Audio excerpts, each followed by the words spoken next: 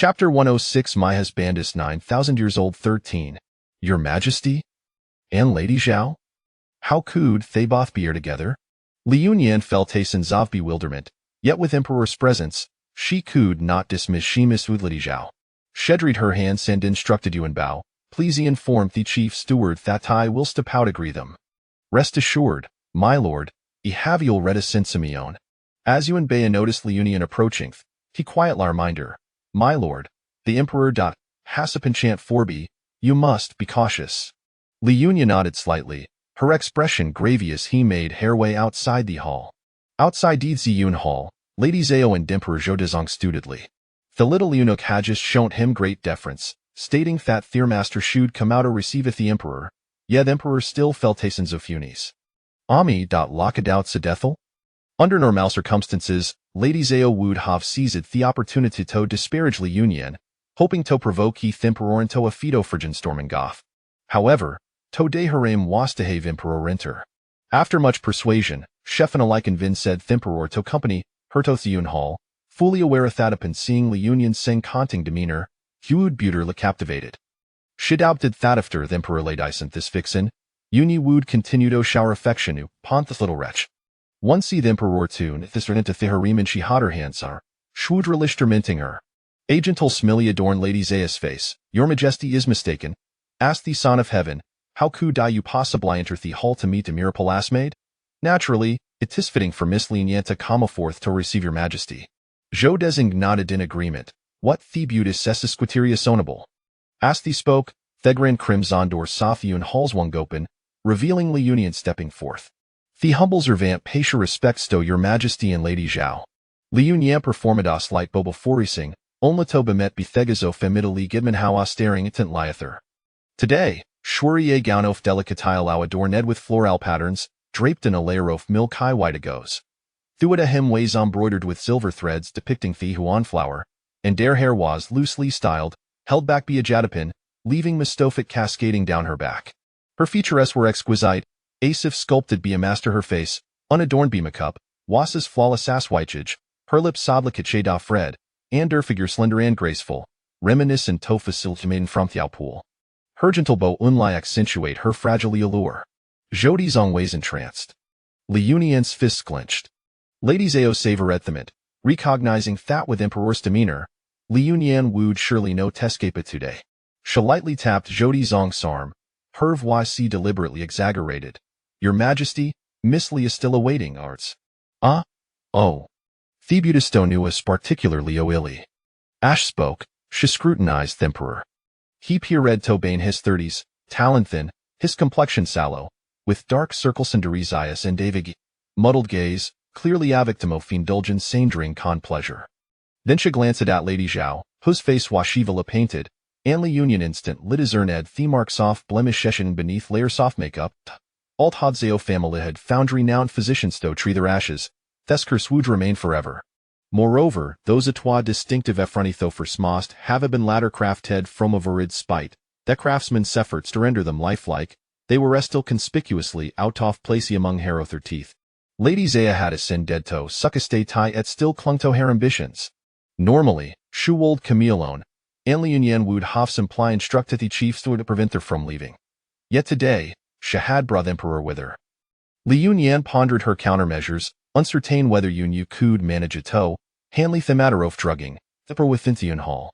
Or perhaps, could thimper sudden la foul, allowing for a clean resolution? If there were a better way, she would prefer not to burden Yunyu with too much trouble. As she contemplated, she felt thimperer drawn her. His face bore a lascivious grin mid-ear, it did not come to dato sinai the chief to it. Li Yunyan retreated twastips, casting a discreet glare at Lady Zhao. It was indeed her doing. She had no prior acquaintance with the emperor, how could a possibly seek her out without provocation? Lady Zhao must have azide something to him. Lady Zhao's mila triumphantly, relishing the sight of Herman flirter with another woman, devoid of fevenatre suffielacy. She felt a wave of satisfaction wash over her, trembling in excitement she wanted to witness it firsthand. Toes how the emperor showered affection upon Yuni, thev arrival. Li Yunyan feigned nonchalance, your Majesty jests, I am but a humble servant in Ziyun hall, the personal madoft has chief steward how could your Majesty have any business with him? Shed a liberatelum inchend uni, hoping this foolish monarch would retreat in deference to Unius reputation.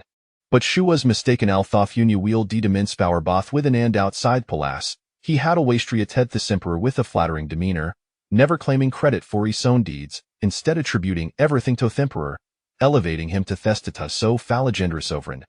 Thistlowed emperor to bask in his own glory, listin pleasure so whiny and women.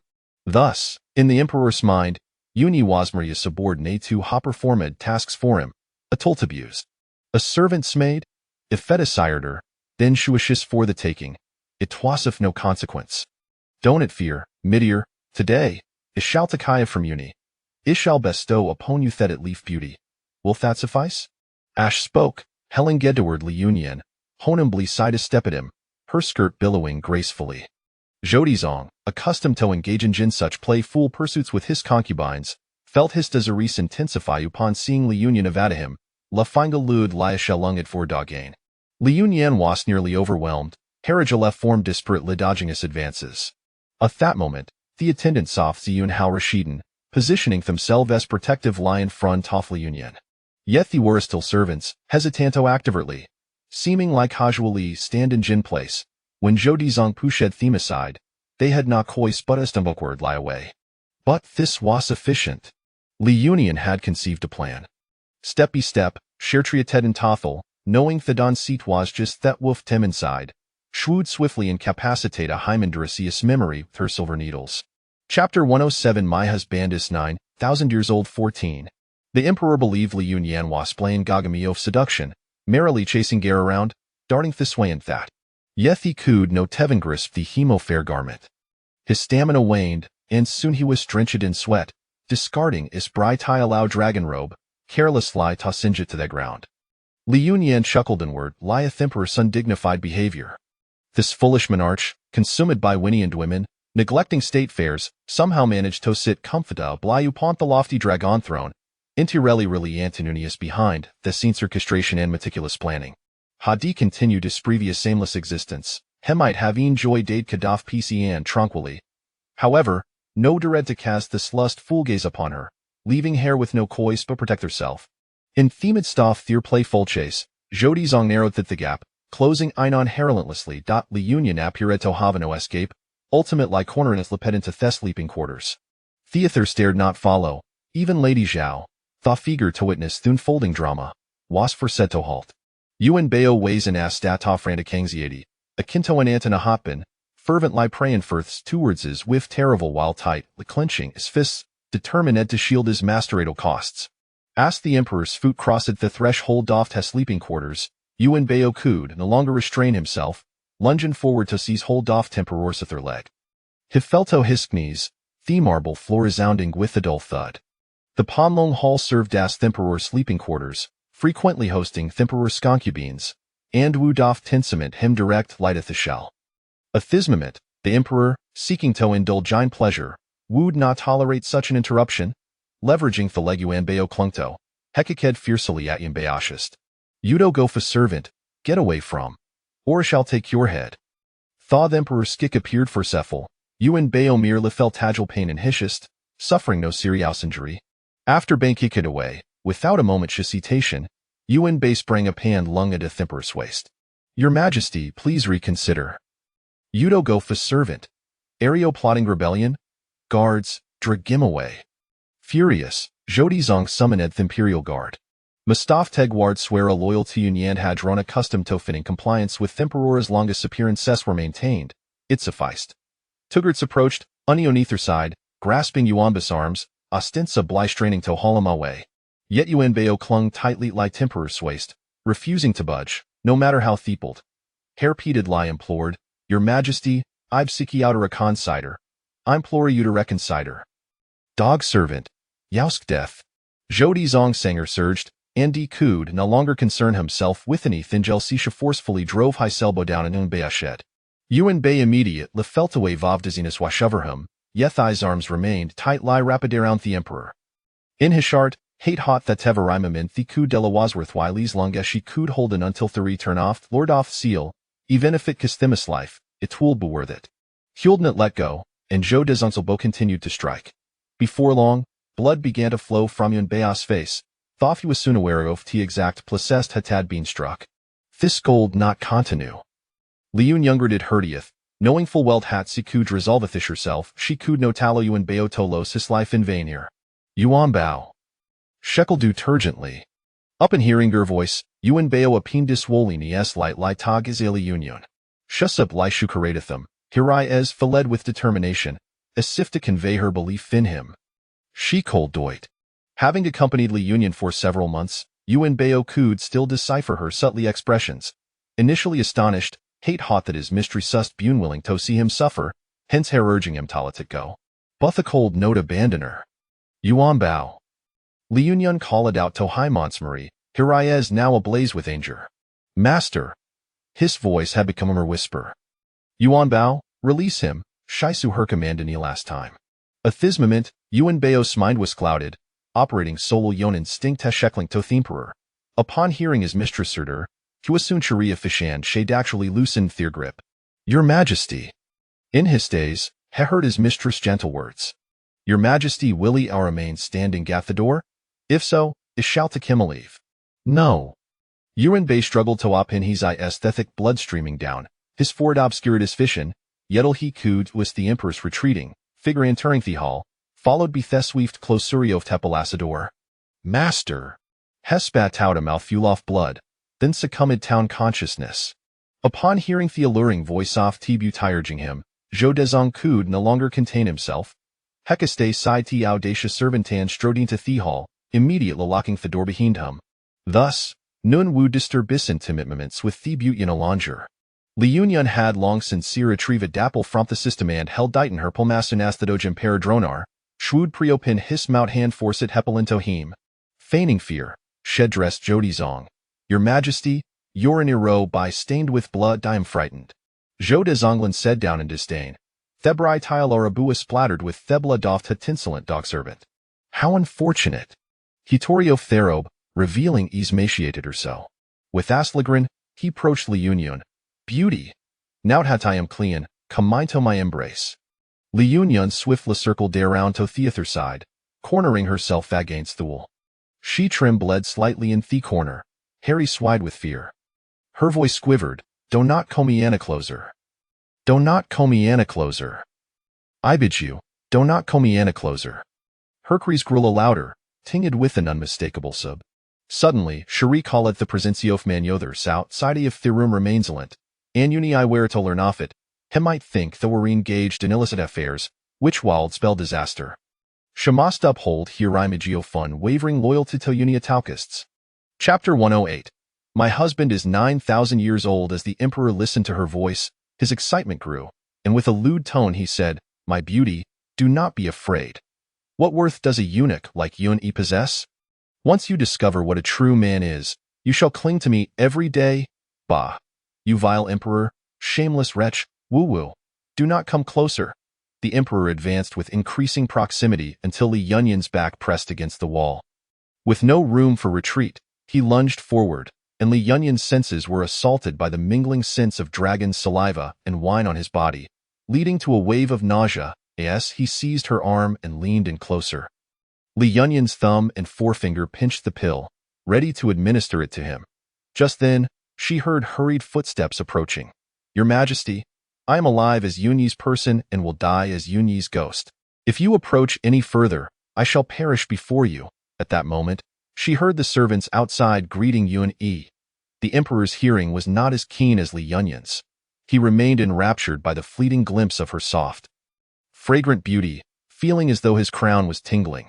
Seeing Li Yunyan's hairpin poised against her delicate neck like a tender shoot, he halted his advance, spreading his arms, and gently coaxed, My beauty, do not fear. I shall cherish you well. Tomorrow, no. Today, I shall decree you to be my noble consort. How does that sound? Noble consort, such a miserly emperor, and yet he is willing to bestow such an honor upon me. Truly, he has expended great effort. I refuse. I beseech your Majesty to let me go. Li Yunyan's desperation escalated, her hairpin refusing to waver, a fragile line of crimson already seeping from her neck. Outside the hall, the displeased Zhao Marin listened intently. Having served the emperor for so many years, she remained merely a beauty, while the emperor sought to elevate Li Yunyin's status after merely one encounter. Her long nails dug into the doorframe, producing a jarring sound. She vowed not to let this wretched woman have her way. As she contemplated a plan to deal with Li Yunyin's, a sudden force yanked her waist. She felt the world spin, and upon opening her eyes again, she found herself sprawled on the ground. A tall figure clad in purple strode forth, and with a resounding kick, he flung open the hall doors. The sight before Yun-yi was maddening. Emperor Zhou Dizong stood bare-chested, facing Li Yunyin's, poised to advance upon her. Meanwhile, Li Yunyin's was helplessly cornered against the wall, clutching a jade hairpin tightly against her neck. Red beads of blood trickled down, staining her white outer garment, resembling exquisite plum blossoms. The moment Li Yunyin's laid eyes on the intruding Yun-yi, her tear-stained eyes sparkled with immense joy, and the tears she had been holding back cascaded down like a string of pearls. Zhou Dizong was also startled by the sudden intrusion. Upon realizing it was Yun-yi, his displeasure deepened. He barked impatiently, "Yun-yi, how dare you?" Yun-yi disregarded him entirely, striding towards Li Yunyin's and pulling her into his embrace. Feeling the familiar warmth and scent, Li Yunyin's finally sobbed aloud, wrapping her arms around his waist, weeping inconsolably. Yun-yi's heart felt as if it were being cleaved by a blade. His expression darkened like storm clouds. His eyes icy, radiating an aura of impending doom. He paused, his arms around Li Yunyin's trembling slightly as he fought to suppress the urge to slay the emperor, adjusting his breath repeatedly. After a moment, he spoke slowly, "Your Majesty, forgive my rudeness. Li Yunyin's is already mine. You are a wise ruler, and surely you would not seize another's beloved." The emperor scoffed, "You, a eunuch, have a beauty who follows you. It is merely a case of living widowhood. Yun-yi, I desire this beauty. If you wish to indulge, I can have several sent to you." Yun-yi turned to face him, his tone low, "Your Majesty, though I am a eunuch, eunuchs possess their own methods. Li Yunyin's is indeed mine, so I implore your Majesty to show mercy." "Humph, I do not believe you. Unless you allow me to see the beauty's body, I shall not be convinced." The emperor's face twisted into a lewd grin as he spoke. Noticing Li Yunyin's shudder at his words, Yun-yi gently patted her back, lifting his gaze once more. "Your Majesty jests. Such matters are unfit for your ears. You are busy with state affairs, so I shall not detain you further." The emperor's displeasure heightened as he thundered, "Yun-yi, are you openly defying me?" Yun-yi concealed his annoyance, replying, "It is I who have overstepped. Tomorrow, I shall earnestly apologize to your Majesty. I beseech your Majesty to depart for now." The emperor, concerned about his own dignity, could not bear being repeatedly rebuffed. Moreover, observing the resolve in Li Yunyin's posture, it was clear she would rather die than submit to him. He assumed a regal demeanor, hands on hips, declaring, "Very well, I grant you 3 days' time. Within 3 days, you must personally deliver this beauty to my dragon palace. Otherwise, do not blame me for disregarding our past affections. I respectfully bid farewell to your Majesty." At long last, the emperor departed. Yun-yi's expression hardened as he hastily knelt to inspect Li Yunyin's injuries. He gently caressed the bloodied wound on her neck, swiftly lifting her into his arms and placing her on the bed. Turning to fetch medicine for her wounds, Li Yunyin seized his belt. "Wu-wu, the handprint. Do not leave." She was clearly terrified. Yun-yi, feeling a surge of compassion, held her tightly, whispering soothingly, "I am only going to fetch medicine. Your wound must be treated." Yet Li Yunyin seemed oblivious, continuing to weep. "The handprint. Why did you come only now?" "Wu-wu, I thought I would never see you again." Recalling the earlier scene, Yun-yi's heart ached. Had he arrived any later, would he have found only a cold corpse? He clenched his fists, his eyes ablaze with fury. Those responsible for this day's events would pay dearly. Holding her tightly, he felt a wave of dread wash over him. "Why are you so foolish?" Li Yunyin's looked up, her voice trembling. "I am but the handprint's person. I shall never be sullied by another." He gently wiped her tears with his fingertips, his emotions a tumultuous storm. That man was the emperor. If she were to be with him, she would enjoy endless riches and honor. "I refuse." She shook her head fervently. "I have chosen you. I am yours for this lifetime." regardless of whether others are emperors or celestial deities. In my heart, they cannot compare to even a hair of yours. Yunyi's heart quivered violently, the tension that had held him captive snapped. A deluge of emotions surged forth, overwhelming him. Chapter 109. My husband is 9,000 years old. Yin. His voice trembled, imbued with emotions he had not yet recognized, his hands tightening around her. Eli Yunyans, held tightly in his embrace, felt a sense of safety, her sobs gradually subsiding until she drifted into a peaceful sleep. When she finally stirred, it was deep into the night. She found her neck immobilized and upon inspection discovered it was wrapped in a layer of gauze, suggesting that her wounds had been treated. Yun-yi, having noticed her awakening, approached with a bowl of kanji, propping her up with one hand while placing a soft pillow behind her, with the other hand steadying the bowl. He spoke gently, "You must be hungry. Allow me to feed you." Eli Yunyans noticed he no longer referred to himself as the handprint. She offered a faint smile and nodded softly. He spooned the kanji into her mouth, and as she consumed it, her eyes brimmed with affection for him. Once the bowl was emptied, she recalled, "Handprint, how is Yuan Bao faring? The imperial physician has already treated him. His life is not in danger." Li Yunyan sighed in relief. "That is good. Tomorrow I shall go and see him. I will also feed him a 10-complete tonic pill." Yuni nodded slightly. Eli Yunyans continued. "Yuan Bao worked diligently to protect me today and suffered much bloodshed at the hands of the emperor. You must reward him well." He nodded again. "Does Yuan Bao have anything at home?" Her words were silenced by his hand covering her lips, and she gazed at him in surprise. His tone was icy as he frowned. "I know how to handle Yuan Bao's matters. You need only focus on resting." Sensing his displeasure, Li Yunyans wisely fell silent. It seemed he was quite the jealous type. Yuni turned her neck to inspect her injury, then bent to lift her in his arms, carrying her behind the screen. She wrapped her arms around his neck, her voice laced with confusion. "Handprint, your wound cannot come into contact with water. I shall assist you in bathing." "Handprint, I can manage on my own." Silence. As soon as Li Yunyans touched the bed, she pulled the nearby quilt over herself. Her cheeks flushed as she said, "If you please, Handprint, could you fetch me a set of undergarments?" As Yuni shed his damp clothing, he inched closer, his large hand gently drawing the bed curtains closed. No need to wear them. Today, he was exceptionally gentle, deliberately avoiding her tender neck, kissing her with utmost caution and tenderness, showering her with affection. Just when the Yunyans thought he would proceed as usual, he produced a strip of silk from somewhere. He placed the silk over her eyes and tied a knot.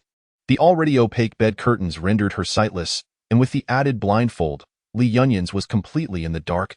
"Handprint?" Her voice trembled slightly. "Call me Yun-E."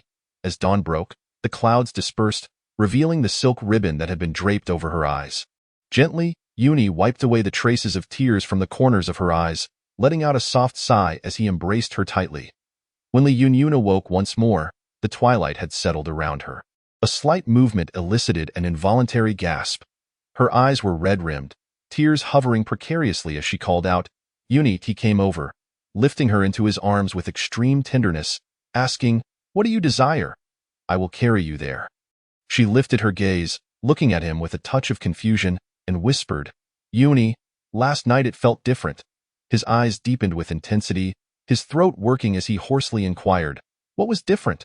Her cheeks flushed crimson, at a loss for words to describe it. After a long moment of hesitation, she shyly clutched his garment, unable to meet his gaze, simply stating, "It was definitely very different."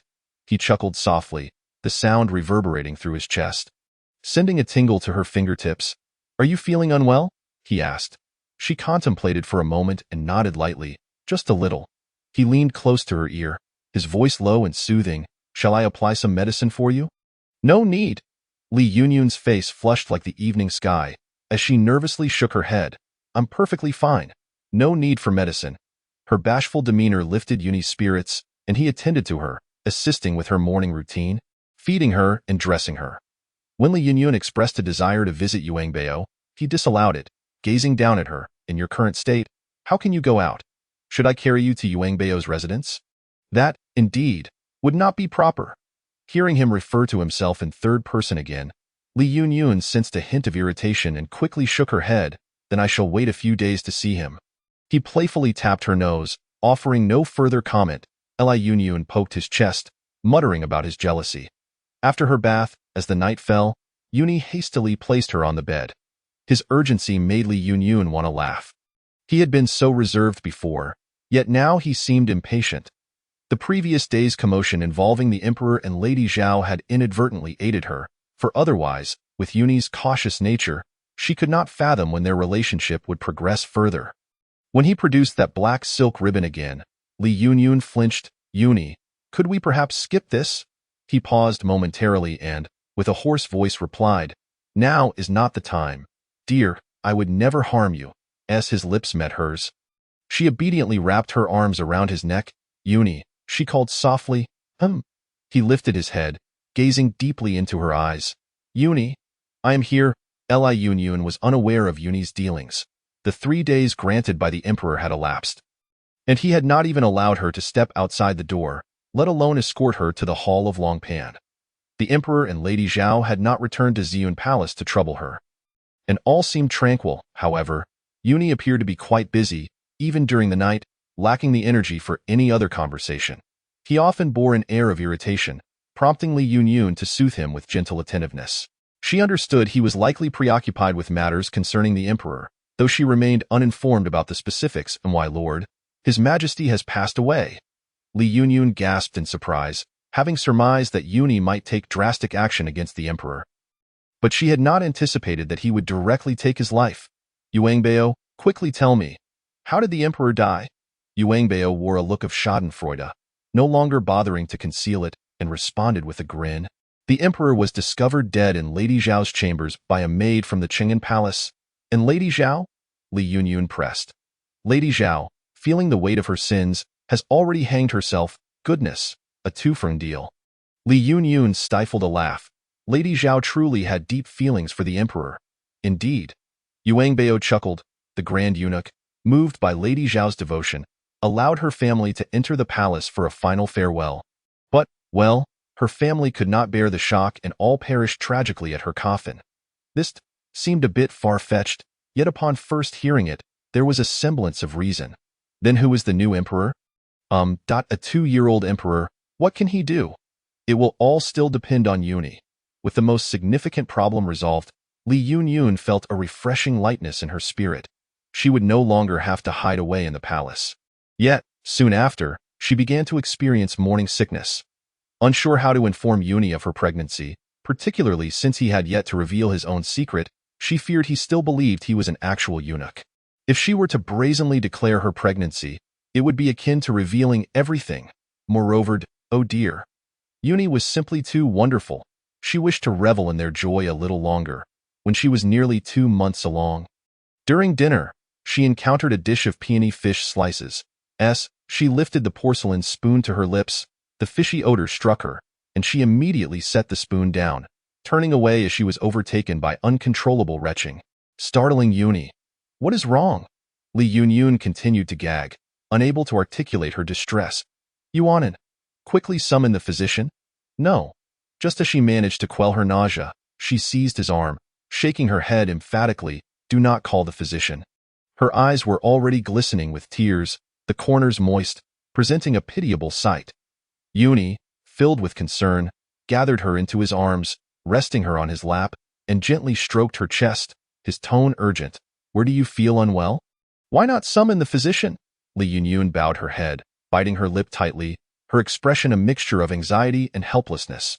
Yuni waved his hand, sending everyone from the chamber away, lowering his head to comfort the woman in his embrace. As he noticed tears threatening to spill from her eyes, he coaxed, Do not be afraid, Yunyun. What ailment troubles you? Speak freely. I will search high and low for a physician to cure you. Li Yunyun found it difficult to voice her concerns, tears streaming down her cheeks as she finally whispered, My lord, my monthly visitor has not arrived for quite some time. Monthly visitor? Yuni was momentarily taken aback, slowly grasping her meaning, before he could delve deeper. She added, I once heard in the Li residence that if a woman remains unvisited after marriage, it signifies she is with child, but I have not with the Grand Eunuch. Her words trailed off as she broke down in tears. Grand Eunuch, I swear I have not been unfaithful. I do not understand why this is happening. She wept like a rain-soaked pear blossom, exuding an air of helplessness, cautiously gauging Yuni's expression, fearful of inciting his anger. Yuni stood frozen, as if ensnared by an enchantment, his body rigid, his face reflecting a tumultuous blend of overwhelming joy and disbelief. After a long moment of shock, he finally managed to utter in a low, hoarse voice, as if struggling to accept the words he had just heard, "Yun, did you just say you were pregnant? Am I not mistaken?" As he spoke, he instinctively drew her closer. Upon seeing the mix of trepidation and panic in Li Yunyun's eyes, all doubts vanished, replaced by an overwhelming wave of happiness. "Yun, do not fear. Do not be afraid." Yuni, exhilarated, stammered. His hands trembling involuntarily, he fixed his gaze on Li Yunyun's flat abdomen, whispering in her ear, "Yun, it is our child." "Our child?" Li Yunyun's eyes widened. "Yuni, what did you say?" "I am carrying our child." "But you clearly, Yun." He tightened his embrace, inhaling her fragrant scent deeply, his face beaming with happiness. "It is our child, Yun. I will tell you everything. I am actually," Yuni revealed his origin to Li Yunyun. He was once the child of a wealthy merchant from Jiangnan, but due to a plot against his father, his family was annihilated at merely 4 years old. A mercenary, swayed by compassion, spared his life but sold him into servitude. After numerous trials, Yuni found himself sold into the palace. The eunuch responsible for his castration, moved by his high fever, chose to delay the procedure until he recovered. Unexpectedly, as time passed, affection blossomed. This eunuch became his adoptive father, Gao Ji. Gao Ji, seeing Yuni's obedience and charm, treated him as his own son. He exploited his position to substitute Yuni's identity with another, effortlessly concealing the truth. Though young, Yuni retained memories of his name and the faces of the assassins who had decimated his family. In time, he discovered that the assassins had been dispatched by the late emperor, who coveted his family's ancestral mines. Thus began his quest for vengeance. He bided his time, amassing strength until he was ready to poison the late emperor, eliminate his son, and now sought to incapacitate his grandson. As he recounted these events, Yuni's expression remained impassive, his tone devoid of discernible emotion. Yet, Li Yunyun understood the depth of his sorrow and rage, emotions long buried beneath layers of pretense. With a heart full of compassion, she embraced him, gently patting his back in imitation of his own actions, softly reassuring him, "Yuni, you have done remarkably well. If your parents are watching from above, they would surely be proud of you." She kissed his forehead, then tenderly pecked his nose, and finally brushed her lips against his, her voice imbued with warmth as she continued, "Yuni, now that we have a child, do you think your parents would be overjoyed? They are your parents too." Yuni cupped her face in his hands and declared resolutely, "Yin, I want to marry you." Chapter 111. "My husband is 9,000 years old. 18 marry me?" Li Yunyun murmured, repeating his words, "But your current status makes it rather inconvenient, doesn't it? I do not wish for you to be put in danger because of me."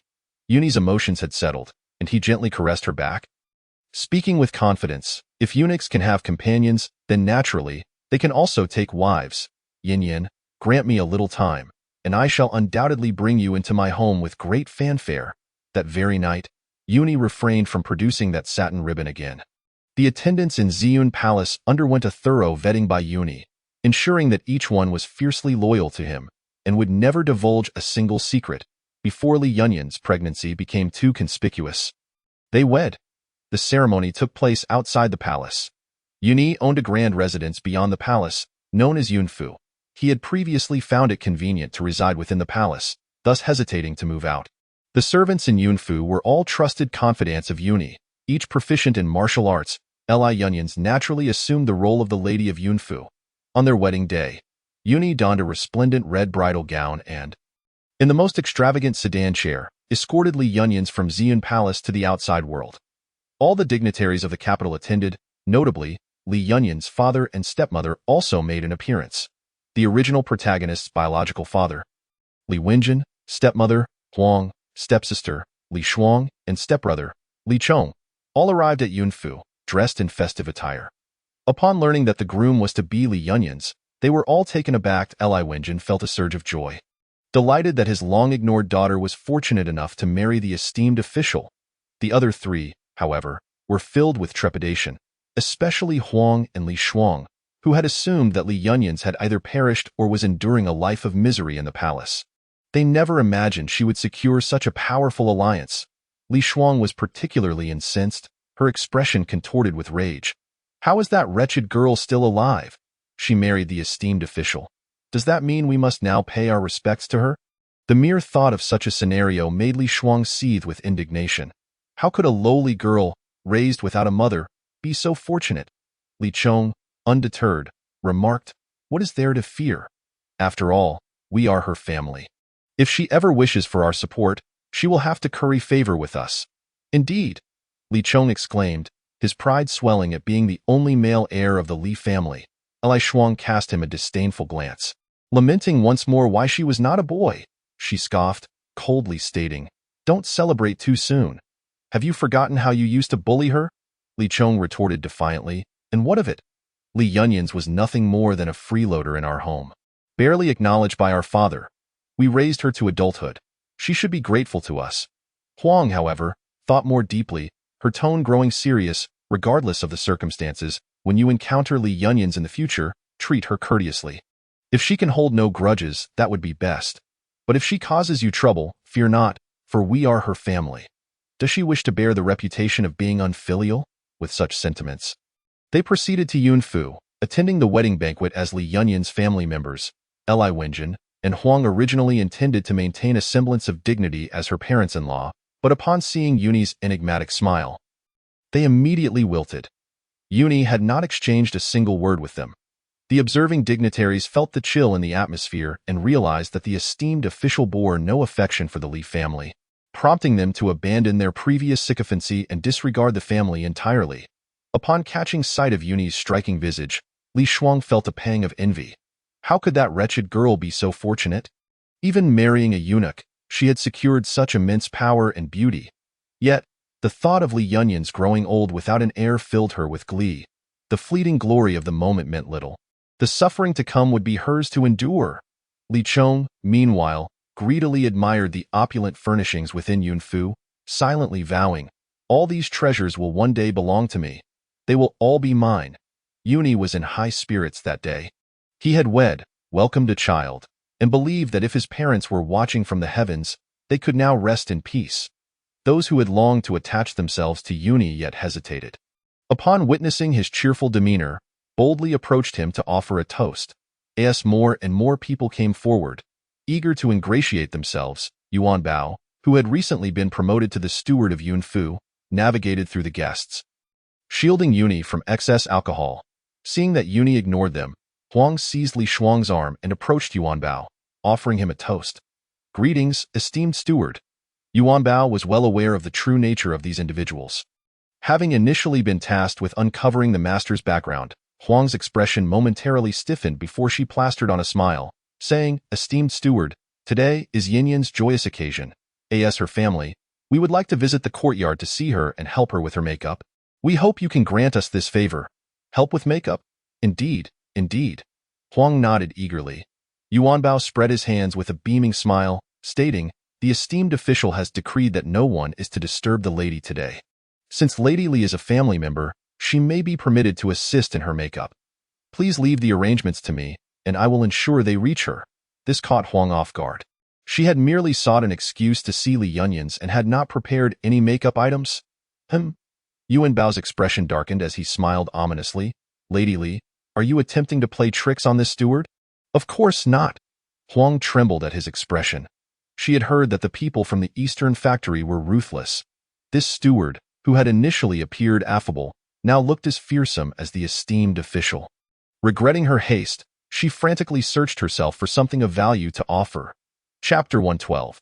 My husband is 9,000 years old. 19 Huang had dressed in her most extravagant attire today, adorned with the finest jewelry for the occasion. Reluctantly, she removed a jade bracelet from her wrist and handed it to Yuan Bao, smiling, "Please pass this on to Yin Yan." Yuan Bao's expression turned dark as he retorted sarcastically, "Is this meager offering truly meant for the esteemed official's wife? Are you dismissing me as a beggar? Please, esteemed steward." There's more. There's more. Huang hastily removed a hairpin from her head, but upon seeing Yuanbao's impassive gaze, she gritted her teeth and removed another jade bracelet from her other wrist. Still insufficient. She continued to strip herself of jewelry until she stood bare of adornments, at which point Yuanbao begrudgingly accepted the offerings. He then turned his gaze towards Li Shuang with a smirk. Li Shuang was taken aback. Was her mother expecting to pilfer her jewelry as well? Absolutely not. She clutched her arm protectively, her expression one of indignation. Mother!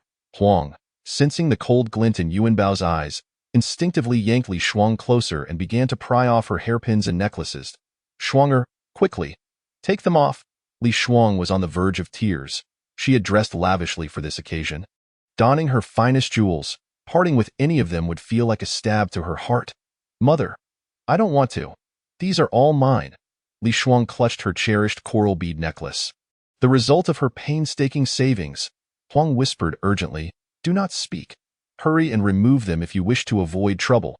These things, I promise to buy you more later. Li Shuang's expression twisted with anger. She had come to see what treasures Li Yunyans possessed. As her sister, surely she could offer some token of greeting. Yet now, she had not even caught a glimpse of her face, and her own jewels were being stripped away. Torn between sorrow and fury, she could only hold her tongue in the face of Yuanbao's menacing smile, silently shedding tears as she relinquished her adornments.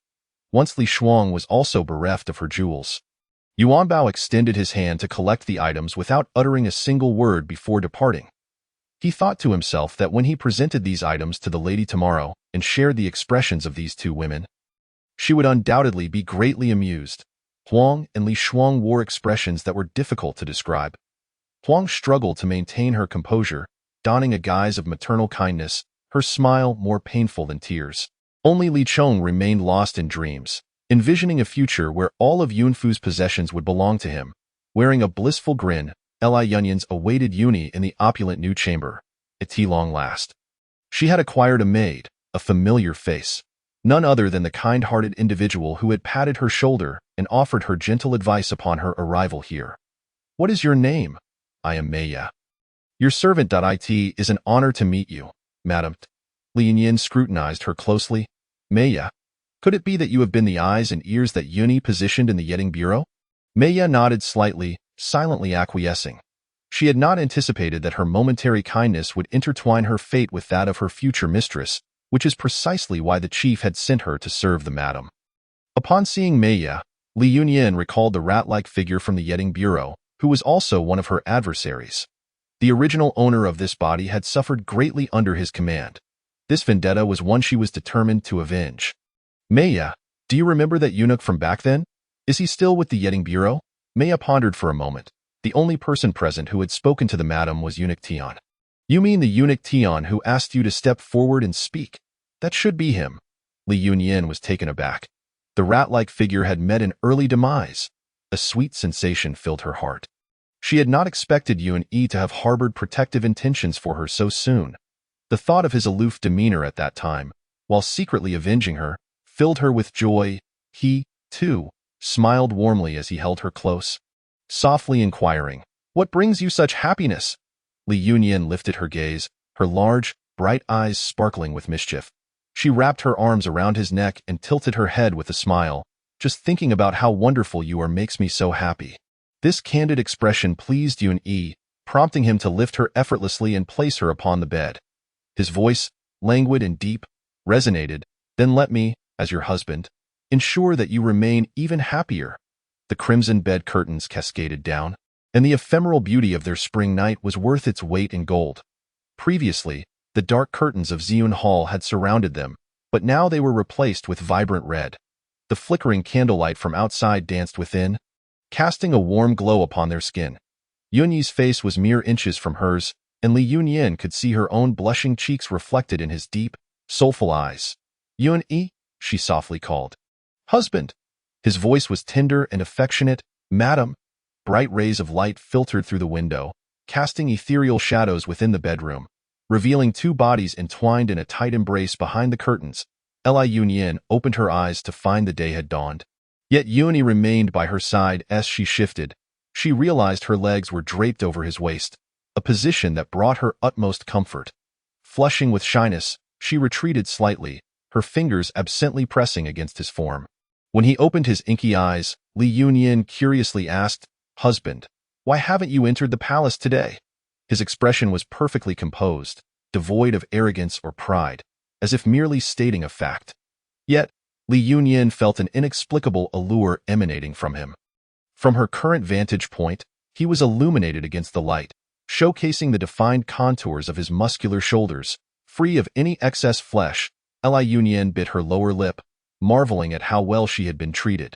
Finally released around noon, if not for Li Yunyin's hunger, Yun-yi might have continued to indulge in their playful antics.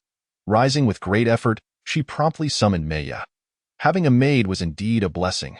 Not only could Meiya assist Li Yunyin with her morning rituals, but she could also style her hair into a beautiful updo. Gazing into the copper mirror, Li Yunyin admired her own reflection. Her long hair elegantly pinned up, and she contentedly stretched her neck. After their meal, Yuan Bao approached with a tray laden with jewelry and adornments acquired from the Li family the previous night. Presenting it with a flourish, he grinned, "Madam, these are the trinkets sent over by the Li family last night as a bridal gift." Bridal gifts? Li Yunyin picked up a gold hairpin, inspecting its quality and craftsmanship. It was of good standard but certainly not new, she exclaimed. Could they truly be so benevolent? Yuan Bao chuckled. "Indeed, madam. The stepmother of the Li family sought to meet you in the backyard last night, but I sent her away." Meiya took the tray and inquired, "Madam, shall I store these in the treasury?" "No need," Yuni interjected, casting a disdainful glance at the items. "Madam need not demean herself. These trinkets do not befit you. I shall procure far finer treasures for you. I already possess more than enough jewelry. I cannot possibly wear them all." Li Yunyin quickly declined. In truth, she found the Li family's offerings quite unsatisfactory. She feared they might tarnish her treasury. After some contemplation, she instructed Yuan Bao, "Take these trinkets and sell them." "Yes, madam." Yuan Bao departed with the tray, and Yuni asked, "Do you wish to take action against the Li family?" Li Yunyin's eyes sparkled with excitement. "Husband, do you have a plan?" Noticing her eager expression, Yunyi's hand itched to stroke her hair. He spoke, "I have refrained from dealing with them out of concern for your feelings. Tomorrow, I will take you to the Li residence. You may command how to proceed." "Tomorrow? Is that so urgent?" Li Yunyin was slightly taken aback. Indeed. When the grand palanquin of the Chief Justice arrived at the gates of the Li residence, it caused quite a stir. After all, they had not been treated as in-laws on the day of their wedding. Dressed in a deep blue brocade robe adorned with golden cloud patterns at the cuffs and collar, and sporting a purple gold crown and jade belt, Yun-yi exuded an imposing presence, his stature commanding respect. Li Yunyin, in a resplendent purple-red gown woven with gold thread, trailed elegantly behind him, her attire accentuating her radiant beauty. Adorned in two-toned silk shoes embroidered with peacocks, and wearing a complete set of ruby-studded headpieces, she dazzled like a jewel. Upon their arrival, the crowd bowed in reverence, exclaiming, "We pay our respects to the Chief Justice and his lady. Please rise." "Thank you, Chief Justice." "Thank you, madam." Li Yunyin approached Li Wenjin and the others, her face adorned with a polite smile. "Father, mother, Shuanger, Chong'erd." Li Shuang and Li Chong bowed once more, addressing her as elder sister. Li Wenjin beamed with paternal pride. The look of a man whose daughter has blossomed into womanhood, nodding appreciatively. Yun-yi turned to Li Wenjin, a sardonic smile gracing his lips. "Father-in-law? No. I cannot bear such a title." Li Wenjin's face blanched, panic evident as he waved his hands in denial. How could he possibly accept being called the Chief Justice's father-in-law? He wished to live a few more years. He hurriedly ushered Yun-yi and Li Yunyin inside. "You both must be exhausted. Please, come in and have some tea to warm yourselves." He attempted to lead them toward the main hall. "That will not be necessary." Huang's forehead glistened with beads of sweat, anxiety and unease consuming her. The thought of Li Yunyin's former residence filled her with dread. Not only was it small, but it was also in disrepair. To make matters worse, she had long forgotten about that place, which had been neglected for some time. What state could it possibly be in now? Should the Chief Justice lay eyes upon it, she could only imagine the wrath that would ensue. However, time was of the essence. If she did not resolve this issue quickly, it could lead to even more unnecessary troubles. Gritting her teeth, Huang resolved to personally oversee the cleaning of that courtyard, hoping to make it presentable with some furniture and decorations in the shortest time possible. With a forced smile, she addressed them, "Chief Justice, we are currently arranging to tidy up Yunyan's courtyard. Perhaps you and Yunyan could enjoy a cup of tea first, and after a brief rest, we can proceed?" She discreetly cast a glance at Li Yunyan, hoping that, as a member of the Li family, she would cooperate and not bring shame upon her maternal family. Li Yunyan caught Huang's subtle gaze and smirked coldly within. Had she been the original owner, she might have been concerned about family honor and played along with their charade. But she would not indulge them. Turning to Yun Yi, she asserted, "Husband, I shall take you there." "Absolutely not." A delicate voice interrupted their steps. Li Shuang stepped forward, bowing to Yun Yi before addressing Li Yunyan. "Sister, you preferred peace and quiet before, so your courtyard is rather distant. The Chief Justice is a busy man. It would be best not to waste time on such trivial matters." She then took Li Yunyan's hand, feigning sisterly affection. "You used to be inseparable from me. If you wish to reminisce, you are welcome to visit my Ningxuang courtyard instead." Her smile was strained, her fingers subtly tightening around Li Yunyan's hand. That courtyard was no longer presentable. She could not allow them to visit now. Li Yunyan could see through her facade. The original owner's courtyard, though small, had been meticulously maintained and was tidy. There was no need for such a nervous display unless, of course, the courtyard was in a state that warranted concealment. Now, she was even more determined to have a look. Taking a steadying breath, Li Yunyan freed her hands from Li Shuang's grip, noticing the red marks left on her delicate skin. Li Yunyan's complexion was exceptionally fair and soft. Even slight pressure would leave an imprint. Yun Yi had to tread carefully in her daily life, but upon noticing the fingerprints on her hands, she suddenly furrowed her brows. With a resounding slap, Yuan Bao unexpectedly struck Li Shuang across the face, and then lowered his head, retreating to stand behind Li Yunyan. Adopting an air of nonchalance, Li Shuang covered her face, seething with rage as she glared at Yuan Bao, who was hidden behind Li Yunyan. Memories of being forced to remove her jewelry days prior surged back. At that time in the Yun manor, she had felt powerless against him, but now they were in the Li family home. Her parents were present, and she refused to believe they would allow a mere eunuch to act so brazenly. "You wretched eunuch! How dare you strike me?" The words escaped her lips, causing everyone present to frown in disapproval. Yuan Bao stood like a mountain behind Li Yunyan, seemingly unperturbed by her insults. He was Li Yunyan's man. How could he simply endure such slander? Just as she was about to defend her kin, Yuni spoke coldly, "Miss Li, it appears you have quite the grievance against eunuchs." At her words, the members of the Li family collectively gasped, especially Li Shuang, whose anger evaporated, replaced by profound regret and dread. How could she have forgotten? The man before her, the master of the seal, was the highest-ranking eunuch. To have condemned him alongside her insults would be utterly foolish. No, it couldn't be, as a dark aura began to envelop him, transforming into a palpable intent to kill. He remarked, "Lordly, you have truly raised a fine daughter." His tone was light and airy, devoid of any discernible emotion. Another loud slap echoed through the air. This time it was Li Wenjin who struck her. His face flushed crimson, veins bulging on his forehead, as he pointed a trembling finger at Li Shuang, cursing vehemently, "You ungrateful wretch! You are utterly lawless. You have been spoiled by your mother," he continued. "Apologize to the master of the seal at once. And you?" He then directed his ire at Huang Shi. "A lenient mother breeds wayward children.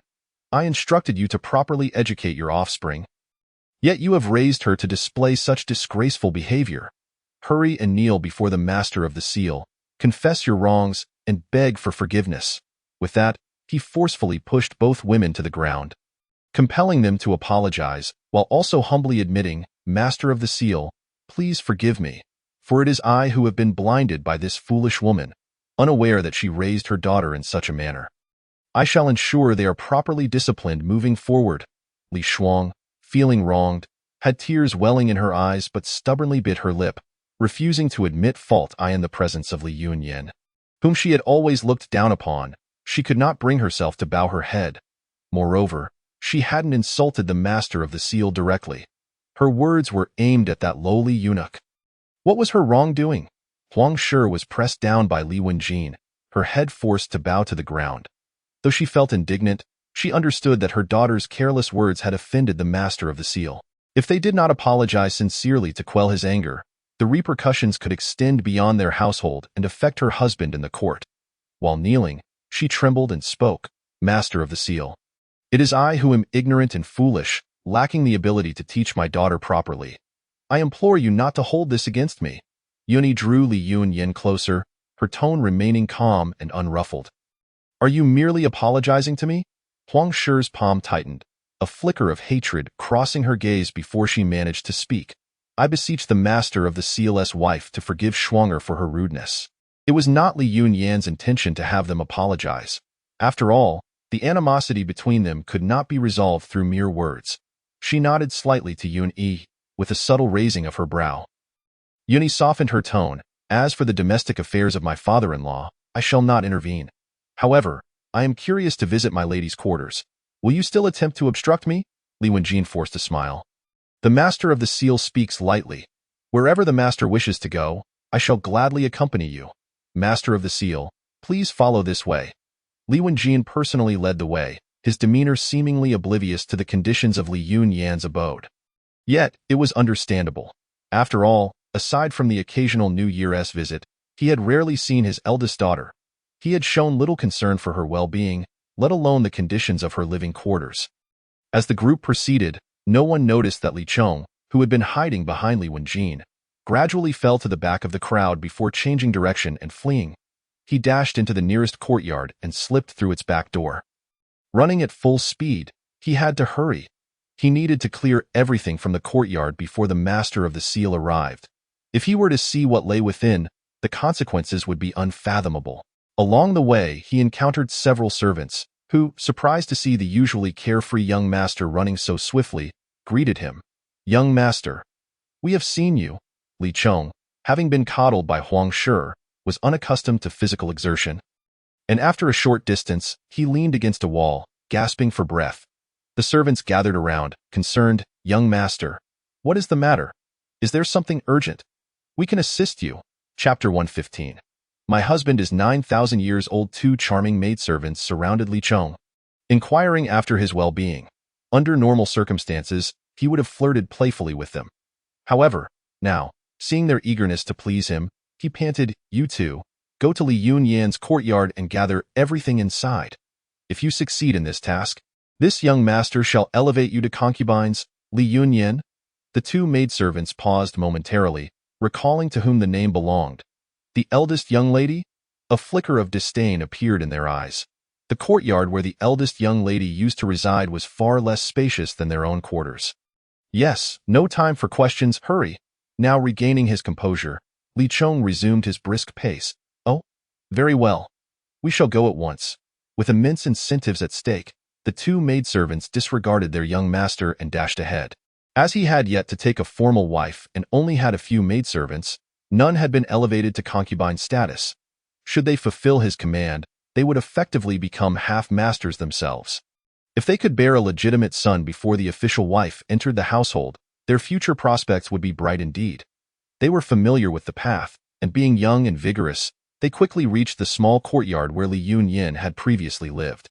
This courtyard bore no name. Pushing open the half-closed, decrepit wooden door, they were met with the sight of a withered pear tree standing in the center, while a row of small flower pots that had once been neatly arranged in the corner now lay shattered and lifeless. At that moment, the two maidservants remained uncertain about what they were to collect. However, as they ventured a few steps further, their eyes widened in horror. This courtyard contained only 3 rooms, a main hall flanked by 2 small chambers. Inside the main hall, yellow talismans were scattered everywhere. Not only that, but on the table lay a wooden figurine, drenched in blood, as if it had been soaked in it. Upon entering the room, they found the ground littered with yellow talismans and several garments that had lost all color, each stained with blood. One maidservant recognized a particular piece of clothing, having seen the eldest young lady wear it before. "This is the eldest young lady's dress," she exclaimed. "Could it be used for a ritual on behalf of the eldest young lady? But she is not dead. No. The eldest young lady has married the master of the seal. She has become the master of the seal's wife. They must be in the estate right now." Suddenly, they understood the gravity of the situation. If the eldest young lady were to take an interest and visit the courtyard, the current state of the room would undoubtedly provoke a calamity. No wonder the young master appeared so anxious. "Quick, clean up," one maidservant shouted.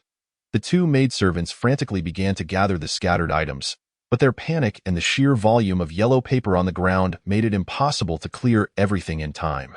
Suddenly, they felt the light at the entrance being obscured. Upon closer inspection, they saw a tall figure with a dark, piercing gaze, surveying them with a chilling intensity. It was the master of the seal. The two of them were so frightened that they fell to the ground. His voice was as cold as ice, capable of freezing one's very soul, as he ominously inquired, "What are you doing?" Yun-E was consumed with murderous intent. He had originally sought a pretext to deal with the Li family, but unexpectedly encountered the scene before him. Li Yunyan sensed Yun-Yi's wrath and gently squeezed the hand resting on her waist. She could vividly imagine the scene that had transpired. Huang Shi and Li Shuang, those two vile individuals, had plotted from the beginning to bring about her demise. Yet, they were also filled with fear. Terrified that her vengeful spirit would come to collect their debts after her death, in their quest for psychological solace, they had conducted a bizarre ritual in the very room she once inhabited. Even though she had braced herself for the sight, she could not help but gasp in horror at the scene before her. In the center of the room stood a grotesque wooden figure, its features twisted and menacing, as if it were mocking her with a sinister grin. The floor was strewn with garments, talismans, and a pool of fresh blood that emitted a nauseating stench. Such a spectacle was utterly bone-chilling.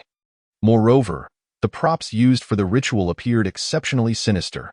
Strange and grotesque talismans, a dilapidated bronze mirror, and an incense burner emanating an eerie glow. All these elements betray an overwhelming aura of malevolence. As if they conspired to engulf the entire space, she clenched her fists in furious indignation, silently cursing. Huang Shi and Li Shuang, such heartless fiends, not only wishing for her demise but also ensuring that she would not be reborn even in death. Their willingness to descend to such depths for the trivial gains of the inner courtyard is a true obliteration of humanity. Simultaneously, she felt an immense sorrow. The original owner, so pure and innocent, had never committed any wrongdoing yet found herself ensnared in such treachery without knowledge or awareness. Fortunately, the heavens had opened their eyes and allowed her to witness this grotesque farce at this moment. She resolved to ensure that the two architects of this calamity would pay the price they so richly deserved, to atone for the suffering endured by the original owner. In fact, Li Yunyan had only guessed half the truth. Huang Shi, with a heart of stone, had no fear or remorse in taking lives, never once contemplating a ritual. This ritual was the fear-induced endeavor of Li Shuang, who had secretly sought assistance. Later, Li Chong discovered this and joined in, procuring the wooden figurine and the blood talisman himself. Moreover, those garments were all scavenged from Li Yunyan's own wardrobe. Upon reaching this place, Li Shuang's legs had turned to jelly, and she sank to the ground in abject despair. Li Wenjin was utterly astonished. He had never imagined that his eldest daughter had resided in such a wretched abode, one that could not even compare to the maids in his own courtyard, who had perished. This time, he was devoid of any pretense. He was genuinely bewildered, engulfed in astonishment. Huang Shi was wringing her hands, utterly perplexed by how this place had transformed. She had merely expected a slightly dilapidated courtyard. A touch of disorder, not this calamity. Gazing at her daughter, now crumpled on the ground, her heart was heavy with realization. How could this daughter be so foolish? Panic and rage surged within her, and she clutched her chest, collapsing in a faint. Chapter 116. My husband is 9,000 years old. 23. What? Madam. Her attendants hurriedly supported her, seating her on the ground while pressing on her ICU points. One dared to summon a doctor. Unsure of how to proceed, at this moment, Li Chong finally arrived. The instant he burst through the courtyard door and saw the multitude gathered, he understood that disaster had struck. He too slumped to the ground. Witnessing the disarray, Li Wenjin's heart raced, and he rushed into the house, seizing the wooden figurine on the table for inspection. It bore Li Yunyan's name and birth date. Shock coursed through him. Suddenly, the pieces fell into place. After all, he had consented to the alteration of names when selecting candidates for the palace, exchanging Li Shuang's name for Li Yunyan's. In the past, he might have dismissed the death of this useless daughter, perhaps even covertly aiding in the concealment of the crime. Yet now, his future career hinged entirely on this daughter. She could not be allowed to come to harm. The servants trembled in terror. Kneeling on the ground, Li Shuang was paralyzed by fear, tears streaming down her face. Li Chong lay prostrate, unable to articulate a coherent thought. Yuan Un and Yuan Bao entered the house, busily collecting evidence from the ground and table. Yuan Bao's eyes shadowed, casting furtive glances at the individuals sprawled on the floor. Father-in-law? Yun Yi's voice was chillingly cold. In such dire circumstances, how do you intend to explain yourself? Li Wenjin collapsed to his knees, pleading, please, master, discern the truth. I am utterly innocent. Yuni twisted the ring on his finger, declaring, innocence is not merely spoken. Abruptly, his expression hardened. Bring them in. A squad of imperial guards strode into the courtyard. Sir, what are your orders? Arrest everyone from the Li family and take them to the Eastern Depot for rigorous interrogation. Yes. They sprang into action, escorting each individual present out one by one. Li Wenjin's face was a mask of terror, his body trembling as he knelt, repeatedly bowing his head, pleading, Master, I am truly wronged. There must be some misunderstanding. Please see through it. I swear to the heavens, I truly know nothing of this. As he spoke, he cast a desperate glance toward Li Yunyan, as if seizing the last straw for salvation, urgently exclaiming, Yunyan, my dear daughter, have I not treated you well? You must save your father. Quickly, plead with the master on my behalf.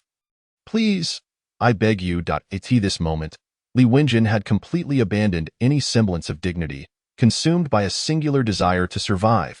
Li Yunyan regarded the so-called father before her with icy detachment. Now he finally recognized her as his daughter? Where had he been all this time? Even if he claimed ignorance of today's events, what about the past? It was his indifference and neglect that had emboldened Huang Shi, allowing her to act with increasing impunity, even to the point of seeking her life. If he had possessed even a modicum of paternal affection, if he had shown the slightest concern, Huang Shi would not have dared to act so brazenly. She took a step back, evading Li Wenjin's outstretched hand, and spoke with lowered eyes. The Eastern Depot enforces strict discipline. If father has done nothing wrong, the master will naturally release you. There is no need for concern. After speaking, she turned her gaze to Huang Shi, Li Shuang, and Li Chong, who were all present on the ground. Huang Shi had regained consciousness and was weeping silently alongside Li Shuang, both aware that their fates were sealed. Once they entered the Eastern Depot, their past misdeeds would be unearthed, leaving no chance for reprieve. Li Chong, still in disbelief, murmured, I won't go. I won't go to the Eastern Depot. Eldest sister, save me. He rushed toward Li Yunyan, only to be intercepted by Yuan Bao. Li Chong's hand stretched out, his eyes bloodshot, appearing almost deranged. Eldest sister, save me. I am your brother. I will support you in your old age. Li Yunyan's expression remained calm. A brother like you, who would bring calamity upon his sister, is someone I cannot afford to have. Eldest sister, I was wrong. Please forgive me just this once. Witnessing his desperate demeanor, Li Yunyan recalled the fleeting moments from the narrative where Li Chong had bullied her. He had always possessed a vile character, throwing mud on her skirts as a child, scaring her with ghostly antics, and even putting worms in her food. In recent years, he had even dared to peep at her while she bathed. Li Yunyan's brows knitted tightly, her gaze towards him growing colder. While Huang Shi and Li Shuang's bullying of Li Yunyan could be attributed to jealousy or fear of her rising power, Li Chong's unprovoked cruelty was inexplicable. He was inherently wicked, rotten to the core. Seeing that his pleas for mercy had fallen on deaf ears, Li Chong finally shed pretense. Li Yunyan, are you out of your mind? I am the sole male heir of the Li family. When you grow old, childless and alone, and the master takes another wife, who will support you then? Li Yunyan's expression remained unchanged, unfazed by his words. She placed her hand lightly on her abdomen, silently affirming, I have plenty of children. Yet Yuni was having none of it. Yuanin, slap him? Yes, smack, smack, the sound echoed, and Li Chong was left dazed. Yuan An's strikes were forceful, knocking out 2 of Li Chong's teeth. Blood began to flow from his mouth, and his head spun, stars dancing before his eyes, rendering him speechless. After delivering the punishment, Yuanin did not linger for further dialogue. ordering for him to be dragged away. At last, the small courtyard fell silent. Yun. Yuni grasped her hand, eager to clear his name. Yun, in this life, you will be my only woman.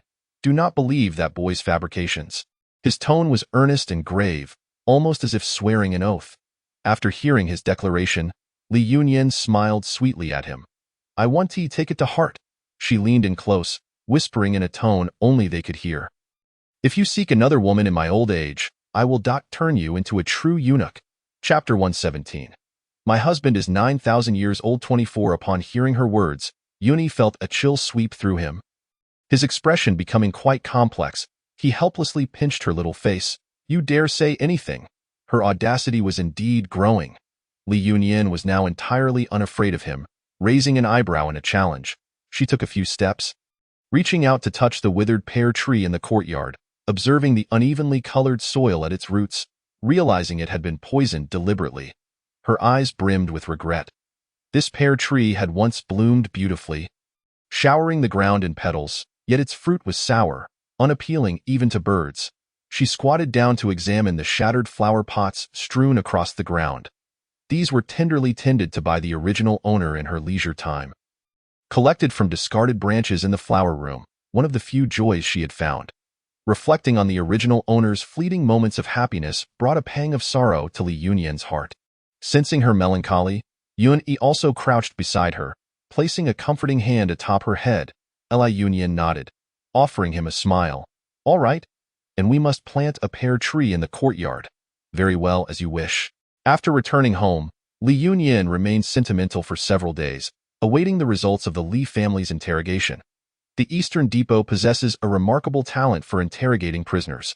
Under the application of severe punishments, even the most trivial past transgressions can be extracted with clarity. Yun-yi presented their confessions to her, revealing that the members of the Li family were not particularly resolute, each confessing in detail to all the misdeeds they had perpetrated against the original owner. Upon hearing this, he was infuriated, his rage palpable, and despite their admissions, he ordered for them to endure further tortures. However, there was no need to share this with her. Li Yunyan accepted the confession document, fully aware of the events it detailed. After a cursory glance, she chose not to dwell on the past. Perhaps due to her pregnancy, her emotions were somewhat unstable. She feared that reading it might provoke tears for the original owner. Observing her despondent expression, Yuni felt a pang in his heart and tossed the stack of papers aside, opting instead to convey the outcome directly. As for Huang and the siblings Li Shuang and Li Chong, allowing them to die would be too lenient. Did they not intend for you to serve as a palace maid? I have relegated Huang and Li Shuang to the laundry bureau, to serve as the lowest-ranked maids, while Li Chong shall be made a eunuch. Noting her expression, Yun-yi continued, Li Wenjin has not directly harmed you, yet his years of indifference and inaction have made him their greatest accomplice. Thus, I have decided to release him and seize the entirety of the Li family's assets.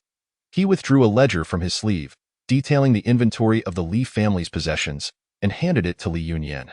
Seizing assets, Li Yunyan received the lengthy list, her mind racing. Li Wenjin was a man who valued fame and fortune above all else. To have his estate confiscated would inflict a fate worse than death upon him. As she perused the document, she was astonished at the extent of the Li family's holdings. She wondered how much of it was from her mother's dowry. Seeing her eyes widen in surprise, Yuni noted her shift in mood. Her sadness had dissipated, her lips curving into a smile. Madam, take your time to examine it. All of this is yours, my own? Li Yunyan found it hard to believe that the assets obtained through confiscation could be so casually allocated. How can this be considered a confiscation? Yuni smiled enigmatically and replied, Li Wenjin is your father. When he marries off his daughter, surely he would prepare a dowry for you. Is that permissible? It seemed Yunyi's rationale for the outside world was indeed this. Li Yunyan stifled a laugh. Her earlier melancholy had vanished, replaced by a gleeful demeanor, exclaiming, Yes, yes, this is all my father as preparation for my dowry. Yunyi then produced another tome, significantly thicker than the first, and placed it in her hands. These are my betrothal gifts. Li Yunyan accepted it, momentarily speechless. Even though she had encountered many fine items before, she was still astounded by the opulence of Yunyi's offerings, fit to rival entire nations. Truly, He was a cunning minister. Are all these for me? Li Yunyan's eyes sparkled with joy, her face glowing with delight. She relished the notion of receiving gifts so freely. Naturally, all are for you. Yun-yi lovingly tousled her hair, relieved to see her vibrant spirit return. Had he known she could be so easily appeased, he would not have fretted for so many days. He lifted her onto his lap, his hand resting gently on her abdomen. Have you been feeling unwell these past few days? Li Yunyan shook her head, declaring that she no longer felt nauseous and could eat without vomiting. I believe it won't be long before my belly begins to show. At that point, I shall remain indoors. Poor Yin Yin.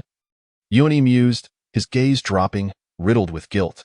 His status would forever prevent her from living as a normal woman, forcing her to conceal her pregnancy from prying eyes. I am not at all wronged. Li Yunyan raised her delicate, porcelain-like hands, playfully pinching his earlobe as she smiled. Husband, I am not one to wander about. Everything I need is here at home, where I feel utterly safe. What place in this world could provide greater contentment than being at home? Gazing at her contented visage, Yun-yi felt his heart swell with fulfillment.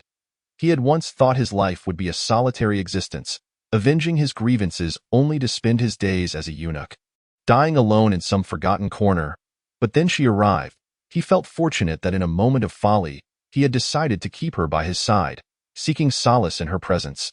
Little did he know, she would gently insinuate herself into his heart, making it impossible for him to let her go. He cradled her face, his eyes brimming with unspoken affection. Yin Yin, were you sent by the heavens to save me? Indeed, Li Yunyan replied with a radiant smile, her words teasingly ambiguous. I am a celestial being sent from above, dispatched by the heavenly emperor, who declared you a star of misfortune. Thus, I have come to accompany you, bearing your children and growing old with you. Yun-yi's eyes glistened with moisture as he embraced her tightly. Then it is settled. You shall be with me for all eternity, through countless lifetimes. Growing old together? Li Yunyan's gaze flickered. While the notion of countless lifetimes might be unrealistic, a single lifetime together was indeed attainable. She nodded gently, offering him her lips. This kiss was gentle as a spring breeze, gradually soothing the scars upon his heart. Yun-yi initially reveled in her tenderness, but soon began to take the lead, transforming the gentle caress into a tempestuous embrace. Li Yunyan clung tightly to the edge of the table, her golden hairpins swaying and chiming in a melodious rhythm. Chapter 118. My husband is 9,000 years old. Due to Yun-yi's status, Li Yunyan resolved to minimize her pregnancies, resulting in her expecting quadruplets this time. As she approached the 3-month mark, her belly had already begun to show. Yuan Bao and Mei Yi exchanged astonished glances. Although they had heard the sounds emanating from their master's chamber each night and harbored suspicions about the true identity of the master, witnessing the growth of the lady's belly was still a shocking revelation. Master has truly concealed himself well.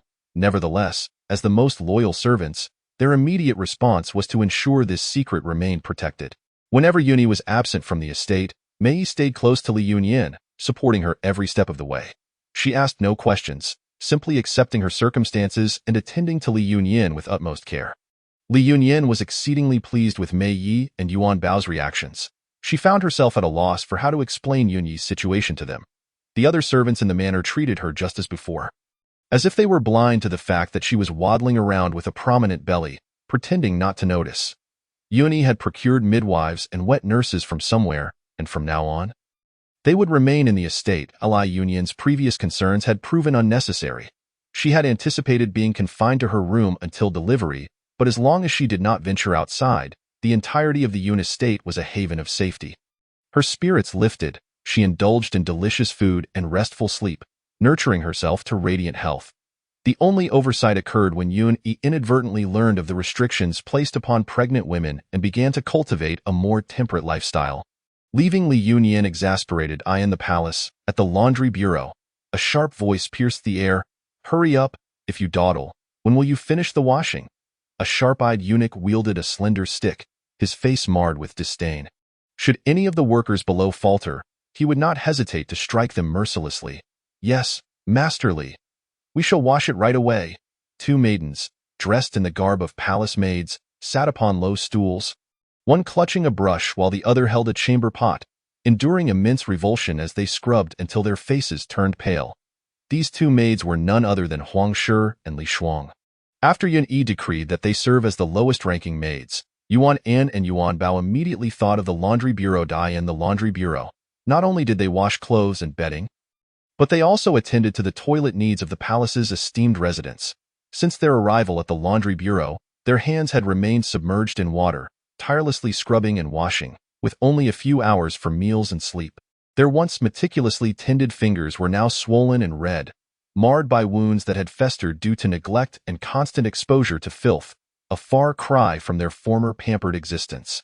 As Li Shuang silently wept, she scrubbed the very filth she would have once shunned, her heart filled with regret. Had she known that once Li Yunyan entered the palace, she would cling to the golden thigh of the master. She would have never allowed her to take her place. No, while at home, she should have ensured that the wretched Li Yunyan met her demise. Her heart simmered with resentment. Was Li Yunyan not alive? Who knew what sweet words she had whispered to the master to deserve such a fate? She cursed inwardly, her movements unconsciously slowing. Suddenly, a sharp pain shot through her back, and Li Shuang cried out in agony. Ah! She clutched her back, glaring with malice at the loathsome eunuch. Having learned her lesson, she refrained from speaking out, merely glaring at him with contempt. With a series of harsh strikes, the eunuch wielded his stick mercilessly. Spitting, "You dare to glare at me, little wench? I'll beat you to death." Li Shuang quickly curled into a ball, shielding her face with her hands, enduring the brutal punishment upon her back. "Master, please, have mercy." Huang Shi set aside the brush in her hand and knelt upon the ground, grasping the sleeve of Li Gonggong. Ignoring the pain coursing through her hands and body, her face was adorned with a sycophantic smile. "Please, master, quell your anger. It was the folly of a foolish girl that offended you. But consider, if she were beaten into immobility, who would tend to the many chamber pots?" She implored him for mercy. Li Gonggong struck her a few more times before relenting. He let out a chilling, sinister laugh, raising Huang Shi's face with his cane, delivering a few more light blows.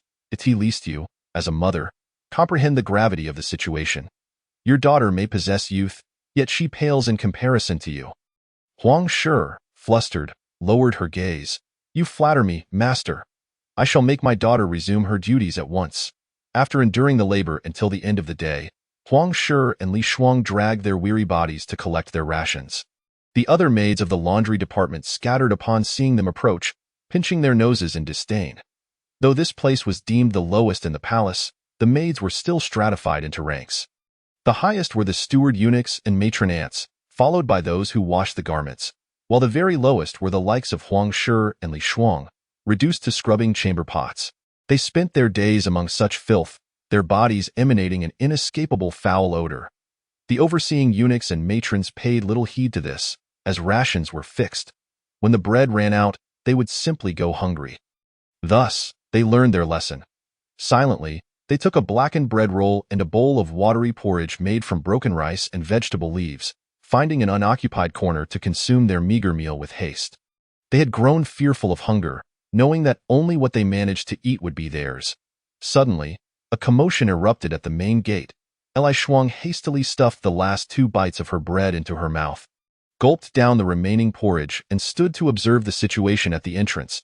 Li Gonggong and the matron aunt were already surrounding the newcomer, warmly inquiring after their well-being.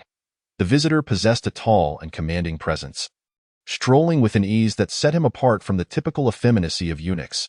His physique bore the marks of years spent in martial training, appearing far more robust than his counterparts. Furthermore, as the steward of the Yun residence, his attire and provisions were incomparable to those of ordinary eunuchs.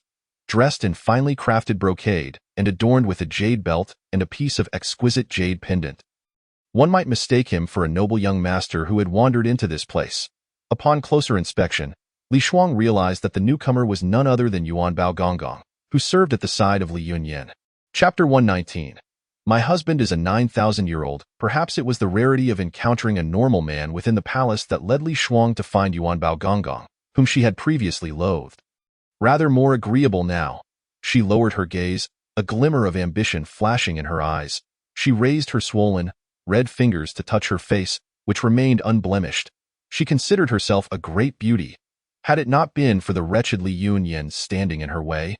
Her beauty would surely rival that of any noblewoman in the capital.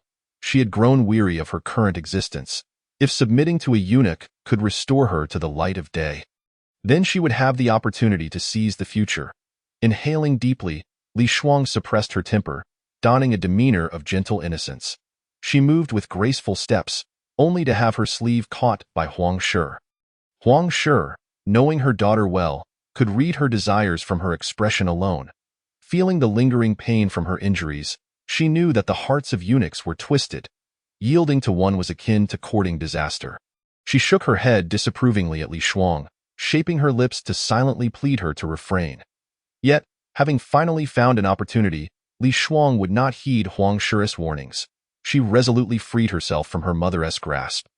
Lifting her head high and walking towards Yuan Bao with the most alluring demeanor she could muster. Confident in her beauty, she remembered how suitors had come to their home before she had reached maturity. Though she had always sought a prince among nobles, and her mother had turned them away. Now, she thought, enticing a eunuch should be within her means. She could hardly believe he would resist her charms. However, Li Shuang had forgotten that she was no longer the esteemed daughter of an official, adorned in exquisite garments and finery, her face painted with suitable cosmetics, moving with a graceful elegance that was pleasing to the eye. Now, she was merely the lowest maid in the laundry department, dressed in rags that even a servant girl would scorn. Her complexion was pallid, her hair disheveled and lifeless, her frame emaciated. In this state, she attempted to embody the demeanor of a noblewoman, which only rendered her a ridiculous figure. Yuan Bao frowned at once. He had indeed come to see Huang Shi and Li Shuang. His lady had been resting at home, growing bored, and he thought to come and observe their pitiful state. Should his lady's spirits ever falter, he would have a jest to share, bringing her a moment of amusement. Did she still believe she was the second young lady of the Li family? Yuan Bao's gaze turned icy as he regarded the obsequious Li Gonggong, Li Fu. Did you not heed my instructions to treat them well? Oh? It seems I have not been sufficiently accommodating. Yuan Bao's words dripped with implication. By this time, Li Shuang had reached Yuan Bao's side, kneeling gracefully before him. I am Li Shuang, and I pay my respects to Yuan Bao Gonggong. Her voice dripped with feigned sweetness, sending chills down Yuan Bao's spine. He replied with a sinister chuckle, Miss Li still speaks to me with the tone of a former adversary. Your current voice is quite unexpected. Li Shuang's expression stiffened momentarily before returning to normal. You jest, Yuan Bao Gonggong. I was once ignorant and have offended you. I have come today specifically to offer my apologies.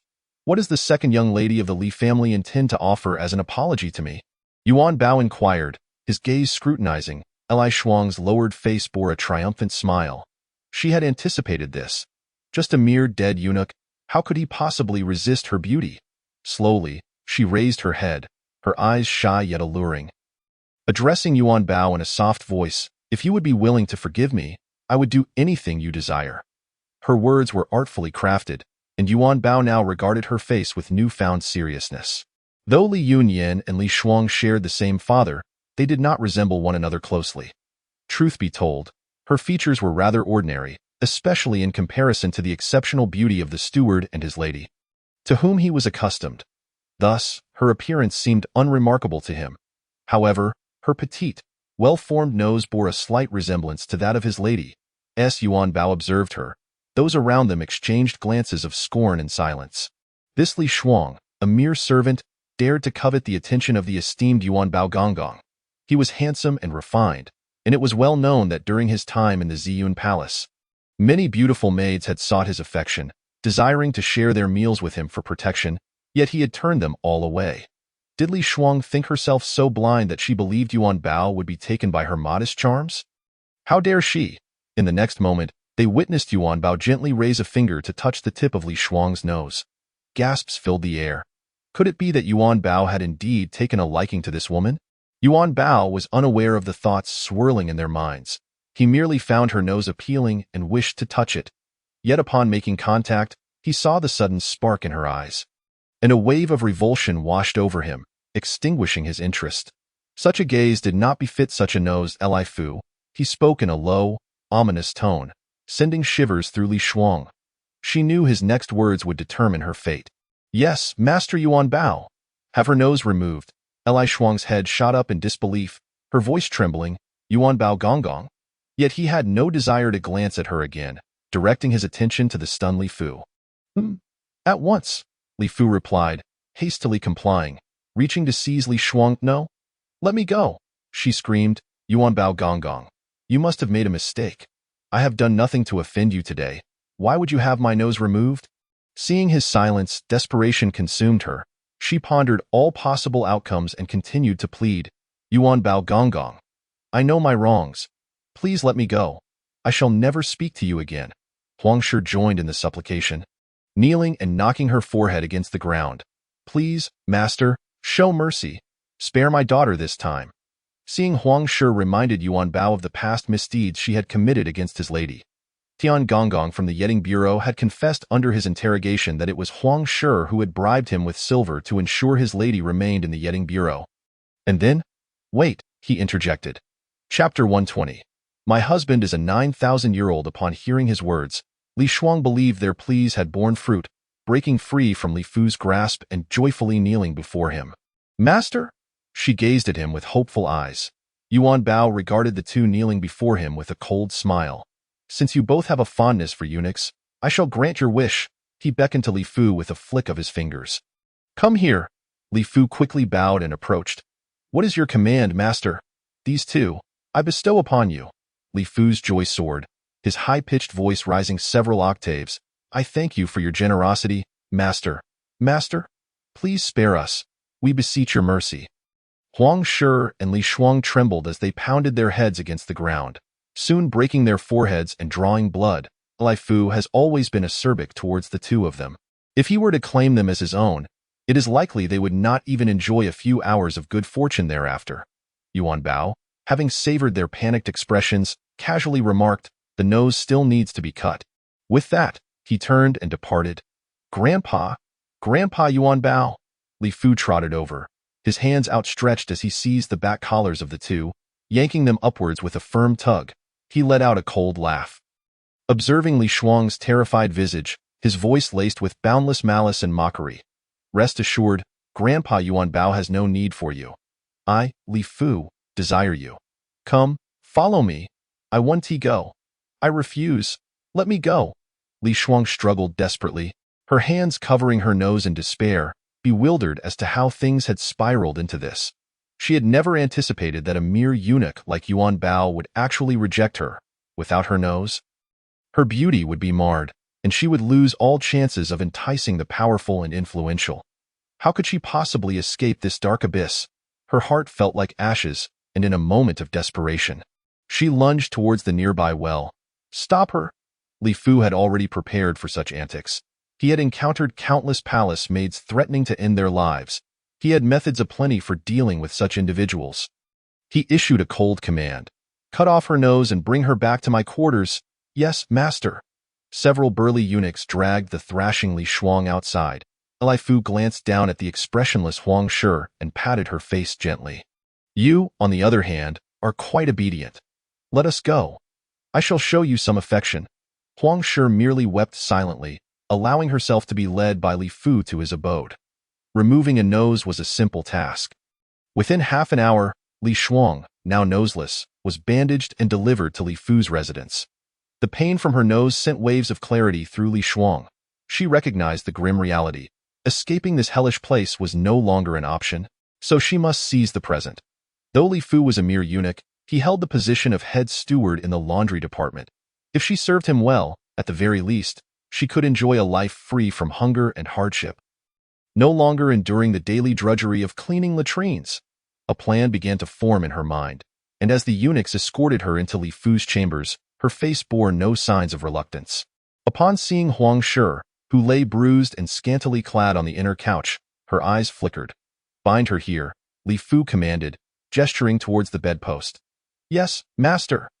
The eunuchs swiftly took ropes and bound Li Shuang's hands and feet to the 4 bedposts. Ensuring she could neither leap into the well nor escape through the door, Li Shuang submitted quietly as they secured her, gazing at Li Fu with a soft voice.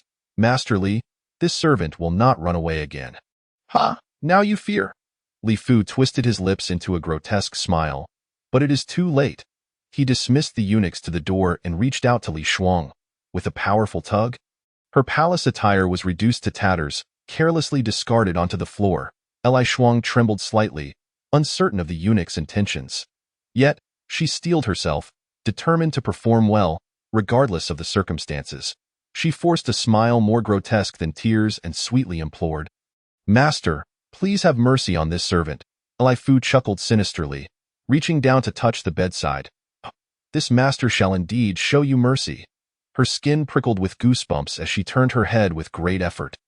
Finally grasping the nature of his intentions, her eyes widened in horror. A piercing scream erupted from the room, startling the eunuchs stationed outside. They crowded by the window, eager to witness how Master Li would discipline this disobedient maid. This was a common occurrence, and Master Li never intervened. Sometimes, after the lesson, he would even allow them to partake in the amusement. They watched intently until suddenly, a one-eyed, limping figure darted out from the side. "Oh, you wretched thing! You scared the life out of me. Xiao Chengzi, have you finished your tasks? What brings you here?" One of the knowledgeable eunuchs grinned wickedly. "I know. Inside, it's his mother and sister. Xiao Chengzi, are you considering rescuing them?" The eunuch's smile was chilling, prompting Li Chong to shake his head frantically. "No. No, that is not it." A slap landed on his face. "If not, then what are you doing here?" Li Chong cowered, clutching his head in surrender. "I was just passing by." "This servant was merely passing by. Then get lost already. This servant will leave at once." As Li Chong listened to the anguished cries from within, his expression soured. He had initially thought his sister could win over Master Li, thus improving his own circumstances, which was why he had come to check. However, the sounds within indicated otherwise. It seemed his sister had not gained Master Li's favor at all. Now, even his own safety was in question, let alone rescuing them. The only thing he could do was hastily flee before the next slap landed.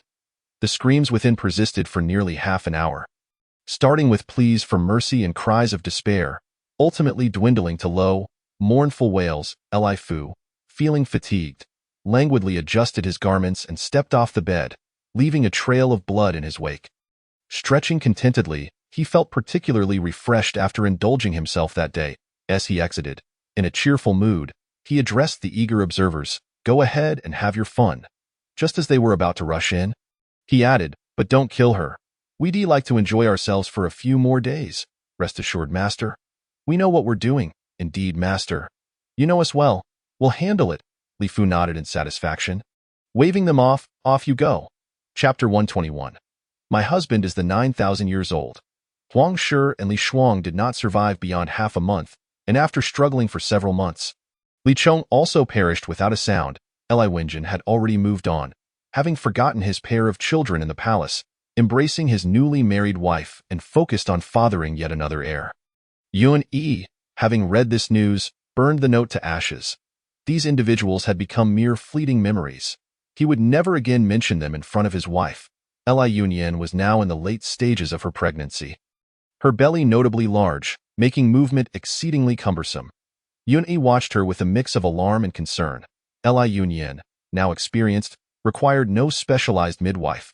She understood well the dietary needs and precautions of pregnancy. Thus, despite carrying quadruplets, her belly was not excessively swollen, but her laziness coupled with the systematic pills at hand left her reluctant to even exit her quarters. Yuan Yi, however, strictly adhered to the advice he had received, dutifully carrying Li Yunyan outside for sunlight each day without fail. If she resisted, he would carry her to the courtyard, supporting her arms, encouraging her to take a few steps when he appeared overly cautious. Li Yunyan sometimes cooperated and walked a bit. When she chose not to, she would simply cling to him, allowing him to move her as he pleased. One day, Yuni had a pear tree transplanted to their courtyard, now in bloom, and he eagerly carried Li Yunyan outside to admire it. "Yinyan, look, the pear blossoms have bloomed." Li Yunyan clutched his neck tightly, gazing at the branches adorned with pure white flowers, feeling as though the long-dead pear tree in their secluded courtyard had come back to life. Her heart brimming with joy. "How beautiful! I wonder if it will bear fruit." "It surely will," Yuni replied with a smile. "I had the best pear tree chosen. Its fruit will be large and sweet." "That's wonderful." Li Yunyan's eyes sparkled as she looked at him. "Thank you, my husband." Yuni planted a gentle kiss on her lips. "As long as my lady is happy." Suddenly, Li Yunyan frowned, her hand resting on her belly. What's wrong? Li Yunyan felt the familiar pang of contractions and smiled at him. Husband, I think I'm about to give birth. In the prearranged birthing chamber, several midwives worked tirelessly to ensure Li Yunyan was cared for meticulously. Mei brought in ginseng soup, feeding it to Li Yunyan one sip at a time. Why, lady? Is this enough? There's more in the kitchen. Li Yunyan had already taken the painless birthing pill. The pain she felt was merely for appearances. She shook her head, no need, that is sufficient. After speaking, she felt her belly tighten again and softly began to moan in response. Mei, anxious, wiped her sweat with a cloth, then massaged her feet and belly to help her relax, darting to the kitchen to fetch more pastries. Busy as a bee, Yuni stood guard outside the door, having issued orders that he would not step away from the room for anything today, ensuring no one dared disturb him. Yuan stood at the gate, while Yuan Bao guarded the courtyard entrance, ensuring that no uninvited guest would intrude. Under such protection, Li Yunyan safely delivered 2 sons and 2 daughters. Yuni looked at the 4 children lying side by side, filled with joy and excitement. Yet, his greatest concern remained with Li Yunyan's well-being. Why, lady? How do you feel? Li Yunyan had taken a rapid recovery pill and felt no pain. Merely a bit tired. Husband, I'm fine. Please don't worry. Yuni hesitated, his hand resting gently on her now flattened abdomen, afraid to apply any pressure. Having just given birth to 4 children, how could she possibly be well? She must be in pain. He tenderly caressed her face. His lady, usually so delicate, had already made such sacrifices for their children. As her husband, he felt compelled to take action. Why, dear, when the child reaches 1 month, I shall host a recognition banquet, officially recording our 4 children in the Yun family genealogy. But might this raise suspicions about you? Li Yun expressed her concerns. Yun Yi, nominally a eunuch, suddenly having several children. How could that be explained? Moreover, upon closer inspection, each child bore a resemblance to them, which would likely become increasingly apparent as they grew. Fear not, Yuni reassured her, squeezing her hand and offering a comforting glance. Even if there are doubts, I can allay their concerns. Known for his prudent and meticulous nature, Yunyi's confidence eased Li Yunyan's worries. She decided to trust him completely. Nodding with a smile, she replied, Then I shall trouble you. My husband! He kissed her forehead, observing her weary eyes. Rest now, my dear. You have worked hard today. Li Yunyan was indeed fatigued. She closed her eyes and soon drifted off to sleep. 1 month later, the entire capital buzzed with news of the grand recognition banquet hosted by the esteemed official, who was to acknowledge 4 children as his godsons and goddaughters. It was not uncommon for eunuchs to adopt children for support in their later years, but while most only took 1 or 2, it was quite rare to adopt 4 at once, especially with both genders represented. Moreover, this eunuch was no ordinary one. He was the esteemed official who held the same rank as the regent. Although a young emperor occupied the throne, everyone knew that the official managed all affairs of the court. Even the memorials were personally reviewed by him. Aside from not occupying the central seat during morning court or donning the yellow robe, in every other respect, he performed his duties with greater prowess than a true emperor. The news of his intention to adopt children naturally created a stir in the capital, as everyone was eager to see these 4 exceptionally fortunate children and their appearances. At the banquet, the official graciously presented the 4 children for all to behold. They also caught a glimpse of the official's wife, who was rumored to be exceptionally favored yet rarely seen in public. Indeed, her beauty was like a lotus emerging from clear waters, naturally exquisite and unadorned, captivating enough to rival kingdoms. No wonder even the usually indifferent official would break tradition to take her as his bride. Upon seeing the 4 children, who appeared to have just turned 1 month old, all rosy and healthy, upon closer inspection, traces of the official couple's features were discernible in their brows and eyes.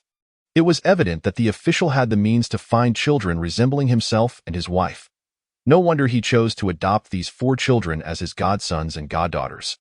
Based on their appearances alone, he would surely want to take in more. Yunyi's open demeanor raised no suspicions among those present regarding the true parentage of these 4 children. Chapter 122. The Heelan Brothers vs. She is my wife. Setting aside Yunyi's reputation as a renowned eunuch, the fact that these 4 children appeared to be of the same age suggested they were siblings born of the same mother. Yet, Given the delicate frame and vibrant complexion of the official's wife, it was hard to believe she had just given birth to 4 children. Clearly, these were children meticulously selected by the official from various locales. Envy filled the hearts of the onlookers. These 4 children were truly blessed.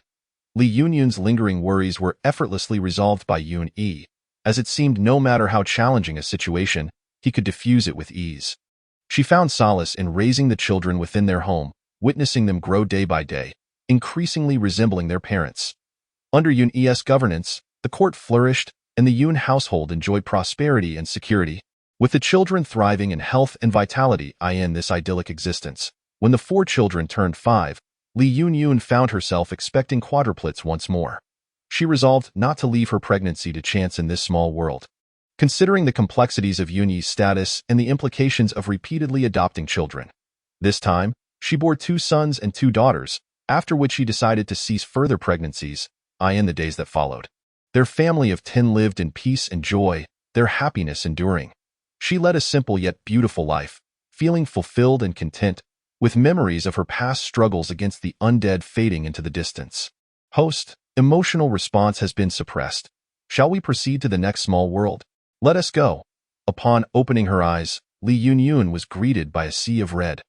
Through this crimson haze, she glimpsed flickering candlelight and shadowy figures beside her. She sensed the presence of a tall figure standing nearby, casting a subtle pressure upon her. In an instant, she comprehended her surroundings.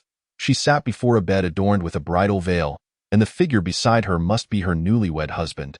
Was this beginning too ordinary? So ordinary that it left her slightly astonished.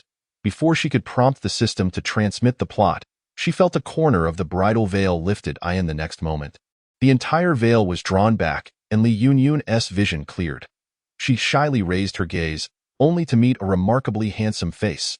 Yet, oddly, that countenance bore no hint of joy. She discreetly studied the man before her. He wore a striking red wedding garment that matched her own attire, confirming that he was indeed her husband. However, it appeared he had just been attending to guests outside, as his wedding attire seemed slightly disheveled, giving off an impression of hurriedness. "Husband?" she tentatively called. She felt his gaze linger on her for but a moment before it shifted away, cold and appraising, as though he were seeing her for the first time. Could this be a case of a blind marriage? Li Yunyun's mind raced with possibilities as she awaited his next move, only for him to turn and toss the wedding token onto the table before striding out of the room. Li Yunyun felt somewhat bewildered and hastily prompted the system to transmit the plot. System, initiate plot transmission. Plot transmission in progress. Moments later, Li Yunyun reviewed the entire narrative. The story was quite straightforward. The family she had married into was a wealthy merchant family in Yong'an City, Jiangnan, and they were also royal merchants. The original character was the daughter of a minor official who had an engagement with the second son of the Helan family, Helan Cheng, and today was their wedding day. The original character had anticipated a blissful life of marriage, filled with dreams for the future. However, the unexpected occurred that very night. Her husband, Helan Cheng, remained utterly indifferent towards her and did not consummate their marriage. The original character, being gentle and understanding, assumed she had fallen short in some way, and in the days that followed, she took great care of Helan Cheng, attending to his needs and dutifully fulfilling her role as a wife. Yet, Helan Cheng remained cold and unresponsive. Even under pressure from the matriarch, he never laid a finger on her. The original character felt wronged and heartbroken, unable to comprehend where she had failed. Why was her husband, who was usually kind and gracious to others, so cruel towards her? Her despair deepened, leading her to develop a heart ailment, ultimately succumbing to depression. Moreover, there was another matter. Helan Cheng had a twin brother, Helan Yi, who, having suffered a serious injury, had remained comatose since her marriage into the Helan family and passed away a year later. Li Yunyun pored over the narrative, searching for clues, but found none. What was wrong with Helan Cheng? If he disliked the original character, he could have easily called off the engagement before the wedding. Why marry her only to treat her so harshly? What a scoundrel. Li Yunyun immediately developed an aversion towards Helan Cheng and contemplated switching her target. System, are there any other excellent men nearby? Lying unconscious in the next room was presumably the narrative's Helan Yi. He would pass away in a year. Time was of the essence. This option was not viable. Next, host, The two most outstanding men in Yong'an City are these two. If the host wishes to settle for less, you may venture out more. This system will notify you immediately upon sensing any suitable candidates. So, there are no candidates available right now. Li Yunyun felt a bit disheartened. Without a target, she had no idea whom to pursue. A rumble from her stomach reminded her not to neglect her own needs, prompting her to call for her maid. Ching. Miss. Qingyin entered, lifting the curtain at the door, momentarily entranced by Li Yunyun's breathtaking beauty. No matter when one beheld her, her visage was always stunning. Li Yunyun sat before the mirror, removing the hairpins from her head, and instructed, "Please fetch me something to eat." "Certainly, miss," Qingyin responded before exiting. Li Yunyun's jewelry was modest. The original character's family was of average means, with her father being an upright minor official and her mother's dowry not lavish. They lived a life devoid of opulence, but were harmonious. As her father had neither concubines nor other women, leaving only the four of them: her parents, Li Yunyun, and her younger brother, Li Yungue. Chapter 123. The Heelan brothers versus She Is My Wife. Li Yunyun looked forward to such a family background, as it epitomized the small happiness she had always yearned for. A fortunate event has finally occurred. Although Heelan Chung does not harbor fond feelings for his wife, the household staff holds deep respect for her position as the young mistress. When Qingyin ventured out to inquire for directions, she was promptly guided by a servant. Upon reaching the kitchen, Qingyin claimed she was there to procure food for the young mistress, and immediately, the kitchen bustled with activity, preparing the meal in no time. Dishes were arranged one by one, and when Li Yunyun discovered that each dish was to her liking, she eagerly picked up her chopsticks and began to eat. Seeing the young lady enjoying her meal, Qingyin stood to the side, engaging her in conversation to alleviate the monotony. "Miss, I just passed by the room next door, and it was brightly lit with many people inside." "Oh?" Li Yunyun paused, gesturing for her to sit. "Who are they? What are they doing?" Qingyin took her place beside Li Yunyun, mindful of her position, barely touching the edge of the chair. Li Yunyun pondered. Could it be that Heelan was only injured today? If that were the case, it would be quite understandable for Heelan Chung to lack the mood to consummate their marriage. She felt a small surge of understanding and resolved to observe his behavior in the future. "I see, you must be tired as well. You should go rest. But what about the young master?" Qingyin's concern for the young mistress was evident, having witnessed the young master leave with a cold expression. Although there were reasons behind it, today was indeed a momentous occasion for the young mistress and young master, and for him to neglect her must surely wound her heart. She gazed at Li Yunyun anxiously, wishing to offer comfort, yet fearing that mentioning it would only deepen her sorrow. Li Yunyun smiled gently. "You may go. I am fine." "Do you think your young mistress is someone who cannot handle such matters?" "That is indeed true," Qingyin chuckled. "My young mistress is the finest person in the entire Yong'an City." "Then, I shall take my leave," Qingyin added. "I live not far from here, so if you need anything, just call for me at the door and I shall hear you." "All right, I understand." After Qingyin departed, Li Yunyun finished her meal and went behind a screen to wash and bathe, changing into a comfortable outfit before lying down. In the adjoining room, Heelan stood solemnly in a brilliant red wedding garment, his hands clasped behind his back, fixating on the figure of Heelan Chung lying on the bed, his mind swirling with thoughts. Yet, this younger brother was the only one he could not bear to let go. They were identical twins born of the same mother, and from a young age, they had been inseparable. Even their mother could not tell them apart if they chose to deceive her. Their bond was profound, until that fateful incident occurred. Marriage is a significant event in one's life, and despite Heelan Yi's reluctance, he felt compelled to participate in his brother's wedding. "Brother?" Heelan Ching gasped.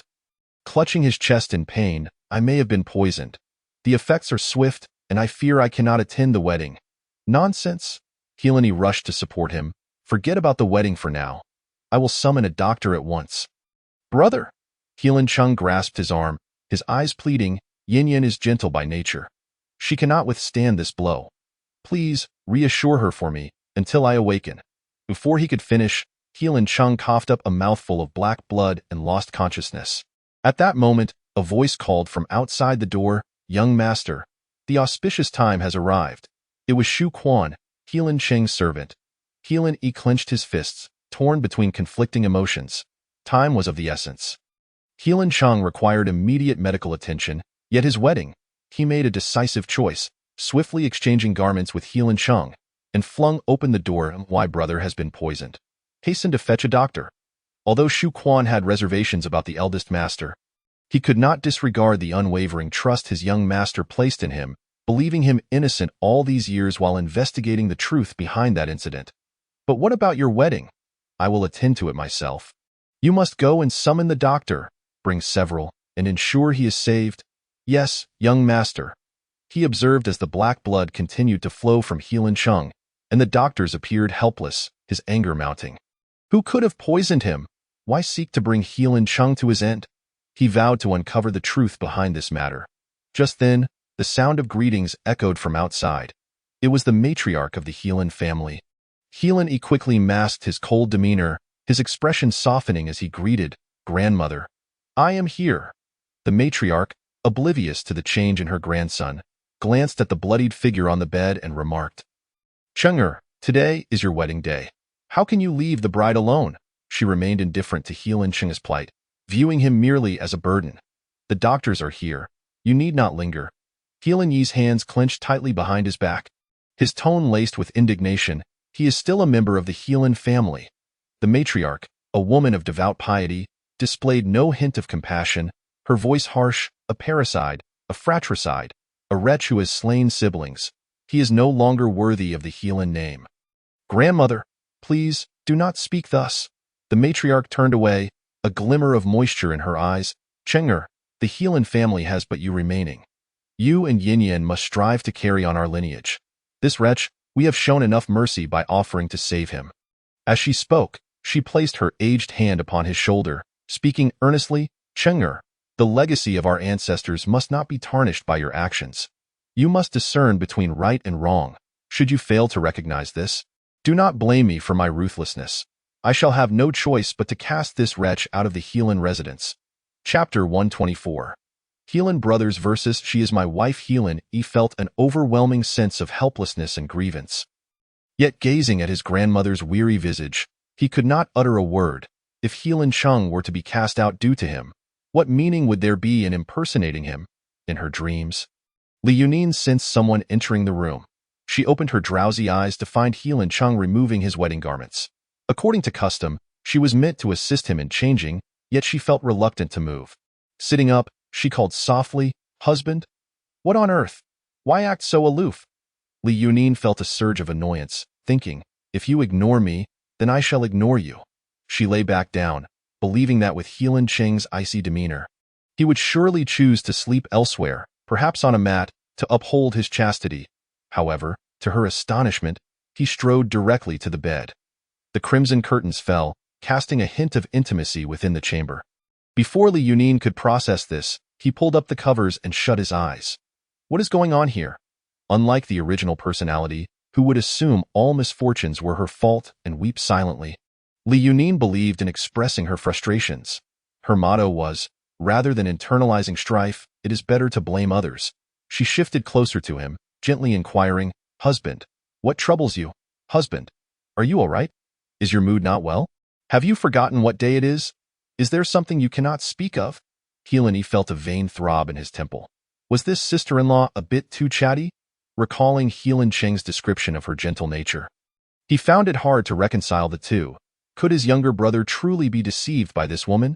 Noticing his long eyelashes fluttering, Li Yunin discerned that he was not asleep. She edged closer, mischievously whispering, "Husband, are you still awake?"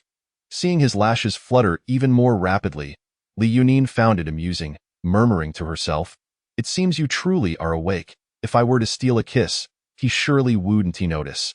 Would he? Helan's body tensed, sensing the warmth of her presence drawing nearer, closer still, until he felt her breath against his cheek, and he could no longer maintain his facade.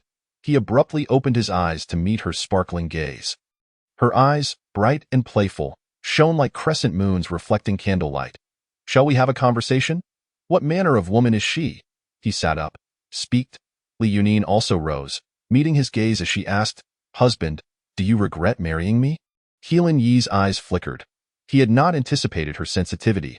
Just one night, and she had already sensed his unease. Yet, thinking of Helan Cheng's words before he lost consciousness, as well as the importance he placed on her, he resolved to stabilize her emotions before his brother awoke. No, he spoke tersely.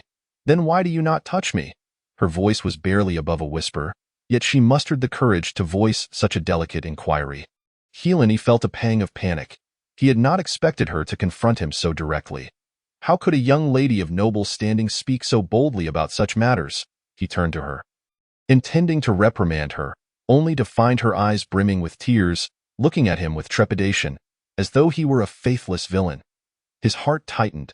Indeed, in her eyes, he was her husband, and her current demeanor was entirely justified. In contrast, his neglect of his new bride was unbecoming.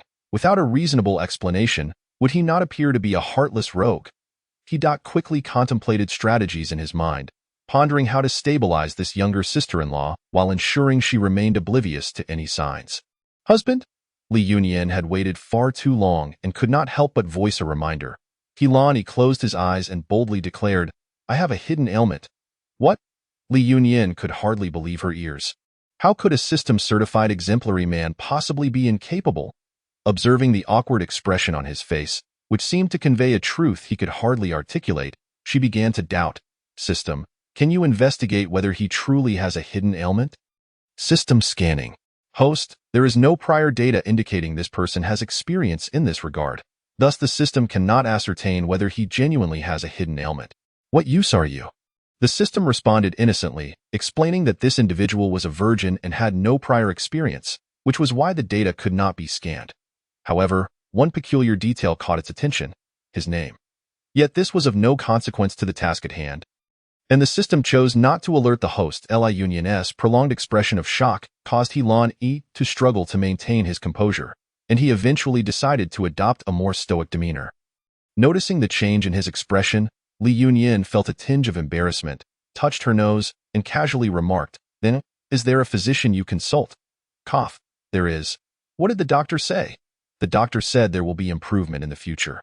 That's wonderful. Li Yunyan exhaled with relief. As long as he could still communicate and cease the cold treatment towards her, there was hope. After a moment's thought, she offered, Actually, I have some knowledge of medicine. Would you allow me to take your pulse? I might even cure him. Then so be it. Recalling the various portrayals of He Lancheng within the narrative, perhaps his persistent ailment had fostered his feelings of inferiority, leading to his cold demeanor towards the original self. With this thought, she gazed at him anew, gracing him with a gentle smile. Chapter 125. Helan Brothers versus She is my wife, for you say. As long as I do not take his pulse, everything is negotiable.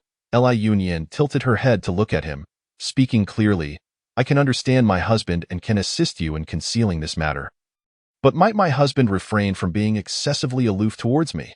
Seeing him turn his head to look at her, she continued, I do not wish for my family to worry, so could my husband pretend to be a loving couple in front of outsiders?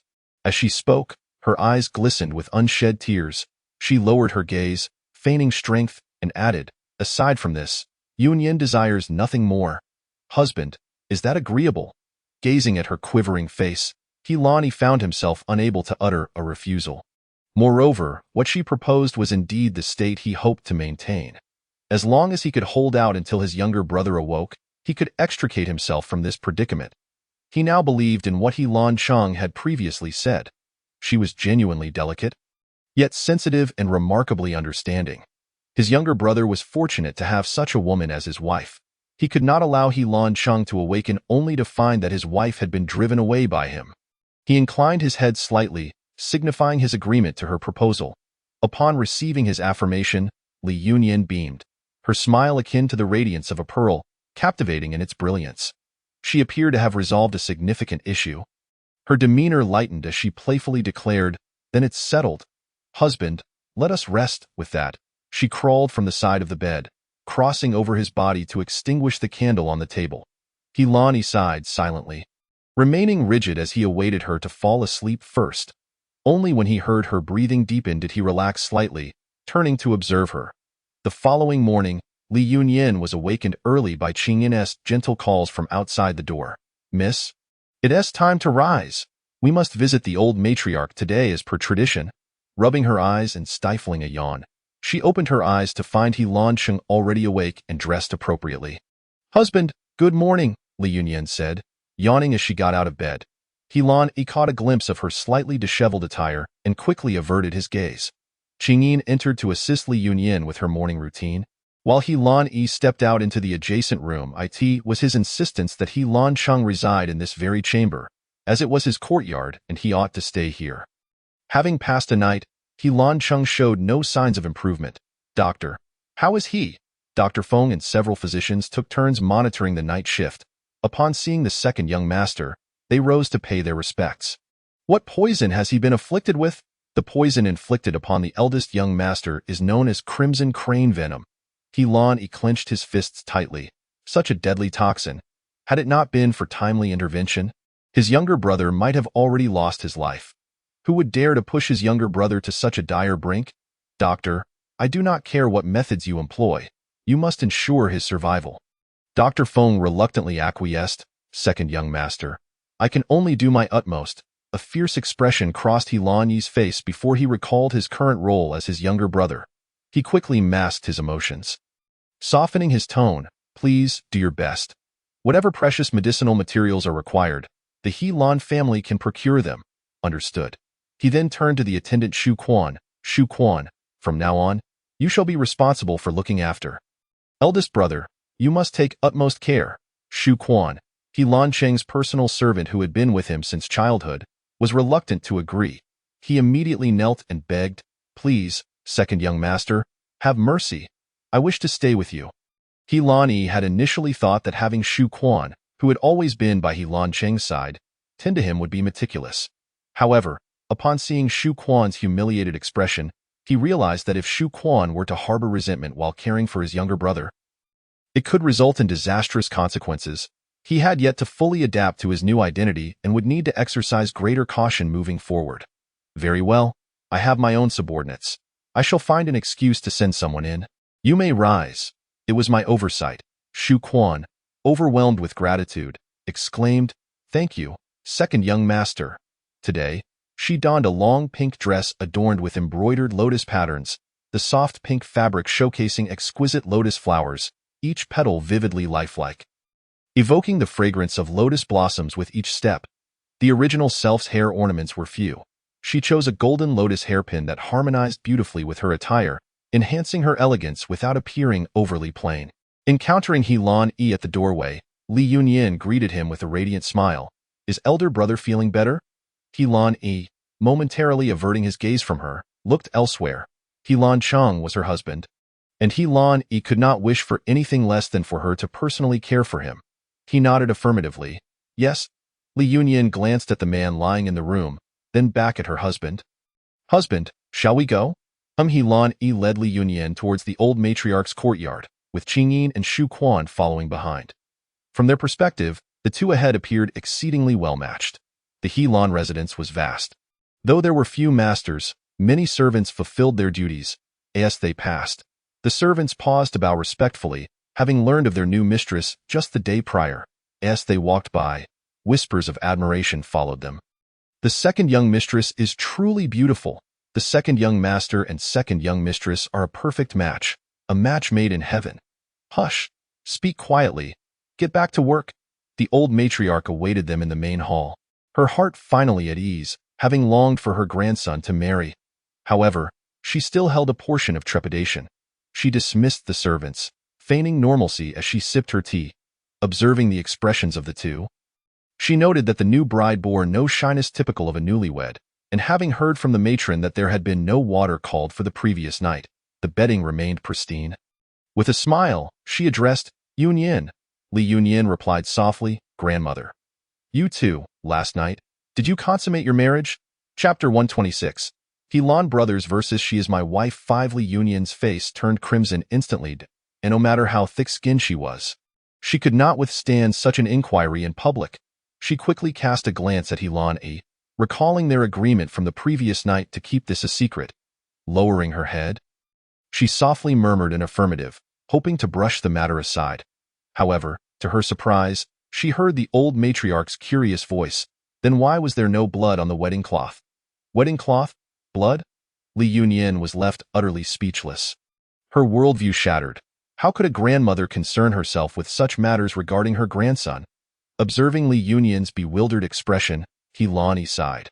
His grandmother was simply eager for great-grandchildren, and he had been too careless. He awkwardly clasped his hands. Grandmother, it is my fault. I was not in the mood yesterday. Please grant me a few more days. The old matriarch lightly tapped the Zetonwood armrest, her voice slow yet grave. I am already half in the grave. Having finally awaited your marriage, I long to hold my great-grandchild. This matter must be settled today. If you delay any longer, I may not live to see that day. Grandmother?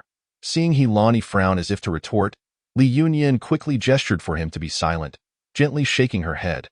Those familiar with television dramas knew that this hurdle could easily be overcome. The old matriarch, aware of their lack of consummation the previous night, would not place the blame on Li Yunyan. Her inquiry had been a test to see if her grandson would come to defend his wife. To my surprise, it was so swiftly revealed to her. It seems that my grandson indeed holds a place in his heart for this granddaughter-in-law, perhaps due to her recent injury, which is why they did not consummate their union last night. My grandson has always been a man of his word, and seeing him agree, I smiled gently and said, "That's wonderful. You young folks tend to be drowsy. There's no need for you both to come and pay your respects every day." Li Yunyan's face reddened further. This old matriarch certainly speaks with boldness. The two of them lowered their heads, murmuring their assent. Finally released by the old lady, Li Yunyan still felt the heat on her face. Stealing a glance at He Lan Cheng beside her, she burst into laughter upon observing that he walked in sync with his own feet. It appears she is not alone in feeling awkward. So, she decided to embrace the moment. Second young master, second young mistress, Dr. Feng stood to pay his respects. He Lan waved his hand, instructing him to wait outside, and led Li Yunyan to the bedside. Upon seeing the face of the person lying in bed, her pupils contracted slightly. Even in subtle details, they resembled each other. If it weren't for the pallor of the one in bed, it would be nearly impossible to distinguish between the two. He Lan, already accustomed to such scrutiny, calmly remarked, "My elder brother and I have looked alike since childhood. Even our mother struggles to tell us apart." Li Yunyan raised her thumbs in admiration. She had encountered many sets of twins and triplets, yet none had such an astonishing resemblance, 100% similarity. After a moment of astonishment, she sat by the bedside, grasped the wrist of the person on the bed, and placed her fingers upon it. After a brief moment, she had a clear understanding. "Where is the doctor's prescription? Let me see it." As she spoke, her demeanor exuded confidence and composure, akin to a seasoned healer with years of experience. He Lan felt an inexplicable trust in her and asked Shu Quan to bring the doctor's prescription for her review. She took the prescription, carefully analyzing each ingredient, and eventually crossed one out while adding two others. "Husband, if you trust me, please have the doctor alter the prescription for my elder brother accordingly. Additionally, I will perform acupuncture on him daily. Within a year, he will surely awaken." Is this true? Hope surged in He Lan's heart. The doctors he had summoned, the finest in Yong'an City, were powerless against the poison afflicting his brother. Could this seemingly fragile sister-in-law actually possess a remedy? Of course, Li Yunyan replied with a confident smile. If not for her fear of revealing her trump card, she could easily concoct an antidote that would have him bouncing back within a month. However, this was also advantageous. She could practice her skills on him, honing her craft, for who knows, she might one day rely on her clinic for sustenance. He Lan handed the modified prescription to Shu Quan, instructing him to present it to Dr. Feng, so he could prepare the medicine for his elder brother accordingly. "Yes, young master." Seeing He Lan's unwavering trust in her medical skills, Li Yunyan felt elated. She instructed Qing Yin to fetch a set of silver needles from the storeroom and immediately began acupuncture on He Lan Cheng. While she was administering the needles, Dr. Feng arrived, holding the prescription with excitement, eager to consult her. Upon witnessing Li Yunyan at work, he stood by, adopting a posture of learning to assist her. He Lan, observing the esteemed Dr. Feng's respectful demeanor towards her, felt even more reassured. When performing acupuncture, one must maintain absolute concentration. Even the slightest error could be catastrophic. Li Yunyan focused intently, beads of perspiration forming on her fair forehead. Qing Yin was currently occupied and Dr. Feng, wishing to assist, hesitated, feeling it was inappropriate. He approached the somewhat stiff second young master and softly said, "Second young master, the young mistress is sweating while administering the needles. Could you please help her wipe her brow? Me? Hilani was taken aback, glancing around the room. Qing was nowhere to be found, leaving him with Shu Quan and Dr. Feng. Indeed, second young master. The young mistress is exerting herself. If sweat drips into her eyes, it could affect her technique. Shu Quan had already produced a clean handkerchief, placing it in Hilani's hand and urging, "Second young master, go wipe her sweat. Life is at stake." Hilani understood that this was not the time for hesitance. He accepted the handkerchief and slowly approached Li Yunyan. Crouching down, he noticed that she was so engrossed in her task that she had not even registered his presence. Her gaze fixed upon her fingertips. For a fleeting moment, the usually composed Hilani found himself momentarily distracted. His eyes seemed to be drawn to her face, and his heartbeat quickened slightly. Chiding himself for being overly anxious, Hilani took a few deep breaths and internally apologized for the intrusion. He gently pressed the handkerchief against her forehead, first her brow, then her nose, followed by her chin, ultimately noticing beads of sweat forming on her neck, which he also wiped away. Li Yunyan remained oblivious to his ministrations, focused solely on her work. Hilani, now relaxed, carefully observed her face, wiping away any perspiration that appeared. Occasionally, Li Yunyan would slightly raise her chin, making it more convenient for him to assist her. A droplet of sweat, unable to be wiped away in time, cascaded down her delicate chin, falling like a stone into still water, creating ripples.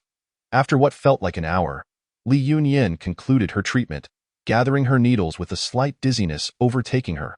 Hilani swiftly caught her, concern evident in his gaze. "Are you all right?" "I'm fine." Li Yunyan shook her head. "It's normal. I just need a moment to rest." "Thank you." Later that evening, the two stood before the bed, lost in thought. Between them lay a pristine white handkerchief, personally placed there by old Madame Wei. Hilani's ears flushed crimson, finding the handkerchief particularly glaring, wanting to avert his gaze, yet unable to. "What should we do?"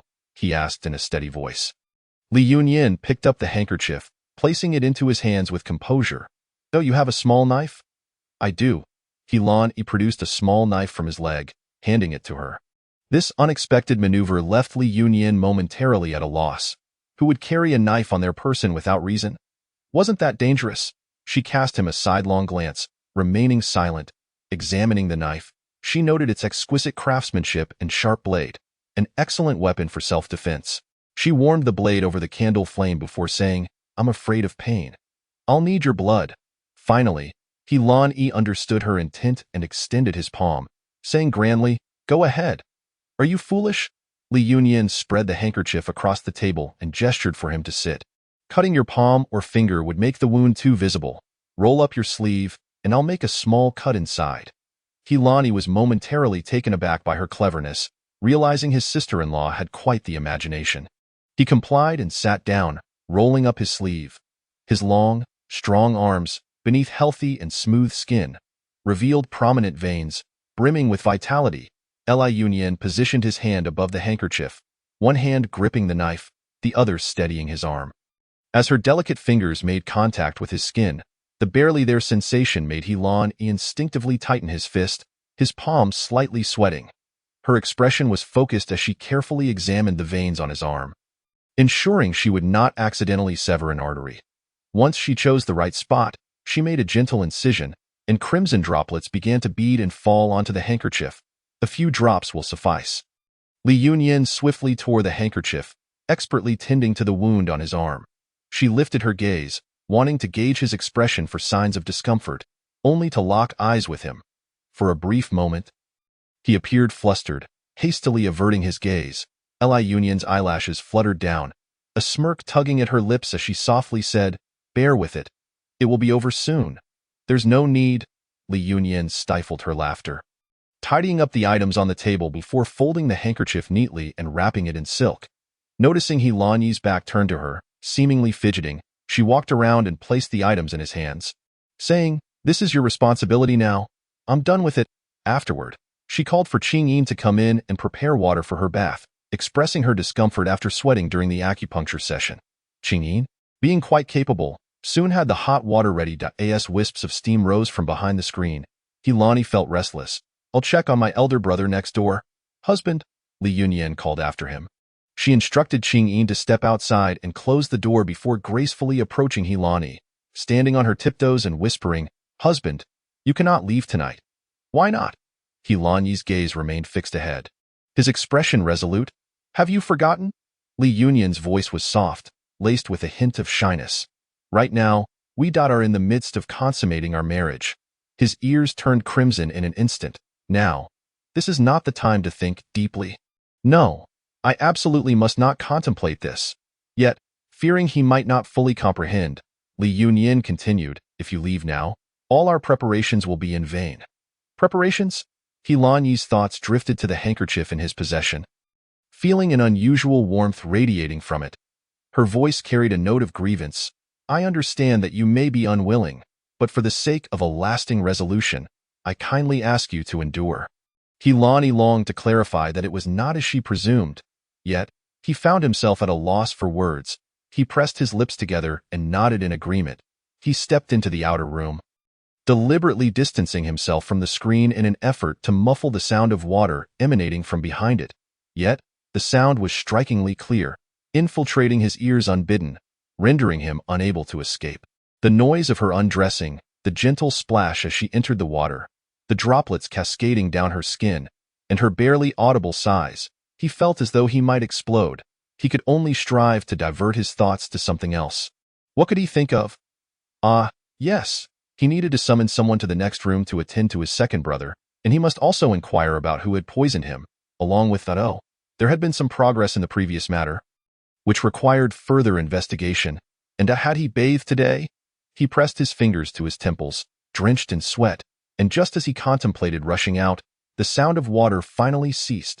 Li Yunyun emerged, clad in a rose-pink nightgown, the smooth satin draping her exquisite form, while her long, dark hair cascaded down her back like a waterfall, still noticeably damp, clinging to the fabric and her skin beneath. She sat before the mirror, drying her hair, and lifted her luminous, watery eyes to him, inquiring, "Husband, do you wish to bathe?" Chapter 128. Helan Brothers versus She Is My Wife. Hilani had initially intended to suggest that he could bathe outside, but then recalled her earlier words. In his current state, it was imperative that he indeed take a bath. Clearing his throat, he replied, "Yes, you rest first. I shall have Shu Quan fetch water shortly." Li Yunyun dried her hair halfway and seemed to remember something, turning to ask him, "Husband, do you possess martial arts skills?" Li Yunyun twirled a strand of her black hair. "I read in a book that some can dry their hair with inner strength, so I wondered if my husband could do that. If not, it's no matter. I'll sit a while longer and wait for my hair to dry before sleeping." Cough. Certainly. Hilani approached her from behind, lifting his hand to gently tuck her hair behind her neck. He made every effort to avoid touching even a sliver of her skin, yet the fragrance emanating from her pervaded his senses, making his breathing slightly labored and his hands tremble. Li Yunyun supported her chin with her hands on the dressing table, observing his actions through the copper mirror. Her eyes sparkled as she watched her hair drying, and she said to the reflection, "Husband, you are quite skilled." Unbeknownst to her, Hilani's thoughts were tumultuous. Upon hearing her praise, his ears, already flushed, grew even warmer. "All right." His voice was hoarse, and he abruptly halted his actions, grasping her arm and gently placing her onto the bed, drawing the quilt over her and lowering the bed curtains in one fluid motion. Li Yunyun was momentarily bewildered by his actions, and he stood by the bed, saying, "Rest for now. I will have Shu Quan fetch water." Hilani lingered by the door for a moment, waiting until his breath steadied before opening it. "Shu Quan, young master, fetch water." "Yes." Ching-Yin, overhearing her master, stifled a giggle, feeling joy for her young mistress. This was the second time water had been requested this evening. After Hilani finished bathing, he cautiously lifted the bed curtain, only to find a pair of blinking eyes. "You are not asleep yet? I was waiting for you." Her voice was languid, carrying a subtle allure. Cough. "What is it?" "All right," he readily agreed. He had promised to play the part of a loving couple in public, and he would hold true to his word. Her eyes instantly curved into crescent moons, her voice soft and sweet. "Thank you, husband." Hilani was momentarily lost in thought. He had merely fulfilled a husband's duty.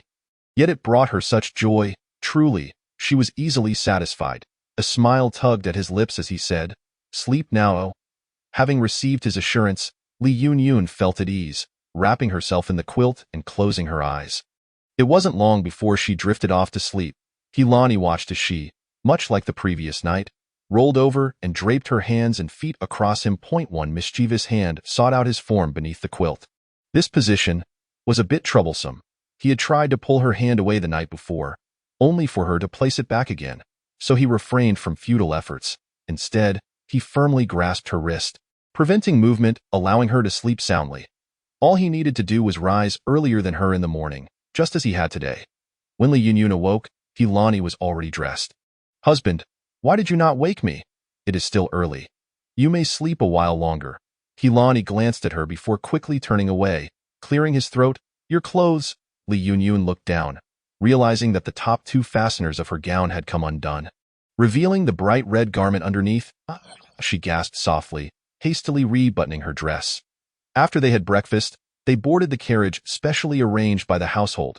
As the carriage departed from the spacious streets, it gradually approached a bustling alley. This was Li Yunyun's family home in this small world. Li father, Li mother, and her brother Li Yungue had long awaited her at the entrance, eager for her return. As the carriage came to a halt, the family surged forward. Hilani furrowed his brow, feeling somewhat out of place amid such exuberance. He disembarked the carriage with a stern expression, then turned to assist Li Yunyun down. So this is little Yunyun's husband? He appears quite impressive, a fine match for her. I hear he is the head of the Helan family. What of the Helan family? Merely a merchant. Little Yunyun is a genuine official's daughter. Such a wonderful girl. Marrying into the Helan family is truly their fortune. The neighbors chattered excitedly, their words favoring Li Yunyun, filling her with warmth and gratitude. This was the place where she had grown up, and the neighbors were all friendly. She alighted from the carriage, bowing to the crowd, and sweetly greeted, "Uncle, auntie, sisters, greetings, good. Our Yunyun has married, yet her tongue remains as sweet as ever," they exclaimed, pulling her from the throng. If she waited for the aunts and uncles to finish speaking, the sun would set.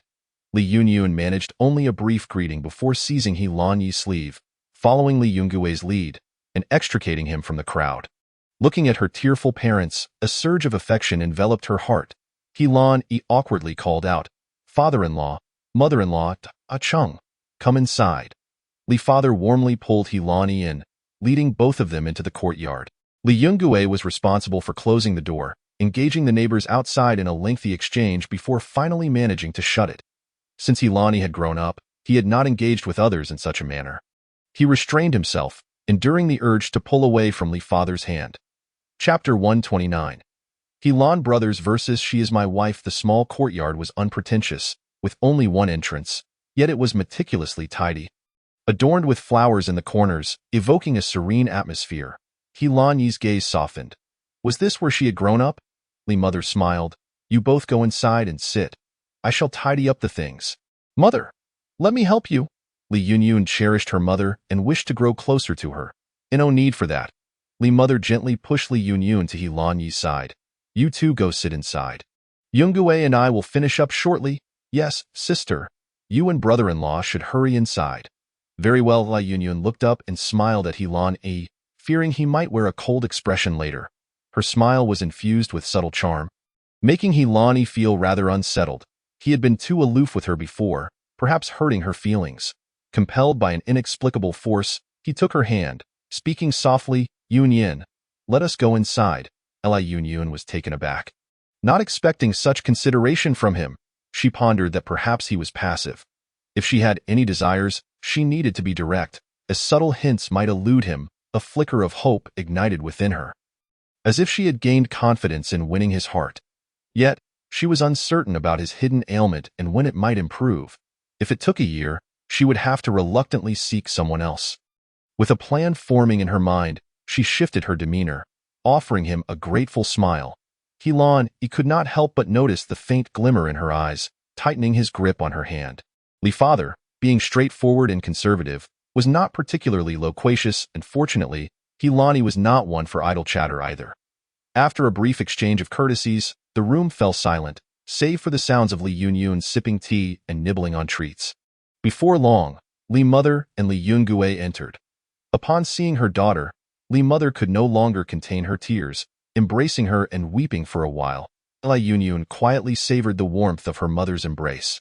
Her own eyes moistening. Yunyin, does the He Lan family treat you well? Very well. The old matriarch is quite kind.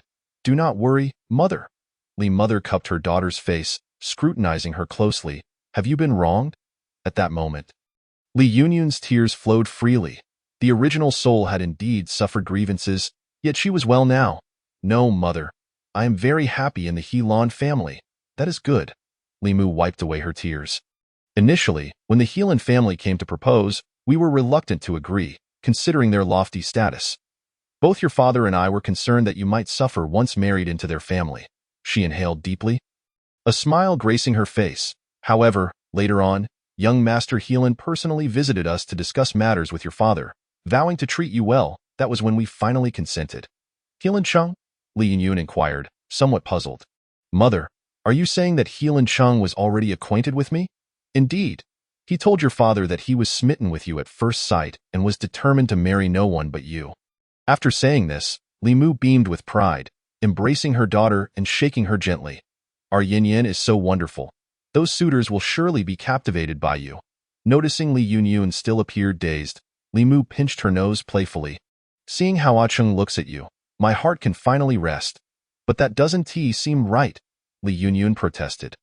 The way He Lan Chung looked at her on their first night was akin to gazing at a stranger. Could it be that she misinterpreted his feelings? Yet now that she was married, such thoughts held little importance. What mattered was to conceive a child soon. With such a splendid family background, she certainly did not wish to meet an untimely end.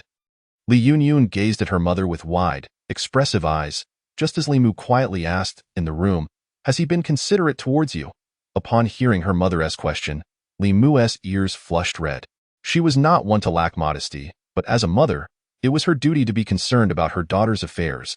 Li Yunyun felt her face grow warm. After having been married multiple times, it was the first time her mother had broached such a topic. She lowered her head, nodding awkwardly. Li Mu, suppressing her shyness, cautioned, men are full of vigor. Be careful not to indulge too much. You must take care of yourself. Unable to bear it any longer, Li Yunyun buried her face into her mother's embrace, playfully whining, Mother, please don't say any more. All right, I won't say anything more. Li Mu held her close for a while longer, exchanging tender words until they heard Qing Yin calling them to dinner. As Li Yunyun observed the expressions of her family members, she could tell they were all in good health. Under the pretense of serving them soup, she added a 10 full nourishing pill to each bowl. As for He Lan, she decided to forego any such gestures. After all, he was still on medication. Once his hidden ailment was resolved, she would assess the situation then. Perhaps she could find a chance later to check his pulse discreetly. In the Li household, there was no custom of silence at the dining table. The family engaged in lively conversations, occasionally passing dishes to one another. He Lan's bowl was piled high with food that everyone had served him, as he focused on eating while listening to their chatter. Your younger brother is going to take the exam next year? Yes. Yun Gui's teacher said that his knowledge is sufficient now, and he can attempt the exam next year. Even if he doesn't succeed, the experience will still be beneficial. That sounds wonderful, Li Yunyun nodded. If there's anything that needs preparation, I'll help Yun Gui get ready. He Lan chimed in. The He Lan family has a dedicated caravan to escort Yun Gui for the imperial examination, ensuring his journey is worry-free. We appreciate your kindness, Li Mu stated. I have already prepared everything Yun Gui might need. She added, moreover, he will have company on the journey. Who is it? Li Yunyun casually inquired. Li Mu playfully swatted her son's head with her chopsticks, who said it would be easy to become a top scholar. Mind your words. If others overhear, they'll mock you in the future. Li Yun Gui rubbed his head but remained unperturbed. Mother, I was just saying, what if I do succeed? Upon hearing Su Zhan's name, Li Yunyun blurted out, Brother Zhan? Chapter 130. He Lan brothers versus she is my wife. Upon hearing her call, He Lan subtly furrowed his brow. Li Yun Gui beamed, nodding enthusiastically. Yes, it's Brother Su Zhan. When we were young, we would climb trees and catch birds together. Li Mu gave him another sharp tap on the head. Stop babbling, otherwise, you won't get to eat. Understanding he had misspoken, Li Yun Gui glanced at his brother-in-law's dark expression and quickly added, My sister didn't go into the river. She was watching us from the shore. Helene's face darkened further, exuding an aura that warned others to keep their distance.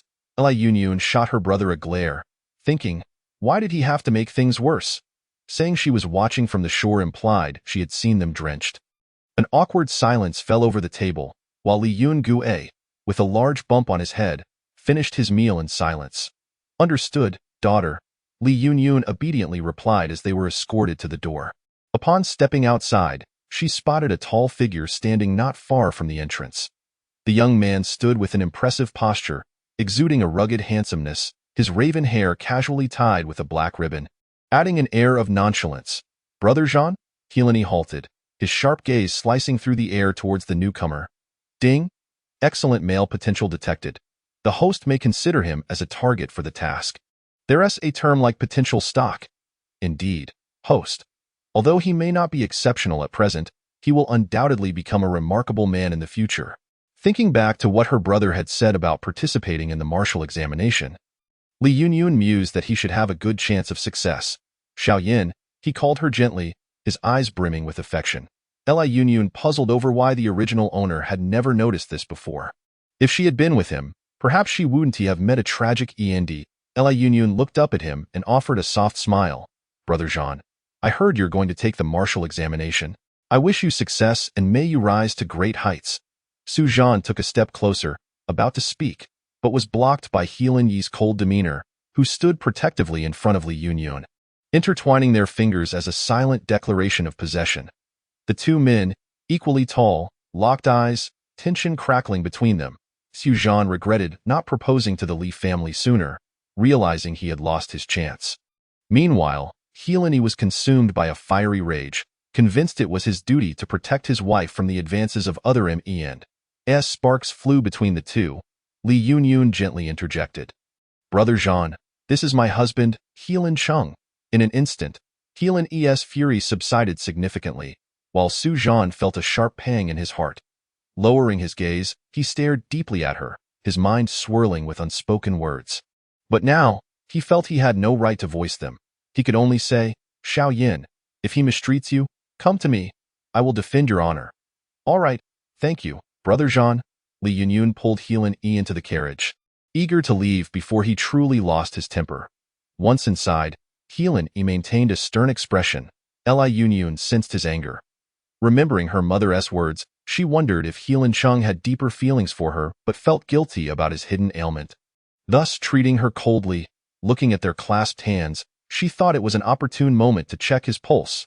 If she understood his condition, she could provide the right remedies, alleviating his self-doubt. She stealthily raised her other hand toward his arm. As soon as her fingers brushed his skin, he abruptly withdrew his hand. Apologies. I wasn't paying attention. He assumed she was displeased with how long he was holding her hand. Yun felt a pang of disappointment. Why was he so quick to react? Just a few more seconds, and she could have discovered his condition. Oh well, she would have to wait for another opportunity. Leaning closer, she carefully studied his expression, noting the tension still lingering on his face. Husband, what is troubling you? Helan Yi slowly turned to her, his eyes dark and intense, voicing the deepest thorn in his heart. Do not call me that. Huh? Yun took a few seconds to process. Are you referring to Brother Jean? Noticing the irritation in his gaze intensify upon hearing her address, she realized she had struck a nerve. Fine. She too felt that it was inappropriate to continue using that name. After all, it was a childhood nickname, and now that she was married, addressing another man in such a manner did indeed feel odd. All right, I promise, she replied softly. Seeing her compliance, Helan Yi's anger lessened a bit. He was merely trying to ensure his brother did not entangle his wife with other men. Noticing his expression soften, Yun seized the moment to slyly ask, Husband, did you know me before we married? Helan Yi's gaze flickered, recalling how his brother had mentioned her before his coma, and he nodded. Did you have feelings for me back then?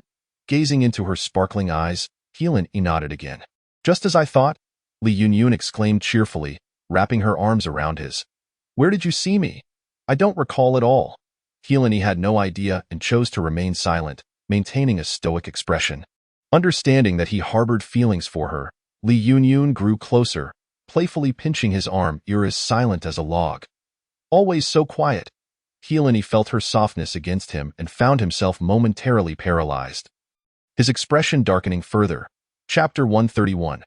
Healan brothers versus she is my wife. Tin Li Yunyanch, in high spirits, continued to inquire. Husband, could you promise me one thing? He turned his head, gazing at her crescent-shaped brows and eyes. His tone unconsciously softening. What is it? Considering that when he ventured out for business, she would be left without company at home, he nodded, adding, but you must not stay overnight. Wonderful, thank you, husband. Her smile was radiant and brimming with vitality, causing Healan to curve his lips in response. Just like yesterday, Li Yunyanch proceeded to perform acupuncture on him, while Qingyan held a handkerchief, intending to wipe her sweat, only to be dismissed by Healan. Let me do it. Yes, son-in-law. As evening approached, Healan naturally sent Shuqian to fetch water, allowing Li Yunyanch to bathe. Thank you for your thoughtfulness, husband. She chose a water blue inner garment and slipped behind the screen. Healan sat outside, his mind wandering, contemplating how lovely her attire was today, deciding that he would have the embroiderer make her more outfits in the future. Once Li Yunyanch finished her bath, he automatically moved over to dry her hair, urging her to rest early. Acupuncture was mentally exhausting, and after her outing that day, Li Yunyanch felt quite fatigued and lay down on the bed. In a hazy slumber, she felt the presence of another person beside her, instinctively scooting closer and draping her limbs over him. It was only when her wrist was grasped by a warm hand that she suddenly awoke. Oh no, I've made my old mistake again. She quickly opened her eyes to meet his dark, enigmatic gaze. In a worries, with such a handsome man before me, even if we cannot indulge in romantic entanglements, there is no need to adhere strictly to a vegetarian diet. A little indulgence is permissible. She boldly draped her limbs over him again, meeting his puzzled gaze with conviction. Husband? Actually, we could share a kiss. What? Li Yunyanch, using the hand resting on his chest, exerted some force, lifting her head to plant a delicate kiss at the corner of his lips, like a dragonfly skimming the water's surface. Healan's pupils widened in shock, his hands abruptly gripping the blanket. Seeing him appear flustered, Li Yunyanch chuckled softly, her voice sweetly teasing. Husband, we are married. After all, before you fully recover, we could engage in a bit more intimacy. Noticing his continued bewilderment, she leaned closer. Healan felt a warm, fragrant presence encroaching, his senses overwhelmed by her unique scent. Though his heart screamed to keep her at bay, his hands betrayed him, tightly clutching the blanket. When he felt her soft body pressing against his chest, her charming face drawing nearer, an uncontrollable surge arose within him. Sleep. His voice was hoarse, as if he were enduring some torment. After much effort, Li Yunyanch emerged from under the covers, only able to see his silhouette in the moonlight. Ah, quite shy, aren't we? Very well, let it be for today. We shall have another round next time. With a carefree heart, she dozed off in no time. Yet Healan remained wide awake, his mind racing through the night. So much astonishment. Astonished by her initiative, the softness of her lips, the closeness of her body, and even more so by his lack of courage to refuse her, along with his body's vigorous reaction. But why did his feelings feel so peculiar? Eventually, as his breathing steadied, he sensed her turning over, and his body instinctively followed suit, arms spread wide. Her head promptly nestled against him, her limbs intertwining. Instantly, he felt a wave of calm wash over him. Self-deceivingly thinking that he merely wanted her to sleep more comfortably, nothing more. As the days of their newlywed phase passed, Healan became increasingly busy. He already had numerous responsibilities and additionally assisted Healan Chung in managing the family business. Leaving home early and returning late every day, Li Yunyanch was not idle either. Seizing the opportunity, she diligently researched her elder brother's ailment in the adjacent room. Upon entering, she encountered an unfamiliar young man. Who are you? Madam, my name is Qianfan. I was sent here by the second young master to take care of the eldest young master. The boy possessed a forgettable face, and Li Yunyanch struggled to remember. Asking, Qianfan, do you know martial arts? Yes. Then that settles it. My elder brother was poisoned by someone, so having a skilled servant to care for him is far better than a commoner. Good, I understand. Li Yunyanch took her brother's pulse and retrieved her silver needle pouch. Elder brother, I will now begin the acupuncture. Even in a coma, patients can occasionally hear external sounds, and auditory stimuli can help them regain some awareness of their surroundings. She began the procedure slowly, taking her time to observe his body's reactions after each needle insertion. Qingyin diligently wiped her sweat and occasionally offered her appropriately warm tea, enabling her to drink effortlessly. Feeling quite proud, she thought. Her young lady had learned so quickly and was already so skilled in medicine. By dusk, Li Yunyanch completed the acupuncture. Elder brother, today's treatment is finished. I shall return tomorrow. With Qingyin's assistance, she stood up and instructed Qianfan, you should wipe his body with warm water, ensuring he doesn't catch a chill. Also, speak to him daily about anything. As long as there is sound, it will suffice. Qianfan, already aware of his master's orders to obey the lady's words, promptly agreed. Yes, madam. As Heleni returned under the starlight, he found Li Yunyanch sitting by the candlelight, engrossed in a book. The tenderness welled in his eyes as he entered, and she joyfully lifted her head. Why are you still awake? Heleni treasured those 4 words, his once cold heart slowly warming. Chapter 132. Helen Brothers versus She Is My Wife 11. Heleni gazed deeply at her exquisite face, which had lingered in his thoughts throughout the day. He yearned to say, do not wait for me any longer. Yet, his fingers clutched her hand tightly. Li Yunyanch gently inquired, husband, have you dined yet? I have. Shall I have someone prepare water for your bath? Thank you. Before sleep, Li Yunyanch routinely bestowed a good-night kiss upon him. Receiving this kiss, his restless heart finally settled. Once she fell asleep and nestled closer, Heleni embraced her lightly, sharing the night together. 3 months swiftly passed. During this time, Li Yunyanch's progress was gradual, with the only development being that she now woke up in his arms, and he did not flee beforehand. Li Yunyanch grit her teeth, finding this pace far too slow. She needed a bold strategy. That very night, she donned a semi-transparent garment. The orange-red camisole peeked through the sheer fabric, enticingly suggestive, igniting passion at first glance. As Li Yunyanch emerged from the covers, Heleni's gaze became fixated. He averted his eyes in panic, stammering, why you? Words failed him. Li Yunyanch smiled, inching closer. Husband. Her voice seemed to carry an irresistible lure, causing Heleni to tremble. She straddled him, gazing at him with misty eyes. Husband, good night kiss. Heleni closed his eyes, gripping the blanket beneath him tightly, planning to bury his head once her kiss passed. However, to his surprise, her kiss was unusually prolonged. Unlike the fleeting pecks before, she gently nibbled and sucked at his lips, gradually moving towards his neck and shoulder. No. He hastily grasped her shoulders, but the sensation was overwhelmingly smooth. The fabric of her attire was so thin that he could feel the silkiness of her skin. No, not yet. Li Yunyanch sat up, loosening the tie of her sheer garment, letting the delicate fabric fall away, revealing her snowy, unblemished skin. With her arms once again draped over him, she whispered in his ear, husband, I desire you. Hold me, Yunyanch, don't. Heleni closed his eyes in resistance, but his hands could not help but explore her tender form. Every part he touched felt like silk against his fingers. Li Yunyanch's voice trembled slightly. Husband, do you not like me? A hot tear fell onto his face, causing Heleni to snap his eyes open. Gazing into her tear-filled eyes, he felt helpless, weakly protesting, no, it's not that. Then why do you treat me so coldly? Her tears cascaded down again as she bit her lower lip. If you truly do not care for me, then I shall have to leave. Absolutely not. His hands firmly grasped her shoulders, his tone resolute. I do not agree. Li Yunyanch pressed a hand against her chest, her expression forlorn and sorrowful. But I too will feel heartbroken. The way you avoid me makes my efforts seem insignificant in your eyes. Seeing her determined gaze, Heleni felt a pang in his heart, fearing she might truly leave him. No. He rolled over to pin her down, as if that would prevent her from fleeing. Yunyanch, his heart waged a fierce internal battle. Gazing into her reddened eyes, unable to bring himself to utter any words that might cause her pain. Yet, Li Yunyanch seized the moment, pulling him down and sealing their lips together. Their mouths moved in perfect harmony, breaths becoming heavier. Say nothing, just kiss me. In that instant, Heleni's mind exploded, leaving him devoid of rational thought.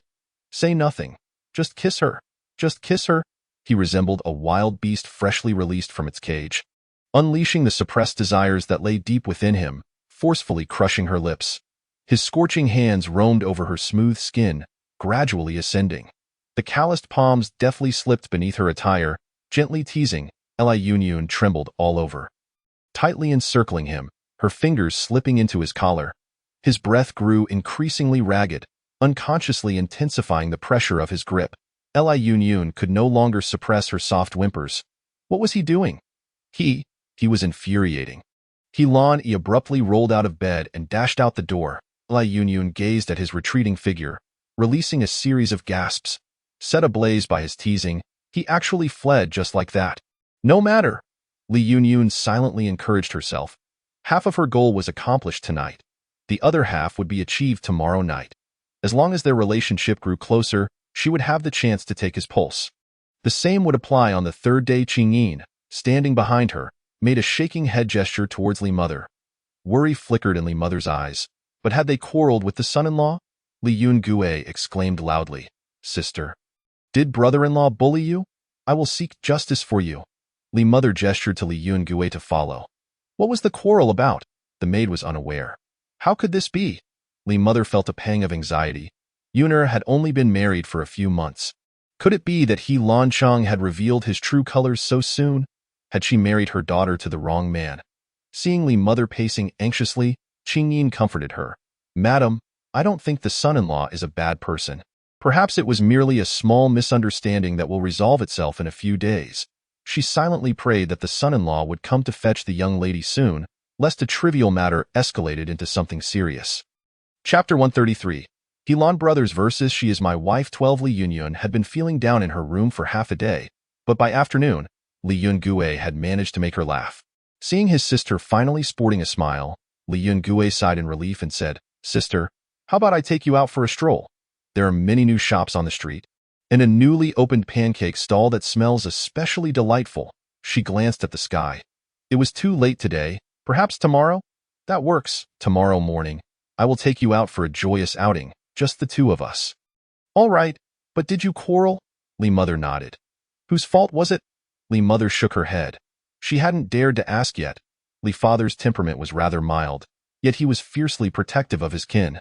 If family matters arose, even the kind-hearted would lose their temper. Oh, keep your voice down, Li Father interjected, hands on his hips. Then let us heed the lady's wishes. If that lad comes by when I'm not home, you must not let him take my daughter away casually, naturally. He must properly apologize. When dawn approached, he quietly entered the room to change clothes, only to realize something was amiss. Why was there no sound of her breathing in the room? He abruptly drew aside the bed curtain, discovering it was empty. Yunyun? Where are you? After searching the house fruitlessly, He understood that trouble was brewing. He hurriedly knocked on the door of the adjacent room, and Qian Fan emerged, yawning. My lord. He face was as dark as ink. Where is the lady? Damn it. He cursed under his breath and bolted out. Li Yunyun had already been roused early by Li Yun Gue, who was full of enthusiasm, urging her, Sister, hurry up. There's a newly opened noodle shop nearby that's particularly delicious. If we don't get there soon, the braised meat will be sold out. Li Yunyun flipped over. Was it really too early? Sister, please get up quickly. Qingyin, come help my sister wash up. Coming. As Li Yunyun was dragged out by the two, her eyes were still barely open. Then, she spotted Sujan. Dressed in black, with a fatigued expression and hair damp with mist, he stood there. What is this? Has he been standing outside all night? Jean, Brother Su. What brings you here? Li Yunyun inquired. Hearing her address him, Su Zhan's eyes dimmed slightly, but he quickly donned a smile. Brother Su, you arrived just in time. We are about to head to the noodle shop on the adjacent street. Would you like to join us? Li Yun Gue's big mouth, speaking without thinking, left Li Yunyun unable to intervene in time. She could only smile faintly. Brother Su, if you haven't had breakfast yet, would you care to join us? Sure. The adjacent street was not far. They walked there, and in less than the time it takes to brew a cup of tea, they arrived. However, the trio had now turned into a quartet. Li Yun Gue chattered incessantly along the way. Not feeling embarrassed at all, upon reaching the small noodle shop, which had only just opened, they found a throng of customers eager to get a taste. Fortunately, they arrived early, and there was still plenty of braised meat available. Shopkeeper, 4 bowls of braised noodles, please. 1 bowl without scallions, Li Yun Gue shouted as soon as they entered. All right, 4 bowls of braised noodles, please wait a moment. When the 4 bowls were served, Li Yunyun was taken aback. All 4 bowls were topped with a generous amount of green scallions, giving her a headache. "Shopkeeper, did you mishear me? I just said 1 bowl without scallions," Li Yungue shouted again. "Oh dear. My apologies. Esteemed guest, I didn't hear you clearly. Would you like me to take this bowl back and prepare a new one for you?" Li Yungue asked. "But do you still have the braised meat?" The shopkeeper slapped his forehead, stating that it was sold out for the day. "However, I could offer you another flavor instead."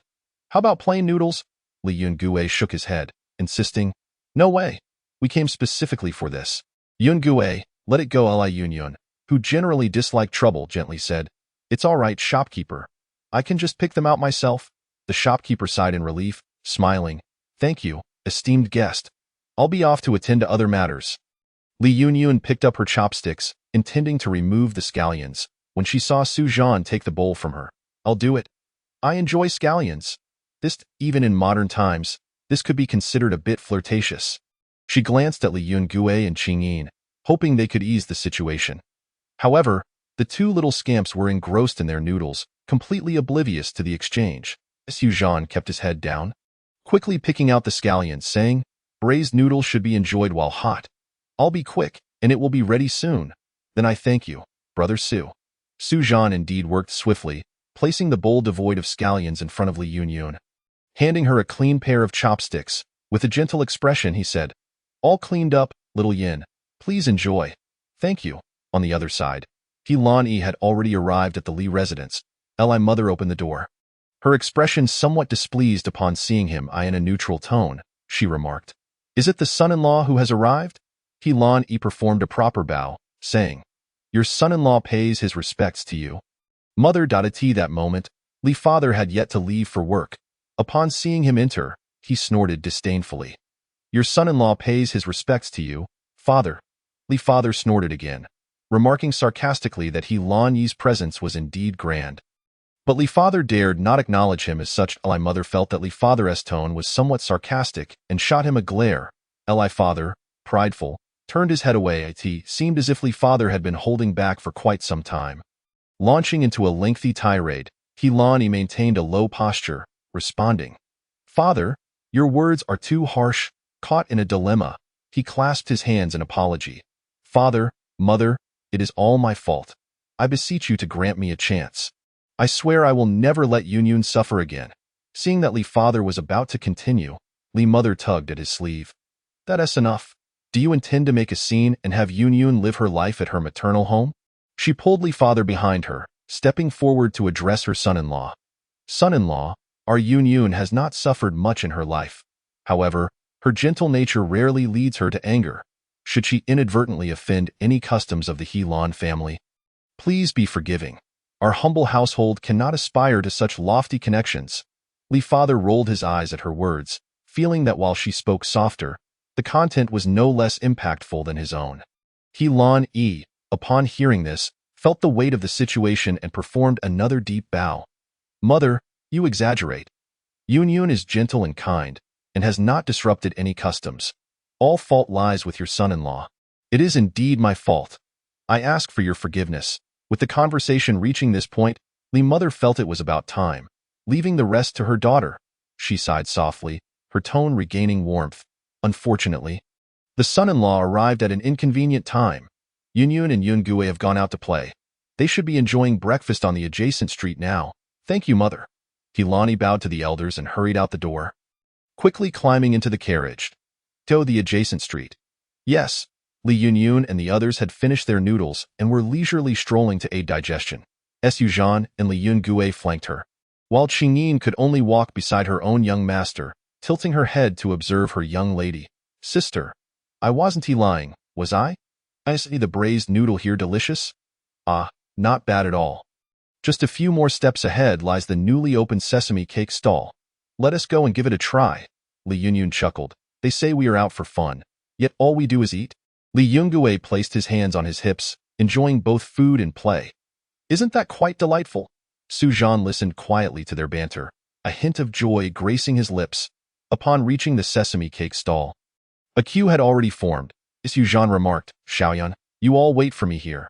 I shall go purchase it myself." "All right, thank you." Brother Su. Su Zhan gazed at her. Xiaoyan, you've already expressed your gratitude to me numerous times today. We were not so distant before. Li Yunyun lowered her gaze. I understand.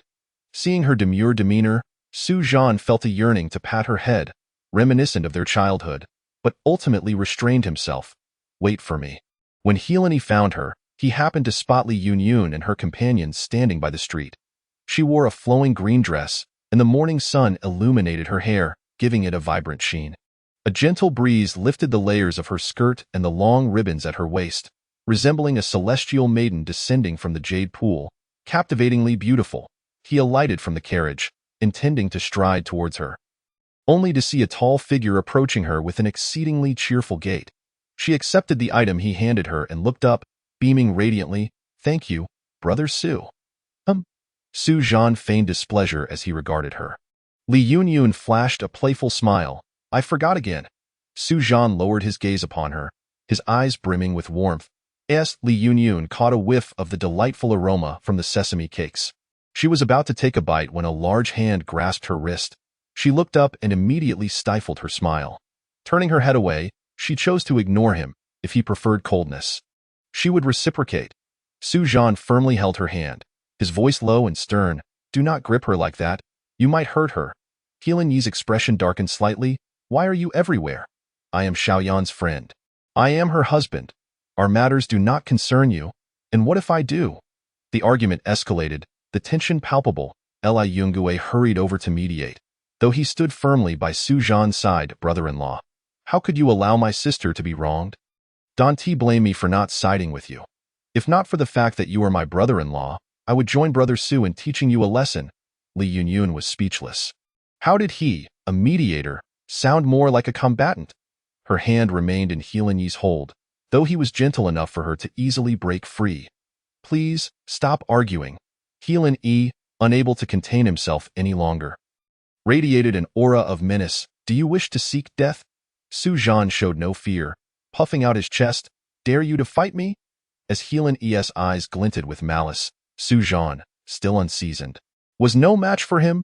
Li Yunyun tugged at Su Zhan's sleeve, shaking her head. Brother Su, he is my husband. A pang of sorrow crossed Su Zhan's eyes. This title marked an insurmountable divide between them, one he could never cross, no matter how hard he tried. Xiaoyan. His expression grew somewhat defeated. Li Yunyun offered a smile, akin to a farewell. Brother Su, you must prepare well for the martial examination. I believe in you. Xiaoyan, I will. Unable to resist any longer, he pulled her into his arms, striding towards the carriage. Helene roughly placed her inside the carriage, snatching the greasy item from her hand and hurling it at Su Zhan like a concealed weapon. Su Zhan caught it deftly, his lips pressed tightly together, his eyes reddening. Helene narrowed his gaze, laden with a stern warning. Should he witness this fellow entangling with Xiaoyan again, he would silently eliminate him. Inside the carriage, Li Yunyun and Helene sat side by side, the atmosphere suffused with silence, save for their breathing. Qingyin perched atop the carriage, straining to eavesdrop on the quiet within. The stillness was maddening. Typically, it was Li Yunyun who initiated conversation, but in her silence, the atmosphere grew unbearably tense. Helene felt an urge to explode. He longed to speak with her yet feared her indifference. Qingyin was meticulous in her tasks, ensuring the silver needles she prepared were thoroughly sterilized each day.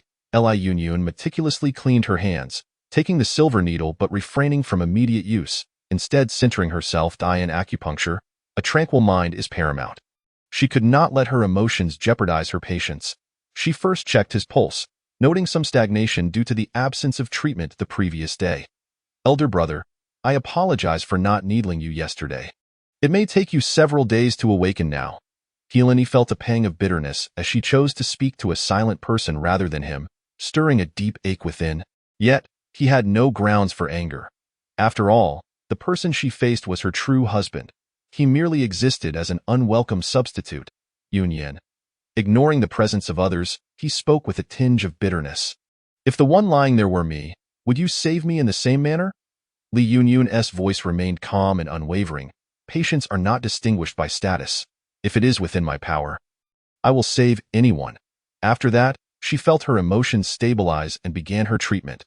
Helene reached for the handkerchief from Qingyin, but she acted as though she were oblivious, not bothering to lift her head. Humph! The brother-in-law dares to bully their young lady. He deserved no courtesy. Unable to secure a task, Helene stood nearby, gazing deeply at Li Yunyun. Unbeknownst to them, as they departed, Helan Chung, lying in bed, slightly moved his fingers. Qingyin hesitated to enter, opting instead to listen intently outside. He placed Li Yunyun on the bed and, without waiting for her to rise, leaned over her. Grasping her hands, his voice laced with desperation, "Yunyin, I was wrong. Forgive me." Noticing his change in address, Li Yunyun ceased her struggles, lowering her gaze in silence. Helan buried his face in her neck, greedily inhaling her scent. "Yunyin, don't ignore me." Li Yunyun remained silent. Feeling somewhat weary, she had been here for months, yet progress remained elusive. He was too difficult to win over. No matter her efforts, it felt more efficient to pursue a different target altogether. Do not blame her for her heartlessness. For she wished to survive. Seeing her despondent demeanor, Helan longed to reveal the truth. He did not dislike her. Rather, he could not allow himself to like her. In truth, he adored her, to the point of madness. He had even contemplated becoming a genuine couple with her, intending to atone to his younger brother once he awoke, offering everything he had. Yet, the perpetrator behind the poison was just beginning to reveal their identity, and they could strike again at any moment. If he were to fall victim to poison or perish, what would become of her? Yunyin, he lowered himself, sincerity radiating from his eyes, cautiously pleading, "Could you grant me a little more time?" Li Yunyun's gaze flickered, yet she felt her own time was running thin. Resolute, she decided to give him one final chance, meeting his eyes and asking, "Helan Chung, what are your burdens? If it pertains to your hidden ailment, allow me to take your pulse. I assure you, I can cure you. If you do not wish to be my husband, then let me go." Helan was taken aback by her resolute declaration. It felt as though his heart had been cleaved open, leaving him gasping for breath. "What did you say? You intend to leave me? You are on guard against me at every turn, never treating me as your wife. Why should I not leave? No, I want to allow it." Helan tightly embraced her, his heart heavy with sorrow. "I want to let you go. Yunyin, don't leave me." In a sudden frenzy, he captured her lips with his own. It was the first time he had kissed her so assertively, as if wishing to consume her entirely. Fearing she might flee, he tore at her clothing, leaving glaring red marks upon her skin. Only then did he regain his senses. He quickly covered her with a nearby blanket. "Yunyin, I'm sorry. It wasn't intentional." He rose and called out, "Shu Quan, prepare water." At that moment, Li Yunyun, momentarily distracted, thought to herself that at least he hadn't fled. That was some progress. Having resolved to give him up, she dismissed thoughts of how to win him over and instead contemplated how to escape. In ancient times, a woman leaving her husband's home was often achieved through a few means: divorce, being cast away, widowhood, or feigning death. The latter two were not options for now, and the stigma of divorce was unappealing. It would be best to part ways with him gracefully. She wrapped herself snugly, facing inward, curling up at the edge of the bed. Once Helan joined her on the bed, she neither turned towards him nor engaged in conversation, nor did she offer a good-night kiss. "Yunyin?" Helan observed her slender form, reaching out to touch her disheveled hair, which still felt damp. He harnessed his internal energy to dry it. Her indifference mattered not. As long as she remained by his side, he was content. Helan sighed silently, his fingers entwining with her hair, watching her back as she drifted into slumber. In the dead of night, feeling a soft warmth press against him, he eagerly embraced her, finding immense comfort in her presence. Everything felt as if it had reversed. Li Yunyin regarded him with a cold expression, refusing to engage in conversation. However, Helan devoted himself each day to devising topics to discuss with her. Even the slightest response from her could bring him joy for the entire day. Each night, he would lean in to kiss her, bestowing upon her a lingering goodnight kiss, in the blink of an eye. It had been half a year since Li Yunyin had married into the Helan family. One day, the matriarch of the Helan household unexpectedly summoned Li Yunyin for a discussion. Chapter 136, Helan Brothers vs. "She is my wife." With enthusiasm, Helan returned home as the sun began to set, carrying a food box in his hand. Upon entering the room, he called out, "Yin Yin, I bought your favorite today, the maid. Furong, curtsied, "Greetings, young master." Heelan furrowed his brow as he observed the uninvited guest in the room, his tone turning hostile as he inquired, "Who are you?" Farong once again performed a graceful bow, lifting her head to gaze at him shyly. Stammering, "I am Farong, sent by the matriarch to attend to you. I do not require your services. Leave at once. Young master, get out." His eyes glinted with malice as he glared at her. "Do not make me repeat myself." Li Yunyin emerged from the inner chamber, gently advising, "Farong is honored by grandmother's presence. It is only proper for my husband to treat her with respect." Heelan slammed the food box down onto the table. Stepping closer to her, "What do you mean by that?" Li Yunyin raised her gaze, her eyes devoid of warmth. "Surely my husband does not misunderstand. The atmosphere around you is desolate. After today, I shall take charge and elevate Farong to be your concubine." Farong beamed with joy, kneeling in gratitude. "Thank you, madam." "Get out!" Heelan bellowed at Farong, a storm brewing in his eyes. Farong was taken aback by the fierce expression on the usually gentle second son's face. How could such a countenance appear? "Master?" Outside, Qingyin could no longer contain herself. Having heard the master had already ordered her to leave multiple times, she felt assured he would not accept this little concubine. Her fury subsided somewhat as she rushed into the room, pulling Farong out. "Come with me." After dragging her outside, she kindly closed the door behind them. Finally, only the two of them remained in the room. Heelan seized Li Yunyin by the shoulders, demanding, "What do you mean by this? Are you trying to force a woman upon me?" This accusation was unfounded. While Li Yunyin had no desire to continue their relationship, she did not support the archaic system of polygamy. It was the matriarch who, seeing her inability to conceive, had insisted on bringing Farong to alleviate her worries and attend to her husband. "It is not my fault," Li Yunyin stated firmly. "There are 3 forms of filial piety, of which having no descendants is the gravest. It is my inadequacy that has prevented the Heelan family from having offspring. Grandmother, anxious about this, specially sought Farong to assist me in serving you. It is not your fault. You know very well once I promised to keep your secrets, I shall not go back on my word." "Yin Yin," Heelan embraced her tightly, professing with deep emotion, "I do not desire anyone but you." Li Yunyin stepped back, pushing away from his embrace, sincerely suggesting, "Perhaps you should give it a try. Maybe with another woman. Your ailment could be cured without medication." Heelan was further incensed by her words. He grasped her hand, placing it against his chest, dark clouds swirling in his eyes. "Do you not feel my intentions?" As Li Yunyin felt the rapid beating of his heart beneath her palm, she sighed softly. She sensed it, yet she could no longer afford to wait. With less than half a year remaining, she had no time to indulge in this guessing game. He clearly had feelings for her, so why would he not allow her to treat him? She was exhausted, weary of the uncertainty. "Heelan Chung, let us part ways." "What did you say?" Heelan had never imagined he would hear the word divorce from her lips. He thought she would merely cry, throw a tantrum, or ignore him. Things he could accept. As long as she would grant him more time, he was certain he could reveal everything to her. She would understand him then. Yet, unexpectedly, she was unwilling to give him even a moment longer and cruelly sought to part ways with him. Li Yunyin had recently familiarized herself with the relevant information regarding divorce, and now she withdrew a pre-written document from her bosom, unfolding it for him to see. "After our divorce, I shall take nothing from the Heelan family, and from henceforth, we shall part ways amicably, with no debts remaining. I will not agree."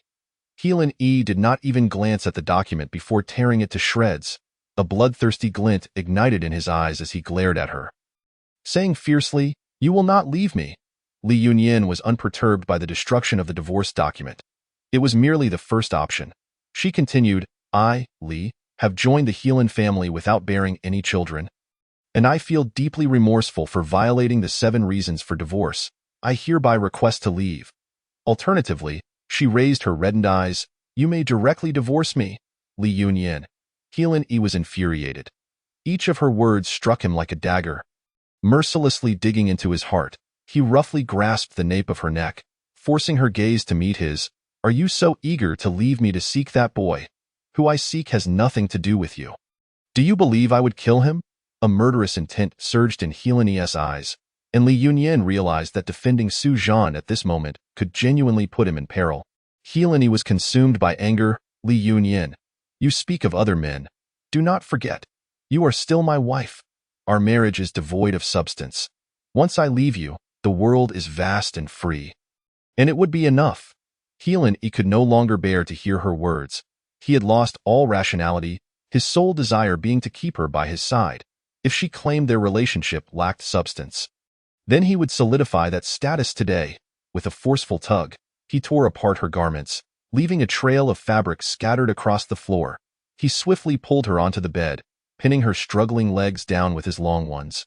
Heelin Chung, release me. At this moment, Heelin was deaf to her pleas. He lowered his head, kissing her fervently. His hands shamelessly explored beneath her clothing. Li Yunyin felt a stark difference in his demeanor today. His usual restraint had vanished, replaced by a reckless dominance that disregarded everything. Li Yunyin was left in a daze from his kiss, still attempting to comprehend the situation when she suddenly realized something was amiss. Her eyes widened in shock, forgetting to struggle. You are not? I am well. Heelin's breath was slightly ragged as he gazed deeply into her eyes. Yin, you are a doctor. You must feel for yourself whether I am truly better. Li Yunyin felt a surreal sense of disbelief. The task that had caused her so much anxiety had unexpectedly been accomplished. She was at a loss as to whether she should take the medicine for conception. Exhausted, she tried to push away from his heated embrace. Heelin Chung, release me, woo-woo. Heelin Chung, you shameless. Yin, do not call me Heelin Chung. Call me husband. Chapter 137. Heelin Brothers versus She is my wife. Heelin tenderly caressed her tear-streaked face, instructing Qingyin to prepare water as he personally carried her to bathe. Li Yunyin found herself nestled beneath the covers, embraced gently by him. She was utterly drained, unable to even push him away. Yin, he spoke unsteadily. Call me husband, woo-woo. Husband, good girl. Heelin kissed her the following day. Li Yunyin awoke in the afternoon, her body aching all over, struggling to turn. It was the first time she had taken a complete nourishing pill at that hour.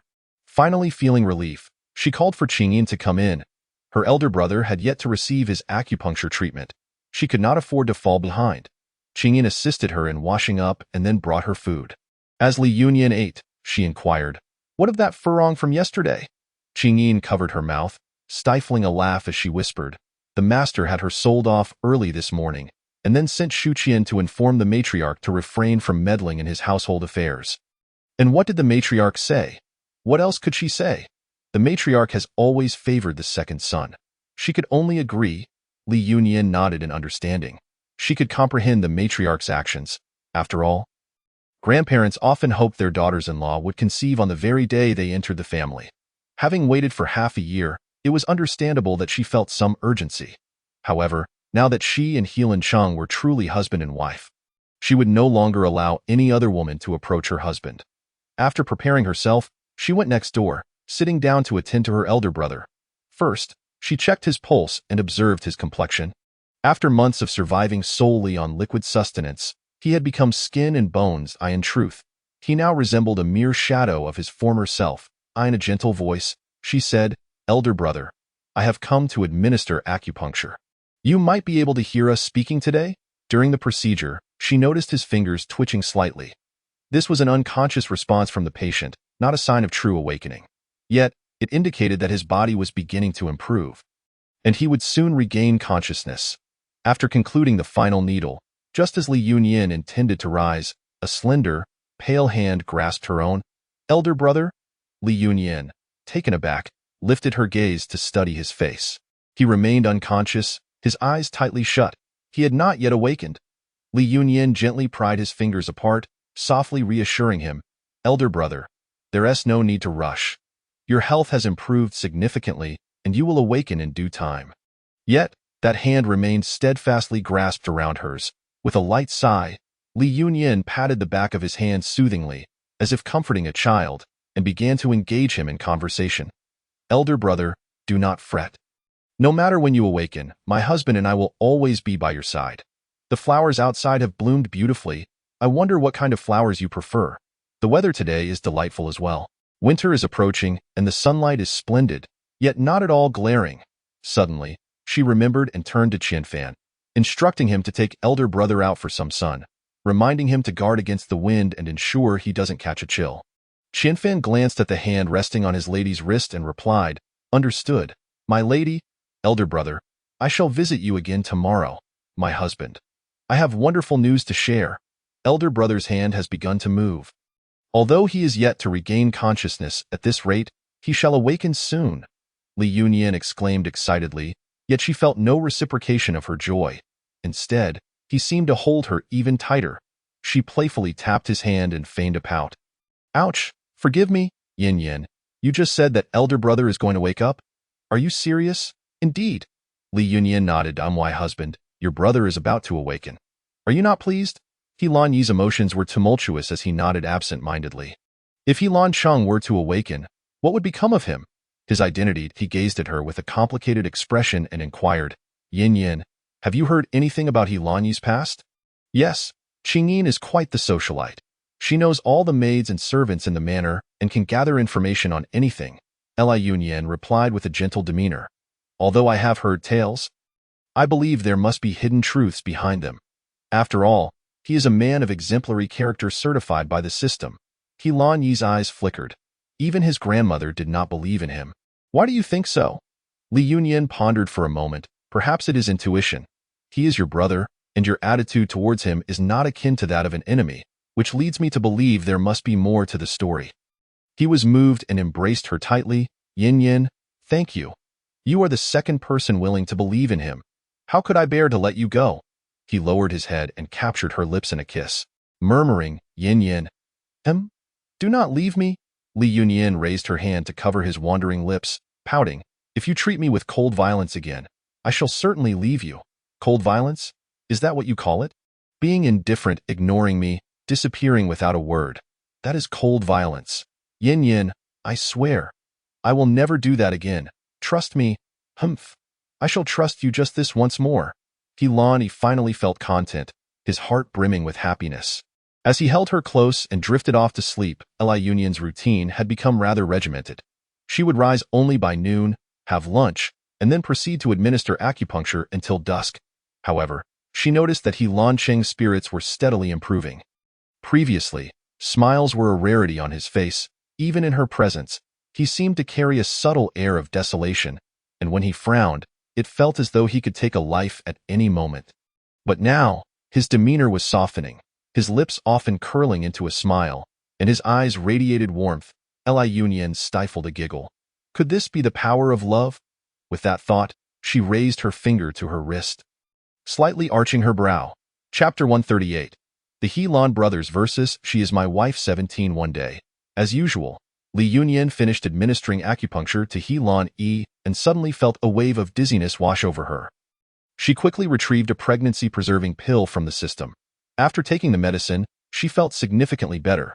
The acupuncture was indeed taxing and could impact the fetus.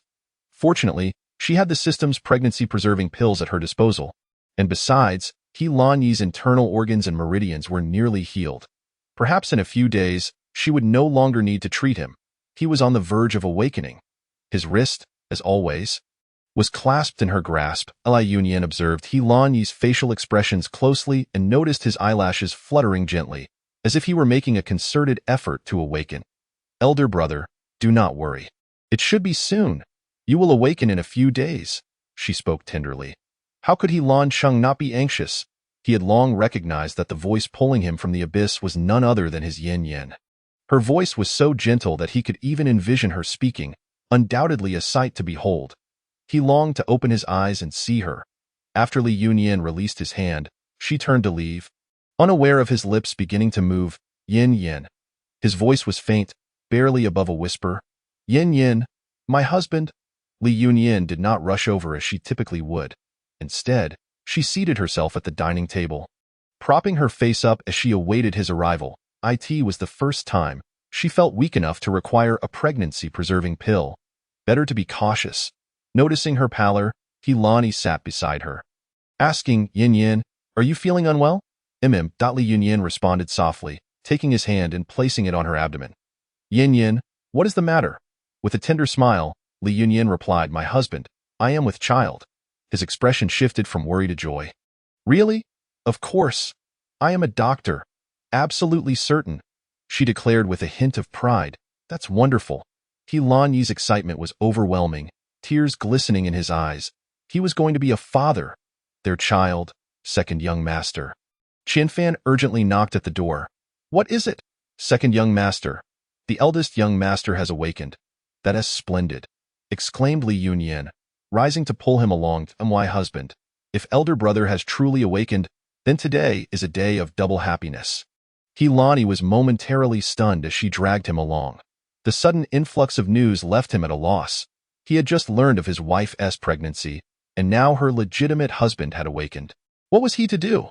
Entering the neighboring room, Li Yunyan indeed found He Lan Cheng with his eyes open, turning to gaze at her.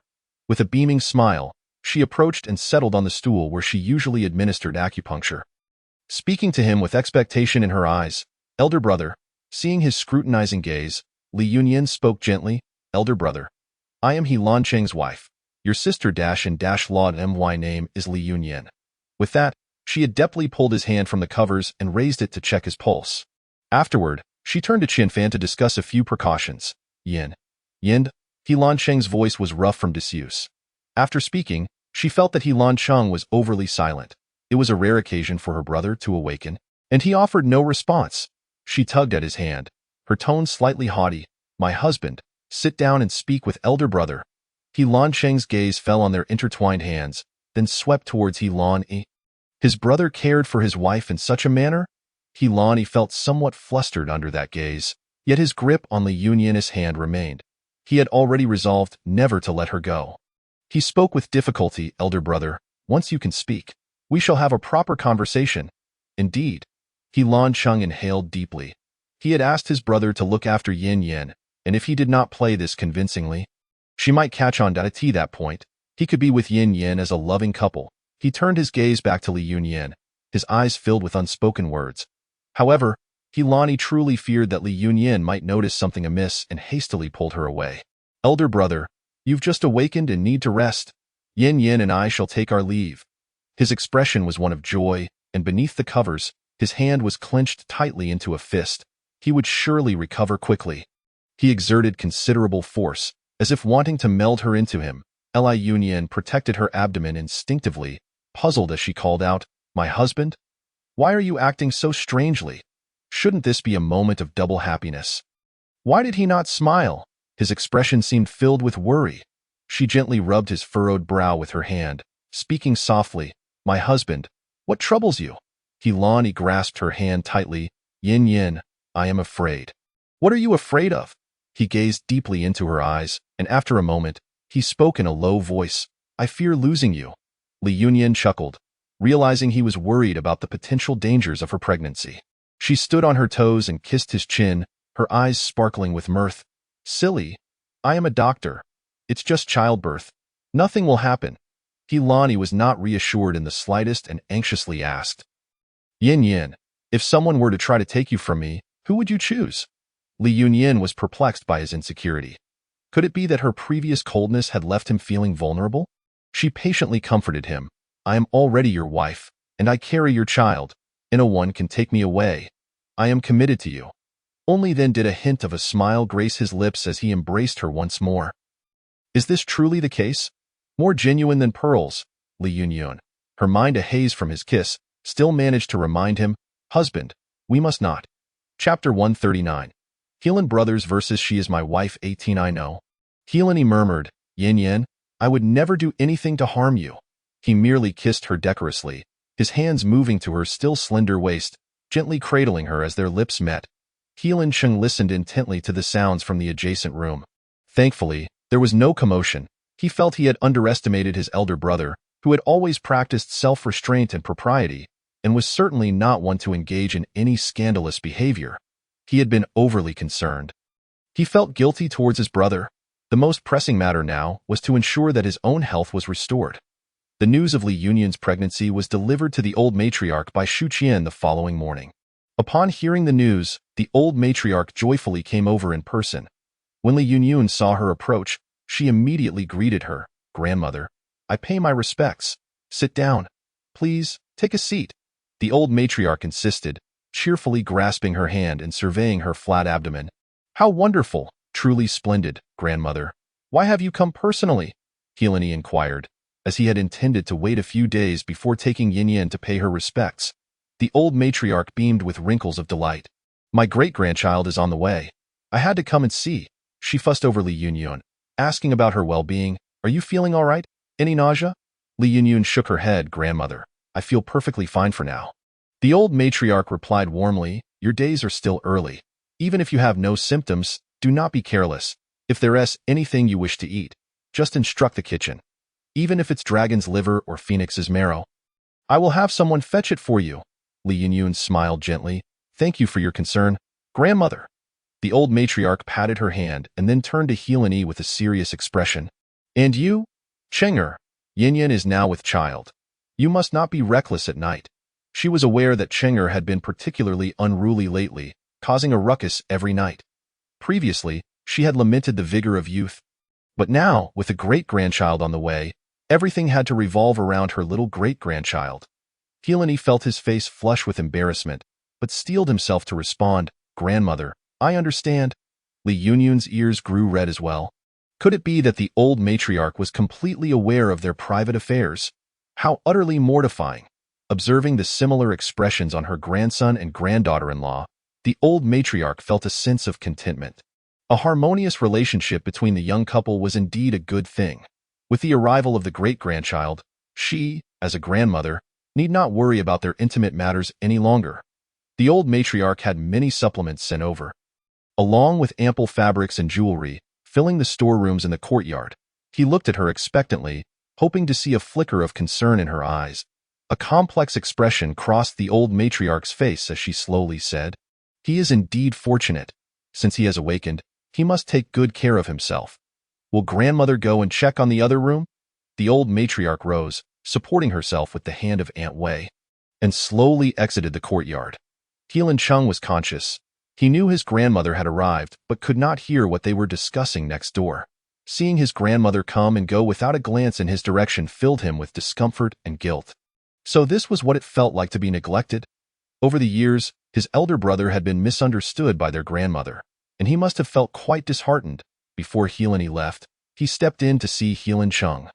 Brother, Helene said as he sat beside him, are you feeling better today? Heilin Chung nodded with difficulty. Helene hesitated for a moment, but ultimately decided not to share the news about Yin just yet. His younger brother had just awakened, his body still weak and unable to handle too much stimulation.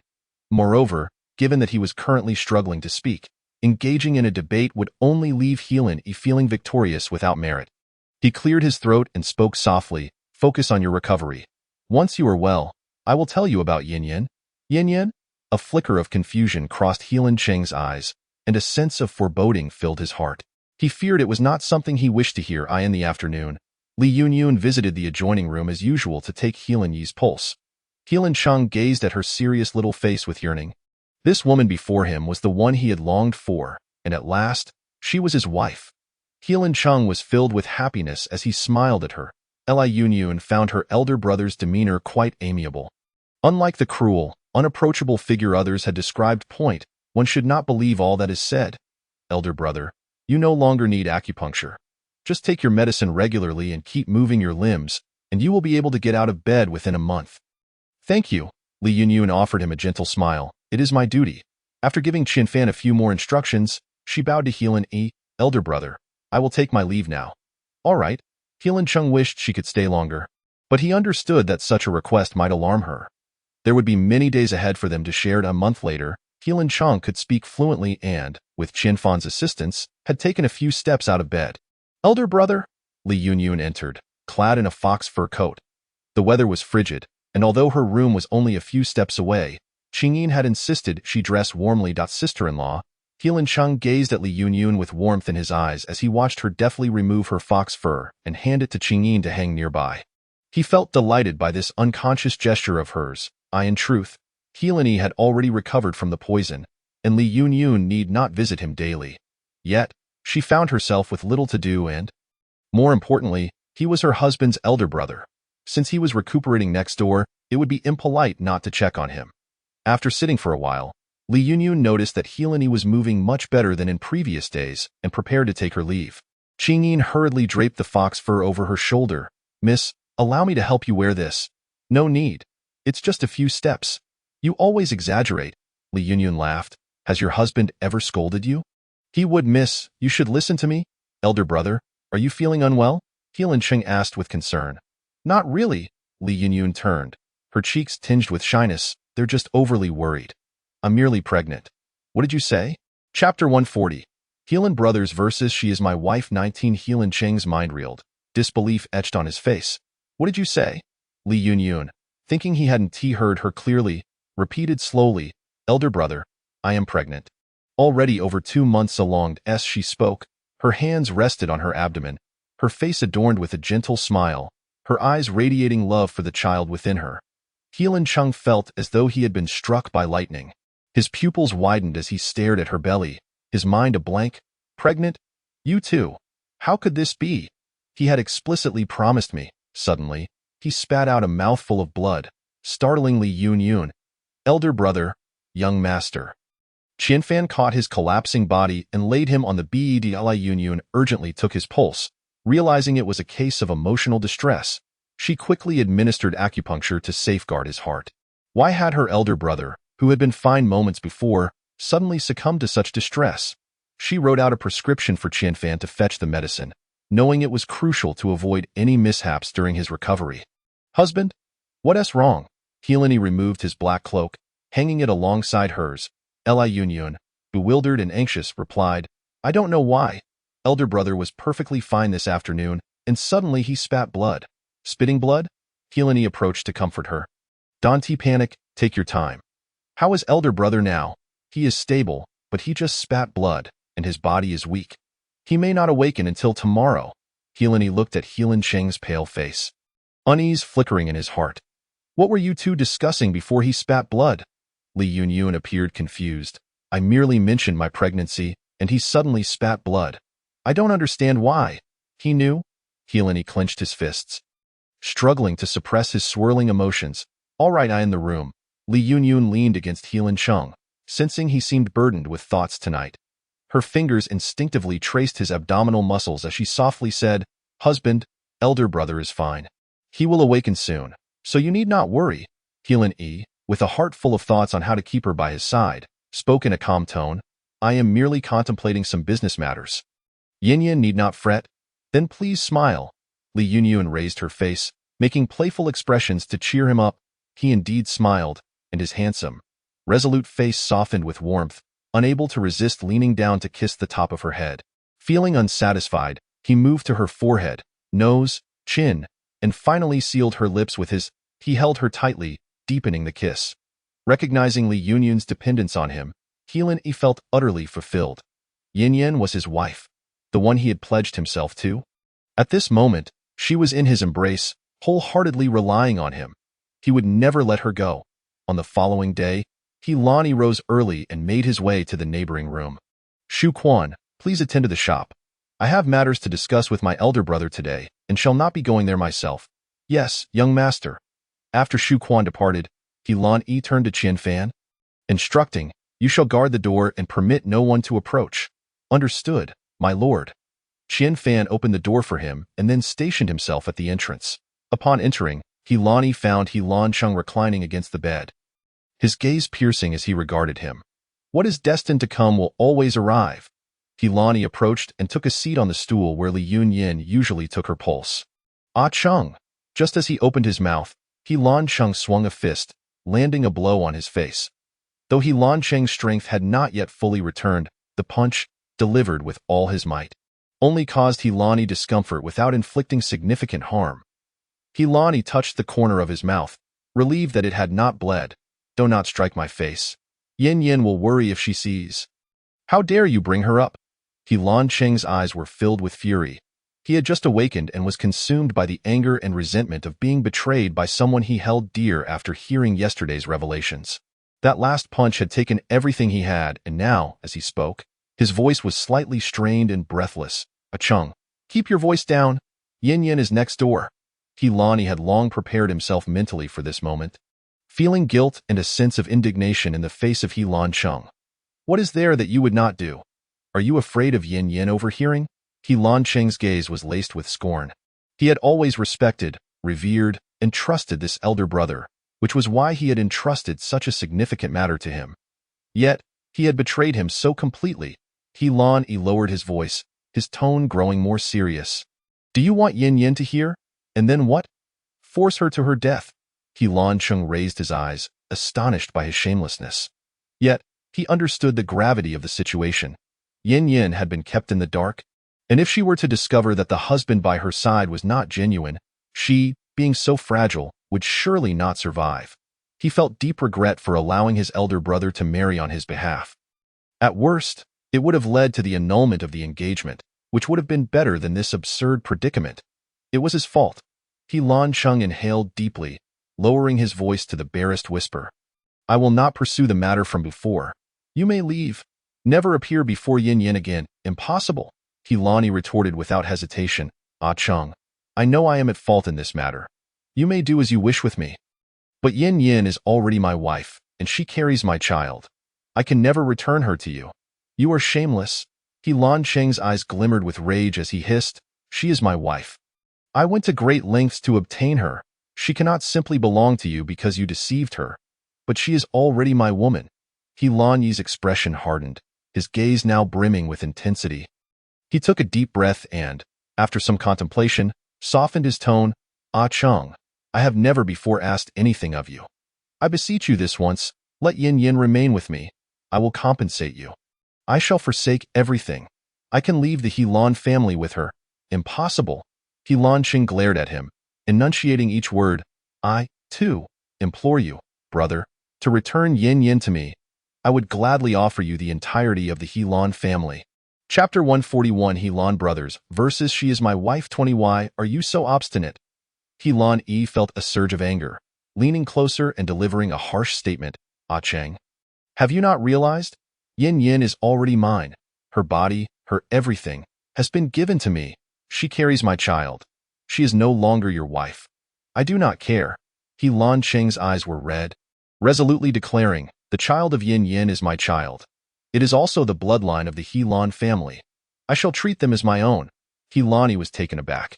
He had not anticipated that He Lan Cheng would hold such profound feelings for Yin Yin. The lethal blow he had planned in his mind seemed to have no effect on him. For a moment, he was at a loss as to how to argue with him, their gazes locked, each filled with an unwavering determination and an unyielding resolve. That moment, a soft and gentle call from Li Yun Yin echoed from outside. Husband, husband! Upon hearing the voice, He Lan rose, warning He Lan Cheng in a hushed tone. If you do not wish to see her perish, do not reveal even the slightest hint. We shall discuss this later. He Lan Cheng clenched the bedding tightly, filled with reluctance, yet he knew that what He Lan said was correct. He Lan opened the door to find Li Yun Yin standing at the threshold. Upon seeing him, her anxious expression softened. Yin Yin, what is the matter? Li Yun Yin first offered a respectful bow to He Lan, who stood within, and then lifted her gaze to say, Husband, it is snowing. I saw your cloak still in the room and thought you had left without it. He Lan squeezed her small hand, noticing it was somewhat cold, and enveloped it with his OWIT is chilly outside. Do not come out. Just have Qing Yin bring it to me. But I was worried about you, Li Yun Yin replied playfully. She draped the cloak over him and then raised her hand to tie the next strap. Then I shall take my leave, Li Yun Yin teased lightly, watching his figure as he walked out of the courtyard. He Lan Cheng was deeply pained by this scene before him. They were saying their goodbyes in front of him, their intimacy laid bare, their eyes reflecting unhidden affection for one another. It was as though he were an outsider, completely excluded from their connection, yet Li Yun Yin was his wife. Had he not been poisoned, it would have been he, not He Lan sharing that tender farewell with her. He Lan Cheng felt he could no longer remain passive. Though he had yet to fully recover, there were still many things he could do. He asked in a low voice, Qian Fan, you are loyal to my brother, correct? Qian Fan answered calmly, indeed. Has my brother investigated the person who poisoned me? Yes, my lord has consistently sent people to pursue the matter. Qian Fan stepped into the inner room and retrieved a stack of documents from a concealed drawer. These are the pieces of information we have gathered. Now that the second young master has awakened, he is likely more informed than we are. He Lan Cheng reached out to take them, I understand. When Li Yunyan arrived in the afternoon, He Lancheng had already been walking in circles around the room with Qian Fan's assistance. He Lancheng looked at her, his eyes having regained their tranquility, and elegantly addressed her, "Sister-in-law, is elder brother feeling better today?" Much improved, Li Yunyan guided him to sit at the table and lifted her hand to take his pulse. He Lancheng lowered his gaze, restraining himself as he observed her delicate fingers resting on his wrist. After a moment, her fingers withdrew, and Li Yunyan sighed with relief, saying, "Fortunately, there is no major issue. Elder brother must learn to control his emotions. He must not become as agitated as yesterday." He Lancheng nodded gently. "I suddenly recalled certain matters yesterday, which startled you. Sister-in-law, I apologize." "It is quite all right." Li Yunyan smiled brightly. "I am quite brave." A smile also graced He Lancheng's face as he casually inquired, "Sister-in-law, having married into the He Lan family for some time now, do you find it to your liking?" "Very much so. Everything in the residence is wonderful." His eyes flickered. "How does Ah Chung treat you?" He immediately adopted an elder's demeanor, adding, "If he treats you poorly, sister-in-law, you need only inform me, and I shall teach him a lesson on your behalf." Li Yunyan lowered her head with a smile. "My husband treats me very well." Meanwhile, Qing Yin, who was roasting chestnuts for Li Yunyan, rolled her eyes, thinking, "The young master seems to be quite good now. But when the young lady first married in, the young master was not very kind to her. Alas, nevertheless, he is still the family's young master." And Qing Yin understood that she should not speak ill of him outside. She could only vent her frustration on the chestnuts. "Why is the skin so hard? I will smash it." He Lancheng observed the reaction of the maid, and a glimmer of intelligence crossed his eyes. When Li Yunyan stood to take her leave, He Lancheng spoke up, "Sister-in-law, may I borrow your maid for a moment?" He smiled gently. "It is just that I have a few garments that need mending. Sending them to the sewing room would be a bit of an overreach. So I thought to borrow your maid to stitch a few seams for me." "Of course." Li Yunyan smiled slightly. "Qing Yin, you shall stay here and help elder brother mend his garments." "Very well." Once they had exited, He Lancheng's gaze darkened as he instructed Qian Fan to bring him a few pieces of clothing. Qian Fan, uncertain of his intentions, was determined to prevent anything inappropriate from occurring with the lady. He Lancheng replied nonchalantly, "I am at peace. You may freely inform my brother of this matter." Since the second young master had said so, Qian Fan no longer hesitated and brought the garments over. He Lancheng gently tugged at the threads of each piece of clothing, loosening the seams. Qing Yin soon returned, thinking that the eldest young master's servant could not possibly sew even a simple garment. She had thoughtfully brought her own sewing kit along. "Young master, which garments require my assistance?"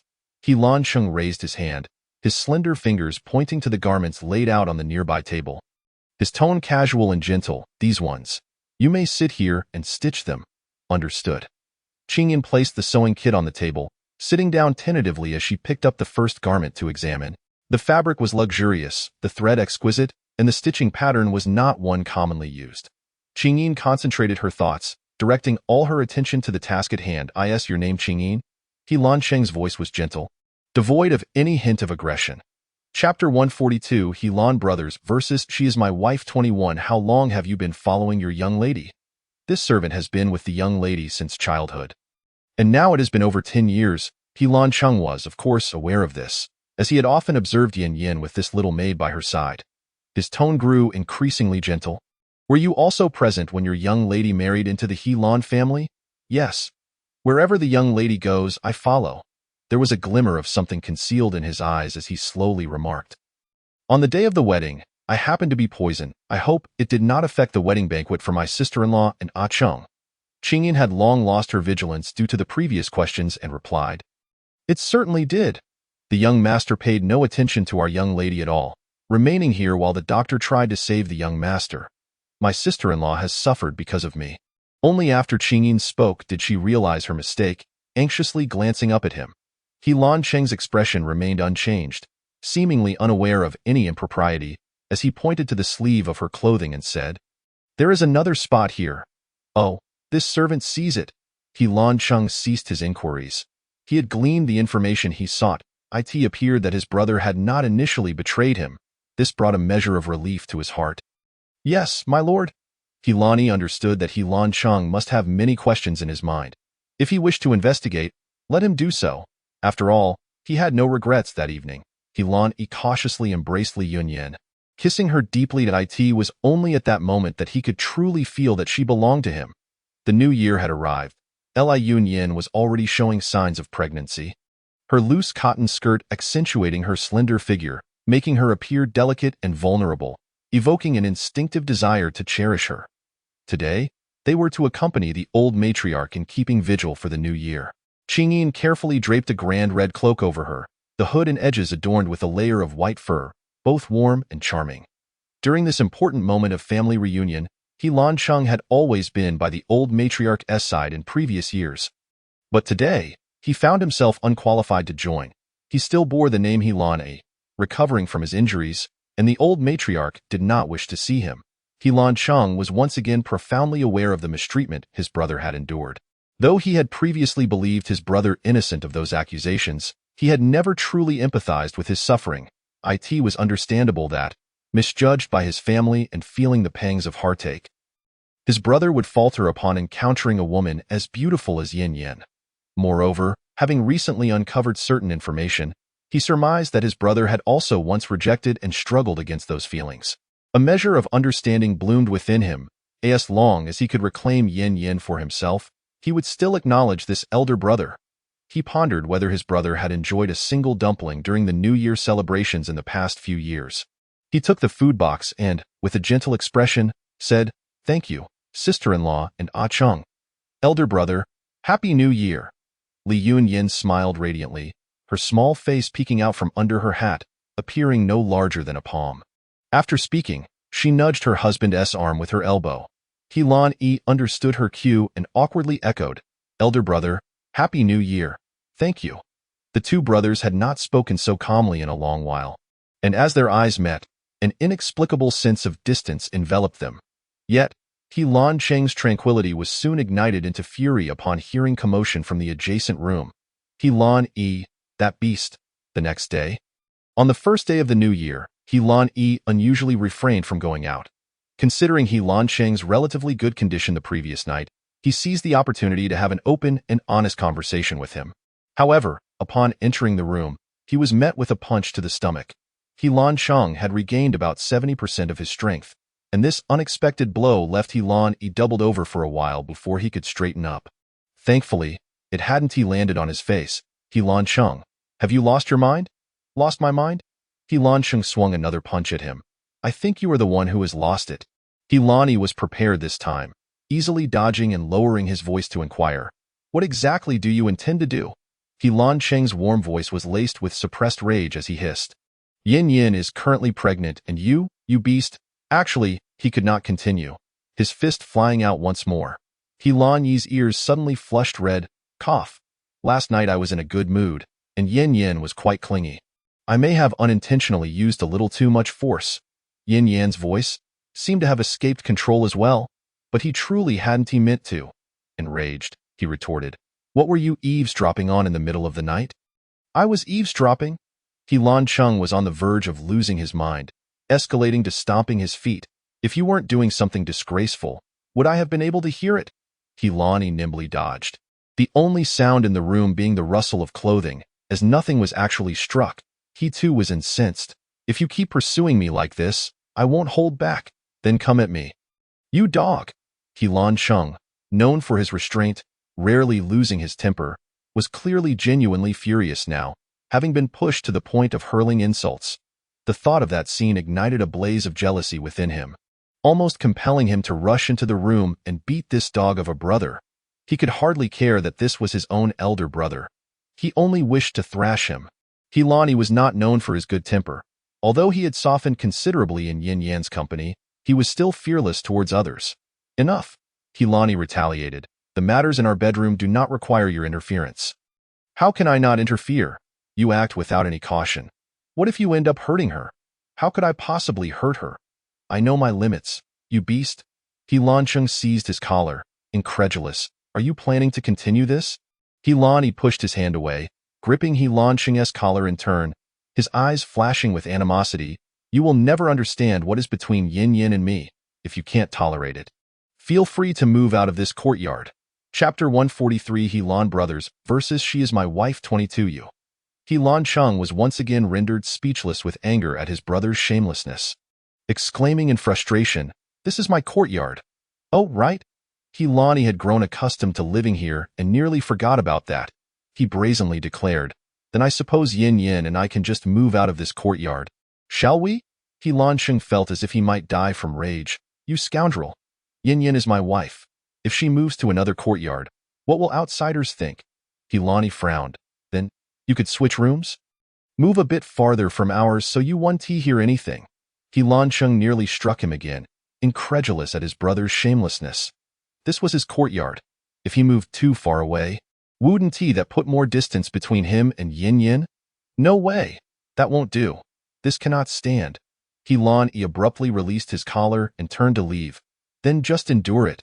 The two parted ways in discontent. That night, Lansheng assumed that after their fierce argument, Lani would retaliate against him. However, he was somewhat reassured when he listened intently for a while and heard no sounds from the adjacent room. It seemed Lani still had a bit of conscience. Little did he know that at that moment, Li Yunyin was suffering greatly. Her lips were firmly sealed by him, rendering her voiceless. She pounded on him, struggling to breathe. Lani released her lips, allowing her to gasp for air before kissing her once more. Lansheng watched the couple depart, feeling both envy and jealousy. While once again lamenting the challenges of being an elder brother, he silently vowed to nurse his body back to health and recover swiftly. Otherwise, it would truly be too stifling. The carriage soon arrived. The Li family had been waiting at home early that morning, having decorated their small courtyard to be clean and festive, radiating the joyous spirit of the new year. "Dad, Mom, Yungue?" Li Yunyin was carried down from the carriage by Lani, eagerly rushing into the courtyard. "Sister, brother-in-law." Since their last separation on the street, this was the first time Li Yungue had seen her. He appraised her from head to toe, noting that her complexion was splendid, and her mood appeared delightful. She must not have suffered any grievances. Lani greeted Li father and Li mother. "Your son-in-law pays his respects to father and mother." After speaking, he had Shu Quan and Qingyin carry in several boxes of gifts. Lani was now quite adept at navigating social situations. He pulled out 2 jars of fine wine from the boxes, a smile gracing his face as he approached Li father for conversation. Li mother instructed Li Yungue to tidy up the items alone, while she pulled Li Yunyin into the house to examine her closely. "Yin let me see. How have you been lately? How is the child in your belly?" "We are all well." Li Yunyin directly took Li mother's hand and placed it on her belly, proudly stating, "Mother, you must feel." Li mother chuckled. "You're about to be a mother. Yet you are still so unsteady." Li Yunyin nestled into Li mother's embrace, acting like a child.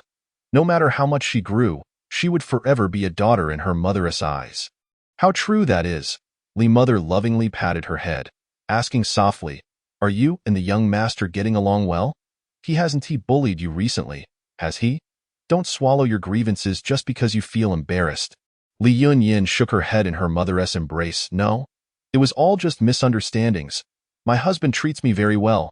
That's wonderful. As long as you are well, both your father and I can rest easy." Motherly instructed Qingyin to go to her own room and retrieve a large bundle. She took out small garments from within and said to Li Yunyin, "These are the clothes I have recently made for the children. I do not know whether you are expecting a boy or a girl, so I have prepared a few of each. Do you find them to your liking?" Li Yunyin accepted the garments. Noting that each piece was meticulously stitched and crafted from the softest fabric, she felt a surge of emotion and said, "Mother, the manor has a sewing room, and I have already made many clothes for the child. Please do not tire yourself. It strains your eyes.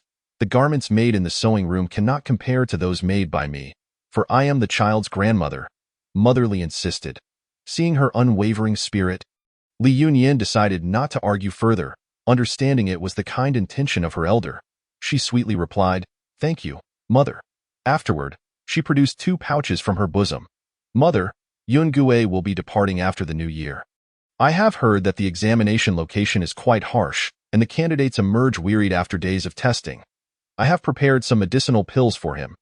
Please tell Yungue to take one of these comprehensive tonics before entering the examination and another upon completion to ensure his health remains unscathed." This thoughtful gift touched Mother Li's heart, and she accepted it with a beaming smile. "You are truly considerate. I fear nothing but the possibility of your brother's health faltering during this time." These pills must be quite precious, crafted by the doctor from the Heelan family? Li Yunyin casually affirmed, choosing not to dispute, for in the eyes of Li father and mother, her medical skills were merely average. If she claimed to have made them herself, they might not feel as reassured. She pointed to the other pouch, speaking mysteriously, "The pills in this pouch are for brother Su Zhan. I worry my husband might misinterpret things. So let Yun Gue deliver them. Consider it a token of gratitude for his protection of Yun Gue on the road." At the mention of Su Zhan, Mother Li felt a pang of regret. What a fine young man he was. If only she could have borne another daughter, she would have surely arranged a match for them. She carefully stored away the 2 pouches, assuring, "Do not worry. I shall ensure this matter is handled properly." "Very well. I shall heed your words." That evening, Li Yunyin and Heelan Yi stayed at the Li residence. In Li Yunyin's boudoir, Heelan Yi appeared particularly exhilarated. "Yin Yin, is this the room where you grew up?" "Indeed. Though the room is a tad small, every inch has been lovingly arranged by my mother and me. It remains warm in winter and cool in summer. And I adore it." Heelan Yi was not merely excited about the room. He was thrilled to have the fortune of entering Yin Yin's private space. With a satisfied smile, he exclaimed, "Yin Yin, I cannot believe I am here in your room." "It feels like a dream." Li Yunyin chuckled at his foolishness, playfully pinching his prominent nose. "Are you foolish? You are my husband. What part of me is off limits to you?" She gazed at him with a playful smile, only to see his eyes darken with intensity. Chapter 144. Heelan Brothers versus She Is My Wife. She quickly pushed against his chest, exclaiming, "Husband, you mustn't act recklessly. This is my home. If you dare to misbehave, I shall cry to show you." Her genuine concern made her quite endearing to Heelan Yi. He admired her for a while before deciding to cease his teasing, chuckling deeply. "What is Yin Yin thinking? Am I such a thoughtless person?" Li Yunyin finally broke into laughter, playfully punching him. "You scared me half to death." Li Yunyin knew he must be up to no good. "What do you want as compensation?" Heelan Yi laughed heartily. "You will find out in due time." With that, he gently pushed her down, assuring her, "Be good, do not move. I will just give you a kiss." You naughty boy." Li Yunyin melted under his kiss, her entire being turning soft, her eyes becoming misty. Once the new year had passed, Heelan Cheng's health visibly improved. He was now able to move freely, as long as he avoided particularly strenuous activities. Seeing his recovery, Heelan Yi entrusted all of the Heelan family's business back to him, sending Shu Quan away to inspect the stores, finally relieving himself of a significant burden. He was now focused on investigating events from 5 years ago, which were nearing resolution, marking a critical moment. During the day, he was rarely home.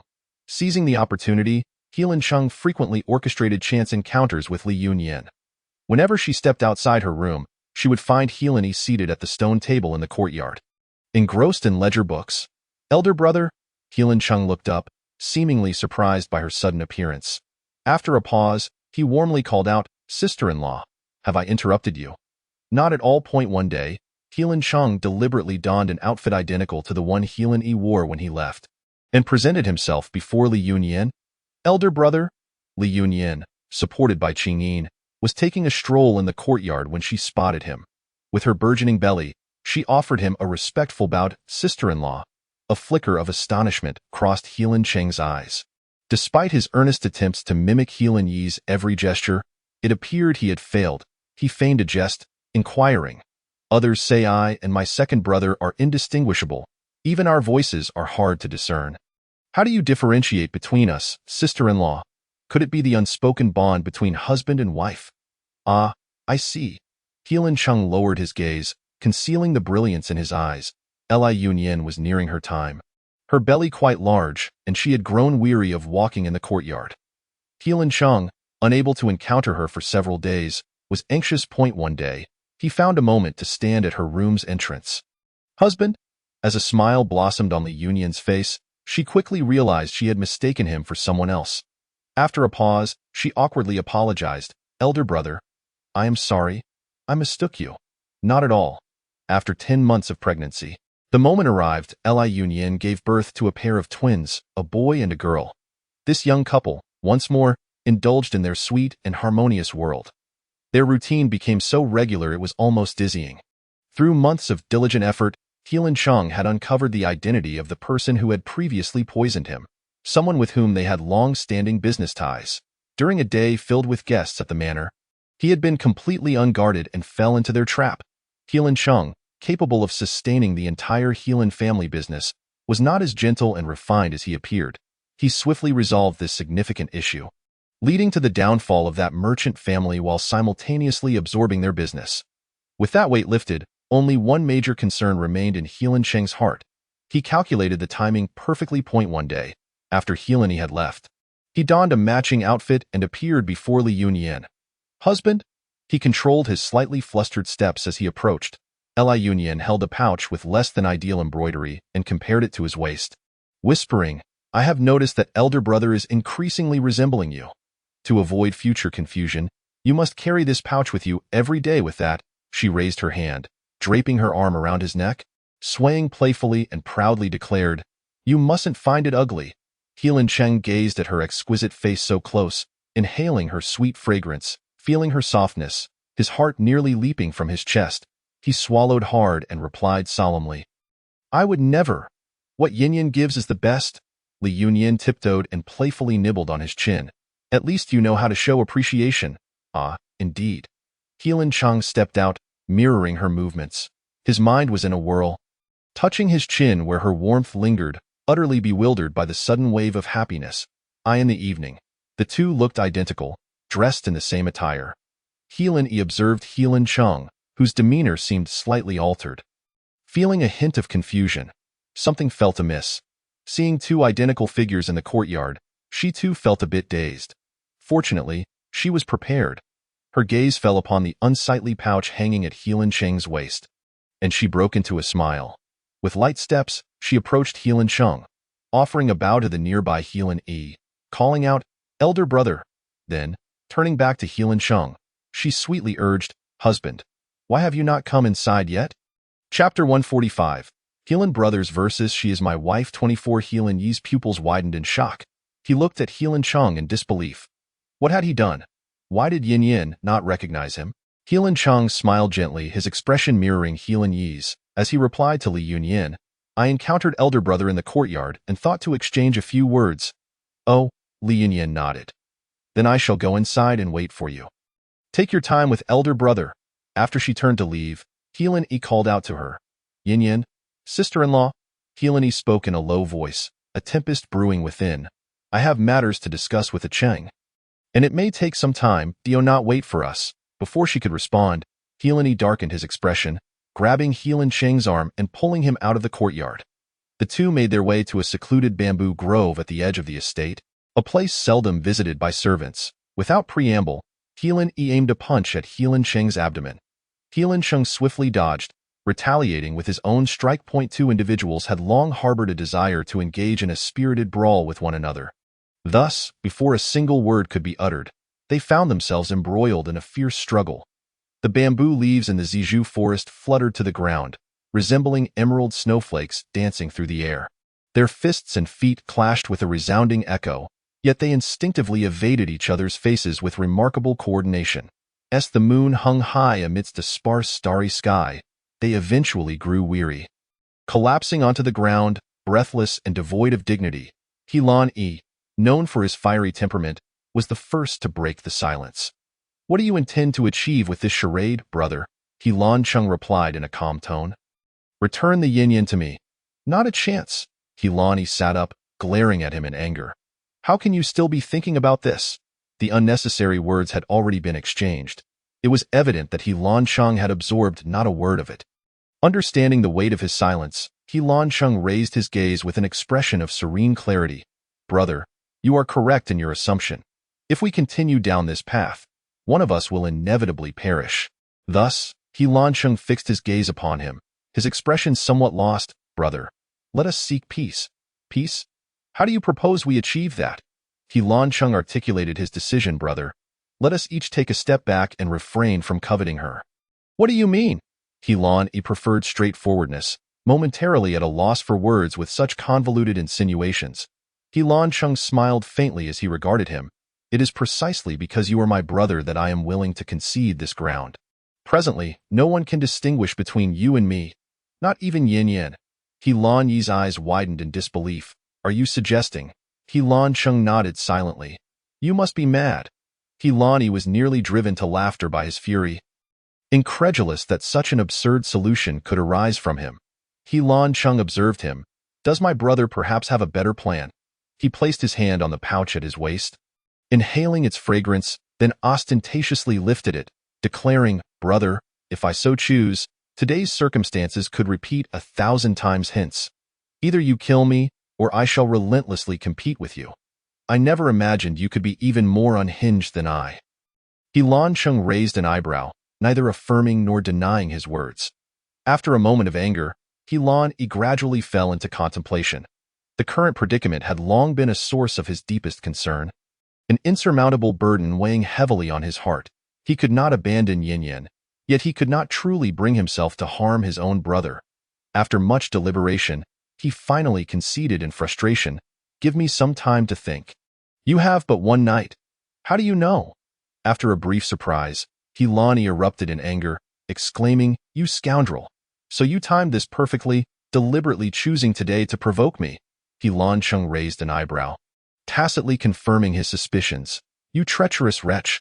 How was I unaware of your dark heart until now? Fuming, He Lan Yi felt the urge to strike him again. He glanced up at the sky. The moon had already risen high. To his astonishment, it was quite late. Yin Yin must be anxiously waiting at the door. Peering outside, a sudden pang of guilt struck him, and he shot a resentful glare at He Lan Cheng before snatching the pouch from his waist and striding away. My husband, why are you so late?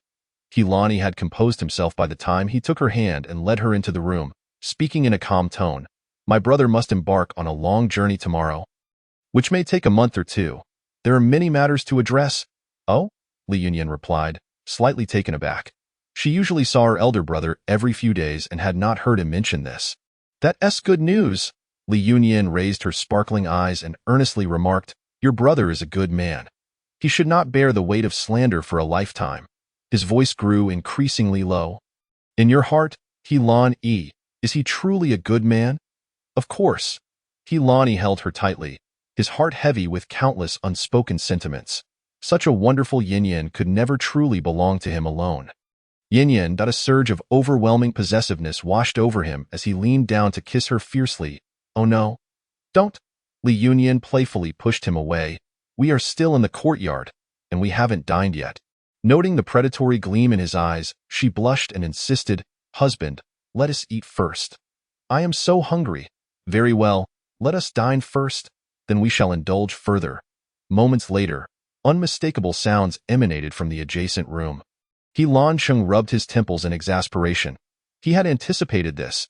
He Lan Yi was certainly not going to let him have a peaceful night. Chapter 146. The He Lan Brothers Versus. She is my wife that night. He Lan Yi no longer held back, kissing her with a certain possessiveness. Li Yunyan, mindful of their neighbor, playfully struck him. Stop it. He Lan Yi glanced at the adjoining wall, whispering, Brother is leaving tomorrow.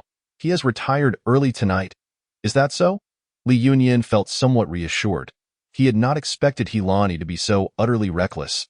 He was undoubtedly doing this on purpose. Even knowing it was intentional, He Lan Cheng found himself powerless against him. He could only repeatedly reassure himself, once tonight is over, all will be well. And so, they sat together until dawn. He Lan Yi tenderly brushed aside the damp hair from Li Yunyan's forehead. Placing a gentle kiss upon her cheek, dressed and prepared, he quietly closed the door behind him and made his way to the adjacent room. He Lan Cheng stood tall beneath the window. Upon noticing his approach, He Lan Cheng raised a hand and spoke in a gentle tone. Brother, the pouch, please. Seeing the dark circles under his eyes, He Lan Yi understood that he had not slept the previous night, and he smirked provocatively. Did the second brother not rest well last night? What could be the reason? He Lan Cheng smiled faintly.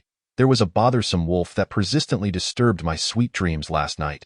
He clearly only appears at night, yet flaunts himself so ostentatiously. One wonders what he is trying to showcase. How would the second brother know if last night's wolf had perhaps indulged in some exquisite delicacy? What kind of delicacy could be so delectable? It seems I must sample it myself. He Lan Yi's gaze darkened. You dare? What is there that I would not dare? He Lanqing deftly snatched the pouch from his waist, meticulously hanging it onto his own.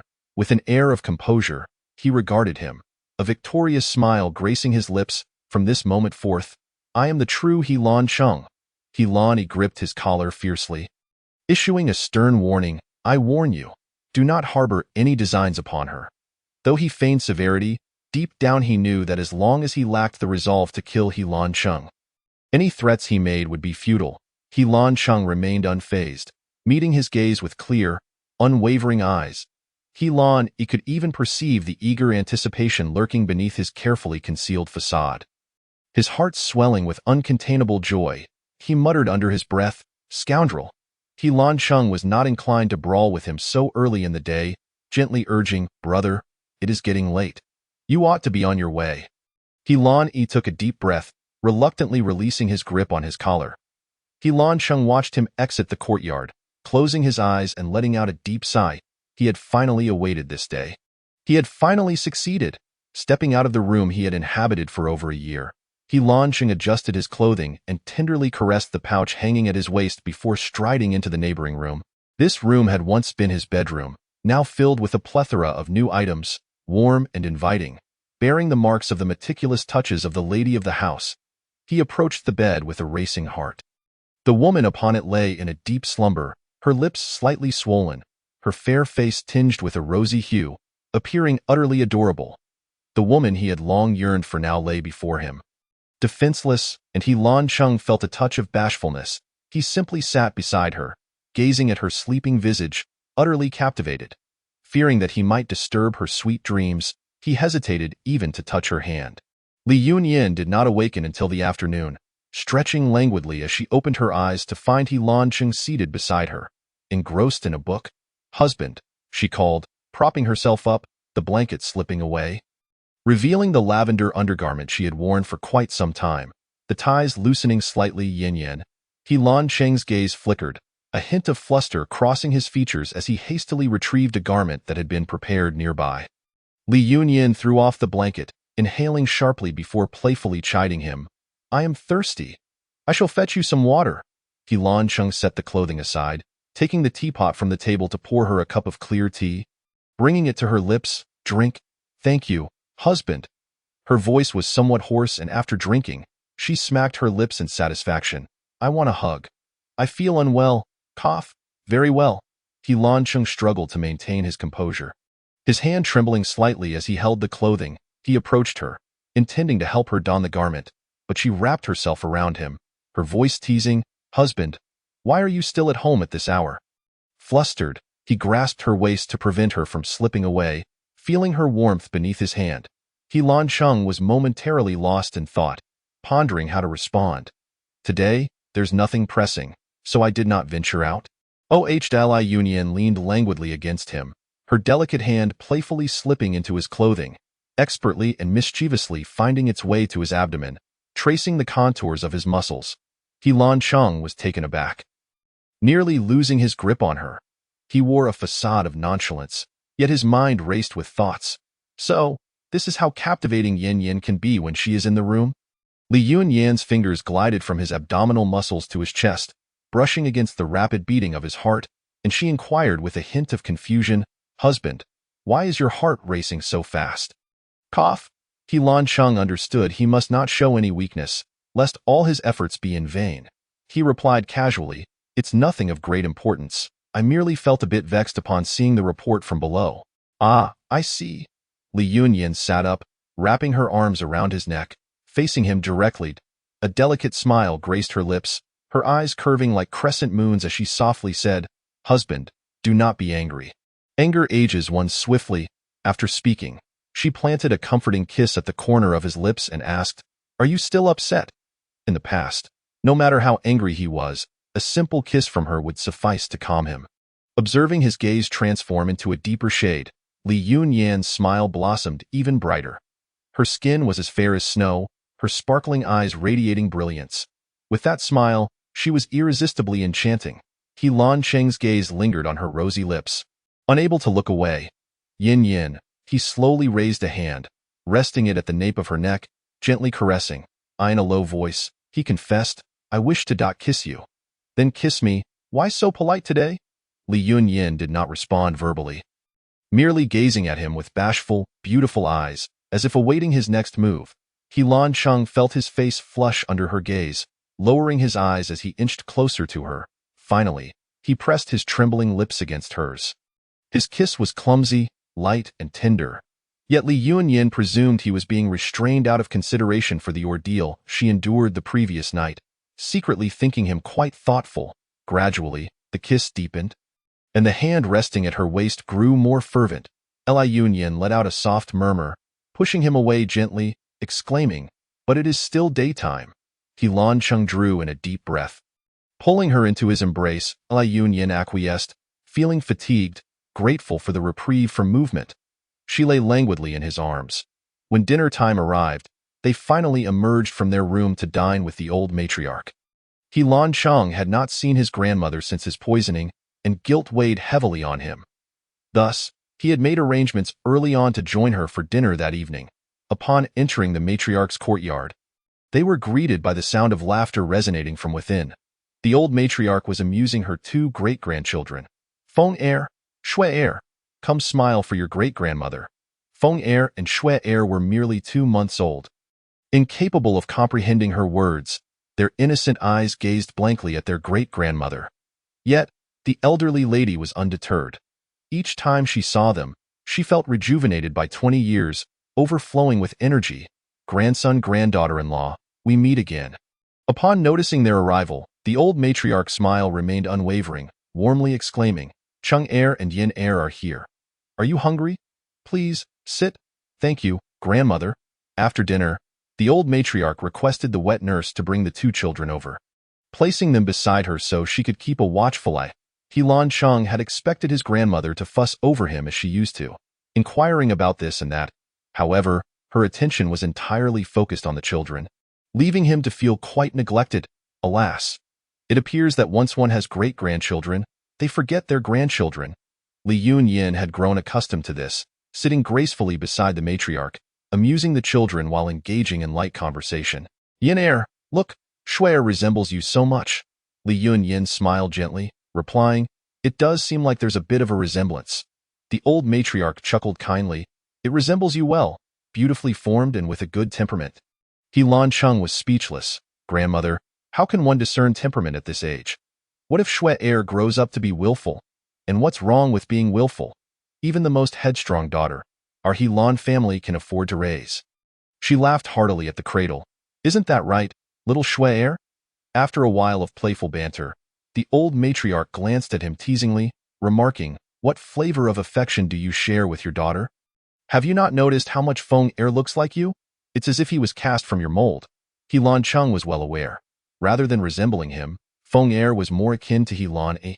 He looked at the softly smiling Li Yunyin, secretly gritting his teeth, pondering what their child would resemble. The thought made him restless, and he discreetly observed the sky outside. Grandmother, we shall take our leave now. We will visit again soon. Go on. Fortunately, He Lan Yi had been even more eager than he was, so his current demeanor appeared entirely normal to Li Yunyin. As usual, Qingyin prepared warm water for Li Yunyin. Miss, you may bathe now. I understand. You may leave. Li Yunyin stepped behind the screen and entered the water. She finished her bath without noticing He Lan Cheng's entrance, feeling perplexed. Previously, he had always been impatient to join her, either bathing together or waiting until she was done to carry her out, sometimes even directly in the tub. Hence, she had not brought any change of clothes with her. Husband? She called softly. I'm here. He Lan Cheng was already sweating, caught in a dilemma as he stood, unsure whether to sit or remain standing while listening to the sounds of water from behind the screen. Husband, could you please bring me a set of undergarments? Of course. He Lan Cheng opened the wardrobe, which was filled to the brim. Thankfully, Qingyin was an adept organizer. Having arranged Li Yunyin's clothing with great care in no time, he located the compartment holding the undergarments. He retrieved a set of peach-colored silk undergarments, handing them to her without a glance. Li Yunyin, puzzled, donned the garments and emerged to find his face flushed, his gaze averted as if he could not bear to look at her. What was wrong with him? Seated before the vanity, she began to untangle her hair. Noticing he stood there in a daze, his eyes fixed on her back, Li Yunyin furrowed her brow. Husband, you seem quite off today. He Lancheng clenched his hands behind his back, feigning indifference as he replied, What do you mean? Then why don't you come closer? He strode over, paused, and pretended to embrace her from behind.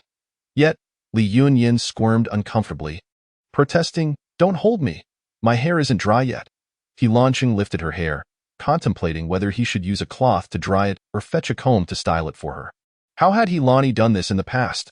Lost in thought, he heard Li Yunyin urge, Husband, hurry up. Hurry up with what?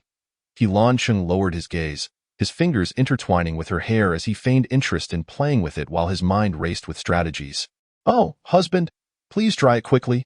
Stop playing around, Li Yunyin pouted, finding his unusually slow actions rather out of character. He Lancheng finally understood her request, immediately using his internal energy to dry her hair. Is it possible to play this way? Once her hair was dry, she turned to him, her expression a mix of frustration and grievance. He felt at a loss. Had he done something wrong again? Seeing he still did not comfort her, tears threatened to spill from her eyes as she implored, Husband, do you not like me anymore? What brings you to such a conclusion? He Lancheng panicked, unable to maintain his calm demeanor any longer, and enveloped her in his arms. With a serious expression, he declared, Yin Yin, I like you. Very, very much. Then why do you seem so strange today? Li Yunyan's expression was one of hurt, her long eyelashes glistening with moisture, her eyes blinking adorably, evoking pity. He Lancheng had thought he could mimic He Lani flawlessly, but he did not expect Yin Yin to be so perceptive. Noticing the difference so quickly, he racked his brain, finally furrowing his brow and sighing softly. Today, my brother went out, and I am a bit worried about him. Li Yunyin had long ceased to struggle. Her hands clung to his neck, yearning for more from him. He Lancheng meticulously observed her expression and discerned that she was utterly entranced, her face devoid of any reluctance. Yin Yin, is it all right? At this moment, what was there to inquire? She bit him lightly, her eyes brimming with dissatisfaction. He Lancheng was drenched in sweat from the effort of restraint. He now fully comprehended his brother's endurance. How could his brother have endured for half a year? If it were him, he would barely last half a day. Husband, Yin Yin, call me a Chung. As the dawn broke, He Lancheng finally felt fulfilled. Embracing Li Yunyin tightly and drifting into a deep slumber, Li Yunyin, having overworked herself for 2 consecutive days, found it impossible to rise the next morning and secretly consumed a revitalizing pill. Just as He Lancheng was savoring the moment, lost in the bliss of their union, he noticed her demeanor was still adequate and pulled her closer for another kiss. After 2 sleepless nights, Li Yunyin felt as though she might collapse from exhaustion. This relentless cycle continued for several days before gradually returning to normal. If he were to excel in next year's examinations and secure an official position, her family would surely prosper. They visited the old lady's courtyard, where she explained the family's circumstances before cradling Fenger and Schwer in her arms. On the carriage to the Li residence, He Lancheng took Li Yunyin's hand and, in a conspiratorial tone, asked, Yin Yin, do you know when I first saw you? Li Yunyin playfully hit him. When I asked you before, you were unwilling to say. Why are you willing to share now? He Lancheng chuckled. For he had never mentioned this to his brother. Of course, he was unaware. Whispering in her ear, he added, Yin Yin, did you know? Over 3 years ago, I had already seen you. Li Yunyin was taken aback. Over 3 years ago? I hadn't even come of age then. Where did you see me? He Lancheng glanced at the 2 peacefully sleeping children and whispered, Right outside your home, on that street, I was patrolling the shops and happened upon you. You were with Yun Gue, accompanied by Qing Yi, and Li Yunyin was left waiting for him to continue, but after a moment, he fell silent. He shyly rubbed his nose and confessed, After that, I made it a point to visit the shop every day, hoping to catch another glimpse of you. So, you fell in love with me at first sight. Li Yunyin laughed triumphantly, her eyes sparkling and her lips curving into a radiant smile. He Lancheng's handsome face flushed, and he softly replied, Yes. What he had yet to reveal was that after seeing her several times, he was resolute in his desire to marry her. Initially, the Li family was hesitant, for Yin Yin was still too young, and her parents cherished her dearly, unwilling to commit her so soon. He Lancheng was anxious. Yin Yin was so remarkable that he feared someone might snatch her away. This engagement had to be secured without delay. Thus, he spent several days gathering intelligence about the Li family's preferences and then personally visited to discuss matters with his father-in-law. He assured him that Yinyan's youth was not a hindrance. They could be engaged now and wed 2 years later. If during this time his father-in-law had any grievances, the engagement could be annulled. He promised that he would not privately contact Yinyan during those 2 years. Over the course of his visits to the Li residence, he carefully avoided Yinyan and ultimately won over her father with his sincerity and eloquence, securing their engagement. On the day the engagement was finalized, he was so exhilarated that he could not sleep a wink. Reflecting on the situation, He Lancheng felt grateful for his foresight. His Yinyan was so exceptional. A family with a daughter is often sought after. Had he not acted swiftly, she might have been claimed by another. The thought of that possibility left him distraught. Yinyan, Li Yunyan pouted, finding He Lancheng's recent behavior rather peculiar. He had suddenly grown averse to her calling him husband, insisting instead that she use his name. Yet, she was accustomed to the former and found it difficult to change. If I don't change, what of it? He Lancheng leaned closer, mischievously whispering, for every time you call me incorrectly, I will love you a little more. Chapter 149. Helan Brothers versus She Is My Wife. Li Yunyan's cheeks instantly flushed crimson. She pinched the soft flesh at his waist, gritting her teeth. Don't speak so frivolously in front of the children. Her bashful demeanor was undeniably alluring. He Lancheng's throat bobbed as he leaned down, planting a few playful kisses, and then a few more. Just as Li Yunyan was about to lose her temper and retaliate, he ceased his teasing, murmuring, "The children are asleep." Li Yunyan shot him a glare and pushed him away, exclaiming, "Stop messing around. If my parents catch wind of anything, I'll cry for you." Her anger was undeniably charming, and He Lancheng, with a light-hearted smile, wiped the smudged lip color from her mouth, ensuring there was no trace left. Still unconvinced, Li Yunyan retrieved a small bronze mirror from a drawer and scrutinized her reflection. Once satisfied that she appeared unblemished, she relaxed. Casting him a reproachful glance, she settled into the furthest corner to avoid any further antics. After their playful banter, the journey passed quickly, and they soon arrived at the Li residence.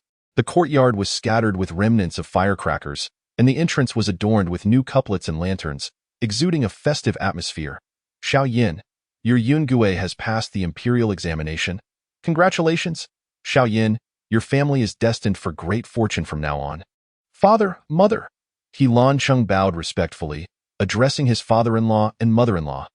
Li's mother, keen-eyed, noticed the 2 little grandchildren in the arms of a nurse and quickly ushered them inside. Li's father, in high spirits, addressed the gathered neighbors, saying, "Everyone, my son Yungue has caused you much trouble over the years. If you don't mind, our family will host a banquet tonight for all of you to enjoy a drink." Wonderful. We thank the esteemed father of the scholar. Once they returned to the main hall, Li's mother finally exhaled in relief, teasing, "The neighbors are far too enthusiastic. I've already dealt with 3 groups today. It's exhausting." Li Yunyan jested. "They are genuinely happy for our family. Mother, you should take joy in it. Others wish they could experience your kind of exhaustion." Though she claimed to be weary, Li's mother felt immense joy within her heart. Her daughter was thriving, and her son had achieved success. She found herself free from worries in this lifetime. She shot Li Yunyan a playful glare before turning to the 2 nurses with a bright smile. "The little grandchildren are here. Come, let grandma hold you." The 2 nurses approached, placing the infants into Li's mother's arms. Cradling the soft little ones, she couldn't contain her smile, feeling as if these days were a beautiful dream. She examined the children closely, her affection evident, and remarked to Li Yunyan, "Shuer looks just like you did as a child." After admiring Shuer, she turned to Fenger and laughed. "Fenger resembles your husband as if he were cast from the same mold." He Lancheng's lips curved into a smile, agreeing. Grandmother said the same. "How is his health? Can those scholars be trusted?" "Thanks to the pills you provided," Li's mother replied. "Yungue said he was utterly exhausted after the exam. But after taking one of your pills, he felt much better. Moreover, Su Zhan also passed the martial examination. He will travel to the capital with Yungue, ensuring their safety." "That's good." At that moment, Li's father finally finished attending to the neighbors and entered. He Lancheng stepped forward, bowing again. "Your son-in-law pays his respects to you, father-in-law." Li's father, in high spirits, no longer scrutinized his son-in-law, patting him on the shoulder before approaching to play with the grandchildren. He Lan Sheng felt a familiar warmth towards his father-in-law. He approached him, smiling. "Father-in-law, allow me to handle the banquet arrangements for the neighbors tonight." Li's father contemplated for a moment, with only him as the man in the house. He indeed had much to manage that evening, so he consented. "Very well. One son-in-law is equal to half a son. You may handle the preparations. Just remember not to be extravagant, lest others find fault." "I understand." He Lan Sheng was quick-witted, immediately setting out to arrange for the banquet, reserving a restaurant owned by the He family on this street for the evening's festivities. Li Yunyan then learned that the nearby Xiangmenlu was, in fact, a property of the He family. Xiangmenlu was the finest restaurant in their vicinity, and she had dined there with Li Yungue on several occasions. The food was exquisite, albeit a bit pricey, making it a rare treat. He Lan Sheng generously provided a feast of fine dishes and wines, ensuring ample portions that left every guest singing praises. He took no credit, attributing everything to his father-in-law's wishes, stating he was merely following orders. The guests lavished compliments upon Li's father, who, buoyed by their praise, grew increasingly fond of his son-in-law, pulling him along to toast with the guests as the evening came to a close. Li Yunyan and He Lan Sheng stayed overnight at the Li residence, while the nurses took the children to Li Yungue's room. Upon entering Li Yunyan's boudoir, He Lan Sheng felt an overwhelming excitement. Yet he restrained himself from revealing that it was his first visit, forcefully suppressing his exhilaration. As they prepared for sleep, Li Yunyans believed they had established an unspoken understanding, trusting that no commotion would ensue within the confines of her home, and thus allowed him to hold and kiss her. Little did she know, his advances grew increasingly audacious, and by the time she realized what was happening, it was too late to intervene. Fortunately, he understood the importance of moderation. Amidst her tearful, accusing gaze, he embraced her gently, murmuring, "Yin Yin, please do not look at me that way, for I may find it hard to resist." Li Yunyans gritted her teeth in frustration. Was this tender coaxing? It felt more like intimidation. Chapter 150. He Lan brothers versus She Is My Wife in the blink of an eye.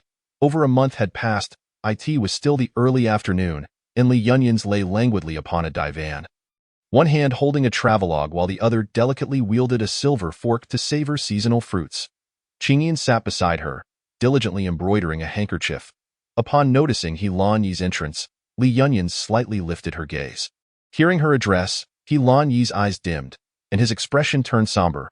Upon observing Qingyin's presence, he coolly stated, "You need not remain here. You may leave." Yes. Soon as she exited, Li Yunyans watched him approach, his towering silhouette casting an aura of inscrutable emotions. In the next moment, a cascade of fervent kisses overwhelmed her. Li Yunyans was taken aback, her mouth still holding the succulent fruit she had yet to swallow, which he audaciously claimed. He Lan Yi's kisses were both fervent and urgent. He had missed her terribly. Throughout the 42 days apart, she had never left his thoughts. "Yin Yin," he murmured her name softly between kisses. Li Yunyans tightened her embrace around him, acutely sensing his emotional turmoil. "Chung, what troubles you? Is it a business matter?" She chuckled lightly, playfully biting him. "You are becoming increasingly adept at sweet talk." He too smiled, prying her lips open for deeper kisses. Suddenly, the door swung wide open, startling Li Yunyans, who instinctively buried herself in his embrace, then nonchalantly turned her head. "It's nothing. The wind merely opened the door." She sighed in relief, pushing him away. No more kissing. Yin Yin, be good. He had yearned for her for over a month. Today, he had no intention of letting her go. Li Yunyans playfully struck him, then go and close the door properly. "Very well." In the adjacent room, He Lan Sheng clenched his fists tightly, surprised by He Lan Yi's swift actions. The following morning, He Lan Yi emerged from his room, feeling invigorated, having exited the courtyard. This was the first time in 6 years since the old matriarch had taken the initiative to involve herself in matters concerning He Lan Yi. He Lan Sheng understood that He Lan Yi's endeavors had borne fruit. Rubbing his temples, he tucked the blankets around the slumbering Li Yunyans and summoned Qingyin. "Madam did not rest well last night. You shall guard her. If anyone comes to call upon her, inform them it was my directive, and she need not attend." "Yes, young master, I understand." Qingyin was well aware that the young lady had exhausted herself last night and would likely sleep until the afternoon. He Lan Sheng stepped outside, where Shu Quan awaited him. Upon arriving at the old matriarch's courtyard, He Lan Yi was seated with a solemn demeanor. Accompanying him were several elders and distant relatives, all bearing serious expressions, indicative of the gravity of the matters at hand. When He Lan Cheng's gaze met He Lan Yi's, an unspoken understanding passed between them. He Lan Yi's lips curled into a slight smile. "Second brother has arrived. Please take a seat." Noticing Li Yunyan's absence, the old matriarch inquired, "Why has Yinyan not joined us?" He Lan Cheng readily replied, "Grandmother, Yinyan is unwell today, so I advised her to rest." "I see." The old matriarch ceased her inquiries, while He Lan Yi raised an eyebrow, casting a provoking glance at He Lan Cheng. Internally, He Lan Cheng cursed him for being beastly yet simultaneously found him rather childish, choosing to avert his gaze and ignore the challenge. What followed was the revelation of long-buried truths. He Lan Yi had uncovered pivotal witnesses, illuminating the true circumstances surrounding the demise of their father.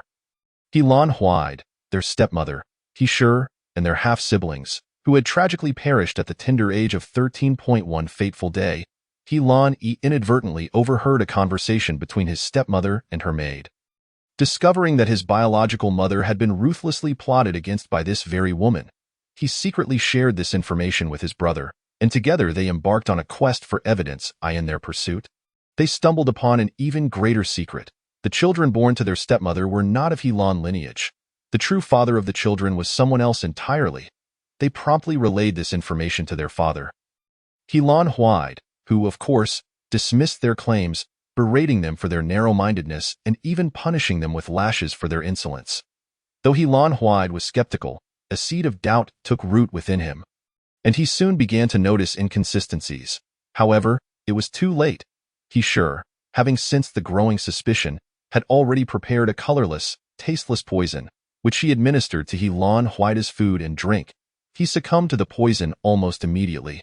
After He Lan Huaid collapsed, He Shi, with a heart of stone, struck her own children across their faces, then summoned He Lan Yi and He Lan Cheng, creating the illusion that the brothers had quarreled with their half-siblings, leading to their father's demise. Once this scheme was executed, she sent for the old matriarch. By tarnishing the brothers' reputations, she planned to eliminate them both without raising suspicion. In doing so, her own children would become the legitimate heirs of the He Lan family. She believed her plan to be foolproof, with all evidence meticulously prepared and the servants' testimonies aligned, convinced that the brothers could never convince the old matriarch of their innocence. Yet, she underestimated He Lan Yi's resolve. Upon realizing her intentions, He Lan Yi acted decisively, seizing the dagger he had concealed in his calf and eliminating her children swiftly. Chapter 151. He Lan brothers versus She Is My Wife. This turn of events caught He Shi completely off guard. With her children gone, what claim could she possibly have to inherit the He Lan family? She collapsed before the lifeless bodies of her offspring, weeping inconsolably. He Lan Yi, you wretched spawn, may you suffer a terrible fate. He Lan Yi silenced her with a swift motion, ending her life before she could utter another word. When the old matriarch arrived, she was met with a scene of carnage. Stop, in disbelief, she surveyed the blood-soaked ground and the fallen figures, shaking with fury. Wretched child, what have you done? In her final moments, He Shi, filled with unbridled hatred, rasped, Mother, He Lan Yi, consumed by jealousy, has murdered my children, caused my husband to die of rage, and now seeks my life as well. I beseech you to bring justice. You speak nonsense. He Lan Cheng approached, intent on delivering a kick to her. However, He Lan Yi intervened, subtly shaking his head. The situation was precarious. Rather than risk the lives of both brothers, it was wiser for the younger brother to withdraw and bide his time. He Lan Yi delivered a sharp kick, silencing He Shi and preventing her from further damaging their cause. The sight nearly caused the old matriarch to choke in disbelief. How had He Lan Yi dared to commit murder beneath her very nose? In that moment, she fully believed He Shi's accusations. Wretched child, call for guards. Seize this scoundrel. Later, He Lan Cheng seized an opportunity to clandestinely release He Lan Yi. The two brothers, one in plain sight and the other in the shadows, continued their investigation, gathering evidence. Fortune favored their diligence. After 6 years of wrongful accusations, He Lan Yi finally located He Shi's lover. This man, a good-for-nothing, had struggled through the years without support, living in destitution. He Lan Yi sent for him, inviting him to drink. while discreetly providing a woman to entice him, gradually dismantling his defenses until he recounted the events of 6 years prior as if they were mere folly. In the present, the evidence stood in the middle of the hall, leaving the old matriarch trembling in fear. That evening, burdened with guilt, she hosted a grand banquet to formally welcome Helani back into the family. Li Yunyans donned a fog-blue pleated dress, her hair elegantly adorned with a jade hairpin, the fine silk fabric subtly swaying as she moved, reminiscent of blooming plum blossoms, unpretentious yet serene. Aware that her elder brother would be the center of attention that night, she chose to dress modestly and took her seat alongside Helan Sheng. Upon raising her gaze, she met Helan Yi's profound eyes. "Thank you, sister-in-law," he said, his voice deep, imbuing the term with a hint of intimacy. Helan Sheng shot him a disapproving glare, placing a possessive hand on Li Yunyans' waist. Unbeknownst to her, a silent battle of wills unfolded between the two brothers. Having just awakened, she was ravenous. When the old matriarch announced the commencement of the meal, Li Yunyans eagerly dug in. Her dining etiquette was graceful and appetizing, prompting Helan Sheng to smile as he served her dishes, his eyes brimming with unmasked affection. Meanwhile, Helan Yi's expression darkened as he restrained himself from serving Li Yunyans' food, internally seething at the thought of how Helan Sheng would relish his moment. Plotting to reclaim her attention that evening. How exasperating! Yet, Li Yunyans, uncharacteristically, after a bite of the abalone, set her chopsticks down and gently dabbed her mouth with a handkerchief. "Are you unwell?" Helan Yi and Helan Sheng stood to the left and right. Speaking in unison, Li Yunyan turned her gaze towards Helan Sheng, her eyes brimming with tears evoked by a wave of nausea, and softly uttered, "I feel quite unwell. Hurry, call for the doctor." Initially, Li Yunyan intended to spare him the trouble, but then a thought crossed her mind, and she rested her fingers on her wrist. It turned out. Dr. Feng hastily arrived, and after taking Li Yunyan's pulse, he repeatedly congratulated the old matriarch. "Congratulations, madam. The young mistress is expecting. Is it true?" Helan Sheng and Helan Yi were both taken aback, while the old matriarch beamed with joy. "Absolutely. The young mistress has been pregnant for a month." Upon hearing this, Helan Sheng, who had been frowning in tension, suddenly relaxed, his face transforming into one of exuberant delight. Meanwhile, Helan Yi's frown deepened. "A month? This rascal, Helan Sheng." He shot a fierce glare at Helan Sheng, who was also looking back at him, his eyes filled with smug satisfaction. "Wonderful, truly marvelous." The old matriarch's face crinkled with joy as she looked affectionately at Li Yunyan, considering her granddaughter-in-law to be a veritable blessing for the Helan family. "Yenner, thank you. Whatever you desire, just tell your grandmother and I shall grant it." Li Yunyan replied with a gentle smile. "Grandmother, I have everything I could possibly want, so I truly cannot think of anything else." The more she responded this way, the more the old matriarch wanted to shower her with kindness. After the banquet concluded, she had Granny Wei bring several boxes of gifts to Li Yunyan's courtyard. Helan Yi had originally planned to sneak into his room before Helan Sheng, but now he stood at the entrance of Minghui courtyard, his expression darkened. Helan Sheng said earnestly, "Since my elder brother has returned home, it would be a pity for him to continue staying in my humble quarters. I shall have someone tidy up your former residence, hoping you find it comfortable." Helan Yi chuckled coldly, his voice chilling. "It seems that in just over a month, my younger brother has become increasingly cunning." "You flatter me, elder brother," Helan Sheng replied with a warm smile. Helan Yi glared at him, his anger simmering with nowhere to vent. Qinghui courtyard was not far from Helan Sheng's quarters. Being twin brothers, their residences were naturally adjacent. However, engaging in any activity was ultimately less convenient than being in the same courtyard. Helan Yi took a deep breath, resigning himself. Since Yin Yin is pregnant, I suppose Helan Sheng wouldn't dare to be too reckless. With Helan Yi back home, the old matriarch naturally began to arrange for his lifelong affairs. However, only a few days after the news of selecting a fiancé for him had spread, the old matriarch fell silent. Li Yunyan found it puzzling and inquired of Helan Sheng, "Isn't grandmother preparing a marriage for elder brother? Why has there been no news lately?" Helan Sheng shook his head, an expression of indescribable helplessness and profound speechlessness crossing his face regarding this absurdity. After a moment, he said, "Elder brother told grandmother that during his time away, he was injured, severely injured, and he has no desire to marry in this lifetime." "Ah?" Li Yunyin gasped, her gaze dropping to a certain part of He Lan Cheng. Could this ailment, perhaps, mean that the twins shared some sort of telepathic connection? Chapter 152. The He Lan brothers versus She Is My Wife. 31. Li Yunyin carefully chose her words, striving not to wound his pride, and softly suggested, "Husband, perhaps you should let elder brother try the medicine you took before. It might help him, he won't help." He Lan Cheng felt a chill run down his spine at her gaze and covered her eyes with his hand. His expression was one of utter resignation and despair, for no matter how good the medicine, it could not cure someone feigning illness. Elder brother, I is profoundly wounded. No medicine can mend that. Is that so? Li Yunyin covered her mouth, feeling a pang of sympathy. He can't possibly be a eunuch, can he? She shook her head, feeling a tinge of sorrow as she lamented, elder brother is truly pitiful. He is not the one to be pitied. He Lan Cheng was inwardly tormented, thinking of how He Lan could now remain at home under various pretenses without stepping outside. He felt an urge to confront him, yet he had to pretend to be unfazed. Even accommodating He Lan Yi's previous sufferings, just the thought of it made him uncomfortable. He gazed down at Li Yunyin, who was curled up obediently in his arms, and sighed deeply. Why did it have to happen now that you are pregnant? While He Lan Cheng felt constrained, Li Yunyin enjoyed a life of ease. Ever since elder brother no longer resided next door, she felt liberated, focusing solely on nurturing her pregnancy in the courtyard. Li Yunyin blossomed like a flower bud, receiving diligent care, her beauty and allure further enhanced. Even her pregnancy could not conceal the intoxicating charm she radiated. She bore one son and 2 daughters.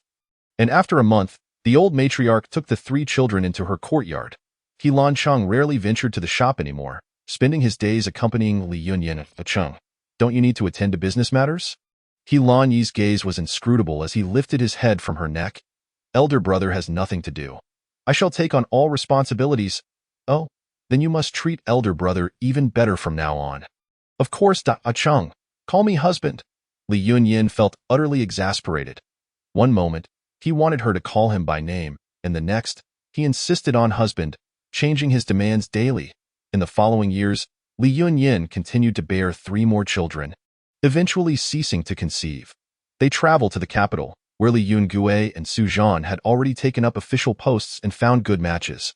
The old matriarch lived happily with her 8 great-grandchildren, reaching the age of 88. Before her passing, in accordance with her wishes, He Lan Cheng consented to adopt Feng Shui, and the youngest pair of twins under He Lan Yi's name, ensuring he would have heirs.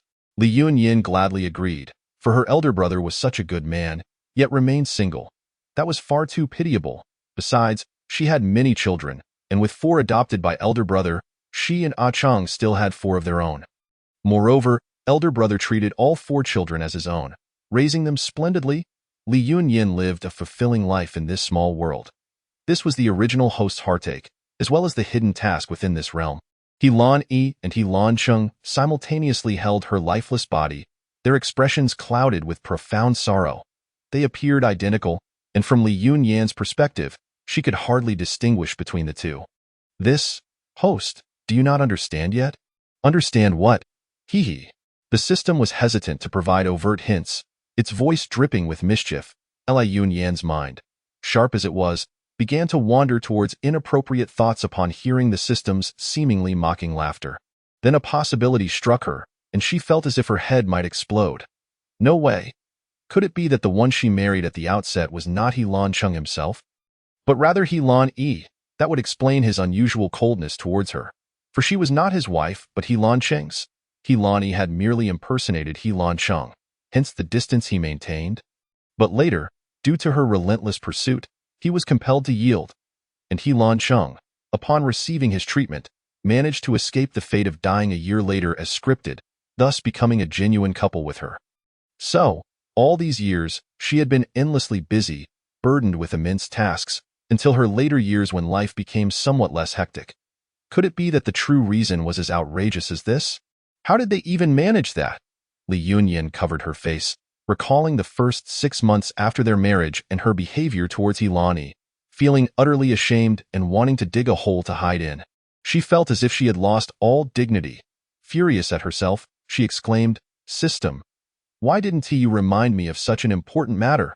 The system, seeing that Li Yunyin had finally grasped the situation, cheerfully replied, "Congratulations, host, on completing the hidden task." It then elaborated, "Host, this matter posed no conflict to the task, which is why I did not bring it to your attention. Moreover, hehe, just two. Please be quiet." Li Yunyin was on the verge of losing her mind. She had thought her limits were already low, yet in front of the system, she felt she fell woefully short. She wanted to curse but found herself at a loss for words. The system was not human. No matter how harshly she berated it, it would not suffer a single hair's worth of damage, leaving her to stew in her own frustration. Furthermore, she was the one who truly benefited from this, genuinely enjoying the pleasures of life, and she couldn't simply walk away from her responsibilities. Finally, she rubbed her forehead and shamefully yet helplessly said, "System, please make sure to remind me next time something like this arises." "Of course." The system responded without hesitation, making Li Yunyin feel as though she had unwittingly benefited while appearing to be in the right. Well then, Li Yunyin had to admit that although she had been busy, upon reflection, it was rather beautiful. This unexpected conclusion distracted her from her sadness, and after the system concealed her emotions, she began her next task. System transmitting. Chapter 153. The cold, disdainful emperor versus the pampered young lady. When Li Yunyin regained consciousness, she felt a heaviness in her hands. Looking down, she discovered that she was holding a disheveled bundle. Bathed in the soft glow of the moonlight, she cautiously unveiled her bundle, revealing an astonishing array of exquisite jewelry within. Had she perhaps found herself inhabiting the body of a petty thief? With no one around, Li Yunyin silently implored, "System, transmit the plot." Plot transmission in progress. Upon receiving the narrative, Li Yunyin comprehended her new identity. She was the legitimate daughter of a minister in the Chu Kong dynasty.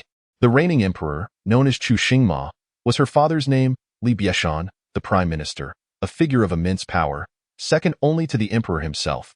With such a prestigious lineage, Li Yunyin had been pampered and cherished by her family since childhood.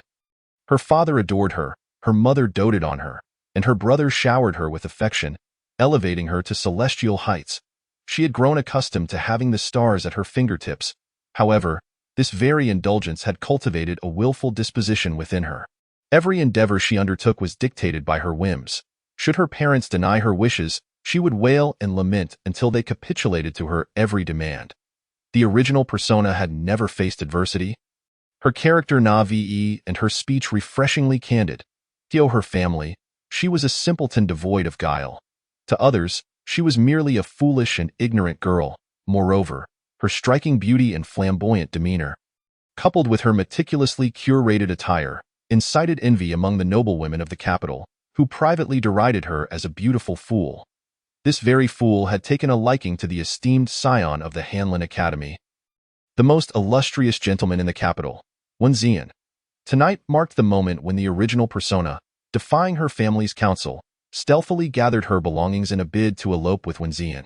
In the original narrative, Wen Zian had indeed harbored a modicum of interest in her, yet this fascination was superficial, resting solely on her appearance and background, unable to withstand the slightest turbulence. After their elopement, the original persona's reputation was utterly ruined. As a wife, she was relegated to the status of a concubine, and despite her noble origins, she was received into the one household in a mere palanquin. Reduced to being one of Wen Zian's concubines, to secure a favorable treatment for his daughter from the one family, Li Bieshan had been excessively accommodating towards Wen Zimin in the court, even privately assisting Wen Zian in gaining a position of power. Yet, Wen Zian promptly married the legitimate daughter of the Minister of Revenue as his primary wife, Meng Qingyu, who had always clashed with the original persona, now wielded her newfound status to torment her in the one household, ultimately leading to the original's miscarriage and subsequent death from excessive blood loss. The Li family, too, fell victim to the joint machinations of the one family and the Minister of Revenue, culminating in their disgraceful exile under false accusations of treason. Clenching her fists in fury, Li Yunyin cursed the scoundrel and his entire family. She tightened her bundle, glanced around, and with a delicate leap, she ascended the wall's corner. Indeed, she spotted an inconspicuous carriage nestled in the shadows by a side door. The horse, seemingly disgruntled by the late-night work, snorted impatiently. A glimmer of cold determination flashed in Li Yunyin's eyes as she scoured the vicinity for a small stone. expertly flicking it towards the horse. The stone struck its mark, and the horse let out a pained whinny before bolting away, vanishing from Li Yunyan's sight in an instant. Her maid, Ziyu, was keeping watch outside, blissfully asleep. Prior to retiring, the original persona had forced Ziyu to drink a potion laced with a potent sleeping drug, leaving her completely unguarded. Li Yunyan crouched down to check Ziyu's pulse, feeling a mix of exasperation and disbelief. The original persona's urgency had led to an excessively strong dosage, sufficient to keep Ziyu slumbering for 3 days and nights. She retrieved silver needles purchased from the system and administered them to several acupoints on Ziyu, ensuring her maid would awaken normally the following morning.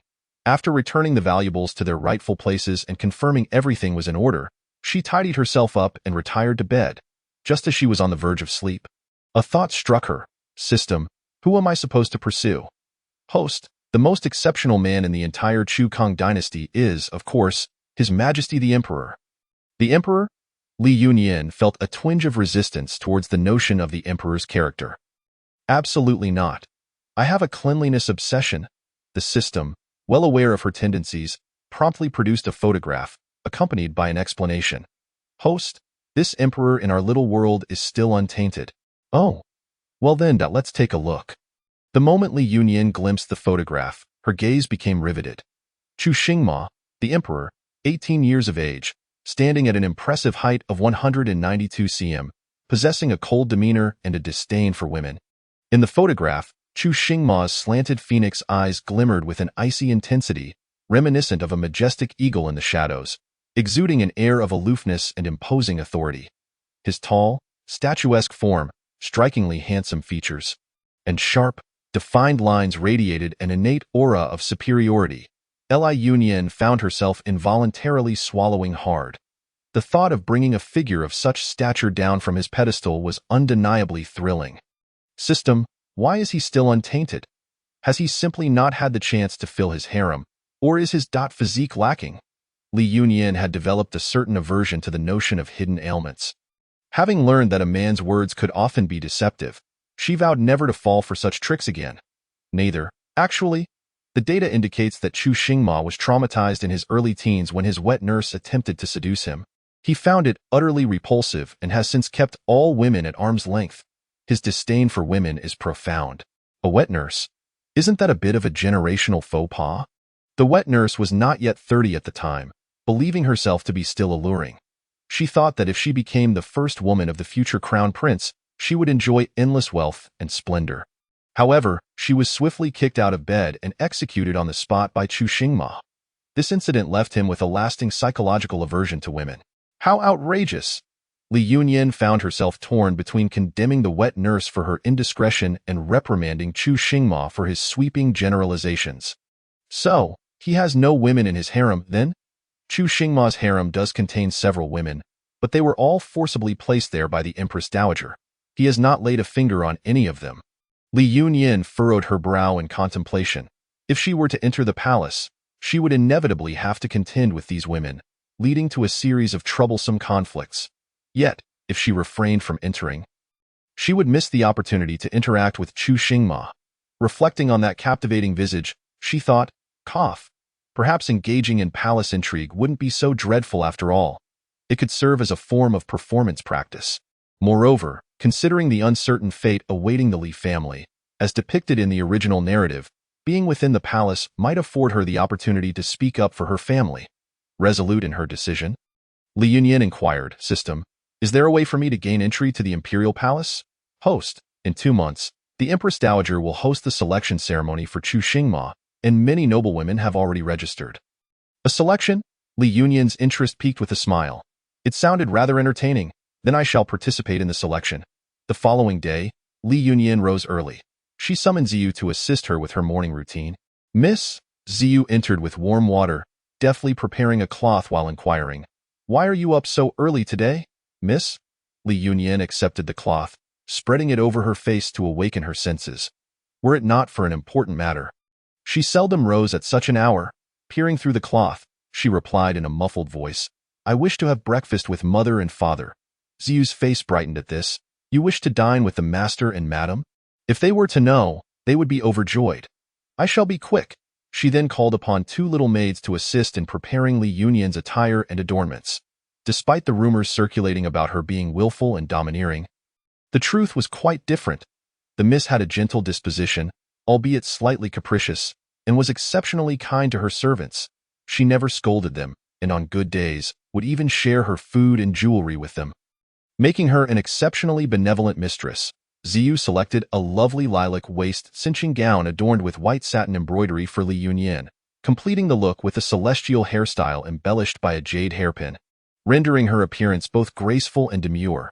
Li Yunyan declined Ziyu's suggestion to add more hairpins, rising from the mirror, satisfied with her reflection. "This is perfect. Let us go." Yet, her beauty was unparalleled, making her the most stunning woman in the entire Chu Kong dynasty. Whether adorned simply or elaborately, she captivated all who beheld her. "Miss, please wait for me. Greetings, father, mother." "Ah, it's our Yunyan." Both Li Biashan and Shen Yuhua were pleasantly surprised. Previously, when Li Yunyan had insisted on marrying Wen Ziyan, they had vehemently opposed her, leading to a fierce argument that had left her in a huff for several days. The fact that their daughter had now approached them willingly suggested she might be regretting her earlier stance, filling both parents with delight. Maintaining the persona of the original character, Li Yunyan playfully remarked to them, "Father, mother, I've come to join you for breakfast. Mother, I crave dragonbeard candy, crystal cake, and peony dew, of course." "Of course." Shen Yuhua beamed with warmth. "I'll have the kitchen prepare those for you." "Thank you, mother." Li Yunyan plopped down between her parents, turning to her father. "Father, how has everything been for you in court lately?" "What?" "Yunyan takes an interest in my affairs at court." Although Li Biashan was fond of his daughter, he was well aware of her nature. She was typically indifferent, only inquiring about his official duties when something was amiss. Li Yunyan pouted her lips and said in a spoiled tone, "Father, please don't say that. It sounds as if your daughter doesn't care about you." Li Biashan laughed heartily and replied, all right. Father knows that Yuner cares for me. Now, tell me, what do you want this time?" "Mother, look at father." Li Yunyan, feeling a bit wronged, linked arms with Shen Yuha and swayed side to side, displaying a comically aggrieved expression. "Oh, you old rascal." Shen Yuha playfully swatted Li Biashan. "Your daughter is concerned about you, and you are just secretly enjoying it. How dare you pick on her?" Li Biashan, undeterred by his wife's playful reprimand, laughed even louder. All right. It's all father's fault. Yuner, it seems I have wronged you." "Humph." With her hands on her hips, Li Yunyan observed the joyful expressions on her parents' faces and couldn't help but smile as well. "Father, mother, actually, I do have something to discuss with you." The smiles on Li Biashan and Shen Yua's faces instantly froze. They sensed that this was not going to be good news. Their daughter was behaving unusually well today. Surely she wasn't contemplating marrying that scoundrel Wen Ziyan again? That Wen Ziyan had a shrewd look about him, clearly not a good match for their innocent daughter. If she truly married him, she would undoubtedly suffer. Moreover, that Wen Ziyan had always opposed Li Biashan politically. It was absolutely out of the question to become in-laws with his family. Yet, these matters were beyond their daughter's comprehension. They had tried to explain, but she dismissed them, insisting they were biased against the Wen family. Alas, truly, a daughter grows up too soon. Li Yunyan noticed the troubled expressions on her parents' faces and realized they had misunderstood her intentions. However, she had indeed come to discuss this matter, but what she was about to say was quite the opposite of their assumptions. "Father, mother," Li Yunyan said earnestly, "previously, I was thoughtless, causing you concern. I have now come to my senses and do not wish to marry Wen Ziyan." "Is that true?" Shen Yuha exclaimed in surprise, while Li Biashan's face mirrored his astonishment. "Yuner, you really have thought this through?" "Indeed," Li Yunyan replied. "I wanted to ask you about the affairs of the court because I have realized that Wen Ziyan is not as simple as he appears. I have seen through him and therefore, I no longer wish to marry him." "What do you know?" Li Biashan inquired gravely.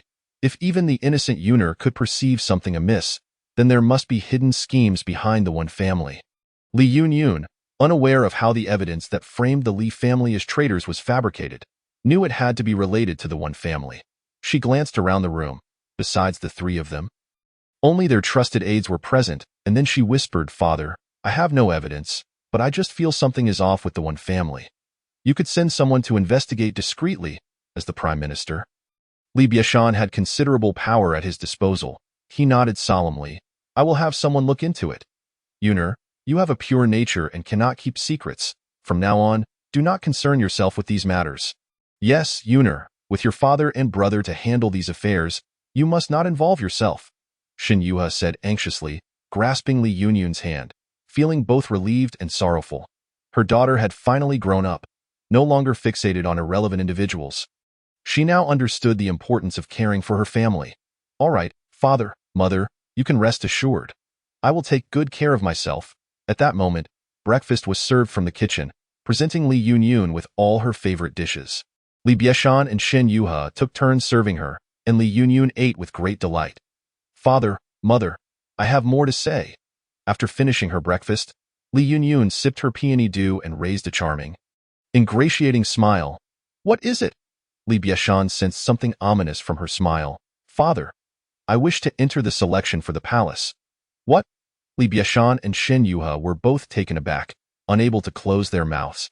Their daughter had just escaped a major pitfall, and now she wanted to leap into an even deeper one.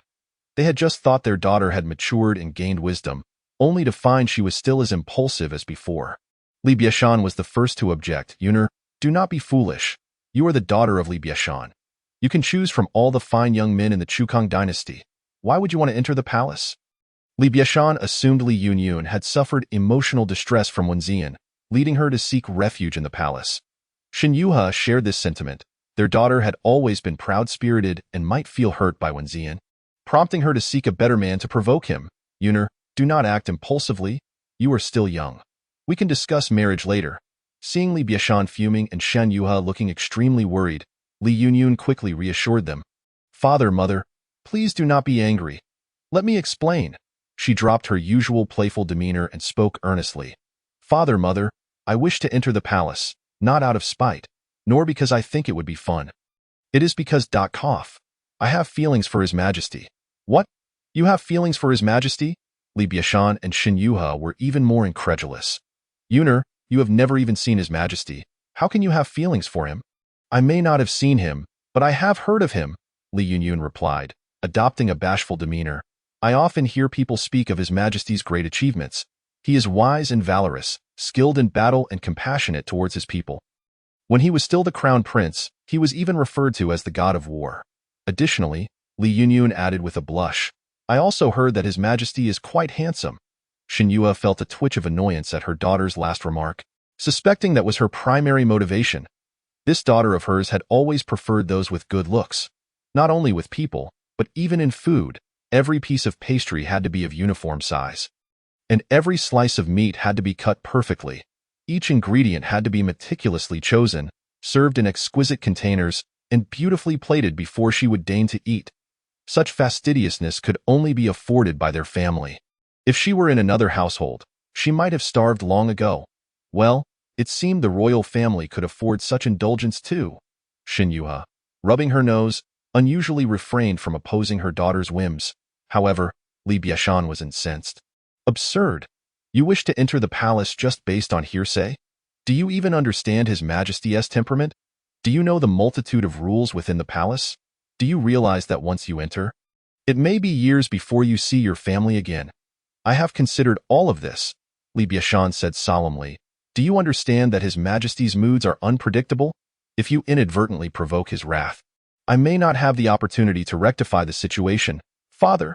Li Yunyun clung to Li Biashan's arm and rested her head against it, speaking in a spoiled tone. I understand your concerns, but I have matured and will no longer act foolishly. Besides, my father is the Prime Minister. Even if His Majesty is unpredictable, he cannot unjustly punish me in the absence of wrongdoing. Seeing Li Biashan's stern expression, she turned to Shin Yuha and tugged at her arm. Mother, please help me convince father. Shin Yuha helplessly tapped her daughter's forehead, pondering before asking, well, my husband, what do you think? Is His Majesty truly a suitable match?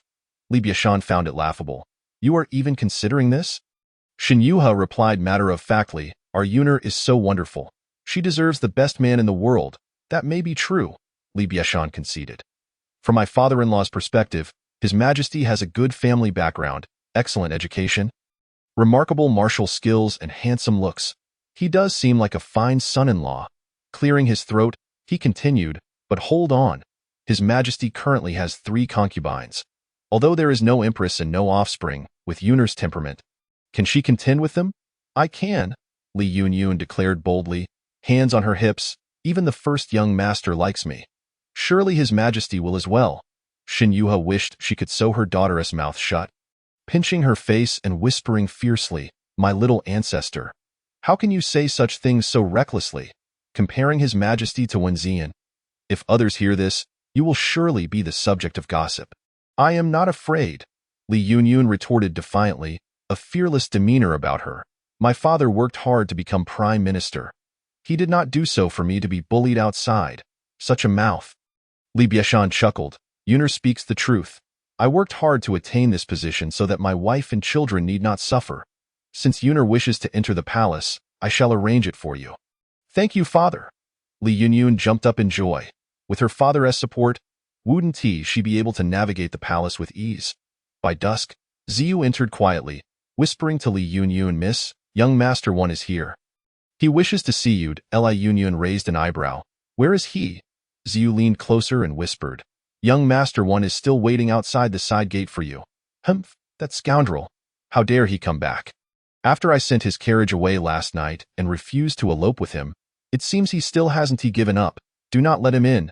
Tell him not to come again. Ziyu had been anxious since her previous words, gauging Li Yunyun's reaction, and finally exhaled in relief upon hearing her response. After all, Miss had only expressed her disillusionment with young Master One to the Master and Madam this morning. Now, with young Master One seeking her out, she fears that Miss might lose her resolve and show him kindness once again. Fortunately, it appears that Miss has truly made up her mind this time. Yes, the maid, Ziyu, joyfully dashed out. Young Master One lounged lazily inside the carriage, occasionally glancing through the curtain at the side gate of the Li residence, awaiting its opening. He wondered how long that foolish girl had waited last night. A confident smile crossed his lips. Regardless of how long she had waited, a few gentle words from him would surely win her forgiveness. Chapter 156. The cold and disdainful emperor versus the spoiled young lady. The side gate finally swung open.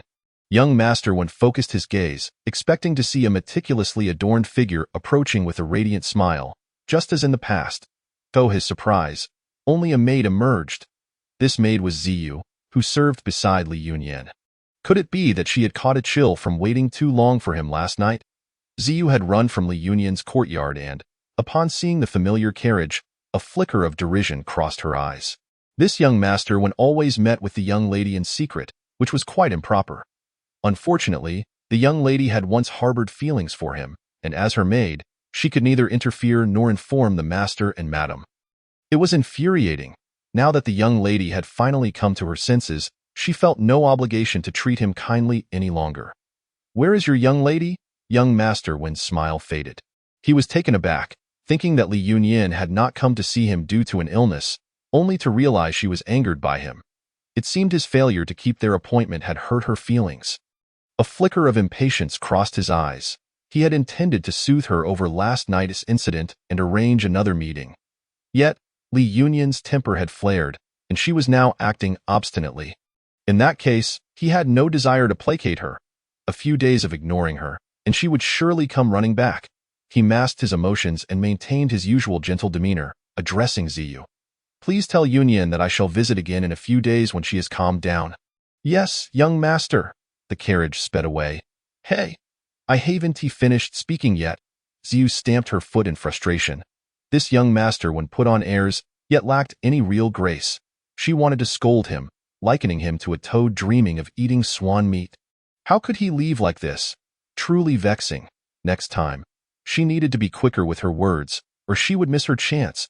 How wonderful it was to have a father as a prime minister. The efficiency was remarkable. Young Master One had thought that Li Yunyun would be unable to withstand a few days of silence and would soon seek him out, but to his astonishment, instead, he received news that she was to enter the palace next month. How could this be? Young Master One was confident in himself.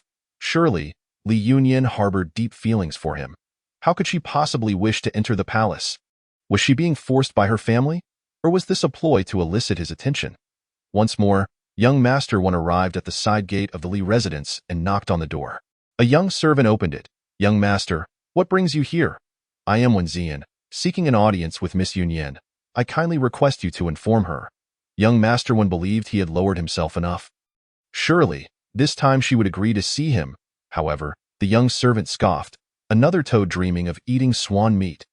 If you wish to meet our young lady, please submit a formal request at the front gate. He then slammed the door shut, securing the latch. Young Master Wen, hailed as the foremost young master, had never been turned away in such a manner. To be denied entry twice by Li Yunyan was truly astonishing. What could have caused this sudden shift in her demeanor? Unwilling to accept defeat, he returned every day for the next 2 weeks, knocking at the door. The young servant soon recognized him, eventually refusing to even open the door.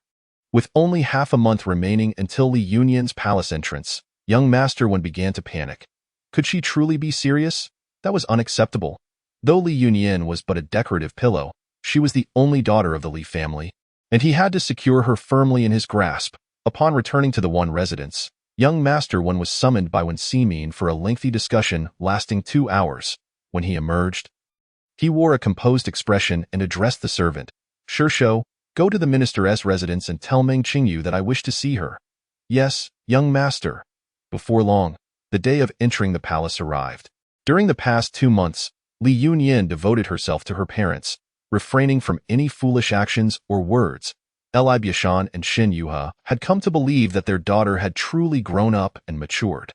Throughout these 2 months, Li Yunyan had diligently learned what was necessary and prepared thoroughly, only moving in with the other eligible young ladies the day before entering the palace. One could not deny the advantages of connections. Other noble ladies had arrived a month in advance. However, there was one exception. When Li Yunyan donned her young lady's attire and stood among the other candidates, a figure appeared fashionably late. Li Yunyan's almond-shaped eyes widened. It was Meng Qingyu. Was she not to be young Master Wen's future wife? How could she possibly participate in the selection? Could it be that her transformation had caused a butterfly effect? As Li Yunyan stood in stunned silence, she noticed Meng Qingyu smiling at her. That smile appeared gentle and harmless, yet Li Yunyan had witnessed that very smile several times within the plot. Knowing that beneath its seemingly gentle facade lay a heart full of schemes to harm her, was she targeting her? Li Yunyan had not even competed for the scoundrel, so why was Meng Qingyu still fixated on her? Was she unwell? Chu Xingma had little interest in women. This selection had been coerced by the Empress Dowager, resulting in an unceremonious gathering. Ultimately, only 20 young ladies were chosen from the applicants. This would be their final night residing in the royal garden, as they would enter the inner palace of the various young ladies come morning. Whether intentional or not, since Li Yunyan and Meng Qingyu were the last to arrive, the responsible matron, Aunt Jiang, assigned them to the same room. Aunt Jiang, aware of their identities, one the daughter of a prime minister, the other the daughter of a minister, was careful to treat them with respect. She spoke kindly. You 2 young ladies shall make do for tonight. Once we reach the palace, there will be more ample space, and I will arrange a more comfortable setting for you. Li Yunyan performed a courteous bow. Her voice sweet. Auntie, you flatter us. It is my and Sister Ming's delay. I hope you will not hold it against her. She then innocently turned to Meng Qingyu, asking, Sister Ming, what do you think? Chapter 157. The Cold and Disdainful Emperor versus. The spoiled young lady Meng Qingyu regarded Li Yunyan with a peculiar expression. How had this dimwit become so eloquent? It seemed that, just as Brother Zian had said, Li Yunyan had taken some sort of medicine, for she now appeared to have gained some wits. Humph.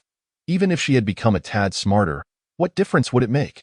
No matter how articulate she became, she must not be allowed to enter the palace tonight. Thinking of Brother Zian's promise, Meng Qingyu felt a surge of joy, her eyes glinting with derision as she looked at Li Yunyan. Brother Zian had insisted that she find a way to prevent Li Yunyan from entering the palace. As long as she accomplished this task, she would secure her position as his legitimate wife, while Li Yunyan would be relegated to the status of a concubine, subject to her whims. Coldness flickered in Meng Qingyu's eyes. If Li Yunyan dared to compete with her for Brother Zian, she would not only stop her from entering the palace, but would ensure that she could not even become a concubine. Lost in her thoughts, Meng Qingyu momentarily forgot about the waiting Li Yunyan and Aunt Jiang. Li Yunyan feigned panic, bowing once more to Aunt Jiang, saying, Auntie, Sister Ming is not usually like this. She did not mean to slight you. Please do not blame her. She had no genuine intention of participating in the selection and would remain in the garden like Li Yunyan. Thus, she felt no sincere respect for Aunt Jiang and treated her merely as a servant. Seeing Li Yunyan still naively speaking on her behalf, Meng Qingyu scoffed, saying nothing, and turned to walk toward the room they would occupy that night. Li Yunyan wore a troubled expression, apologizing profusely to Aunt Jiang before hastily following Meng Qingyu. "Sister Ming, wait for me." Aunt Jiang watched their retreating figures, lowering her gaze to conceal the light in her eyes. Previously, she had heard that the daughter of the prime minister was a mere decorative pillow, lacking in talent, virtue, and worth. However, from their brief encounter, she sensed that this individual possessed a pure heart, innocent and unrefined, like a beautiful jade awaiting polishing.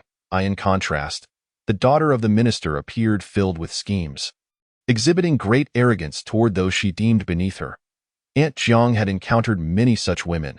While they might survive in the palace, they would never catch the emperor's eye with a cold snort. Aunt Jiang reminded herself that the young ladies were unaware of her true identity as the Empress Dowager's confidant. She had been sent to instruct the young ladies while also assessing their character in advance. The evaluations she provided would play a critical role. Li Yunyan followed Meng Qingyu into the room, selecting a bed and dramatically flopping onto it. Exaggerating, she exclaimed, "I am utterly exhausted. My poor back." She was still the same untalented, unworthy fool. Any vigilance she had toward Meng Qingyu dissipated, leaving only disdain. Inquiring, "Sister Yenner, what prompted you to consider entering the palace?" Li Yunyan turned her exquisitely beautiful face, which could provoke envy among gods and mortals alike, and earnestly replied, "It is because I wish to meet His Majesty." The mere sight of her visage incensed Meng Qingyu. It was precisely because of that face that Brother Xian regarded this simpleton with such favoritism. She feigned nonchalance and remarked, "I had previously heard that you and young master Wen shared a deep connection, and I thought you would eventually marry into the one family. How could that possibly be?" Li Yunyan firmly denied. "My heart has always belonged solely to His Majesty. It was young master Wen who persistently pursued me. I found him utterly vexing." Li Yunyan boldly shifted the blame onto Wen Xian. During their private interactions, he had always been discreet, and the rumors about their relationship were deliberately spread by her to keep him under her thumb. Little did she know that upon hearing those rumors, Wen Xian became even more cautious. They had not exchanged letters. It was always Wen Xian who discreetly sought her out, and any discussions were conducted face to face. Thus, aside from their personal attendants, no one else had witnessed their affairs. The secret plan to elope was known only to the two of them. Li Yunyan spoke with such sincerity that Meng Qingyu felt a throbbing in her temples, her delicate brows knitting tighter. "You say young master Wen pursued you?" she asked incredulously. "Indeed." Li Yunyan replied with an air of resignation. "Young master Wen, appearing as a paragon of virtue, is often loitering outside my family's side gate, and we cannot drive him away. My household servants are nearly exasperated with him. How can this be? Young master Wen is known for his integrity. How could he possibly be?" Meng Qingyu promptly halted her words, retaining a shred of rationality and refraining from labeling her a simpleton. However, Li Yunyan smiled knowingly. "I am aware that you ladies are envious of me, but alas, what can I do? It is simply my good fortune to be so beautiful. Perhaps young master Wen is merely fond of my type," she continued, "but now I must enter the palace. He will have no opportunity to entangle me further." Meng Qingyu was nearly driven to the brink of fury. Such an admirable person as Brother Xian was being described in such frivolous terms. Yet, Li Yunyan was a fool. Her assertions seemed too convincing to be lies. Could it be that Brother Xian's claims of Li Yunyan's affection were fabrications? Was it possible that the truth was that Brother Xian had been relentlessly pursuing her? Meng Qingyu felt as if the sky were collapsing, but Brother Xian had declared his intent to marry her. No! A fierce light ignited in Meng Qingyu's eyes. Brother Xian was hers. She could not allow Li Yunyan to steal him away. A surge of malice welled within Meng Qingyu as she gazed at Li Yunyan's enchanting face. A cryptic smile curling at the corners of her lips, Li Yunyan sensed her performance was nearing its end. Meng Qingyu's acting was utterly abysmal. Or perhaps she believed she could conceal her intentions without even a hint of disguise. Fearing she might betray any sign of weakness, Li Yunyan closed her eyes and feigned sleep, awaiting Meng Qingyu's next move. In the stillness of the night, Meng Qingyu approached with a porcelain bowl. Her tone laced with concern as she called out, "Sister Yinner, you skipped dinner and went to bed. Do rise and eat something?" Li Yunyan slowly opened her eyes, contemplating whether it would be better for her to be called Delang instead. For at that moment, alarms were blaring frantically in her mind. "Warning! Warning! The porridge contains a sedative. There is also a substance that induces rashes. Please do not consume it. Warning! Warning! The porridge contains a sedative. There is also a substance that induces rashes. Please do not consume it." Chapter 158. The Cold, Disdainful Emperor versus the Spoiled Young Lady. 6. A sedative. A rash-inducing substance. Meng Qingyu is quite audacious. Li Yunyan chuckled coldly. "System, can an antidote pill counteract these two substances?" "Certainly. It's a product of the system." "All right, I understand." Li Yunyan interrupted the system's further elaboration, sitting up in bed, with a face full of feigned innocence. She took the bowl in her hands and approached the table, sweetly saying, "Thank you, Sister Meng." Meng Qingyu followed her to the table, her smile reminiscent of a witch, grinning widely as she said, "Go ahead and eat." Without hesitation, Li Yunyan scooped up a spoonful of porridge, bringing it to her lips and gently blowing on it. In the midst of her eager anticipation, she took a sip. Moments later, the spoon clattered into the bowl as Li Yunyan's head drooped. Collapsing onto the table, Meng Qingyu chuckled softly, looking down at her. Li Yunyan remained with her eyes closed, feigning unconsciousness, waiting to see what Meng Qingyu would do next. After a while, she heard Meng Qingyu's dubious voice. "Why hasn't she broken out in rashes yet?" Then Li Yunyan heard the sound of scratching. Something was amiss. How could she have developed rashes while this fool had not? Could it be that she hadn't eaten enough? Regardless, she was already unconscious. If she could just mar her appearance now, even if she remained, Brother Xian would no longer have any affection for her. Suddenly, Li Yunyan opened her eyes, startling Meng Qingyu. She quickly hid the dagger behind her. "Sister Yinner, you woke up?" Li Yunyan smiled innocently. "Sister Meng, I treat you with such kindness, yet you wish to harm me." "Sister Yinner, you misunderstand. I was merely—" Meng Qingyu had not anticipated her sudden awakening and found herself at a loss for an excuse. Li Yunyan, however, was uninterested in her stammering, leaning forward and swiftly knocking her unconscious with a precise strike. "Host, Chu Xingma is nearby." "Chu Xingma?" "The Emperor." The Empress Dowager insisted he come take a look. He is reluctant to enter, standing outside the courtyard wall, enjoying the breeze. Ah, how filial, but not excessively so. Li Yunyan entered the palace to pursue Chu Xingma. Since he was now present, she would not let this opportunity slip by. "System, can you dispose of the evidence? The bowl and the dagger must not remain." "Absolutely, host. As long as the points are sufficient, I shall be your strongest logistical support." "Go ahead." In the blink of an eye, the bowl of porridge and the dagger vanished into thin air. Li Yunyan rummaged through Meng Qingyu's belongings, finding no additional poisons or weapons, yet she did uncover several silver notes. Counting them, she discovered a total of 500 taels. After inspecting them by candlelight and finding no discernible markings, she cheerfully tucked them into her purse. Meng Qingyu sought to harm her. Was it not reasonable for her to claim a bit of compensation for her mental anguish? Having tidied the scene of the crime, Li Yunyan gazed into the bronze mirror, then stealthily slipped out of the room. Chu Xingma stood with his hands clasped behind his back, gazing up at the night sky. Tonight was the 15th, and the round moon hung like a jade plate in the heavens, casting a beautiful, tranquil light that uplifted the spirit. At that moment, a sweet voice drifted from beneath the wall. "Guard, could you kindly direct me to the kitchen?" Chu Xingma looked down in surprise, encountering a feminine face. He frowned slightly. What business did a lady have wandering about the garden at such an hour? How had he failed to notice her approach? Li Yunyan wore a pure, unassuming smile, carefully maintaining her distance from him. Chu Xingma harbored a disdain for women. She could not afford to be too close from the outset, lest she provoke his aversion. This distance allowed him to see her clearly without becoming overly guarded. Noticing his silence, Li Yunyan blinked in confusion and bowed slightly. "Guard, please do not take offense. I am a newly arrived young lady, and I forgot to dine this evening, so I came out in search of something to eat." Was her concern truly about her meal? Chu Xingma frowned. This was the young lady selected by his mother?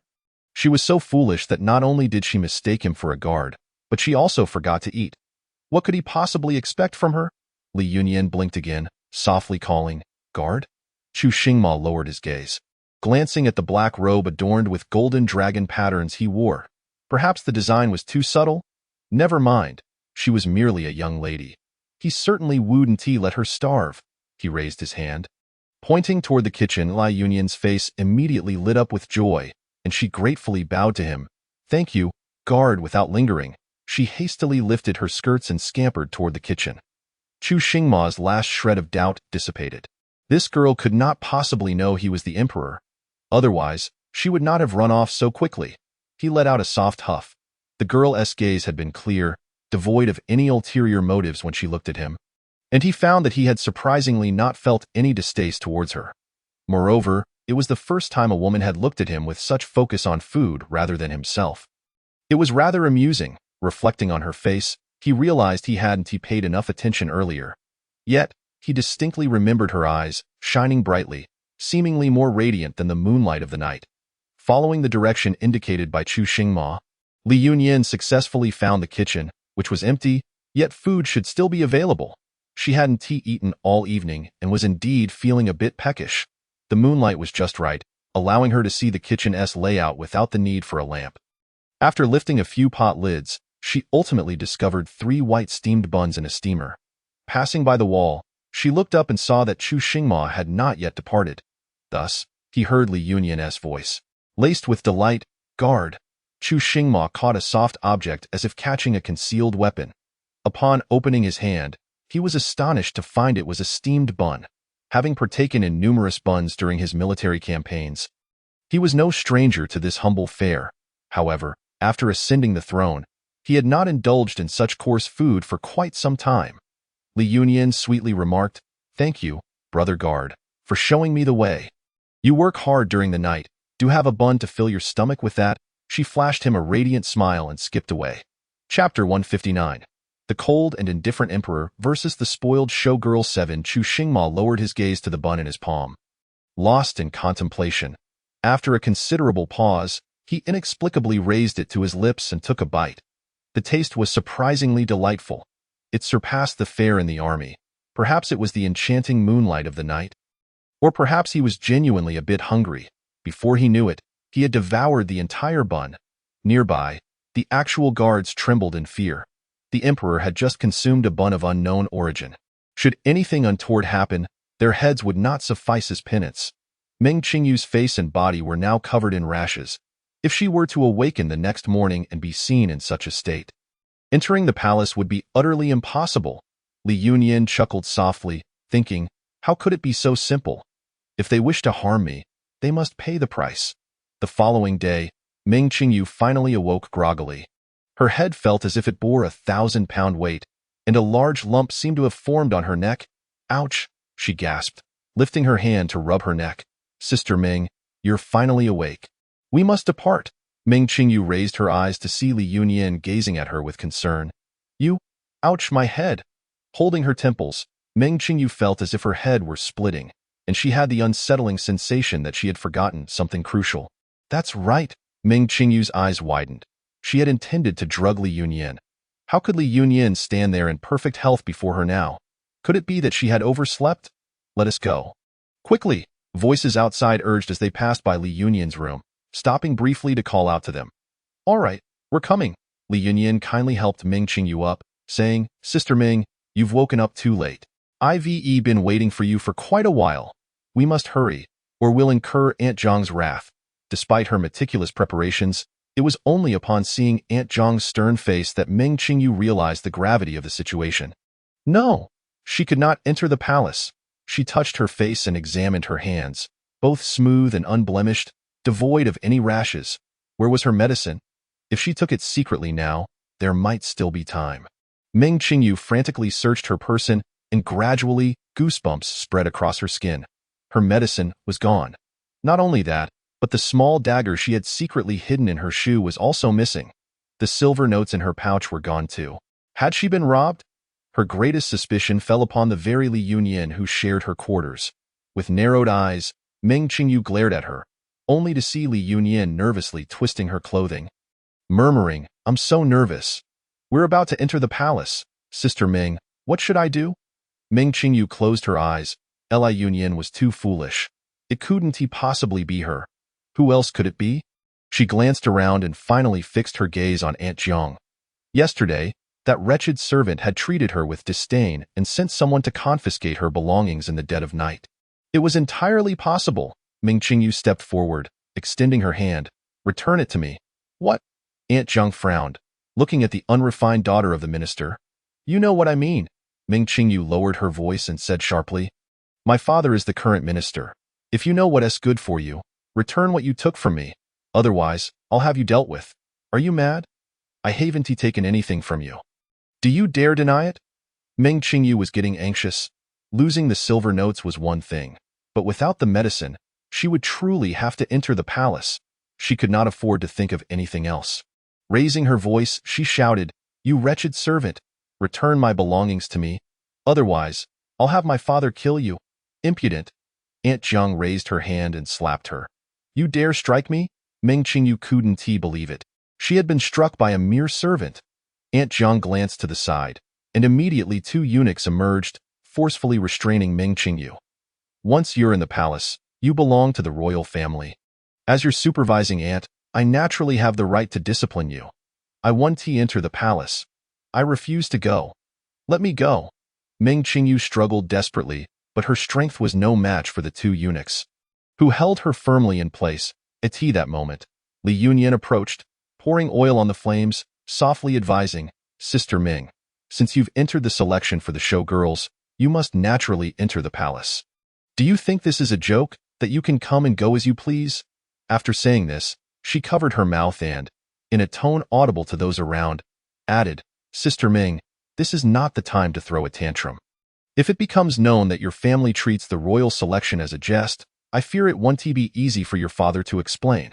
Seeing the surrounding crowd begin to murmur, their gazes filled with disdain and contempt, as if they feared being associated with her, Ming Qingyu felt her head pounding even more. Li Yunyan, you fool. Shut your mouth. Li Yunyan, stung by her words, teared up and sobbed. Sister Ming, I'm only trying to help you. Why are you scolding me? Woo-woo. I won't talk to you anymore. With that, she sulkily distanced herself, occasionally wiping away her tears with a handkerchief. Aunt Jiang had long been provoked by Li Yunyan's words. The royal authority was not to be challenged.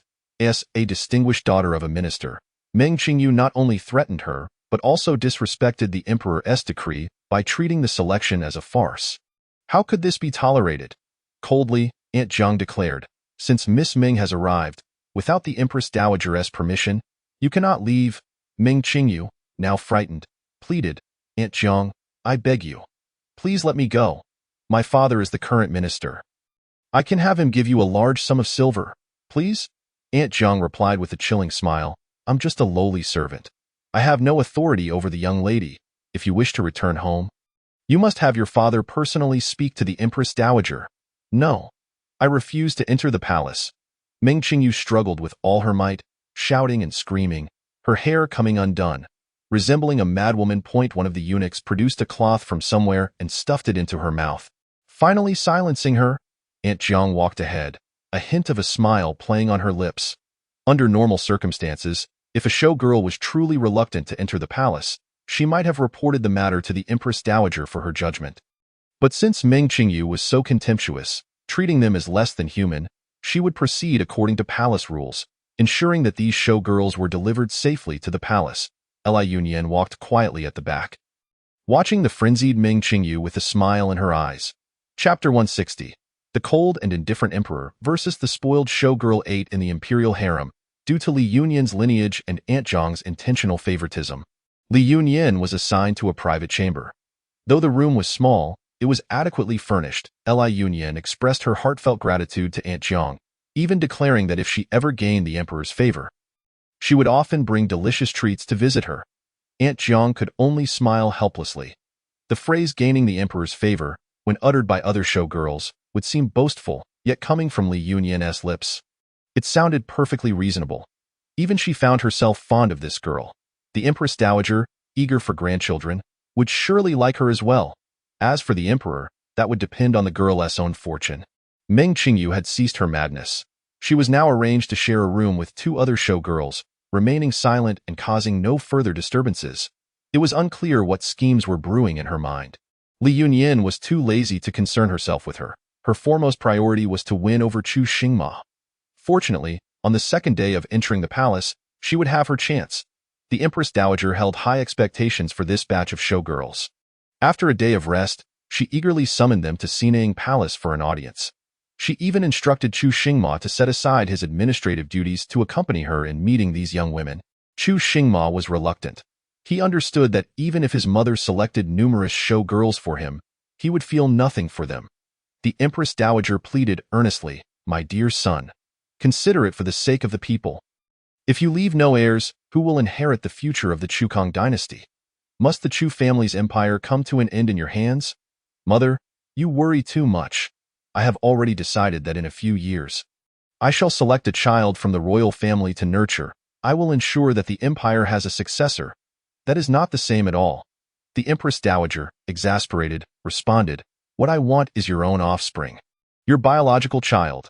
Chu Xingma remained indifferent, replying, "I'm afraid I cannot comply." Seeing his nonchalant demeanor, the Empress Dowager felt a mix of frustration and helplessness. If not for him, why would she have fought tooth and nail all those years ago?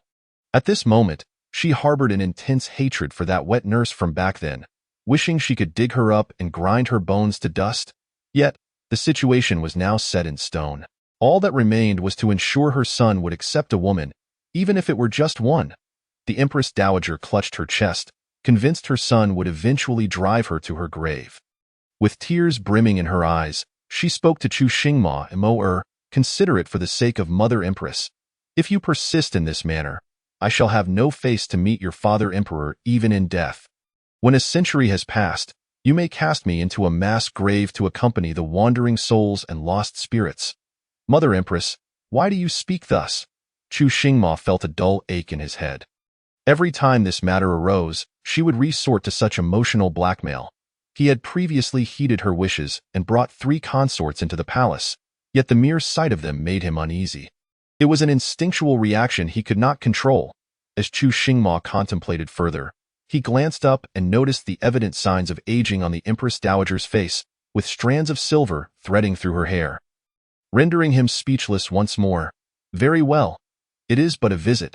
After all, once the maidens enter the inner palace, the decisions will ultimately rest with me." He softened his tone. "Mother Empress, I do not wish to face them directly. Please ensure they remain unaware of my presence." "Very well, very well." The Empress Dowager's frown transformed into a smile. "I shall arrange this at once. I guarantee they will not see you, while you can observe them clearly." "I am grateful, Mother Empress." The time for the audience had arrived, and 20 maidens donned matching attire, standing outside the Xinang Palace, awaiting summons. The 3 consorts, Xia Fei, Lu Fei, and Ji Fei, also arrived. At the time, the Empress Dowager had presented him with these 3 women, instructing Chu Xingma to bestow ranks upon them. He, disinterested, conferred the title of Fei upon all 3, using their surnames as titles, a gesture of utmost indifference. The 3 consorts coexisted harmoniously within the palace. As their ranks were equal, with no hierarchy to contend with, Chu Xingma seldom ventured into the inner palace, and thus, there was no competition for favor, allowing for a tranquil existence. Today marked the Empress Dowager's audience with the maidens. While others remained oblivious, these 3 were aware that the emperor would also be present. They adorned themselves splendidly for the occasion. They had only caught a fleeting glimpse of the emperor upon entering the palace. Captivated by his striking appearance, and had since yearned for a second encounter, the 3 consorts entered the Xinang Palace first. This humble servant greets the Empress Dowager, wishing you health and long life. Take a seat." "Thank you, Empress Dowager." Once seated, they maintained poised and dignified postures while their eyes discreetly roamed, wondering where the emperor might be. Chu Xingma sat behind the Empress Dowager, separated by an intricately carved screen of yellow rosewood, idly toying with a string of beads in his hand. Upon the Empress Dowager's signal, Aunt Jiang led the 20 maidens, neatly arranged, towards them. "This humble servant greets the Empress Dowager, wishing you health and long life."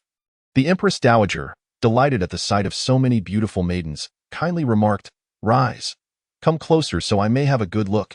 "Yes, Thank you, Empress Dowager. Aunt Jiang gestured for them to step forward a few paces. While she moved to stand beside the Empress Dowager, hands at her side, awaiting orders. The Empress Dowager scrutinized them carefully, noting that each maiden appeared exceptionally lovely, pondering how the late emperor would have never allowed any to leave if he were still alive. Yet, when it came to her own son, alas, it truly is a case of drought leading to death by drought, and flood leading to death by flood. Turning her head, the Empress Dowager quietly inquired of Aunt Jiang, "Is there anyone particularly outstanding?" "Oh." Following her gaze, she observed Li Yunyan, who stood with her head bowed, her graceful figure and flawless complexion captivating, her exquisite features unforgettable. Indeed, a girl of remarkable beauty. Aunt Jiang smiled slightly.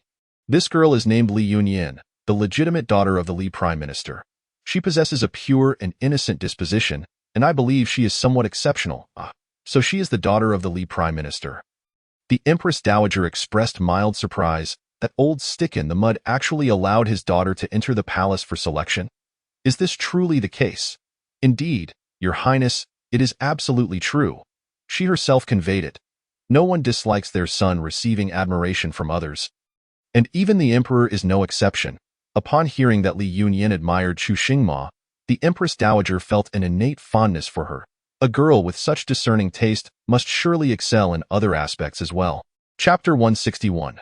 The cold and disdainful emperor versus the spoiled maiden. The Empress Dowager's gaze lingered subtly on Li Yunyan for a moment before addressing Aunt Jiang. "Let them announce their names." "Yes." Aunt Jiang stepped forward, opened the roster in her hands, and read the first name aloud. "Zhao Yuan." The maiden standing at the front stepped forward, bowing gracefully to the Empress Dowager. "This humble servant, Zhao Yuan, is 16 years old, the daughter of the head of Guangshan Temple." When siling, "This humble servant, when siling, is 16 years old, the daughter of an official in the Duzi Yuanda Li Yunyan." "This humble servant, Li Yunyan, is 16 years old, the daughter of the Prime Minister." Li Yunyan's sweet voice reached Chu Xingma's ears, causing his fingers to momentarily pause in their play with the beads. This voice belonged to the girl who had tossed a bun at him the previous evening in the courtyard. He could not have imagined she was the daughter of the Prime Minister. How could the astutely Prime Minister have a daughter who was so simple-minded? His trusted eunuch, Lu Yuan, who had been by his side for many years, noticed this unexpected reaction and revealed astonishment in his eyes. It was the first time he had seen the emperor express interest in a woman's voice. Did this signify a glimmer of hope for the emperor? His eyes remained fixed on his sovereign, fearful of missing any small movement. At that moment, the Empress Dowager spoke up. "You are the daughter of the Li Prime Minister?" "Yes, I am. Please allow me to approach so that you may see me." "Come forth." Li Yunyan beamed, slightly lifting the hem of her long skirt, taking delicate steps towards the Empress Dowager. Upon reaching her, Li Yunyan knelt in greeting. "Empress Dowager, lift your head. Let me see you." Without hesitation, Li Yunyan raised her head, smiling brightly at the Empress Dowager. "You are not afraid of me?" the Empress Dowager teased gently. "Your Highness, you possess a kind and benevolent countenance. There is nothing to fear. I hold you in the highest regard." The Empress Dowager was thoroughly amused. She had only borne Chu Xingma as a child and lamented not having a daughter, thinking that had she given birth to a daughter like Li Yunyan, it would have brought her immense familial joy. The Li Prime Minister was truly fortunate. She chuckled. "Then tell me, why do you hold me in such esteem?" The Empress Dowager embodies maternal virtue, serving as a role model for all women in the realm. "Naturally, I am filled with respect.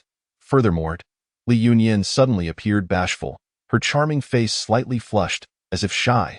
"Furthermore," the Empress Dowager's voice was gentle and coaxing, encouraging her to continue. "Furthermore," Li Yunyan took a deep breath.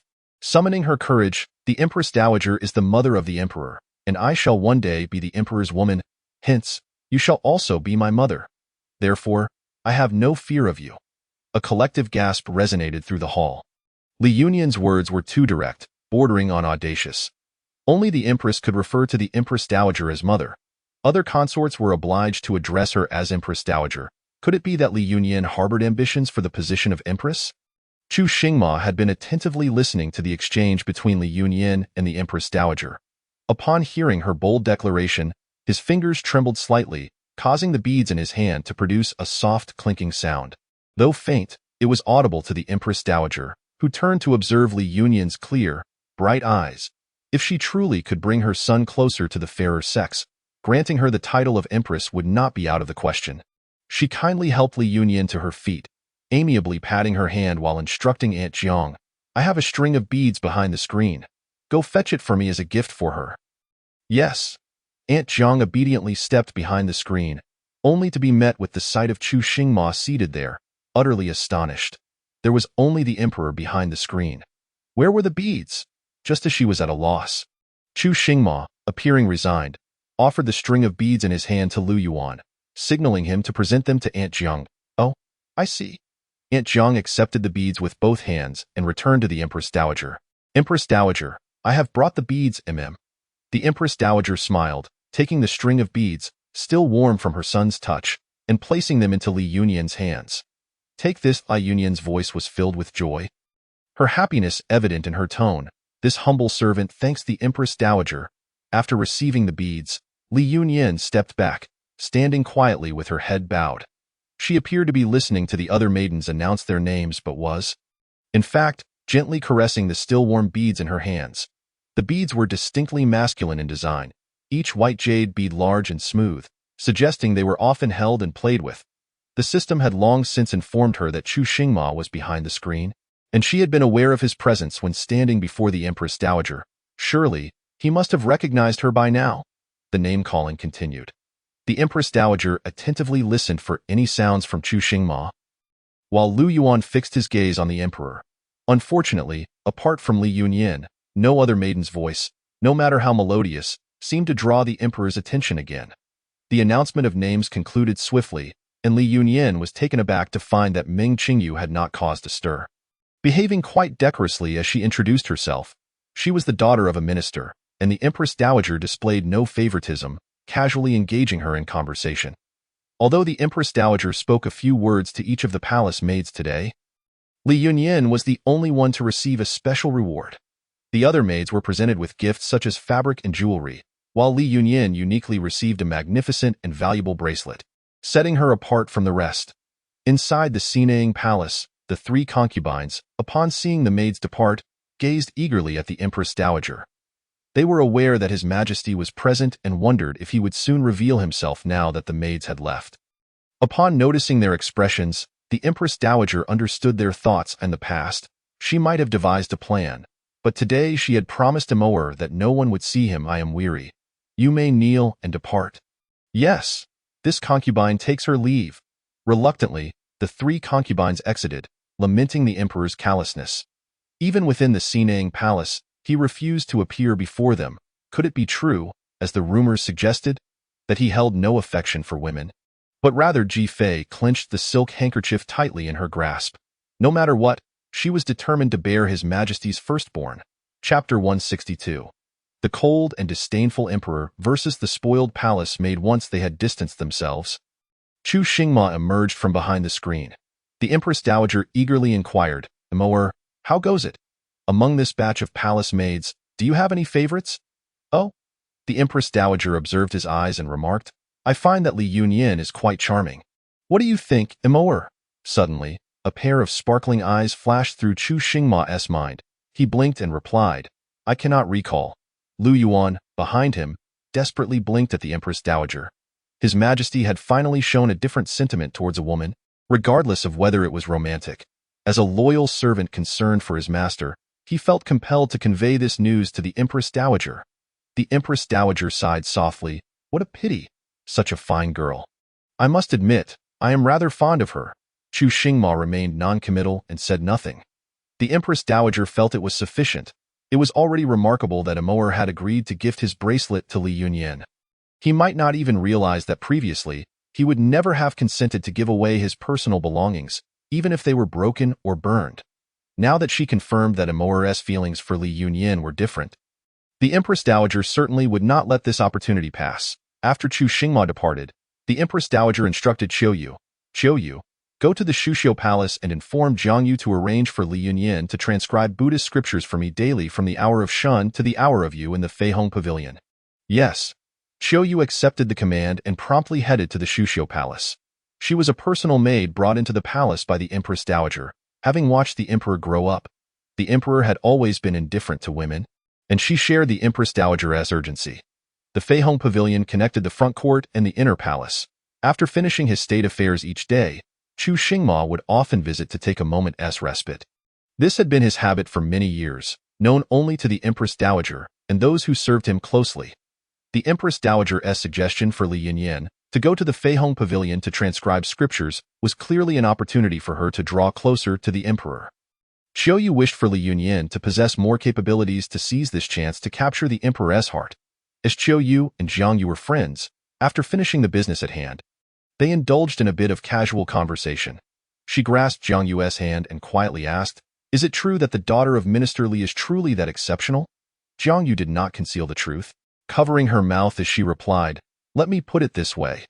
If even Li Yunyan cannot stir the emperor's heart, then no one else has a chance." Hope blossomed in Qiu Yu's heart.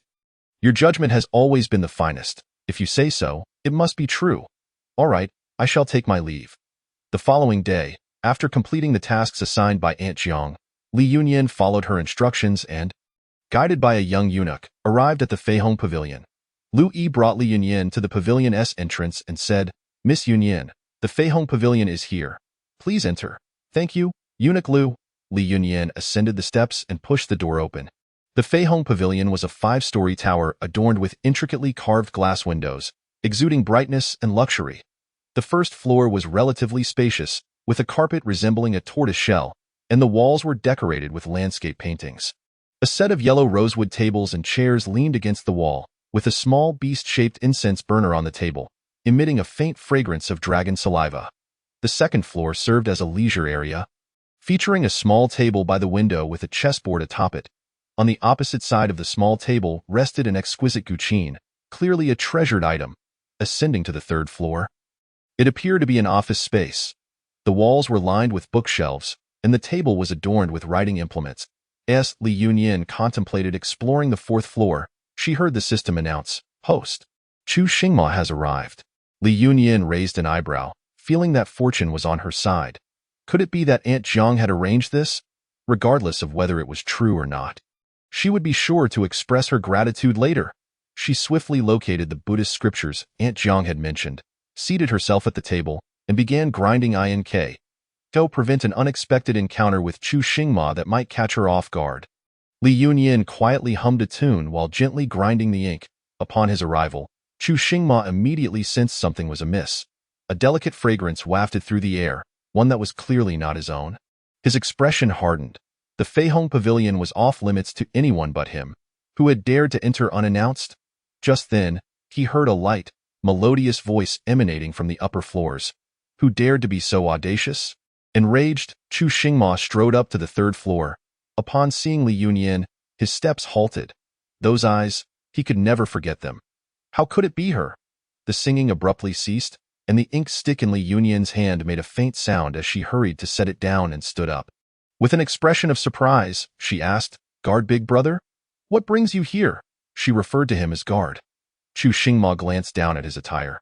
After court, he had changed into casual clothes and had bathed before donning a robe that bore even less conspicuous dragon patterns than the last. "Do you not know where this is?" He spoke in a low voice. This was Li Yunyan's first time hearing him speak. Inwardly, she praised the magnetic quality of his voice, which could charm the ears.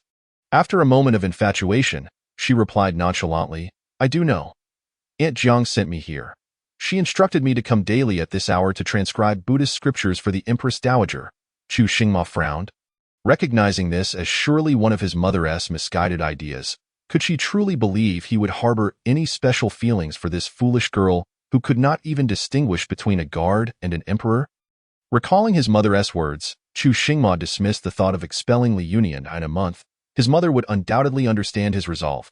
Coldly, Chu Xingma stated, "Then you may transcribe. Just remember not to go to the fourth floor." "Oh."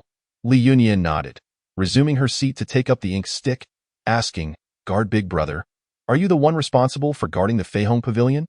As Li Yunyan prepared the ink and began her transcription, she rolled up her right sleeve slightly, revealing a fair wrist adorned with a noticeably oversized bracelet.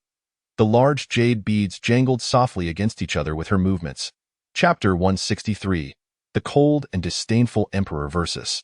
The spoiled palace made the sound. Chu Xingma had handled it for quite some time and was familiar with it. The flicker of complexity crossed his eyes as he wondered why he had momentarily softened and agreed to give it to her. She immediately shielded the bracelet, saying possessively, "You must not take a liking to this bracelet. It is mine." Lighter than the white jade bracelet, Li Yunyan finished transcribing a scroll of Buddhist scriptures just as the hour of Yu approached. She carefully stored the rice paper and walked a few steps closer to Chu Xingma. Before he could furrow his brow, she halted, gracefully bowing to him. "Guard, big brother. I shall take my leave." With that, she skipped down the stairs, leaving Chu Xingma frowning. He approached the neatly arranged rice paper she had prepared and noticed her delicate script, causing his brow to slightly relax. Her writing was indeed quite commendable.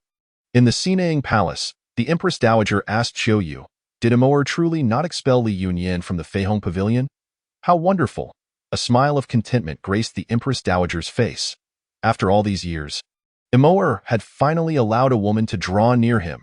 She recalled her son's calm demeanor, her expression filled with amusement as she anticipated what would unfold. Amour had yet to awaken. By the time he realized his feelings, he would likely be already ensnared.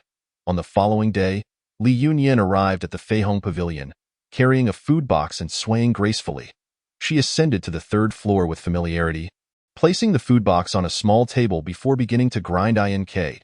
By the time Chu Xingma arrived, she had already transcribed 3 lines. "Guard, big brother, you are here." Li Yunyan lifted her small face, her round eyes curling into crescent shapes as she smiled. She pointed at the food box on the small table, saying, "Guard, big brother. I brought some snacks.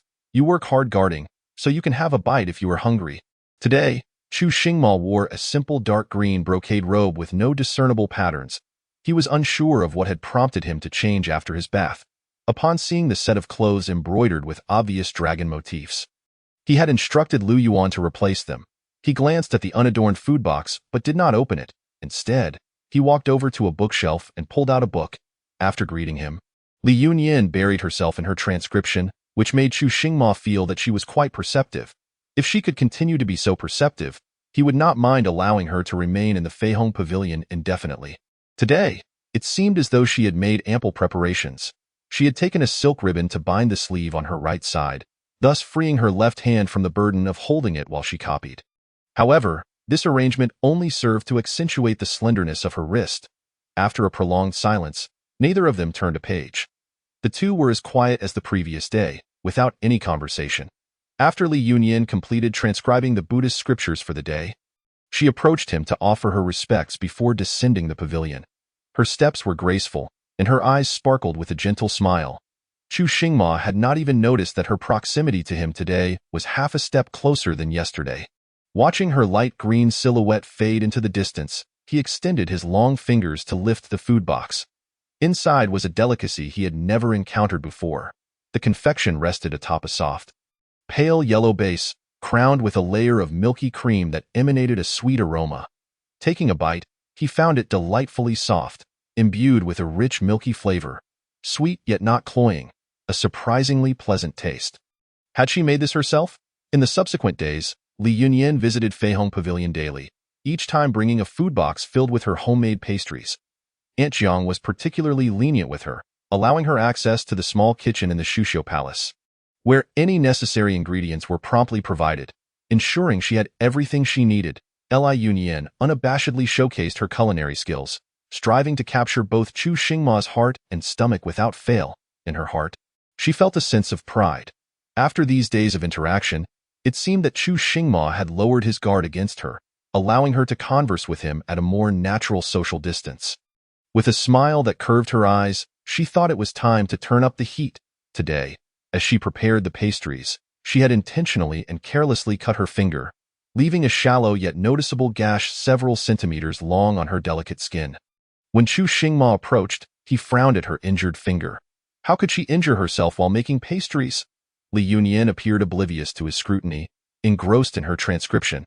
However, the injury on her finger inevitably caused her some discomfort as she wrote, eliciting occasional soft gasps. Chu Xingma felt a surge of irritation. How could such a minor injury cause her so much pain?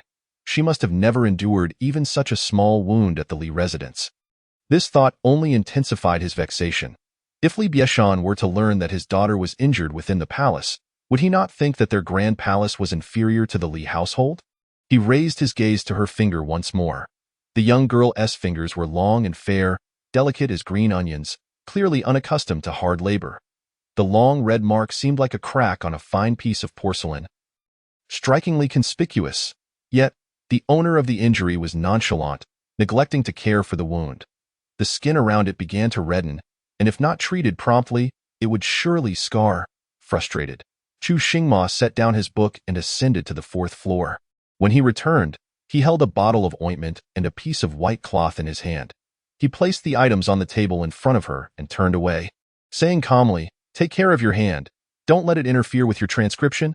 "Thank you, guard brother." Li Yunyan set down her brush and smiled gratefully at him before taking the ointment and cloth to a small table by the window. As her injury was on her right index finger, she could only apply the medicine with her left hand. After a considerable struggle, she managed to apply the ointment, but when it came to bandaging, she found herself lacking strength. After battling with her hand for a long time, beads of perspiration formed on her forehead and nose. Ultimately, she sighed and tossed the cloth aside in frustration, exclaiming, "Forget it. I want to bandage it. If I don't hurry, I'll be late returning today." Chu Xingma had been observing her actions closely. When she struggled to bandage her wound, his teeth clenched in sympathy. Why was she so clumsy? And yet, she had quite the temper. Not knowing why he felt compelled, Chu Xingma bent down, picked up the cloth, and walked toward her. As Li Yunyan prepared to rise, Chu Xingma spoke up. "Stay seated." Surprised, she looked up to see his tall figure kneeling before her. The faint scent of dragoness saliva wafted into her nostrils, pleasant and soothing. "Extend your hand." Oh, Li Yunyan hesitated for a moment before extending her injured finger. Chu Xingma lowered his gaze, wrapping the cloth around her finger twice before swiftly tying a knot. He then stood and departed, his voice cool. "All done." "Thank you, guard brother." Li Yunyan wiggled her index finger and bent it to mimic the motion of writing. Then she smiled. Her smile bloomed like petals, vibrant and captivating, momentarily halting Chu Xingma's breath. "Guard brother, thank you." Her voice was sweeter than before, and she turned to face him, her posture revealing her graceful curves unmistakably. "Guard brother, could you tell me your name? I intend to trouble you here for another 20 days. I can't keep calling you guard brother." Her eyes sparkled with clarity, gazing at him with an inquisitive expression, as though this were the most natural thing in the world. Chu Xingma's gaze flickered, and after a moment's pause, he replied, "My name is Amo." Li Yunyan murmured, then flashed him a bright smile. "Brother Amo." Chu Xingma's heart skipped a beat. That address sounded rather pleasing. Then he heard her say, "Brother Amo, you can call me Xiao Yin." Cough. Chu Xingma turned his head to look out the window. "If you don't hurry with the transcription, it will soon be dark." "Oh no." Li Yunyan sprang up and dashed toward the table, muttering, "This is terrible. It's too late. I must hurry and transcribe." Chu Xingma listened to her murmurs, a barely perceptible smile tugging at the corners of his mouth. After finally completing her transcription for the day, the sky outside had already dimmed. She turned and hurriedly ran down the stairs. As she pivoted, the pastel purple of her skirt lightly brushed against Chu Xingma's embroidered boots. He glanced at the sky and, once she had moved a distance away, lightly leaped down from the Feihong pavilion. Meng Qingyu felt that Li Yunyan's movements were quite unlike theirs. Aunt Jiang was strict with them, scheduling their lessons tightly. Besides mandatory etiquette and skills, they also had to practice standing postures for 2 hours each afternoon. Yet, Li Yunyan had never attended even once. Aunt Jiang seemed oblivious to Li Yunyan's absence, never inquiring about her whereabouts, and her attitude towards Li Yunyan grew increasingly gentle by the day. Earlier, Meng Qingyu had received a message from Wenxian, urging her to gather information on Li Yunyan's whereabouts. He had also assured her in the letter that he would find a way to get her out of the palace. She believed in Brother Xian. After all, even her father had allowed her to remain in the palace with peace of mind. Only Brother Xian had not given up on her.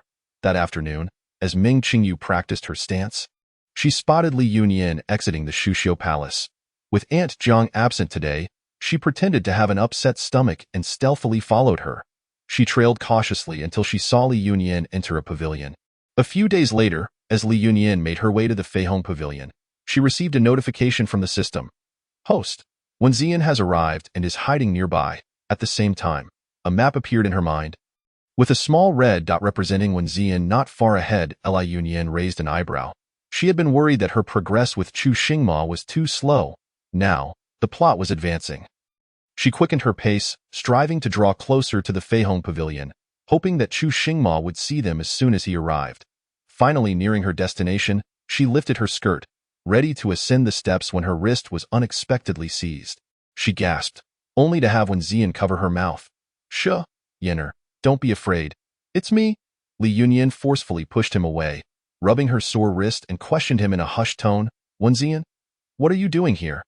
This is the Imperial Palace. How did you get in?" Wen Ziyan glanced around before pulling her behind a large tree. "Let go of me."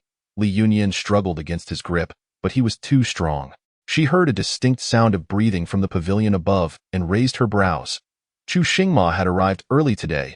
As Wen Ziyan dragged her to the tree, before he could speak, she slapped him. "Wen Ziyan, what do you want? I told you not to keep bothering me, Yenner."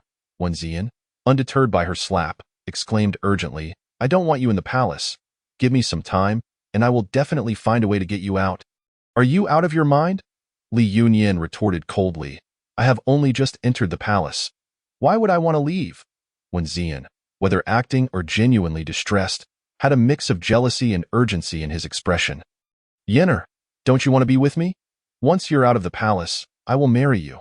"Stop dreaming, Wen Ziyan. I'll say it again. I will not leave the palace, and I absolutely won't marry you." "Yenner!" Wen Ziyan gazed at Li Yunyan incredulously, wondering how she had changed so much in just a few months of absence. She had once been so compliant, but now she regarded him with disdain. "Yenner, I admit I neglected you before. I will make it up to you from now on." Li Yunyan broke free from his grasp. "Wen Ziyan, stop talking. I want nothing to do with you. If you don't leave, I will call for help." "Yenner." Wen Ziyan's audacious intrusion this time was undoubtedly fraught with peril. Upon witnessing her anger, he immediately sought to intervene. Seizing the opportunity, Li Yunyan distanced herself from him, exclaiming, "Help! There's an intruder here." The surrounding guards remained eerily silent, having long received orders from Chu Xingma not to reveal themselves. Humph! He certainly fled swiftly. Li Yunyan picked up the food box she had hastily set down earlier. Brushing off the dust that clung to it with meticulous care, her lips pouting in disappointment. "What a pity!" as she muttered under her breath, chastising Wen Ziyan. She ascended the stairs. Upon reaching the third floor, a tall figure obstructed her path. "Who is he?" Chu Xingma's voice was low and frigid, laced with evident ire. Taken aback, Li Yunyan felt an urge to record the tone of his voice for him to hear later. What an overwhelming air of acidity! Startled, she placed a hand on her chest. "Brother-in-law, you're up here. Had I known, I would have summoned you to assist me." "Who is he?" Chu Xingma maintained a stern expression, coldly repeating his inquiry. Li Yunyan, seemingly intimidated by his demeanor, stammered, "He is the son of Wen Zimin, the head scholar of the Hanlin Academy, named Wen Ziyan." "What does he want with you?" He has always been persistently pursuing me. I have no idea how he discovered this place." Chu Xingma narrowed his eyes. "He pursues you?" "Yes." Li Yunyan nodded, unhesitatingly voicing her grievances. "Wen Ziyan is insufferably annoying. He constantly clings to me, insisting that I should not enter the palace, claiming he will marry me in the future. Humph! As if I would ever marry him. I belong to His Majesty." Upon hearing her chattering, Chu Xingma's anger diminished significantly, his expression softening slightly. "You do not wish to marry him?" "Of course not." Li Yunyan circumvented him, placing the food box on a small table and inspecting its contents, relieved to find the pastries unharmed. She then seated herself at the desk, rolling up her sleeves to reveal a patch of red marks marred by fingerprints. Pouting her rosy lips, she gently blew on her wrist before vehemently cursing. "Wen Ziyan is such a detestable wretch. His grip hurts so much." Chu Xingma reached out, grasping her wrist with his hand.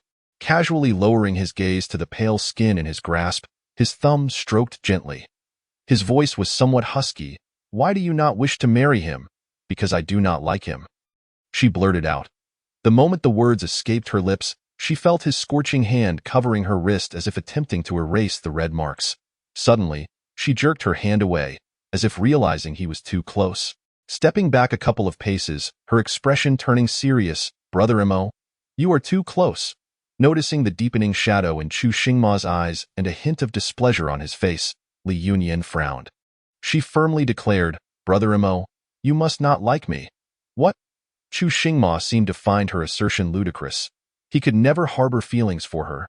Yet, Li Yunyan believed he had not comprehended her clearly, resolutely stating, "You must not like me. My heart belongs solely to His Majesty." What? A sudden joy welled up inexplicably within him. "What did you say?" Her expression was resolute, imbued with an undeniable tone. "Brother Mo, you must not like me. My heart belongs only to His Majesty. I shall never love anyone else." Chu Xingma regarded her with suspicion. Have you met His Majesty?" "Not at all. Then why would you love him?" Li Yunyan shook her head. Her expression dreamy. "I have often heard tales about His Majesty. He is wise and valiant, a courageous warrior who cherishes his people as if they were his own children. He is the god of war of our Chukong dynasty. The stories say he possesses 3 heads and 6 arms, with 9 eyes. He is also incredibly handsome and possesses unmatched strength, akin to a celestial deity descending from the heavens." As Chu Xingma listened to her descriptions, he suddenly chuckled. So, she harbored feelings for him? Could it be true? Yet, pondering her claims of 3 heads and 6 arms, 9 eyes, he frowned, wondering if someone could truly be so depicted and still be deemed handsome. After a moment of contemplation, he finally remarked, "You should refrain from reading such tales in the future. You have no right to dictate what I do," Li Yunyan retorted with a huff, glaring at him defiantly. "Regardless, you must not like me. Do you understand?" Her fierce demeanor was undeniably endearing, reminiscent of a feisty little kitten. Chu Xingma felt a sudden urge to ruffle her hair. However, Li Yunyan gasped, suddenly flustered. "Oh dear. With such a delay today, she would surely be late. Brother Mo, you must step back." She promptly seated herself, beginning to grind ink and transcribe, burying her head in her work, effectively disregarding him. It was the first time Chu Xingma had been requested to keep his distance, and he felt an unusual discomfort. This little girl truly had quite the audacity. Recalling the scene he had witnessed earlier upstairs, his dark eyes deepened. "So, it was Wenxian, was it? Lu Yuan, your servant is here. Go inform Aunt Jiang that Li Yunyan's scripture copying should be have from now on." "Yes, Your Majesty." And, Chu Xingma's gaze sharpened as he spoke slowly, "Investigate her relationship with Wenxian." "Understood." With the scripture copying halved, Li Yunyan quickly completed her task. Chu Xingma lounged lazily against the back of his chair, holding a freshly brewed Mengding tea, appearing in remarkably good spirits. He watched her joyfully finish transcribing the scriptures, then produced 2 vibrant silk ribbons connected by a short stick. "What are you planning to do with those?" Only then did she belatedly inquire, "Brother Mo, may I practice my dance here?" Chu Xingma instinctively reached for the bracelet around his wrist, only to find it missing, and instead touched his own wrist, conceding, "Yes, thank you, Brother Mo." Li Yunyan carefully set her bracelet aside, selected a spacious area, and began her practice. Grasping the 2 sticks, she suddenly flicked them, sending the colorful ribbons swirling gracefully through the air. With remarkable flexibility, her every movement radiated vitality, her body akin to a dancing butterfly, light and agile, each turn and leap imbued with elegance and beauty. Chu Xingma watched her intently. He had witnessed numerous dances at palace banquets, yet this was the first time he had encountered such artistry. After finishing, Li Yunyan found herself slightly breathless, her cheeks flushed from exertion, a light sheen of sweat gracing her brow. Her chest rose and fell rhythmically beneath her pale blue bodice, the delicate curves of her figure becoming apparent. Seating herself next to him, she poured herself a cup of tea and gulped down a few mouthfuls before glancing at him. "Brother Mo, how did I perform just now?" "What?" Chu Xingma, captivated by her close proximity, momentarily lost his train of thought. She appeared somewhat beautiful, Brother Mo. Not receiving any praise, Li Yunyan remained unperturbed, naturally removing her embroidered shoe from her right foot and gently massaging her ankle through her stocking. Chu Xingma now found it effortless to converse with her, but upon observing her delicate fingers at work, he frowned slightly. Did you twist your ankle? Yes, Li Yunyin replied with a gentle smile. The final spinning move is particularly challenging. I tend to twist my foot whenever I attempt it, but it's not serious. Just a little massage will suffice. Chu Xingma frowned. If it's too difficult, simply change the move. With so many performers in 10 days, no one will notice. That won't do. Li Yunyin shot him a look of disapproval, shyly smiling. The last move is the most beautiful. I must ensure His Majesty sees me at my finest.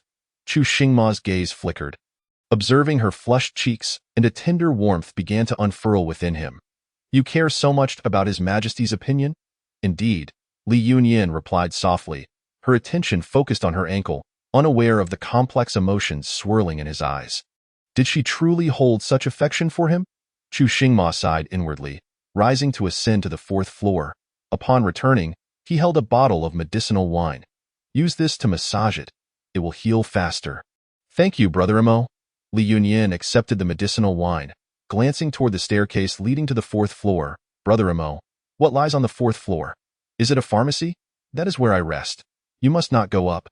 Oh, I understand. Why? Chu Xingma asked, puzzled. Li Yunyin replied earnestly, because applying medicine requires me to remove my stockings, and only His Majesty is allowed to see my feet. You cannot. Chu Xingma scoffed lightly. Who would want to see? Humph. Li Yunyin placed her hands on her hips, chin held high, proudly declaring, I am a beauty that could make fish sink and birds fall, and when I am out, I must guard against lecherous men. Chu Xingma shot her a sidelong glance. Even lecherous men wouldn't find your feet appealing. How dare you, Brother Imo? You actually disdain me, Li Yunyin pouted. Her playful spirit ignited, and she teasingly waved her toes in front of his eyes. Stretching her foot to nudge the hem of his garment, with a hint of defiance, she laughed. Take that. How dare you disdain me? I insist on making you experience the overwhelming odor of my unbeatable stinky feet. Chu Xingma swayed left and right with agility, skillfully evading her attempts to touch the hem of his garment. Observing her growing frustration as she failed to make contact, her cheeks puffing in exasperation. A barely perceptible smile curved the corners of his lips. He let out a muffled, resigned chuckle from his throat. Stop it! At that moment, Li Yunyin had drawn quite near, and her bare foot inadvertently nudged the hem of his long robe. The loose footwear, having been dislodged during their playful antics, suddenly slipped off. Both of them were momentarily stunned. Chu Xingma had not anticipated her shoe would fall off so abruptly. His intention had merely been to restrain her. Yet now, as he felt the delicate softness of her foot, a warmth began to spread from his palm. Xiaoyan, he croaked, yearning to reveal that he was indeed the emperor she spoke of. Li Yunyin, caught off guard by his grasp, was instantly flustered, a thin veil of mist rising in her eyes. After a considerable pause, Chu Xingma finally stood up, his gaze drifting to the silk ribbon on the small table. The neatly arranged bracelet on the writing desk, and the bottle of medicinal wine abandoned on the floor, his expression darkening. Lu Yuan, Your Majesty, a voice called from outside the window. Please deliver this bottle of medicinal wine to the Shuxiu Palace for her. Yes. The stars twinkled faintly, and a chill crept through the night, as the hours deepened. Chu Xingma tossed and turned, unable to find slumber. The memory of the scene at Feihong Pavilion replayed in his mind. The image of that tender, pale foot and her tear-filled, panicked eyes haunting him. His heart grew increasingly restless. He swung his legs off the bed, all the palace attendants having been dismissed, leaving the hall in eerie silence. He couldn't be bothered to summon anyone for a lamp, instead stepping into the adjoining bathing chamber, guided only by the moonlight. The next day, when Li Yunyin arrived, she breathed a sigh of relief upon seeing the bracelet still securely placed on the table. Joyfully, she cradled it in her hands, kissing the beads with soft pecks, her face reflecting her lingering fright. Fortunately, it's not lost. Cautiously, she adorned her wrist with the bracelet, shaking it gently to hear the crisp sound of the beads colliding, her eyes narrowing in delight. Turning her head, she then noticed Chu Xingma standing by the window with his hands clasped behind his back. A hint of embarrassment washed over her face as she timidly called out. Brother Imo. Chu Xingma lifted his gaze, his dark eyes locking onto hers, devoid of any warmth. His enchanting peach blossom eyes held a serious yet bewildered expression, as if grappling with a decision. When he beheld her innocent doe-like eyes, The urge to ask her to leave Feihong Pavilion evaporated, unspoken. She had come under orders to transcribe Buddhist scriptures for the empress. If he were to send her away prematurely, she would surely face punishment. Not to mention her dance. Never mind. It's just a few more days, he concluded, turning his attention to the distant scenery. Li Yunyun sensed the shift in his mood, a glimmer of satisfaction flickering in her eyes. She took her seat as usual and began her transcription of the scriptures. Once completed, she retrieved the colorful silk she had forgotten the previous day, practicing with abandon, seemingly oblivious to his presence. Chu Xingma remained attentive to her every move, and when she spun around, a barely audible sound of discomfort escaped her lips, causing his brow to furrow slightly. Just as his thoughts wandered, Li Yunyun had packed her belongings and silently descended the stairs. Was she leaving? His expression fell into a state of despondence, unable to comprehend why the usually chattering girl would depart without a word. Why hadn't she come forward to bid him farewell? As his gaze shifted, he recalled the information gathered by those below. Rumor had it that she was headstrong and willful. Could it be that she was upset? What could possibly trouble her? Was she angry that he hadn't spoken to her earlier? Or perhaps because of his touch from the day before? Chu Xingma exhaled in frustration, his grip tightening on the windowsill when he caught sight of her slender figure outside, hastily lifting her skirts as she fled. Chapter 167. The Cold and Disdainful Emperor versus the Indulgent Showgirl. What do you want? Upon encountering her nemesis, Li Yunyun's expression displayed a hint of impatience, reminiscent of her previous temperament. Meng Qingyu wore a gentle and magnanimous smile, casually taking Li Yunyun's arm as she whispered, "Sister Yin, it has been ages since we last had a proper chat. Won't you invite me in for a moment?" Ha, uninvited and yet bold. This can't be good. Li Yunyun deftly extricated her arm from Meng Qingyu's grasp, her tone cool and indifferent. Come in, then. She inhabited the room alone, furnished merely with a bed. The soft glow of the setting sun streamed through the window, casting a warm golden hue over the modest decor, lending the small space an air of delicate charm. A flicker of jealousy flared in Meng Qingyu's eyes. They were only required to stay in the Shuxiu Palace for a month. Why did Li Yunyun's room possess such exquisite embellishments?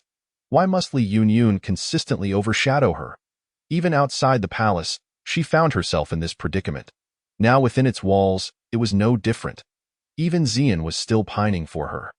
As thoughts of her purpose flickered through her mind, Meng Qingyu's jealousy intensified, her fingers clenched painfully within her sleeve. Take a seat. Li Yunyun approached a corner shelf, meticulously cleansing her hands before drying them with a clean silk cloth.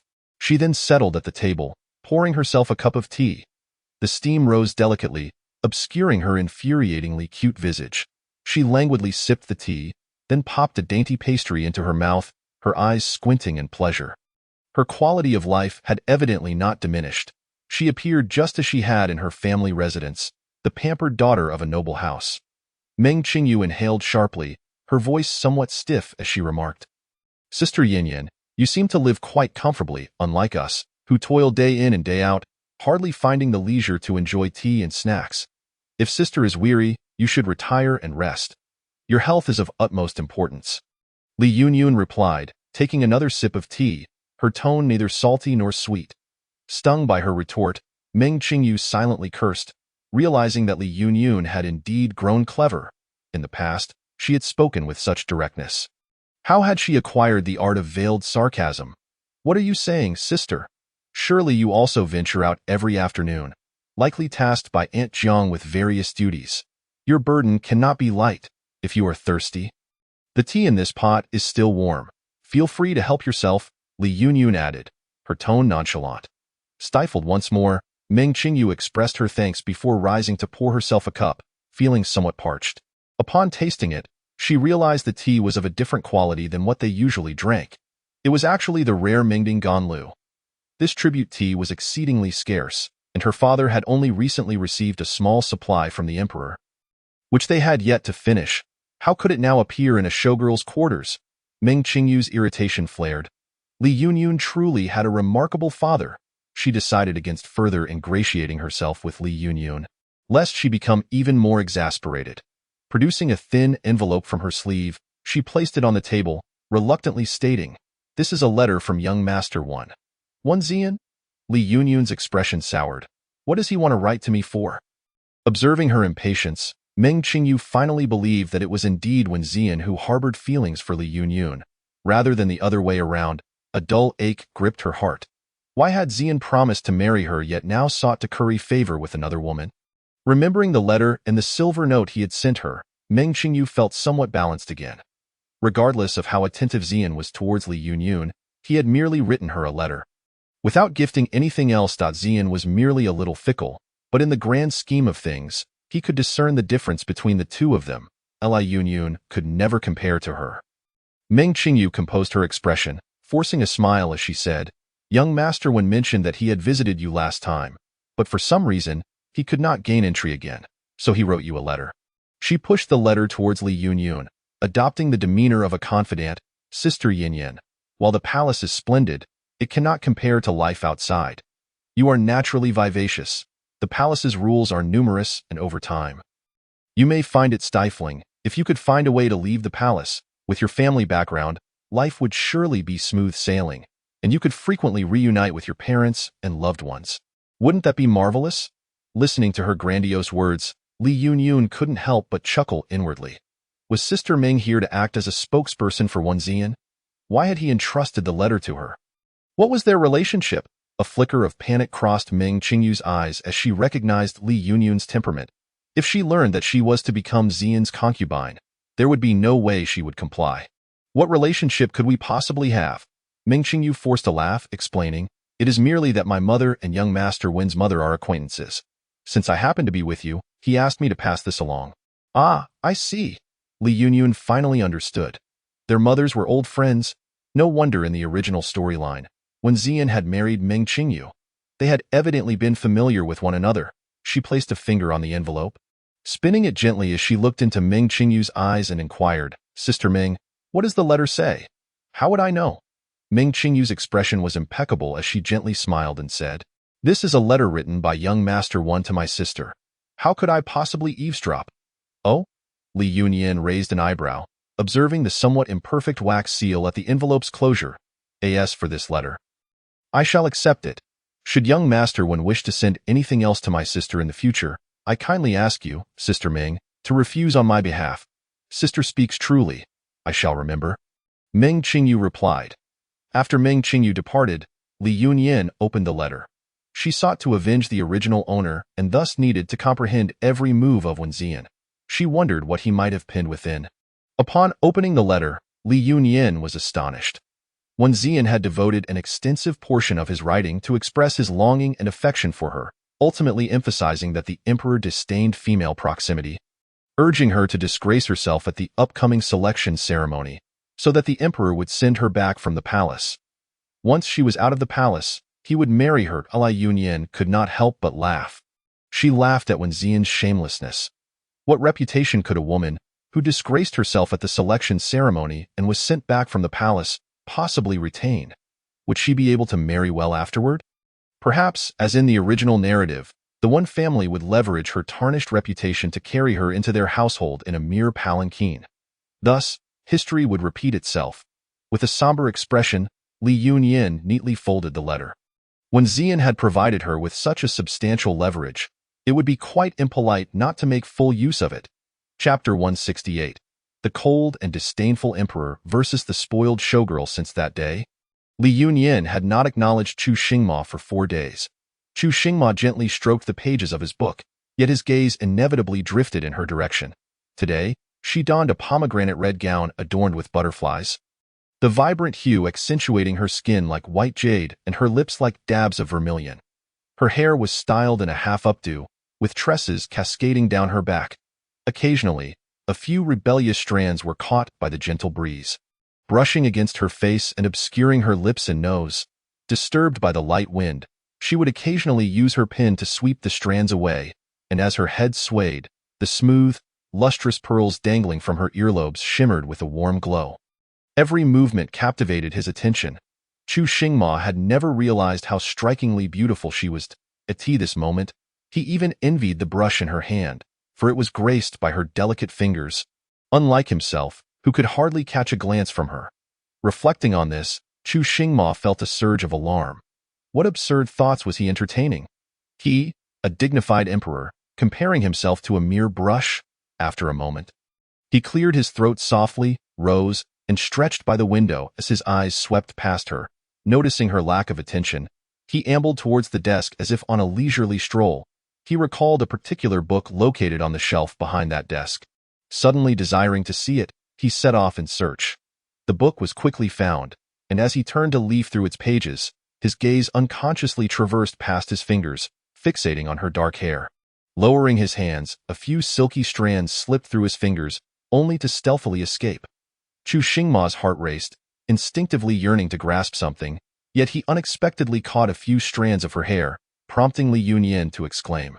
This was the first sentence she had uttered to him in days. Aside from greeting him, a wave of joy surged within Chu Xingma.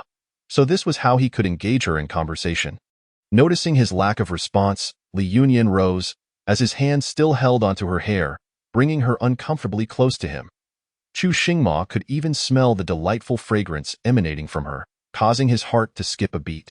Li Yunyan grasped her hair, gently patting his large hand. Please let go.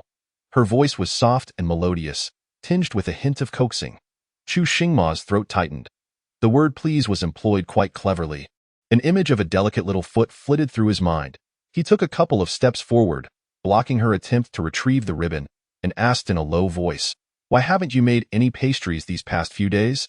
Li Yunyan lifted her head, her expression one of incredulity at his seemingly rhetorical question.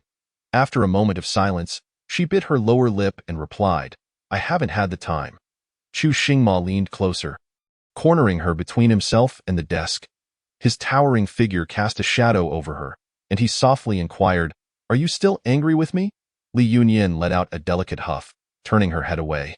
Tacitly conceding, Chu Xingma slightly bowed, leaning closer to observe her, and for the first time in his life, spoke in a gentle tone. I did not mean to. Li Yunyan was accustomed to a soft approach rather than a hard one. His seemingly apologetic words made it difficult for her to remain angry. Her round eyes blinked rapidly, as if processing his apology. After a brief moment, she finally made up her mind, her expression softening as she bit her lip and said in a petulant tone, Then you must forget everything that happened that day. Forget? How could he possibly forget? The memory lingered in his mind. A glint of determination flickered in Chu Xingma's eyes as he slightly curled his lips and replied. Very well. Li Yunyan's temper was fleeting. As quickly as it came, it dissipated. Grateful for his promise, she smiled faintly and generously declared, Then I shall forgive you this once. Her smile resembled the warm sun of winter. Warming Chu Xingma's heart, he felt the discomfort he had endured for several days finally lift, replaced by a light-hearted smile. I am immensely grateful, little Yin. No need for thanks. The two reconciled as if nothing had ever happened. Li Yunyan, not wishing to linger, gently nudged him. Brother Mo, please don't stand so close. I need to practice my dance. However, his tall and robust frame remained unmoved by her gentle push. Li Yunyan shot him an exasperated glance, and with no other choice, squeezed past him, removing her hand strings from her wrist to begin binding her hands and feet. After this flurry of activity, once Li Yunyan picked up the ribbon and moved away, Chu Xingma noticed a letter that had slipped from her. He initially intended to call out to her, but upon seeing the handwriting on the envelope, he held his tongue. Oh, my dearest Yenner. From Xian. His expression darkened as he bent down to collect the letter. With only 4 days remaining until the selection ceremony, Li Yunyan's dance became increasingly proficient, though her right foot still twisted slightly at the end. Chu Xingma appeared somewhat distracted. After she departed, he could hardly contain his eagerness to open the letter. Moments later, his face turned ashen. A wave of intense bitterness surged within him, as though it threatened to burst forth from his chest. The paper in his hand crumpled violently as Chu Xingma clenched it tightly. This one, Xian. How audacious! How dare he covet? How dare he presume to interpret the emperor's will and influence the royal decisions? He bellowed, Lu Yuan. After issuing his orders, the anger in Chu Xingma's chest remained, a tumultuous knot. His heart was ensnared by the letter's contents. Did Li Yunyan regard it with great importance, carrying it close to her? At the ceremony, would she act according to its directives? However, the information he had received regarding her prior interactions with Wen Xian indicated that while Wen Xian had actively sought her out, Li Yunyan's feelings towards him could not be entirely devoid of affection. If she were truly unwilling, her demeanor towards Wenxian should have mirrored her attitude towards him, warning him loudly not to harbor feelings for her. Instead, she indulged Wenxian, permitting him to pursue her time and again. The calm facade on Chu Xingma's face shattered in an instant, a glimmer of cold fury flashing in his eyes as he tightened his grip on the paper. Li Yunyan, what will you do? Li Yunyan, do not disappoint me. Chapter 169. The cold and disdainful emperor versus the spoiled showgirl. Tomorrow marks the day of the selection ceremony. Today, Li Yunyan prepared several pastries praised by Chu Xingma. Arriving early at Fei Hong Pavilion, she swiftly copied the Buddhist scriptures, gathering them all up afterward. She then arranged the pastry platter on a small table and brewed a pot of tea. Outside, the sky was overcast, hinting at impending rain. Soon after, Chu Xingma arrived. Brother Mo, you've come. Noticing her unusually seated at the small table awaiting him, Chu Xingma raised an eyebrow. Today, she wore a white gauze dress, cinched at the waist with a beige soft ribbon, accentuating her slender figure. Her silk-like dark hair cascaded freely, with tassels from her hairpin dangling down elegantly. It appeared she had dressed with care, presenting a more formal and exquisite appearance than her usual casual attire. Making her even more beautiful, he strode over, sitting closely beside her, playfully tugging at her hair. Li Yunyan had grown accustomed to his antics. He had been playfully tugging at her hair daily, as if it were a delightful game. She shot him a reproachful glance, rubbing her scalp where he had pulled, hoping he wouldn't make her bald. A smile danced in Chu Xingma's eyes as he picked up a piece of pastry and popped it into his mouth. Bemused by her unusual behavior today, Li Yunyan leaned on the table, her expression earnest as she said, Brother Mo, I am here to bid you farewell today. Suddenly, a thunderclap echoed outside, startling Li Yunyan, causing her to instinctively leap into his embrace. Chu Xingma froze, his fingers gripping the edge of the table tightly. The warmth was fleeting, and Li Yunyan quickly realized her indiscretion, lifting her head to apologize profusely. Brother Mo, I am so sorry. I didn't mean to. I was just scared of the thunder. Her eyes still reflected lingering panic, the corners slightly reddened, resembling a frightened little rabbit. Chu Xingma's Adam's apple bobbed slightly as he spoke in a gentle tone. It's nothing. Raindrops began to fall, silver strands cascading from the heavens, resembling an ink-wash painting that rendered the entire world hazy and poetic. Li Yunyan tilted her head to gaze out the window. Her voice tinged with a bittersweet sense of parting. Brother Mo, I shall not return tomorrow. Please take care of yourself. Chu Xingma gazed at her exquisite profile, and, affected by her emotions, a bittersweet taste surged within him. If tomorrow, she truly chose to heed Wenxian's advice, an overwhelming fury surged within him, a murderous intent rising like a dark tide, stirring the latent aggression throughout his body. The edge of the table was gripped tightly, creaking under his hold. Brother Mo? Li Yunyan turned to look at him earnestly. Will we meet again? After speaking, she smiled, her eyes sparkling like stars, her voice cheerfully declaring, there will surely be another opportunity. After all, the palace is His Majesty's domain, and I am His Majesty's woman. He will undoubtedly allow me to visit Fei Hong Pavilion again. She leaned closer to him, gazing into his eyes. Brother Mo, in the future, I will bring you some pastries when I come to Fei Hong Pavilion. Chu Xingma found himself inexplicably pleased by her words, and his agitation dissipated, replaced by a refreshing smile akin to a gentle spring breeze. He looked into her eyes and softly replied, All right. The rain fell unusually long that day. The two of them finished their pastries and emptied their teacups, but the rain showed no signs of stopping. Li Yunyan looked anxiously at the darkening sky. What should we do? It's almost dark. Chu Xingma sat casually, seemingly unconcerned. Brother Mo, do you have an umbrella? His peripheral vision caught a glimpse of a bright yellow in a corner, and he shook his head. No, what if we miss tomorrow's grand ceremony? She stood up, intending to rush downstairs, but her wrist was grasped firmly by a large hand. Then what shall we do? Li Yunyan exclaimed, nearly in tears, her eyes brimming with moisture. Don't be afraid. Chu Xingma retrieved an oil lamp and lit it, instantly illuminating the room. His voice was deep and powerful, inspiring an unshakable trust in his words. Li Yunyan nodded helplessly. It'll have to be this way. Thank you, Brother Mo. Outside, the sky had completely darkened. With a lone man and a solitary woman sharing a room, Li Yunyan felt an overwhelming discomfort.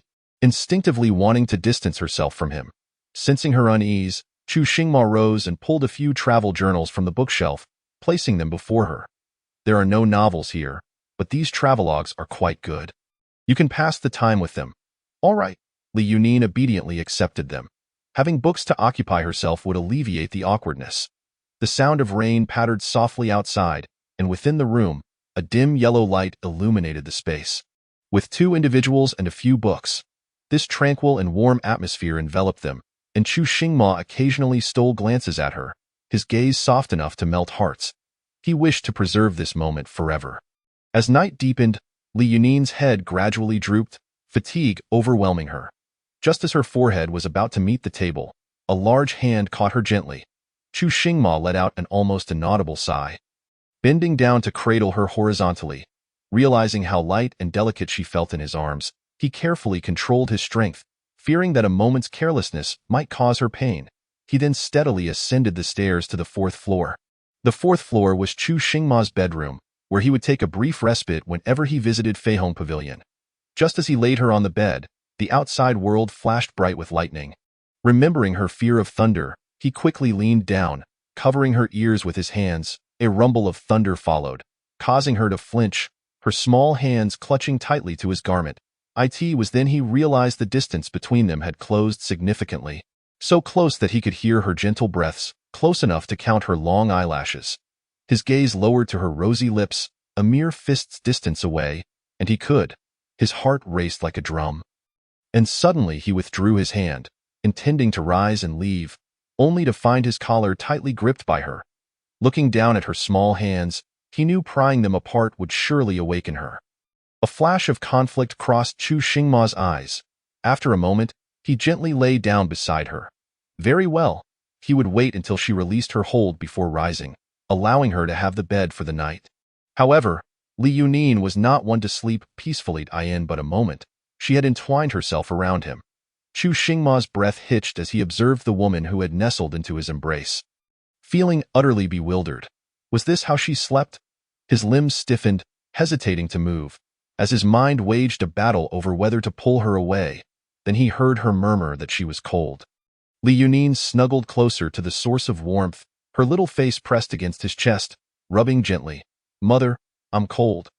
Her voice was soft and delicate, and Chu Xingma feared that if he hesitated even a moment longer, she might burst into tears. Acting on instinct, he swiftly reached for the brocade quilt on the inner side of the bed and covered her, pulling it over himself as well. He too was afraid of the cold. Outside, the wind and rain raged, while within his arms lay a soft bundle, and Chu Xingma felt a sense of fulfillment he had never known. He yawned, fatigue washing over him. The rain gradually ceased. The world outside grew quiet, and the two nestled on the bed drifted into sweet dreams. Your Majesty, Your Majesty, it is time for court." Outside, Lu Yuan, gathering his courage, whispered urgently. His heart raced, filled with both excitement and dread. The good news was that last night, the emperor had spent the night with the daughter of the Li family. The bad news was that it had been merely a peaceful slumber. Nothing more had transpired.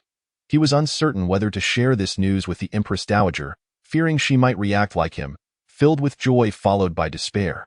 Since that incident, the emperor had resisted the company of all women, exhibiting a strong aversion to matters related to intimacy, and naturally had not been educated on such affairs. Lu Yuan even felt that the emperor knew less about such matters than he. A eunuch! Yet who would dare to instruct the emperor on such topics? He certainly wouldn't. Even if given tenfold the courage, he would not dare. Chu Xingma awoke at Lu Yuan's call. Upon opening his eyes, he felt a small hand nestled within his garments. That small hand was resting on his abdomen. He glanced at Li Yunin, who was soundly asleep, her little face flushed, defenselessly nestled against him. Chu Xingma took a deep breath and sat up. The warmth of her embrace abruptly vanished, causing Li Yunin to mumble softly, turning over and drifting back to sleep. Observing her sleeping face, Chu Xingma sighed helplessly as he bent down to tuck the quilt around her snugly. Lest she awaken and complain of the cold, after lowering the bed curtains completely, he summoned Lu Yuan inside. Lu Yuan quietly assisted him in dressing and grooming, the two of them maintaining a respectful silence until they exited the room. Not long after he left, Li Yunin awoke. Since entering the palace, She had developed an early rising habit. Parting the bed curtains, she found herself in an unfamiliar environment and stepped to the window. Realizing she must be on the 4th floor of Feihong Pavilion. So, this was his bedroom. Upon opening the door, she discovered Lu Yi waiting outside. Lu Yi was the eunuch who had guided her on her first day at Feihong Pavilion. He held a set of brand new garments, bowing as he spoke. "Miss, this is what Aunt Jiang sent me to bring you. I shall assist you with your washing." Li Yunin accepted the clothes and replied to Lu Yi. "Thank you, eunuch Lu Yi, but I can manage on my own. Please wait a moment." Of course, in no time. Li Yunin was dressed, following Lu Yi downstairs. Upon returning to the Shuxiu Palace, the other maidens had already assembled in the courtyard. They wore garments identical to hers, and upon seeing Li Yunin approach, they merely glanced her way, displaying no surprise, as if they were unaware of her absence the previous night. Aunt Jiang looked at Li Yunin with visible satisfaction, nodding with a smile, allowing her to take her place. Meng Qingyu shot a covert glare at them. One openly favored, while the other shamelessly shirked responsibility. Even on such an important day, Li Yunin was allowed to arrive so late. Yet Aunt Jiang offered no reprimands, even greeting her with a smile. Humph. One could only wonder how much bribe Aunt Jiang had received from the Li family. Was there still any order left? Excitement bubbled on Meng Qingyu's face. After a round of admonitions, Aunt Jiang emphasized, "Today is the most important day for you all. You must treat today's examination with the utmost seriousness, ensuring not a single mistake occurs." The crowd bowed in unison. "Yes, Aunt." Meng Qingyu turned her head to glance at Li Yunin. Brother Xian was adamant that once Li Yunin learned of the emperor's secret, she would surely heed his words. "I also read that letter. He mentioned that the emperor was indifferent to women, nearly implying that the emperor had a fondness for young men. Surely Li Yunin understands now and would be reluctant to remain in the palace." Thus, she awaited to see how Li Yunin would embarrass herself in the grand hall today. As Meng Qingyu scrutinized Li Yunin, the latter was also casting glances at her from the corner of her eye. Logically, since Meng Qingyu favored Wen Xian, she too would be unwilling to stay in the palace. Yet seeing no signs of distress on her face, Li Yunin was left wondering what strategy Meng Qingyu had to navigate the situation without embarrassment and leave the palace smoothly. The grand ceremony is not set to commence until the afternoon, as His Majesty is occupied with the morning court session and subsequent affairs of state in the imperial study, only finding time to receive them later in the day. This clearly illustrates how little enthusiasm His Majesty harbors for this selection process, as he is unwilling to spare even a single day for it. After partaking in lunch, the maidens, under the guidance of Madame Jiang, set off towards the Hall of Diligent Governance. Upon their arrival, neither His Majesty nor the Empress Dowager has yet appeared, indicating their early arrival. The group thus waits outside the hall, at the appointed hour. Both the Emperor and the Empress Dowager arrive, prompting all to kneel in reverence. Lu Yuan announces, "Announce." The maidens enter the hall. Madame Jiang leads the group of maidens into the grand hall, their presentation this time significantly more formal than a month prior. Adorned in opulent attire and exhibiting refined comportment, the 20 maidens kneel in unison, greeting His Majesty and the Empress Dowager. "Long live the Emperor! Long live the Empress Dowager!" "Rise," commands Chu Xingma, his voice deep and magnetic, causing Li Yunin to lift her gaze in surprise. She meets his gaze, which is imbued with a playful semblance of a smile, as he scrutinizes her reaction upon realizing he is the emperor. For this moment, Li Yunin has practiced countless times, finally biting her lip and casting a fleeting glare at him. After being glared at, Chu Xingma suppresses a chuckle, realizing her audacity to glare at him in the grand hall now that she knows his true identity. He fights to keep his lips from curling into a smile, diverting his gaze towards the Empress Dowager.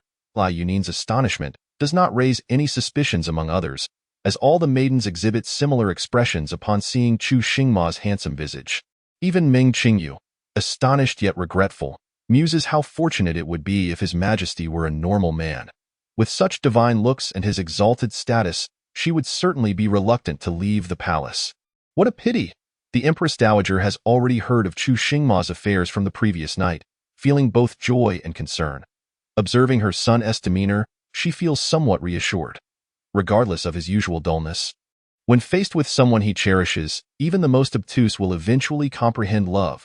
After exchanging a few pleasantries, the Empress Dowager permits the maidens to begin their performances. The first maiden presents her skill in playing the zither, while the others take their seats. Li Yunin, seated towards the front, can clearly observe the actions of both Chu Xingma and the Empress Dowager. When she lifts her head, she finds both of them watching her, prompting her to smile warmly at them. Chu Xingma, however, remains composed, subtly lifting the corners of his mouth, betraying his good spirits. Aside from them, the three consorts, Consort Xia, Consort Lu, and Consort Ji, are present. They are well aware of Chu Xingma's temperament and harbor no significant animosity towards the maidens today, knowing that His Majesty will not favor them, relegating them to mere ornaments in the harem. Noticing the three consorts observing her, Li Yunin politely nods in their direction before reaching for the small pastries on the table. Today is of great importance, and Madame Jiang has restricted their food intake, leaving her quite hungry. The three consorts, witnessing Li Yunin's childlike demeanor, lower their guard, thinking her simple-minded. As the subsequent maidens take turns performing, the Empress Dowager evenly distributes rewards among them. Finally, it is Meng Qingyu's turn. She has prepared a painting as her talent showcase. Li Yunin closely watches her actions, eager to discern what hidden tricks she may have prepared. When she finally sees the completed artwork, realization dawns upon her. Meng Qingyu has painted a chrysanthemum. Li Yunin swiftly turns to gauge Chu Xingma's expression, noting his furrowed brow and evident distaste. From the system, she has learned that Chu Xingma harbors a deep-seated aversion to chrysanthemums, stemming from a past connection with a wet nurse whose name included the character for chrysanthemum. Such a secret is known only to Chu Xingma and the Empress Dowager. Yet surprisingly, Meng Qingyu is aware. This tactic is indeed cunning. Ignorance is bliss, and Chu Xingma's discomfort ensures Meng Qingyu will not remain in the palace, nor will her reputation suffer any damage.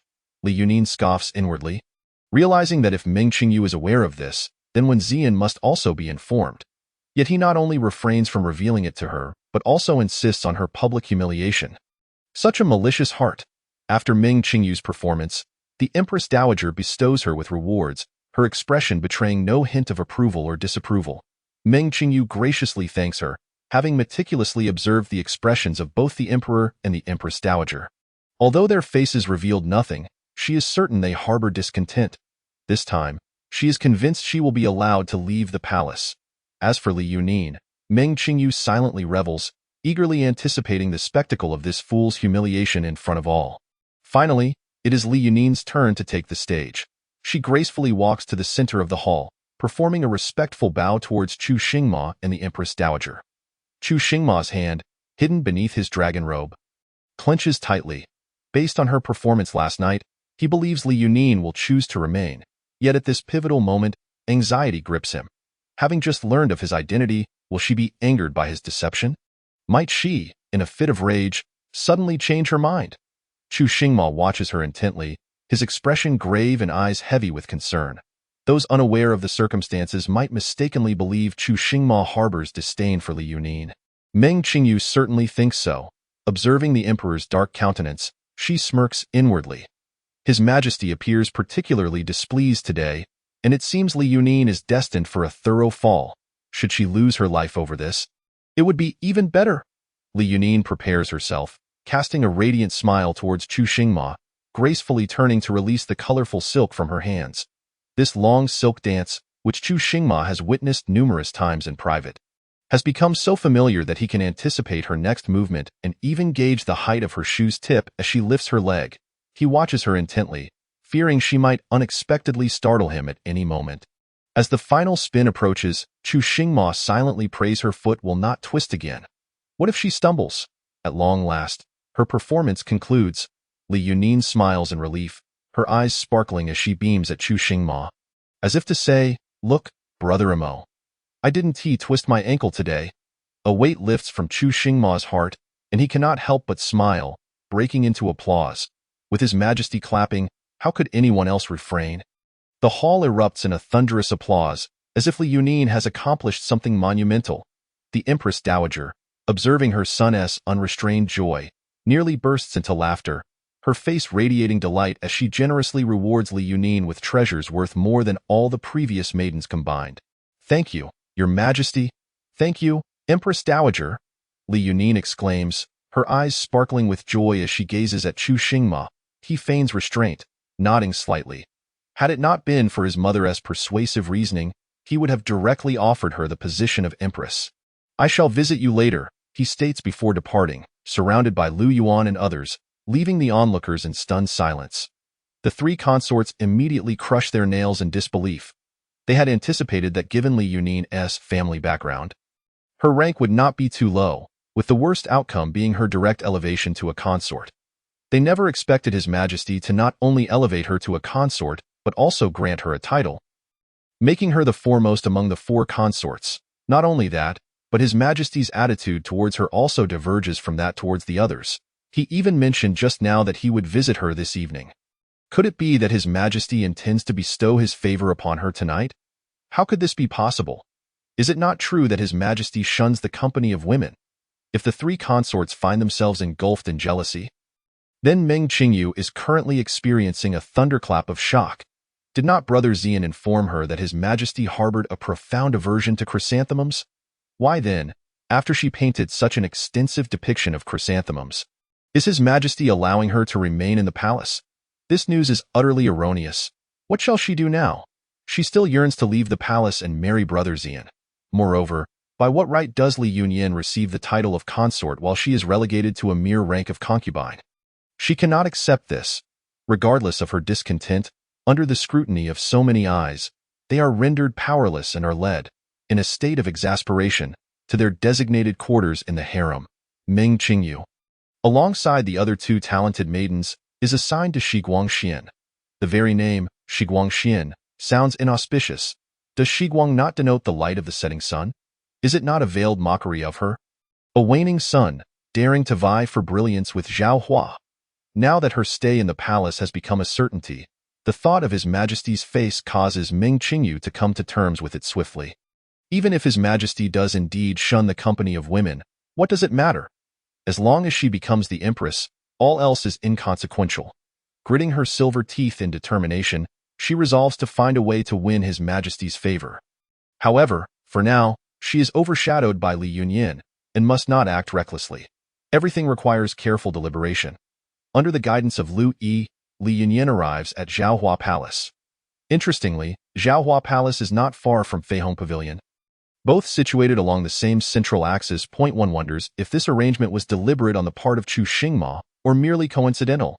Upon reaching Zhaohua Palace, Li Yunyan is surprised to find Ziyu waiting at the entrance to greet her. The servant girl pays her respects to consort Zhao. Ziyu, what brings you here? After bowing to Li Yunyan, Ziyu hurriedly approaches, supporting her arm as she once did, and cheerfully states, the master and mistress are concerned that the lady may feel wronged in the palace, and have sent me to continue serving you. Speaking of her parents softens Li Yunyan's heart, and she inquires with genuine concern, are father and mother well? They are well. They wish for you not to worry about them while in the palace. There will certainly be opportunities to reunite in the future. As she steps into the palace, several more maidservants greet her with bows, and Li Yunyan memorizes their faces before dismissing them to attend to their duties. Zhaohua Palace is vast, adorned with intricately carved railings, jade-like structures, lakes, gardens, artificial hills, flowing streams, and pavilions aplenty.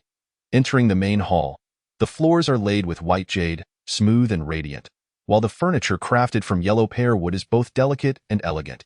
The intricately carved bed is draped with golden gauze curtains, and a copper incense burner emits a gentle fragrance. From this day forth, this shall be her home. Under Ziyu's attentive service, Li Yunyan bathes and changes her attire. Just before dinner, Lu Yi reminds her, His Majesty has arrived. This marks the first time Chu Xingma steps into the harem since his growth. His emotions are somewhat complex. He feels a sense of reluctance to enter the harem. Yet he also longs to see her. Once he resolves his affairs, he cannot wait to make his way over. Li Yunyan waits at the palace entrance, and upon seeing him approach, she performs a graceful bow. This humble servant pays her respects to His Majesty. Chu Xingma dismounts the dragon carriage, a gentle smile gracing his features as he takes her hand, leading her into Zhaohua Palace. Your Highness, His Majesty truly has come to the harem. Is that so? Consort Ji places her cup down, her expression one of confusion. Did His Majesty truly visit Zhaohua Palace? Indeed, Your Highness, the maidservant buyer nods. I personally witnessed His Majesty entering the harem, holding Consort Zhao's hand. His Majesty actually held her hand. Consort Ji finds this hard to believe. How could the usually aloof monarch suddenly display such warmth? He has only met Li Yunyan twice. How could he have developed affections for her so swiftly? Now, he even holds her hand. The astute Consort Ji suspects that the situation is not as simple as it appears. For when she first entered the palace, she had inquired and learned that His Majesty had never cast his gaze upon any woman. Even those serving in the Yangxin Hall were all eunuchs, with not a single palace maid in sight. Thus, when rumors circulated about His Majesty's preference for male companionship, she believed them to be true. Otherwise, it simply made no sense. Could it be that His Majesty and Li Yunyan have conspired to orchestrate this ruse? The intent must surely be to quell the unfavorable rumors surrounding His Majesty both within and beyond the palace, right? Consort Ji feels she has unraveled the truth and calmly instructs buyer. Continue to gather information. The more detailed, the better. Yes, Your Highness. Chapter 173. The Cold and Disdainful Emperor versus the Pampered Maiden. Upon entering Zhaohua Palace, Chu Xingma dismisses all the maidservants. Apart from Li Yunyan, he still prefers to be without the presence of women. The sight of them makes him uneasy. Chu Xingma remains silent, his gaze fixed intently upon her. The brief contact of their fingers earlier sends his heart racing, his palms slightly perspiring. After a moment, he speaks, his voice tender and lingering. Yin Yin, your presence brings me great joy. Habitually, Chu Xingma twirls a strand of her hair around his finger and softly murmurs, from now on, when we are together, you may call me Brother Mo. If that pleases you. She blushes deeply, lowering her head, and shyly responds, Mo. Brother Mo. Seeing her so bashful, Chu Xingma feels emboldened. Bending down closer to her, were you frightened today? Recalling the events of the day, Li Yunyan lifts her head, her doe-like eyes glaring at him reproachfully, as she playfully accuses, so you are Brother Mo, the Emperor. You have been deceiving me all along. Humph. With a pout, Li Yunyan turns and strides towards the inner chamber. Ignoring him, Chu Xingma finds her little temper endearing, like a playful kitten, stirring a flutter in his heart. It is all my fault, Yin Yin, do not be angry. His warm breath brushes against Li Yunyan's face, causing her heart to flutter. She shyly grips his clothing, raising her gaze to his extraordinarily handsome face, her eyes filled with admiration. Your Majesty, Brother Mo, you are even more handsome than described in the novels. He chuckles softly, the vibration from his chest sending tingles through her fingertips. Am I not a figure of extraordinary beauty, with 3 heads and 6 arms and 9 eyes? You find me pleasing to the eye? Yin Yin? Li Yunyan's face flushes even more, and she lightly stomps her foot, exclaiming, Brother Mo, you tease me. You are too wicked. She turns to flee, but as she moves, she realizes her waist is firmly encircled by him, rendering her unable to escape. You, let go of me. Her voice, barely above a whisper, is laced with embarrassment as she raises her petite fist to lightly strike him twice. Lowering her gaze, she bites her lip, too shy to look him in the eye. Chu Xingma's large hand tightens around her waist, feeling her softness in his embrace, as if something within him yearns to break free. One hand gently brushes against her nape. His gaze deepening as instinct draws him closer to her enticing lips. The moment their soft lips meet, Chu Xingma feels as if fireworks have exploded in his mind, dazzling to the point of bewilderment. He cannot help but deepen the kiss, exploring her lips with a fervor that seems instinctual. Li Yunyan, overwhelmed by the kiss, nearly loses her balance, but thankfully, his grip keeps her steady, preventing her from collapsing. Yet, this prolonged kiss cannot continue. He has been kissing for nearly half an hour, his strength overwhelming, and she feels as though her lips are going numb. The crux of the matter is that while he is engrossed in kissing her, he does nothing else. His hands remain dutifully stationed at her waist, not daring to wander. As the kiss stretches on, Li Yunyan feels utterly overwhelmed. Unable to endure any longer, she protests with a soft sigh. The delicate sound triggers a heavier breath from Chu Xingma, making him feel as though he could kiss her for another 2 hours.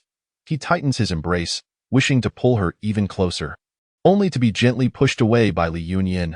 Brother Mo. At this moment, the corners of her eyes are tinged with rosy hues, her lips swollen and glistening, her voice a soft, hoarse protest. Brother Mo. I am hungry. Chu Xingma's gaze deepens, pressing her body against his as he breathes heavily, coaxing, "Be good. Let me kiss you a bit more." "No, no more kisses. If you kiss me any longer, my lips will be ruined." Li Yunyin hastily covers his eager mouth, resolutely refusing to allow him to continue. If only he would progress to the next step, it would be acceptable, but it seems he is only capable of this. The foundational training is exhausting. She is still a sheltered young lady and cannot reverse roles to teach him. Can she? This is simply maddening. Tears well in her eyes, ready to spill, as she pitifully states, "Brother Imo won't let me eat. I feel as though I might starve." At that moment, her stomach audibly growls in agreement. He struggles to suppress the tumult within him. Releasing her waist, he gently lifts her downcast face with both hands, using his thumb to tenderly wipe away the tears at the corners of her eyes. "Do not cry. I shall not kiss you any longer." With that, he calls out loudly, "Lu Yuan, bring in the meal." "Yes, Your Majesty." Finally, Li Yunyin gets to eat. With Chu Xingma present, the spread is remarkably sumptuous, far surpassing what she had during her time in the Shuxiu Palace. Li Yunyin savors every bite, realizing that no matter where she is, the emperor's chefs truly know her heart.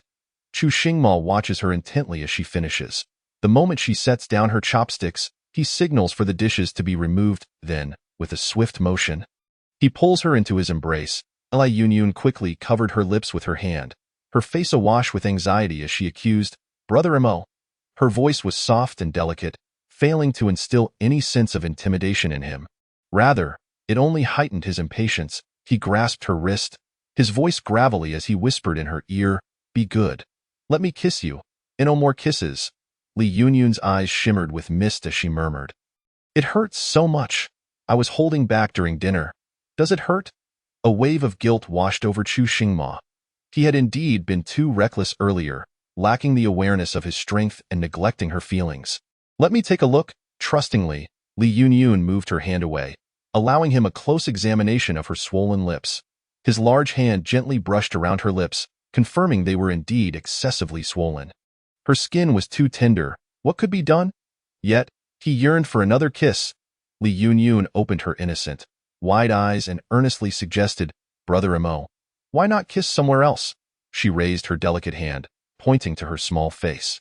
It seemed that her suggestion had struck a chord with him, igniting a spark in his eyes. Of course, he couldn't kiss her lips, but there were other places to kiss. With a joyful expression, he swept her into his arms and strode toward the inner chamber. In the quiet confines of the chamber, Li Yunyun was gently placed upon the bed, feeling his imposing figure descend upon her. Inwardly, she rejoiced, surprised at Chu Xingma's quick wit. With just a slight hint, he had understood her meaning.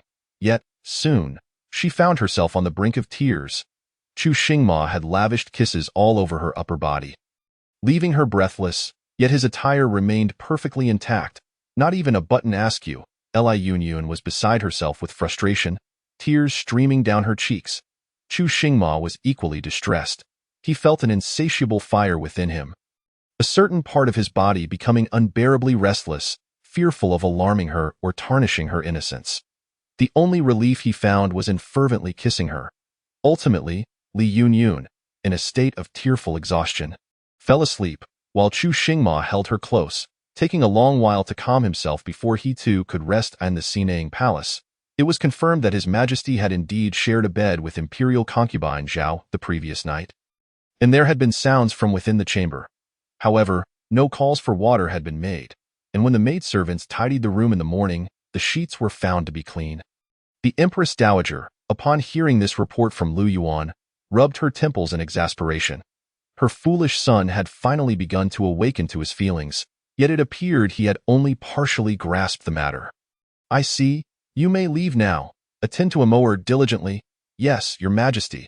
After Lu Yuan departed, Zhang Yu and Qiu Yu flanked her, massaging her shoulders.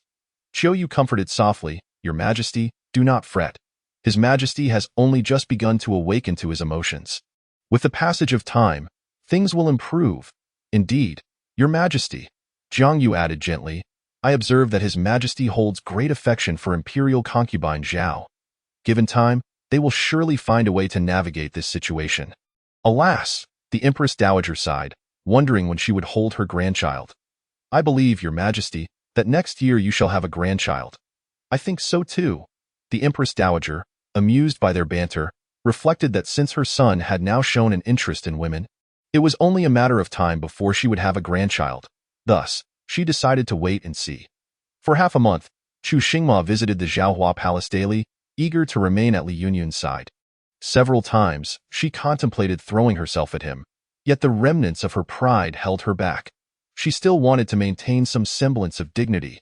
Meanwhile, the system in her mind mercilessly mocked her. The other concubines in the palace, aware of the emperor's inclinations, began to adorn themselves with vibrant attire, wandering near Zhaohua Palace at the appropriate hour. However, the imperial guards showed no mercy in driving them away.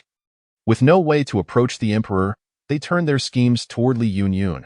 Early on, Ziyu announced at the door, "Your Highness, there are many concubines outside, claiming they wish to pay their respects to you." Had it been any other excuse, Ziyu would never have bothered to call for her ladyship, for nothing in the world was more important than her ladyship's sleep. However, concubines seeking to pay their respects was an honor her ladyship deserved. Leaving Ziyu in a dilemma, hence she knocked to inquire, Li Yunyun, feeling exasperated, rolled over. She had been teased enough and had no desire to deal with those duplicitous women. She flatly refused. "I shall not meet them. Tell them not to bother me in the future." "Yes, Your Highness," Concubine Ji chimed in. "Indeed, we are all sisters. We merely wish to visit and speak with you."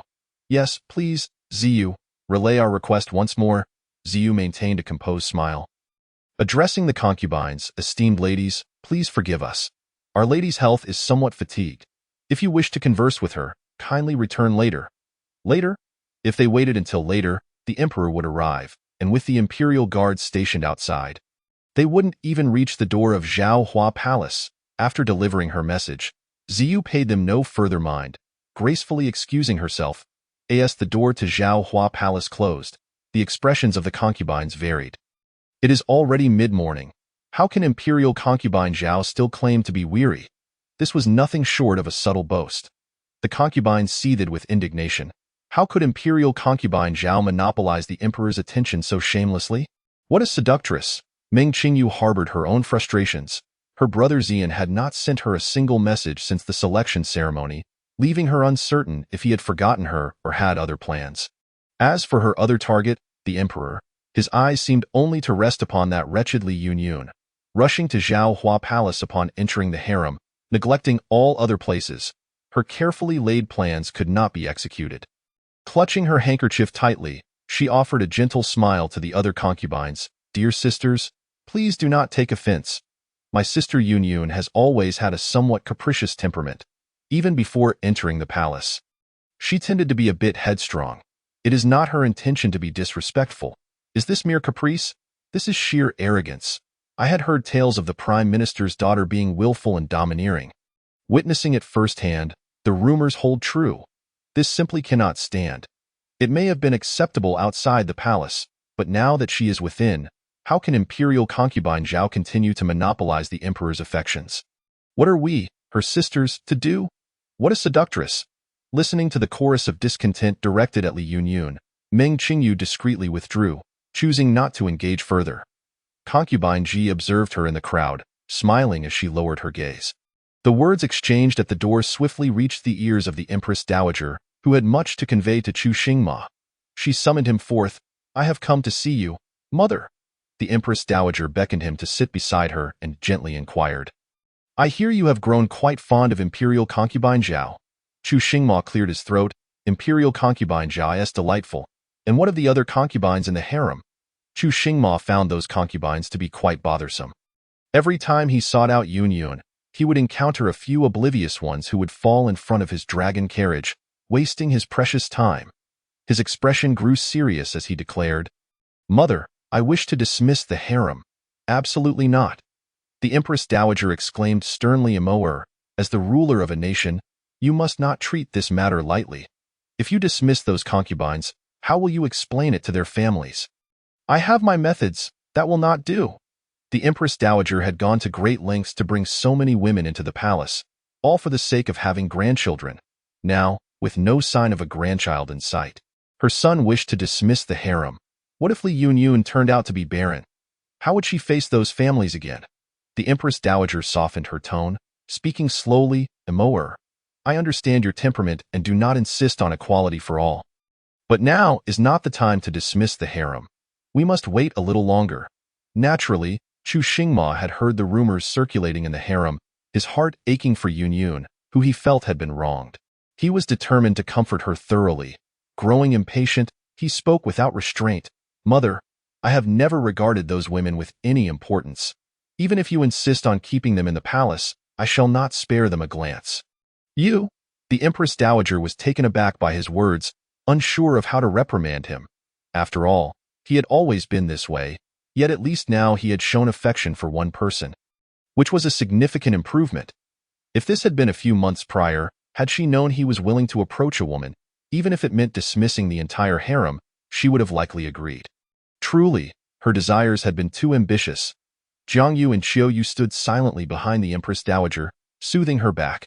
She took a deep breath, conceding, what more can I do with my own son? However, doing nothing was not a viable solution. The next day, the Empress Dowager summoned Li Yunyun to the Xinang Palace. Li Yunyun assumed the Empress Dowager wished for her to persuade the emperor to be equitable with the others. Feeling a sense of resentment brewing within her, she had not yet had her fill. To her surprise, the Empress Dowager, with an air of secrecy, pulled out a small notebook from her bosom. Your Majesty? The Empress Dowager's furtive demeanor puzzled Li Yunyun. A hint of crimson crept into the Empress Dowager's ears.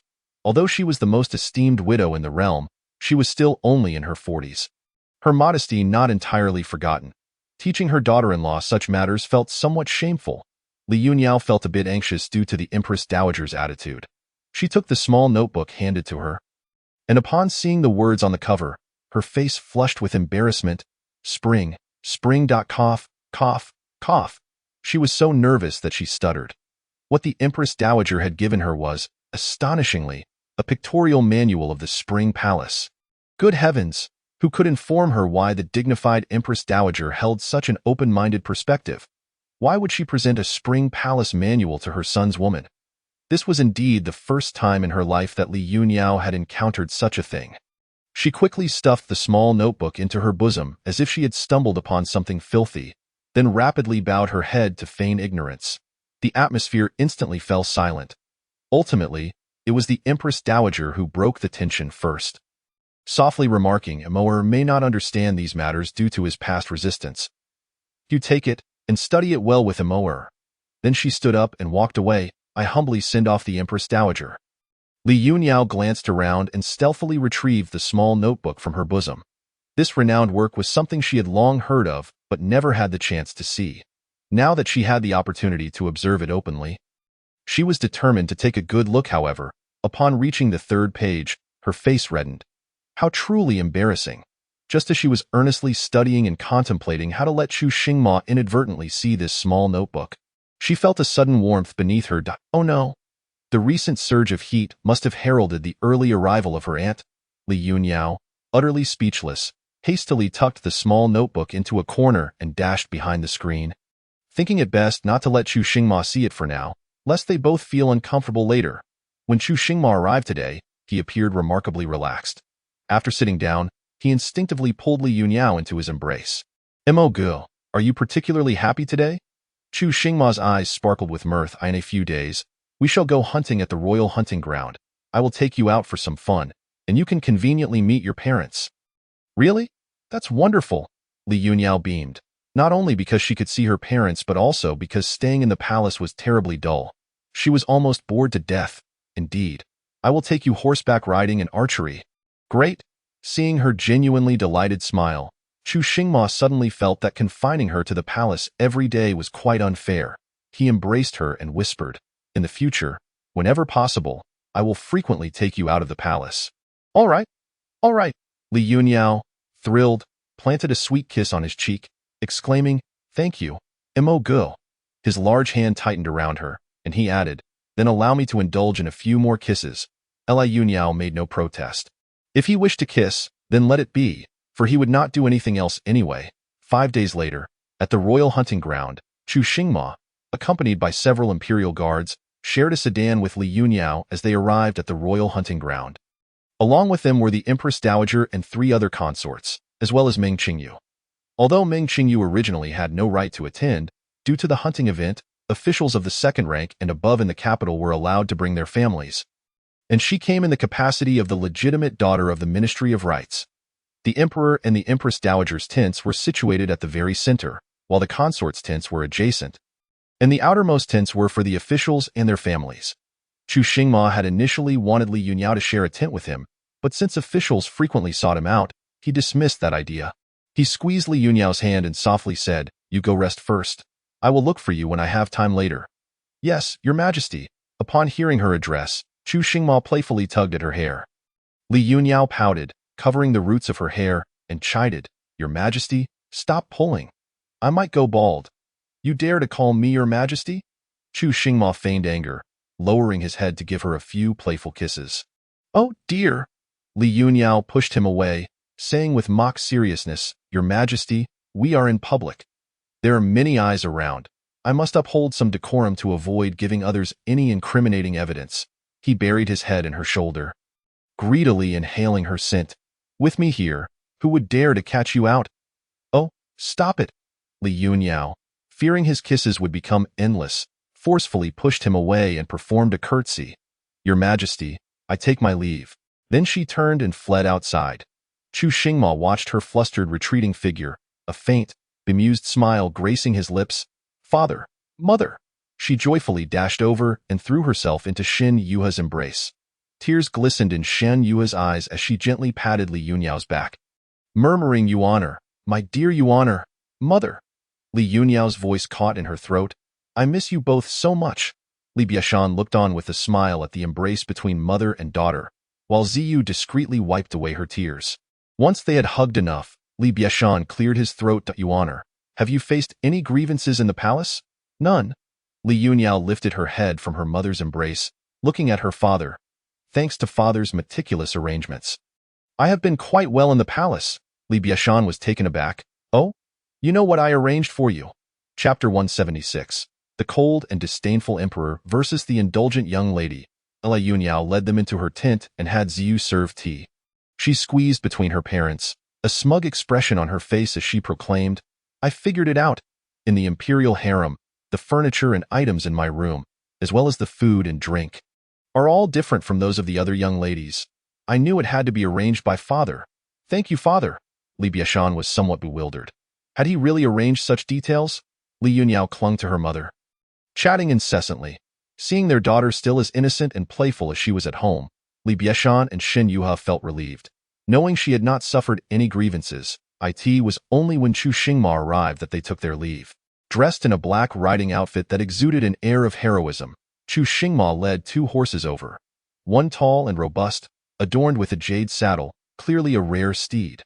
The other was a slightly shorter white horse, decked in silver tack, equally imposing. He flashed a bright smile at Li Yunyao, saying, Yuan, let's go. I will take you horseback riding." As he spoke, he lightly flicked the riding whip, displaying a carefree demeanor. Li Yunyao was momentarily dazzled by his charm and quickly called Ziyu over, saying, "Your Majesty, wait for me a moment. I need to change into riding attire." "All right." While waiting for Li Yunyao outside the tent, nearby consorts approached Chu Xingma to pay their respects. "We greet Your Majesty."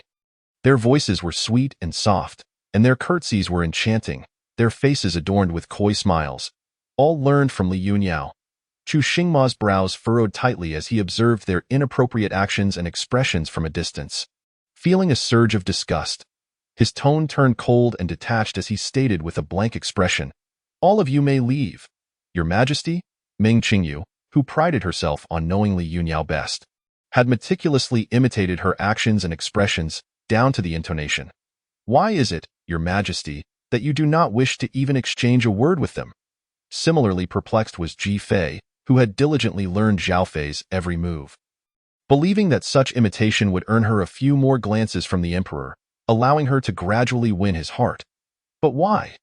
As the emperor's temper had always been poor, they dared not approach further, retreating a few steps to observe from a distance. This was their tent area. Surely, the emperor could not prohibit them from leaving the tent? After a short while, Li Yunyao emerged from changing her clothes. She donned a vibrant red riding outfit, specifically prepared by Chu Xingma. resembling his own style. A perfect couple's ensemble. Having heard the commotion outside while in the tent, she stepped out to find Xia Fei. Lu Fei, Ji Fei, and Meng Qingyu all nearby, staring intently at her with unfriendly expressions. Li Yunyao's good mood instantly soured. She shot a disgruntled glare at Chu Xingma, grumbling, "All this is your fault. So many admirers." Chu Xingma rubbed his nose. He had previously mentioned wanting to disperse the harem, but his mother had insisted otherwise. Now, trouble had arrived. He handed the riding whip to Lu Yuan and approached her. Bending down to softly comfort her, Yuan, do not be angry. Just pretend you do not see them." "Humph." Li Yunyao pouted. "I would prefer to ignore them, but they are all staring at me. It's as if they wish to devour me." Li Yunyao fumed even more. Regardless of the situation, she was the only one they disliked. "I won't ride anymore." However, before she could finish her sentence, Chu Xingma swiftly pulled her into his arms. He held her tightly, fearing that if he loosened his grip, she would run away and not return. Lowering his head, he patiently coaxed, Yuan, be obedient. Trust me. I will find a way to send them all out of the palace." "Really? Of course." "A ruler never speaks in jest." Li Yunyao lifted her gaze, turning her head away, pretending to be coy. "Then wouldn't that make me look quite jealous?" Chu Xingma raised his hand to gently turn her head back, grinning as he whispered in her ear, "I love how jealous you are. Yuan, it would be best if you remain jealous for a lifetime." "Humph." Li Yunyao, appeased, playfully pinched his waist in a huff before mounting her horse. She had practiced her riding skills. Back in her former world, she had mastered various arts. Her seamless movements caught Chu Xingma's eye, and he leaped onto his horse with the same agility, raising his whip as he called out to Li Yunyao. Yuan, come ride with me." Two magnificent steeds galloped away, one leading and the other following, accompanied by a squadron of imperial cavalry for protection. Left behind were 4 astonished concubines, unable to fathom that the man who had just shown such tender care and gentleness towards Li Yunyun was indeed the emperor. Rumored to be indifferent to women, it was as if 2 entirely different individuals had emerged. In Meng Qingyu's eyes flickered a spark of frenzied jealousy. Why was Li Yunyun so fortunate? Not only did her brother Xian harbor affection for her, but even the emperor, known for his aloofness towards women, seemed utterly captivated by her. If only she were in her place. Meng Qingyu tightly clutched the handkerchief hidden within her sleeve, recalling the letter sent by Wen Xian earlier. Though he had also arrived at the hunting grounds today, the letter mentioned he was unable to move and requested her to visit his tent for a significant discussion. Initially, she had no intention of going, as she had resolved to devote her affections entirely to the emperor. Yet now, a glimmer of malice crossed her eyes. If she could assist her brother in winning Li Yunyun's heart, then the emperor would surely be hers. Meng Qingyu changed into the attire of a palace made within the tent, skillfully avoiding the gazes of those around her as she lowered her head and made her way towards the tent's periphery. Following the clues from the letter, she easily located Wen Xian's tent. Her disguise drew no attention, and with unwavering determination, she stepped inside. "Brother Xian?" Upon seeing Wen Xian seated in a wheelchair, her eyes widened in disbelief. In Chapter 177, The Cold and Indifferent Emperor versus the Pampered Showgirl. Upon spotting Meng Qingyu, Wen Xian nodded slightly. With an air of calm authority, he commanded, "Sure show, stand guard outside and ensure no one approaches." "Yes, young master." "Brother Xian, what happened to your leg?" Meng Qingyu inquired eagerly as Sure Show exited. When Xian placed his hands on his knees and gently moved his legs, feeling much improved, "I fell while riding last month." Meng Qingyu was perplexed. Despite his leg injury, why had he come to the hunting grounds? What assistance could he possibly offer in such a state? Now scrutinizing Wen Xian closely, she noted his handsome features, fair complexion, and overall refined demeanor. Yet, his countenance lacked the heroism of the emperor, and his bearing did not exude the regal aura that the emperor possessed. In comparison to the illustrious emperor, the once esteemed first son now seemed rather ordinary. With this comparison in mind, Meng Qingyu's words carried a hint of disdain. "Then why did you come?" Wen Xian had been experiencing a series of misfortunes. First, he had broken his leg from an unprovoked fall while riding, and then the physician he had consulted had mistakenly reset the bone incorrectly, forcing him to undergo the painful procedure anew. On top of that, Li Yunyun had actually entered the palace and become the emperor's concubine. She had disregarded his plans entirely. Had she truly forgotten him? All Wen Zian wanted was to confront Li Yunyun directly, completely oblivious to Meng Qingyu's disdainful gaze. "Yuer, I need your help, Brother Zian. What do you need me to do?" Seeing Meng Qingyu still obediently attentive, Wen Zian revealed his intentions. "Yuer, devise a plan for me to see Yunyun." Meng Qingyu's eyes flickered. In the past, when Wen Zian had asked her for favors, she would inquire what he could offer in return. Yet this time was different. Even if she had to invest some of her own benefits, she was willing to assist Wen Zian in achieving his goal. Ideally, it would culminate in a scandalous revelation during their meeting. "All right, Brother Zian, share your plan." Wen Zian, unsuspecting of her ulterior motives, detailed his scheme. He merely wished to have an earnest conversation with Li Yunyun, hoping she would wait for him until he could marry her after resolving matters with his father. Wen Zian had clarified his feelings. When he heard Meng Qingyu could no longer leave the palace, he felt nothing. But upon discovering that Li Yunyun had disregarded his wishes and was made a concubine by the emperor, a pang of anguish struck him. In that moment, he realized his true feelings for Li Yunyun and his desire to marry her. After listening to his plan, Meng Qingyu's eyes gleamed with determination, and she smiled. "Rest assured, Brother Zian, I will ensure this matter is handled flawlessly." 4 days later, Li Yunyun and Chu Xingma had spent several days riding, successfully hunting numerous game, thoroughly enjoying themselves. Though she yearned for more adventure, her frail body could no longer endure. This form was simply too delicate. Her stamina remained, but her skin was chafed and sore from the saddle.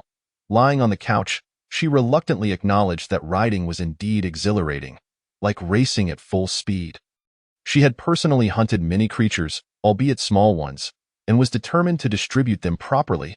After Ziyu left, an unexpected guest entered the tent, Meng Qingyu.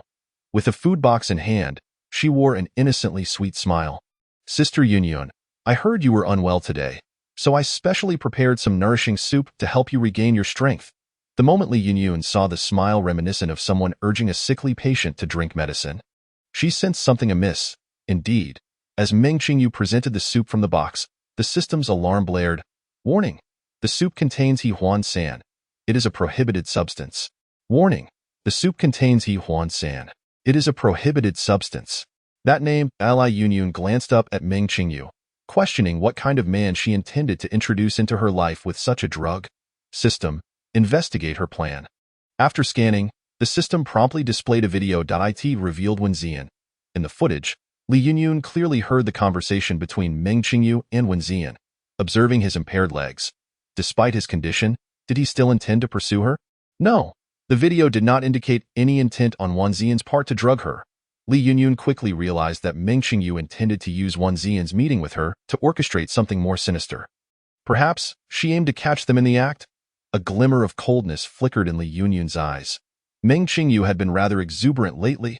Understood. "Host, I just scanned something else. Let me show you." As the system finished speaking, another short video appeared before Li Yunyun's eyes. To her astonishment, it featured Ji Fei. She witnessed Ji Fei dispatching 2 of her maidservants to divert those guarding near her tent, simultaneously covering up the flaws in Wen Zian's plan. Was she hoping to reap the benefits? Li Yunyun, always shrewd and calculating, realized that with such an elaborate scheme laid out for her, it would be a waste not to make the most of it. Within moments, a plan formed in her mind. A smile of delight graced Li Yunyun's face as she accepted the bowl from Meng Qingyu. "Thank you, Sister Meng." As she prepared to drink, the bowl's heat surprised her, prompting her to set it aside and touch her earlobe. "It's a bit hot," she feigned delicately. Meng Qingyu's smile faltered. The soup had been out for some time, and she had taken a while to walk over. How hot could it be? Truly, she was excessively delicate. Chapter 178. The cold, indifferent emperor versus the pampered showgirl. Meng Qingyu forced a laugh. "Sister, the soup is best enjoyed while hot." Li Yunyun deliberately stalled, dismissing her concern. "But I'm afraid it's too hot. Waiting a moment to drink it will be just as fine." Meng Qingyu bit her lip, wishing she could snatch the bowl and cool it down herself. Having touched it earlier, she knew it was merely warm. Hardly hot enough to warrant such fuss. Were they both highborn ladies, and was she the only one deemed noble? Desperate to witness Li Yunyun consume the soup, Meng Qingyu feigned a sweet smile. "Sister Yunyun, I simply wish to keep you company and chat." but I am truly exhausted. Li Yunyun yawned, a glimmer of moisture at the corners of her eyes, appearing thoroughly fatigued. Coupled with her feigned frailty, Meng Qingyu's thoughts veered off course. To think the emperor would be so, cough. Meng Qingyu's cheeks flushed, her desire to eliminate Li Yunyun intensifying. To win the emperor, she needed to utterly ruin Li Yunyun's reputation. With thoughts of Wen Ziyan waiting outside, she grew anxious, knowing the effects of the drug would soon take hold. Sister Yunyun, since you're tired, it's perfect. Drink this nourishing soup and have a good rest. You'll feel revitalized upon waking. Li Yunyun observed the map in her mind. The red dot representing Chu Xingma was drawing near. Almost there. Allow me. Meng Qingyu suddenly stood, taking the bowl with unusual enthusiasm. Sister Yunyun, let me feed you. How could I accept such a favor? Li Yunyun shook her head. Sister, please don't go to such lengths. Not at all. Not at all. Meng Qingyu's smile grew increasingly warm. It is my fortune to serve the esteemed concubine Zhao with soup. Li Yunyun lowered her gaze to mask her amusement. She never expected Meng Qingyu to demean herself so for her objectives. Truly a woman of ambition? Then thank you, Sister Meng. Li Yunyun gracefully sat up, leaning against the beautiful couch, her eyes eagerly fixed upon Meng Qingyu. At last, Meng Qingyu seized this opportunity, scooping a generous spoonful and tremblingly bringing it to her lips. With her crimson lips slightly parted, Li Yunyun obediently took her first sip, offering a delightful remark on its flavor. As she watched the broth disappear into her body, Meng Qingyu's heart surged with joy, and he trembled as he fed her 2 more spoonfuls. After consuming a total of 3 sips, Li Yunyun expressed her reluctance to continue, pushing the bowl away as she said, Sister Meng, I can no longer drink. All right, 3 sips are certainly sufficient. Li Yunyun observed the food box being carried away and commanded the system, preserve the evidence, received. Just as Meng Qingyu stepped out, Wen Ziyan entered, leaning on a cane. Upon seeing Li Yunyun sitting upright at the table, it appeared as if she had been waiting for him. He realized that Yuner harbored feelings for him. Li Yunyun, gazing at him, was reminded of the phrase a determined spirit in a frail body. Yuner! Wen Ziyan hastened towards her, intending to grasp her hand, only to have it brushed aside by Li Yunyun. What brings you here? At that moment, Wen Ziyan felt a wave of heat, mistaking it for excitement at seeing Yuner, and paid it no mind. However, Li Yunyun noticed his increasingly flushed face and deduced that he too had been drugged by Meng Qingyu. She needed to extract information swiftly. She whispered, Wen Ziyan, are you still harboring hopes for this palace? Yuner! Wen Ziyan, caught off guard by her use of this palace, urgently replied, Yuner, do not follow His Majesty, wait for me a little longer. You are merely the son of a Hanlin Academy head. Why should I wait for you? That will not be the case for long. Yuner, grant me a little more time, until my father deals with Beirong. He abruptly fell silent. Seizing the moment, Li Yunyun pressed, what about Beirong? Are you secretly in league with them? Wen Ziyan's mind was muddled, and as he stared at Li Yunyun's lips parting and closing, a surge of heat washed over him. Yuner. Unable to resist, he grasped her arm. Li Yunyun understood that she could not extract any further information now. She forcefully shook off his hand, exclaiming, do not touch me, Yuner. Moments later, Wen Ziyan was panting heavily, his eyes red with desire as he gazed at her. The effects of the drug were quite potent. Li Yunyun regretted having consumed 3 spoonfuls. Had she known the drug's strength, one would have sufficed. Fortunately, Wen Ziyan's mobility was compromised. He chased her around the tent, leaning on his cane, as Li Yunyun evaded him.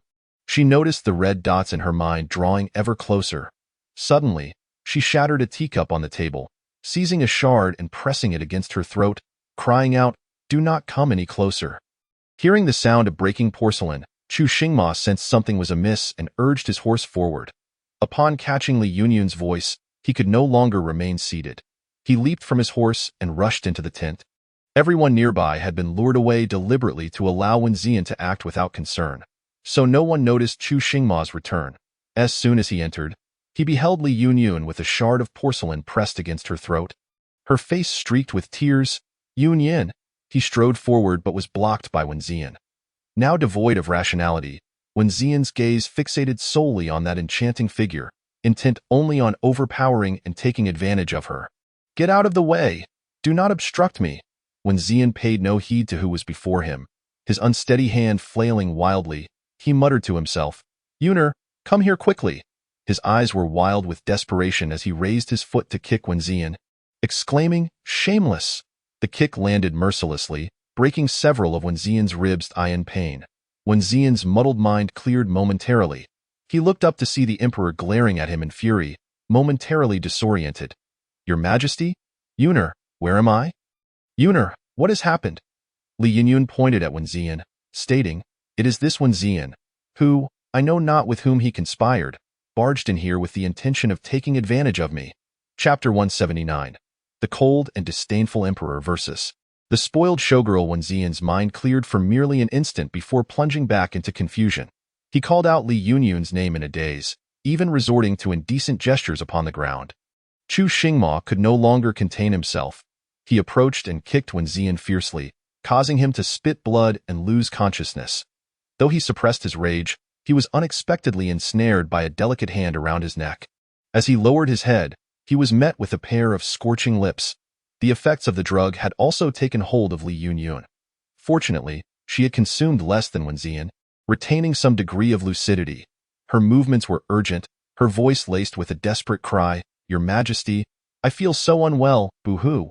Brother Amo, please help me." She had been drugged as well? A glint of murderous intent flashed in Chu Xingma's eyes. He enveloped her in his arms. He had heard of this drug before, knowing it could lead to, yet he was clueless on how to counteract it. As he fervently kissed her, he managed to utter, "I will fetch the imperial physician." "No. If you call the physician, won't that ruin everything?" Li Yunyun steeled herself, reaching to untie his outer robe, entangling her hands and feet around him. Chu Xingma carried her to the inner chamber.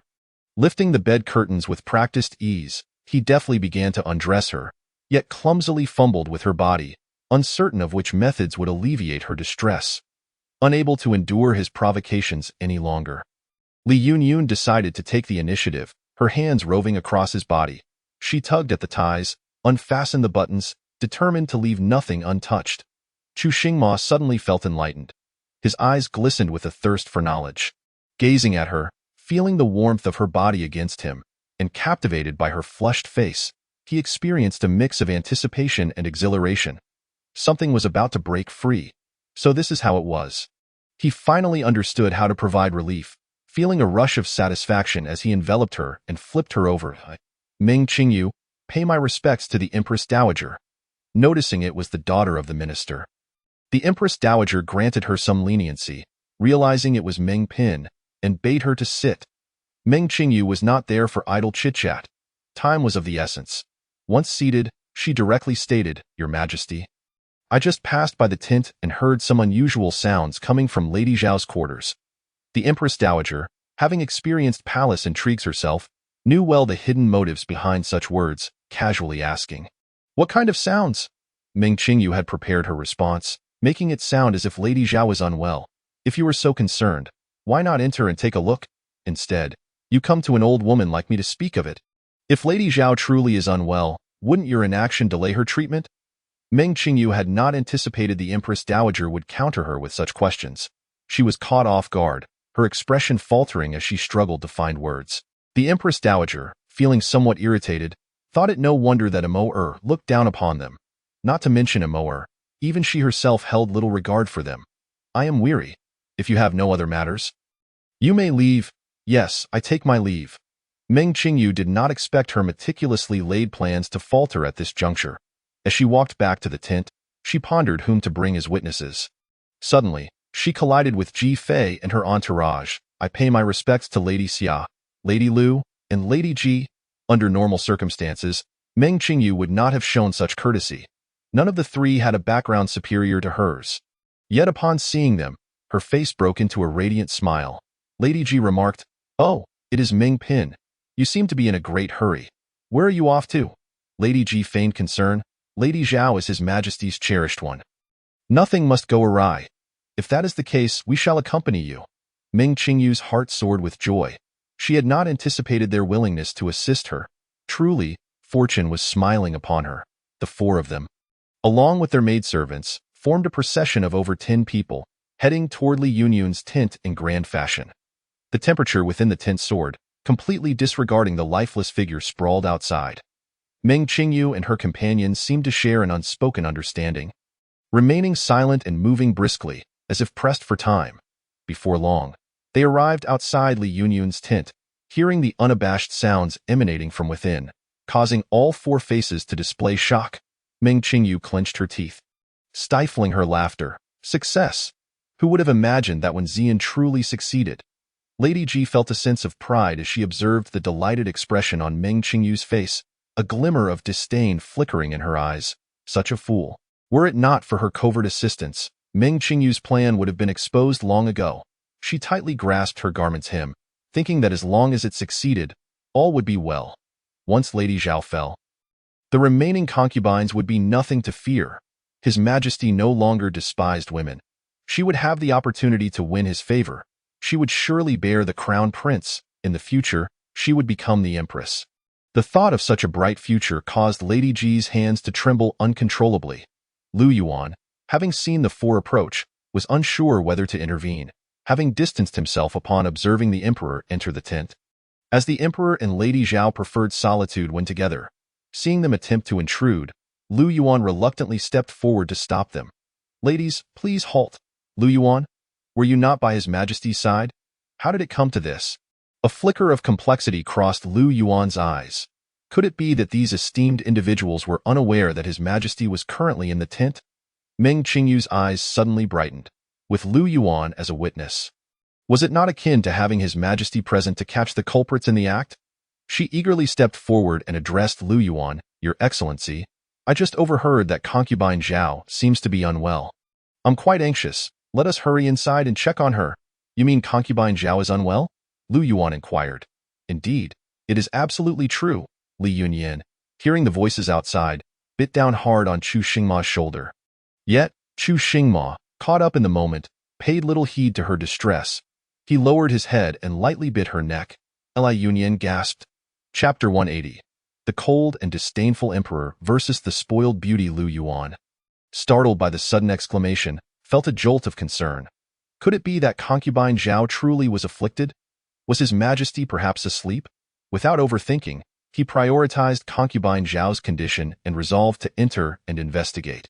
The four of them followed suit. Upon entering the outer chamber, they beheld a figure lying in the corner. Meng Qingyu was taken aback. The clothing belonged to one Xian, who had donned it earlier that day. As she approached, it became evident that the person sprawled on the ground was indeed Wen Xian. She could not help but scream. "That person is Wen Xian. Then who lies within?" Li Yunyan, startled by the scream, instinctively recoiled into Chu Xingma's embrace. The inner chamber fell into an abrupt silence. At this moment, Ji Fei sensed something amiss but remained composed and silent. However, Meng Qingyu seemed to have struck upon a realization. When Xian had an injury to his leg, even if he had been drugged, he would struggle to move. It was likely that he had succumbed to the effects of the drug and fainted. She was utterly convinced of the drug's potency. Li Yunyan had consumed her soup and would undoubtedly be unable to resist its effects. If the person inside was not Wen Xian, perhaps it was some random man she had summoned? If that were the case, then it would be even better. A smile of delight graced her face as she stepped closer to the inner chamber, feigning concern. "Sister Yenner, are you well? What ails you?" Lu Yuan stepped forward to intervene. "Your Majesty and concubine Zhao should be resting at this moment. If Meng Pin were to barge in like this, it would surely enrage His Majesty." "Meng Pin? Please halt." Meng Qingyu brushed aside his hand, disregarding propriety, and continued her advance. "Sister Yenner, are you unwell?" Noticing the tremors of the person in his arms, Chu Xingma barked, "Get out." It was none other than His Majesty's voice. Ji Fei was taken aback. To avoid trouble, she swiftly exited the tent. Xia Fei and Lu Fei, always attuned to Ji Fei's demeanor, hastened to follow her. Only Meng Qingyu remained, her mind clouded with joy. Still unable to grasp the significance of the voice she found so familiar. Could it perhaps belong to a guard she had encountered before? A guard. Ha ha ha. Li Yunyan was actually with a guard. This would not only provoke His Majesty's wrath, but would likely cause even Li Xiang to disdain Li Yunyan, the daughter who had brought shame upon her family. Finally approaching the bed, A triumphant smile adorned her face as she grasped the bright yellow edge of the bed curtain and pulled it aside. There, she was met with Chu Xingma's bloodthirsty gaze. A jade rui flew from his hand, striking Meng Qingyu squarely on the forehead. She bled profusely, unable to even scream before collapsing, unconscious. Impudence. Lu Yuan was bewildered by the unfolding scene. He had never witnessed such audacity from a concubine. How dare she directly unveil His Majesty's bed curtains? Your Majesty, it was my oversight. I shall immediately remove her. Chu Xingma adjusted the bed curtains, his voice devoid of any warmth. Take the others outside and confine them as well. You shall face the punishment yourself. Lu Yuan was at a loss, tears brimming. This servant complies. Following the recent uproar, Li Yunyan felt that Meng Qingyu and Wen Ziyan would no longer pose a threat. She attempted to rise, but this time, he dared not be careless. Gritting his teeth against the pain, he stood guard at the door, forbidding anyone from approaching. Lu Yuan indeed wore a smile. This was simply splendid. His Majesty had finally grasped the situation. Now, even if the King of Heaven himself wished to enter, he would have to step over Lu Yuan's corpse first. When Li Yunyan awoke again, she found herself comfortably lying on the couch in Zhaohua Palace. With practiced ease, she consumed a nourishing pill, her discomfort dissipating. After some thought, she retrieved a false pregnancy pill from her system. Host, are you sure you wish to take the false pregnancy pill, rather than the childbirth pill? Absolutely. Understood. Just a reminder, although the false pregnancy pill is harmless, the host should also seize the opportunity to conceive. I am well aware. I cherish my life. Not long after Li Yunyan took the false pregnancy pill, Chu Xingma arrived. He appeared refreshed, showing no signs of the previous night's exhaustion. Yenner. He prevented Li Yunyan from rising to greet him, swiftly crossing over to embrace her. Are you feeling well? He kissed her forehead and asked in an intimate tone. Li Yunyan's cheeks flushed as she bashfully replied, Not well. What troubles you? Let me take a look. His inquiry was earnest, leaving Li Yunyan momentarily uncertain whether he was serious or jesting. Observing her speechlessness, Chu Xingma burst into laughter. How adorable was his Yenner! After showering her with affectionate kisses, he began to address serious matters. Meng Pin has confessed everything. She and Wen Ziyan conspired to harm you. My men discovered the medicinal jars she sent you in her tent, which, upon examination by the imperial physician, contained a significant amount of He Huan San. Li Yunyan was already aware of this. She languidly reclined in Chu Xingma's embrace, toying with the jade pendant at her waist, remaining silent. Chu Xingma tightened his hold on her and continued, As for Wen Ziyan, I have been monitoring his family's activities. Today, your father presented incriminating evidence proving that they have been secretly colluding with the Northern Rome, committing treason. Li Yunyan's eyes sparkled. She had merely mentioned it in passing, and yet her father had managed to procure evidence. How impressive he was! Seeing her remain silent, Chu Xingma hesitantly asked, Yenner, I intend to sentence Wen Ziyan and Wen Ziyan to death and exile the rest of their family. Is that acceptable? Why does your Majesty seek my opinion? Li Yunyan finally lifted her gaze, perplexed. The harem must not interfere in state affairs. Your Majesty is wise. You may handle it as you see fit, but I fear it may displease you. How could I be displeased?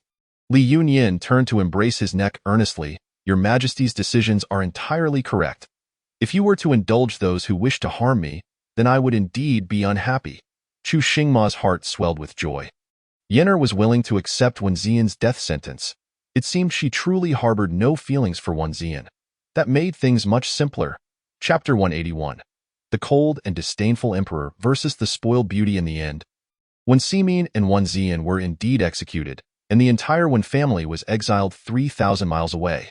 Meng Qingyu, as a consort, was given a cup of poisoned wine in the palace, and her family was exiled alongside the Wen family. It was said that before her death, Meng Qingyu cried out to see Li Yunyan and Chu Xingma one last time, but the eunuch in charge of the execution, Lu Yi, did not even blink, let alone relay her message. With her enemies receiving their just deserts, Li Yunyan felt a weight lift from her heart. However, she did not forget that on the day of the incident, there was still another person who remained safely within the palace. A month later, as the Empress Dowager's birthday approached, civil and military officials, along with the various consorts of the harem, gathered to celebrate. The Qingjin Hall was aglow with lights. The palace maids and eunuchs had prepared the venue. and golden namu tables and chairs were draped with embroidered silk tablecloths featuring auspicious patterns. Each table was adorned with jade plates and golden bowls.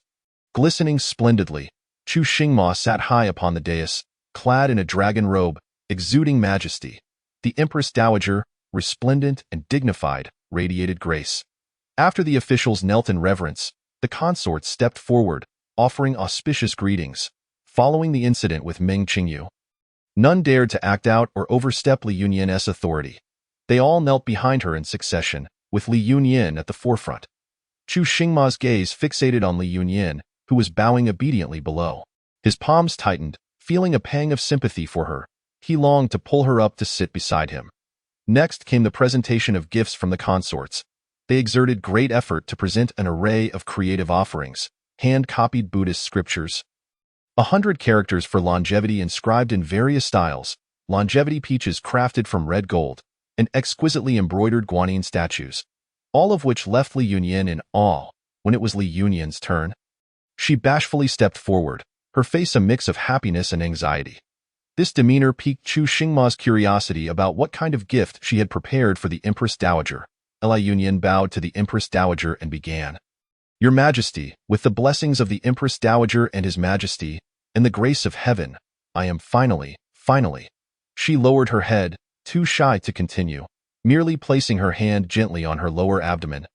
Then casting a blissful glance at Chu Xingma, before he could react, the teacup in the Empress Dowager's hand trembled and nearly slipped from her grasp. She set it down on the table with a loud clatter.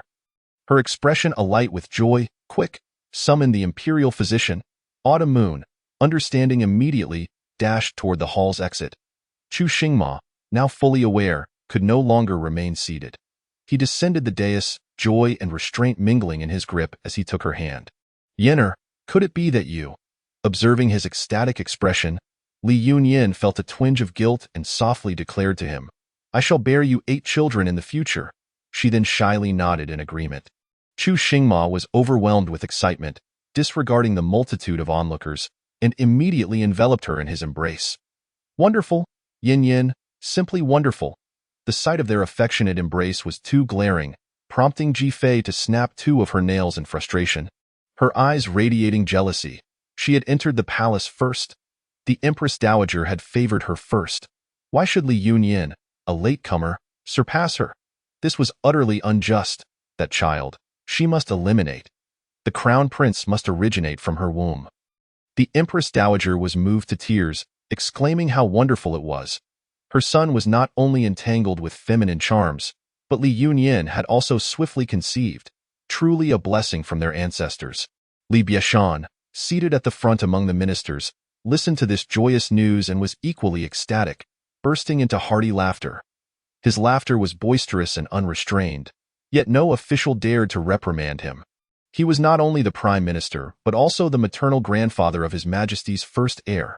Not to be trifled with, the court physician hurried over, and at Chu Xingma's gesture, without exchanging pleasantries, he promptly took Li Yunyan's pulse. Moments later, he knelt before them, his face aglow with delight, exclaiming, Congratulations, Your Majesty! Congratulations, Empress Dowager! Indeed, Princess Zhao is pregnant, just 1 month along. Ha ha ha ha! Chu Xingma laughed heartily, not merely for the prospect of an heir, but because Yin Yin carried his child. Congratulations, Your Majesty! Congratulations, Empress Dowager! The entire hall resounded with jubilant cheers, creating a warm and festive atmosphere. Li Yunyan had deliberately chosen this day to announce her pregnancy as the finest birthday gift for the Empress Dowager. Chu Xingma, who already doted on Li Yunyan, was now so eager that he could hardly restrain himself from carrying her as they walked, his affection overflowing. As a result, Li Yunyan was afforded several peaceful nights of rest. For that very night, the Empress Dowager dispatched Aunt Zhangyu to the Zhaohua Palace to maintain order and prevent His Majesty from acting recklessly. Chu Xingma was well aware of propriety. He was not one to act impulsively, and thus, he held Li Yunyan close, merely allowing her to sleep. Ever since Li Yunyan had revealed her pregnancy, she would spend a fixed time each afternoon strolling in the imperial garden. Each time, she was accompanied solely by Ziyu and Lui. Sometimes, when fatigued, she would sit in a pavilion to admire the flowers and sip tea. Now, everything was in place. It was merely a matter of waiting for Ji Fei to make her move. Sure enough, after more than half a month, Ji Fei did not disappoint her expectations. One day, when Li Yunyan arrived at the Imperial Garden at her usual hour, she found Ji Fei and her companions chasing butterflies inside. Judging by the flush on their faces and the beads of sweat, they must have been at it for quite some time. Upon seeing Li Yunyan approach, the three of them halted their frolicking and greeted her respectfully. This humble servant pays her respects to Princess Zhao. Ji Fei, with her straightforward demeanor, lifted the silver basket containing butterflies in her hand, saying, "Sister Zhao, you are heavy with child and cannot play with us. Today, I caught several butterflies. Would you like to have some to play with?" Li Yunyan glanced at the exquisitely crafted little basket in her hand, curiosity flickering in her eyes. The system in her mind screamed. "Warning, host! These butterflies were not caught in the Imperial Garden. The wings of the butterflies contain a significant amount of 5 elements grass powder. 5 elements grass." As someone knowledgeable in medicine, Li Yunyan was aware of its potential to cause miscarriage in pregnant women, yet she had not anticipated Ji Fei would resort to such measures. Using the butterflies from the Imperial Garden as a pretext, if discovered, they could easily claim ignorance. Who would suspect that a random butterfly might carry poison? Moreover, glancing at the prepared tea and pastries in the pavilion, if Li Yunyan touched the butterfly and then reached for a snack, she would be directly ensnared. Li Yunyan merely glanced at the butterflies without extending her hand toward the basket. "Sisters Ji, please continue your play. I am a bit weary and shall rest in the pavilion." Chapter 182. The cold and disdainful emperor versus the spoiled noble girl. Ziyu assisted Li Yunyan in settling into the pavilion, then knelt to massage her calves to relieve her fatigue. Louis stood vigilantly behind Li Yunyan, keenly observing the surroundings. Li Yunyan took out a handkerchief to dab at non-existent sweat, using it as a fan to create a gentle breeze. Yet she still felt warm. "Ziyu, no need to massage. Please fetch me a fan. I feel a bit hot." "Yes, Your Highness." Ziyu rose and headed toward Jiahua Palace, knowing that with Louis present, no one would dare disrupt her lady. Noticing that one of Li Yunyan's attendants was absent, Ji Fei sensed an opportunity. Pretending to be fatigued, she made her way to the pavilion, casually placing the basket of butterflies on the stone table. She grabbed a pastry and popped it into her mouth, stretching her back. "Today was truly enjoyable. My waist feels nearly broken." Li Yunyan propped her chin on one hand, the other holding the handkerchief as she playfully teased the butterflies through the gauze. Responding, "The weather is just right today. The Imperial Garden is indeed lively. Good weather indeed. Though a tad warm." Ji Fei poured herself a cup of tea, took a sip and inquired, "Sister, you find it difficult to move. Would you like me to pour you a cup of tea? Perhaps have a few pastries?" Li Yunyan lowered her gaze and smiled. "That would be lovely. Thank you, Sister Ji." With Ziyu absent, Louis could not attend to Li Yunyan as closely, so she watched Ji Fei's movements intently, wary of any tricks. Li Yunyan had no intention of waiting for Ji Fei to make the first move. That would put her at a disadvantage. As Ji Fei retrieved a pastry, Li Yunyan seized the opportunity to swirl her handkerchief in the cup of tea she had just drunk. Louis, standing behind her and in her blind spot, had no idea what Li Yunyan was up to. Suddenly, Li Yunyan cried out in pain, clutching her abdomen as she fell backward. "Your Highness!" Louis quickly caught her, only to hear Li Yunyan, her face contorted in agony, exclaim, "The tea is poisoned. My stomach hurts terribly." Louis urged, "Quickly summon the court physician." Ji Fei was taken aback. Had Princess Zhao not yet touched the butterflies? She hadn't even eaten a pastry yet. And her hands were clean. How could she suddenly have stomach pains? But this was fortuitous. The priority was to release the butterflies and destroy the evidence. As for the tea, it certainly wasn't poisoned. It must be that Princess Zhao was panicking and making baseless accusations. She exchanged a glance with Bayer, who silently nodded, intending to approach. Just then, Li Yunyan pointed at Ji Fei, crying out, "Sister Ji, why would you harm me?" "Ah, my stomach!" The pain caused her to break into a cold sweat, and suddenly, she screamed. Vivid red blood stained her pristine skirt. "Your Highness!" Louis was frantic, torn between wanting to see why the physician had not yet arrived and the fact that she could not leave Li Yunyan's side. Why was she the only one here at such a critical moment? She glared at Ji Fei. "Ji Fei, if anything happens to Princess Zhao, can your family bear the consequences?" Ji Fei, amidst the chaos, had already opened the basket, watching the butterflies flutter away, and let out a sigh of relief. What are you talking about, Louis? I have done nothing. Princess Zhao is also to blame. If you are heavy with child, you ought not to move about carelessly. If you cannot protect the dragon fetus, why should we be dragged into this? In my opinion, Princess Zhao is simply unfortunate, unable to bear the preciousness of the dragon fetus. After all this effort to conceive, and now you may lose it. Truly a stroke of bad luck. The three of them exchanged idle gossip, feeling detached from the situation, with no physical evidence remaining. No matter how much one investigated, they would not be implicated. Moreover, with Princess Zhao being so favored yet unable to safeguard her child, if His Majesty and the Empress Dowager learned of it, they would undoubtedly be deeply disappointed. It appeared her favor was waning. The three of them watched Li Yunyan with glee, each harboring their own scheming thoughts. Tears and sweat streamed down Li Yunyan's face as blood continued to flow from her. And not one of them came to her aid. Louis dared not move her, helplessly watching and waiting anxiously for the physician to arrive. His Majesty has arrived. Lu Yuan's voice echoed, and Lu Yi's eyes lit up. She ignored all formalities, crying out, "Your Majesty, Princess Zhao is bleeding." The three of them were taken aback by His Majesty's unexpected arrival, as they had often laid traps without him ever coming. "This humble servant pays her respects to your Majesty." Chu Xingma rushed over, his eyes widening at the sight of Li Yunyan's pale face lying on the ground. "Yin Yin," he dashed forward and scooped her up, only to feel a sticky warmth under his hands. Brother Li Yunyan's tears fell like rain, her voice barely a whisper. "Our child, Ji Fei." Before she could finish her sentence, she lost consciousness. "Seize these three and throw them into the prison to await punishment." "Yes, Your Majesty." Ji Fei had not anticipated that Chu Xingma would imprison them without so much as an inquiry, before they could even utter their prepared defenses. They had never considered that in Chu Xingma's eyes, they were nothing. He couldn't even be bothered to speak a word to them. Naturally, they had no right to defend themselves. He only regretted not having dispersed the harem sooner. At that moment, Chu Xingma was frantic, cradling Li Yunyan as he ascended the dragon sedan. Yes, the commotion had become so great that even the Empress Dowager was alarmed. She hurriedly rushed over, utterly distraught, to stand beside Chu Xingma in Zhaohua Palace. Watching as the palace maids carried out basin after basin of blood, the Empress Dowager was heartbroken, crying out, "My grandson! My grandson!"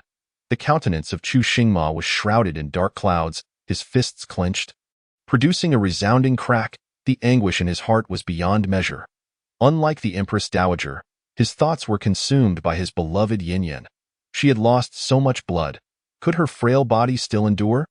If anything were to befall her, within, imperial physicians were fervently attempting to revive her, while others were meticulously examining the evidence from the scene. The five elements grass? Chu Xingma lifted his bloodshot gaze towards them.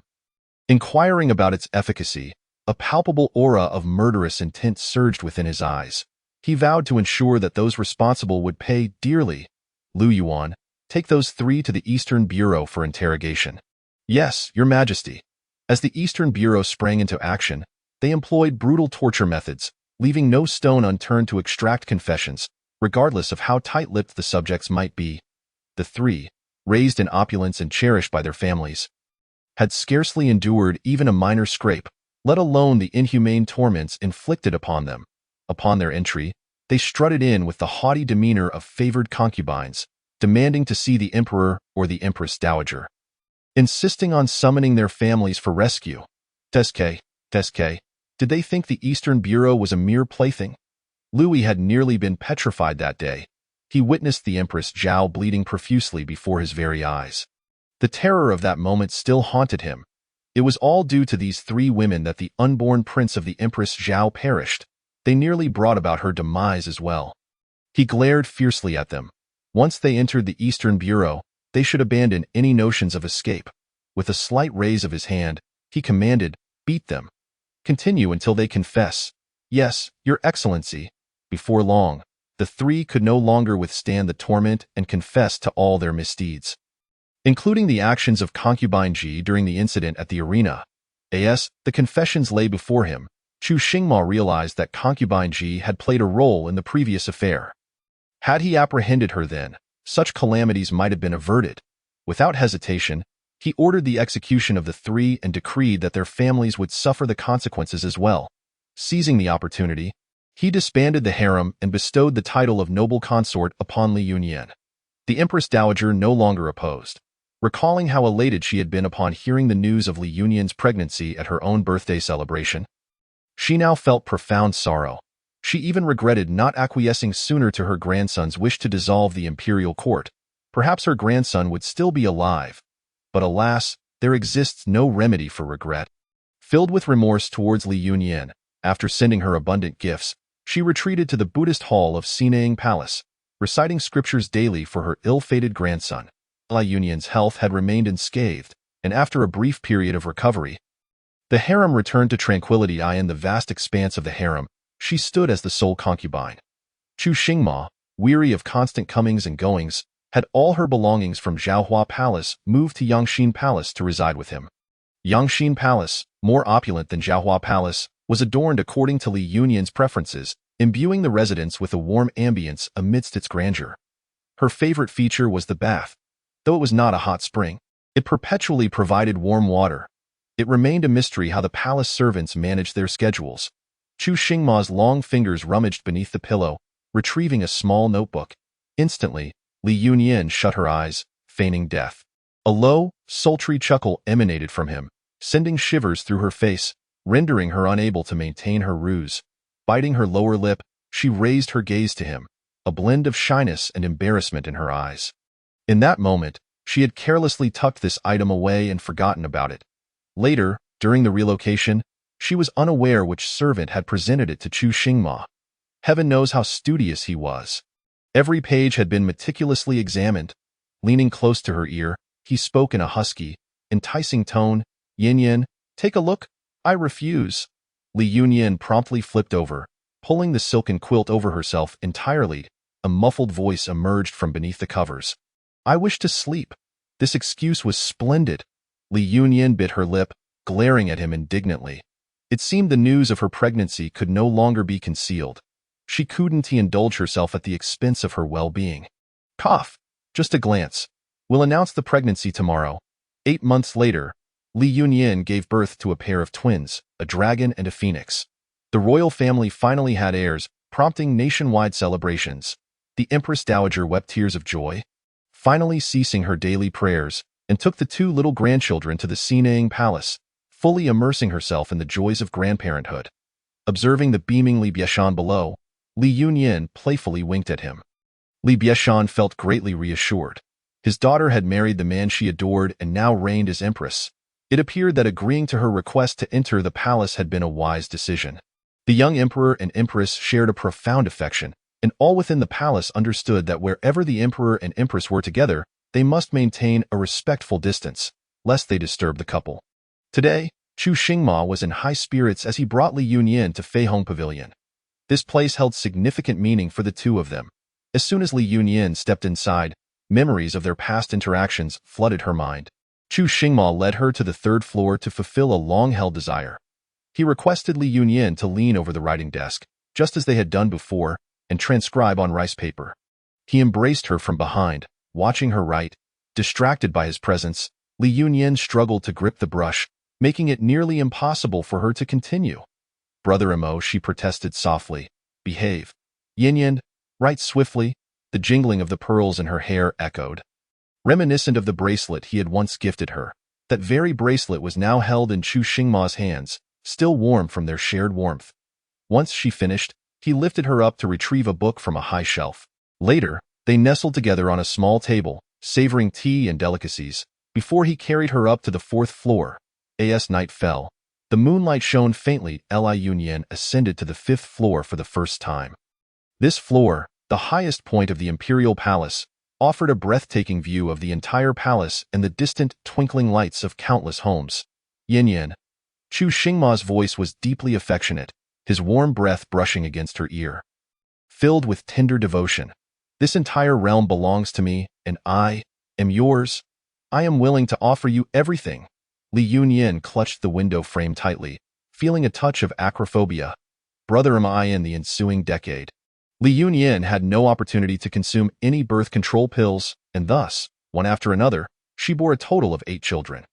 The royal lineage flourished, and under Chu Xingma's governance, the Chukang dynasty enjoyed clarity in administration and harmony among its populace. Earning the praise of future generations as a prosperous era, she resolutely closed her eyes. System, shield my emotions.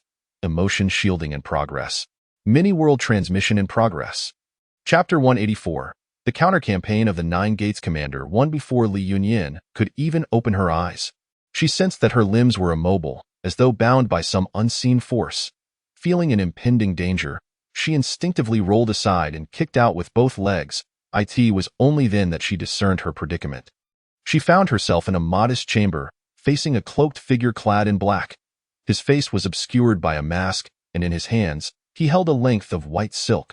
The suddenness of her movement startled the black-clad man, causing him to stumble back a few steps, his shin aching from her kick, cursing inwardly. I never anticipated this girl possessed such strength. Seeing the murderous intent in his eyes, Li Yunyin had no time to process the unfolding plot. Self-preservation was paramount. Thankfully, she had previously exchanged for combat prowess. Though she had seldom used it in the earlier worlds, it did not mean she was incapable. System, am I allowed to kill this black-clad man? That is permissible, host. As long as it is for self-defense to complete the task, the system allows it. Now that was more like it. With her hands and feet bound, she struggled to rise. Suddenly bending her knees, she summoned her agility and leapt. With a resounding thud, she landed a fierce kick to the black-clad man's chest, causing her to tumble to the ground. This kick was fueled by all her might. The black-clad man was caught off guard, his internal organs shattered, blood and viscera spilling from beneath his mask as he stared in disbelief, collapsing lifelessly to the ground. All of this transpired in the blink of an eye. From the moment Li Yunyin opened her eyes to the death of the black-clad man, no more than 10 seconds elapsed. The impact from her fall was significant, and after taking a moment to free her hands from the bindings, she then untied her feet, consumed a medicinal pill, and finally had the time to absorb the unfolding narrative. Narrative transmission in progress. The narrative reception was complete, and she propped herself up on the humble bed within the room. It became clear that this was her chamber. The original host hailed from a lineage of physicians. Her father and grandfather were both esteemed healers. The Li family had always been scant in progeny, and by her generation, she remained the sole daughter. Not long ago, her father had been drawn into the palace's treacherous conflicts. During an examination for a low-ranking concubine, he had detected a pregnancy pulse. A few days later, that concubine met her demise in a water accident, resulting in 2 deaths. Li's father, known for his integrity, had not been swayed by the empress's coercion. Instead, he contemplated revealing this incident to the emperor. Alas, before he could reach the emperor, news of the empress's miscarriage reached him. Shortly after leaving the palace of the virtuous consort, Li Fu became the scapegoat, accused of conspiring to harm the imperial heir, which led to the ruin of his entire family. The Li household was condemned, and with Li Yunyin being the sole surviving female member, the emperor, in a display of his benevolence, graciously spared her life but confiscated all the family's assets, leaving her to fend for herself. Having endured much to find her current refuge, she now faced an assassination attempt by cloaked figures. It was evident they were sent by the virtuous consort to silence her. The white silk in the hands of the assailants was meant to create the illusion of her succumbing to despair and taking her own life. With the assassins now dead, it was clear she could no longer remain in this place. Li Yunyin searched her surroundings and found only a few taels of silver, a couple of worn garments, and a flimsy marriage certificate. There was not even a hairpin to her name. In all her experiences across various realms, she had never been this impoverished. She was so destitute that she even contemplated selling the very white silk that the assassin had wielded. Remembering the attackers, she approached one of their lifeless bodies and began to search it. Moments later, she wiped her hands in disgust. Clearly, the assassin was professional, carrying no identifiable items, save for a nondescript dagger. After stowing the dagger in her bundle and having the system dispose of the body and bloodstains, Li Yunyin washed up briefly and lay down on the bed. Since a cloaked figure had already visited that night, it was likely safe for her to remain until tomorrow before fleeing. As she lay in bed, she picked up the marriage certificate, illuminated by the faint glow of the oil lamp, and examined the characters inscribed upon it.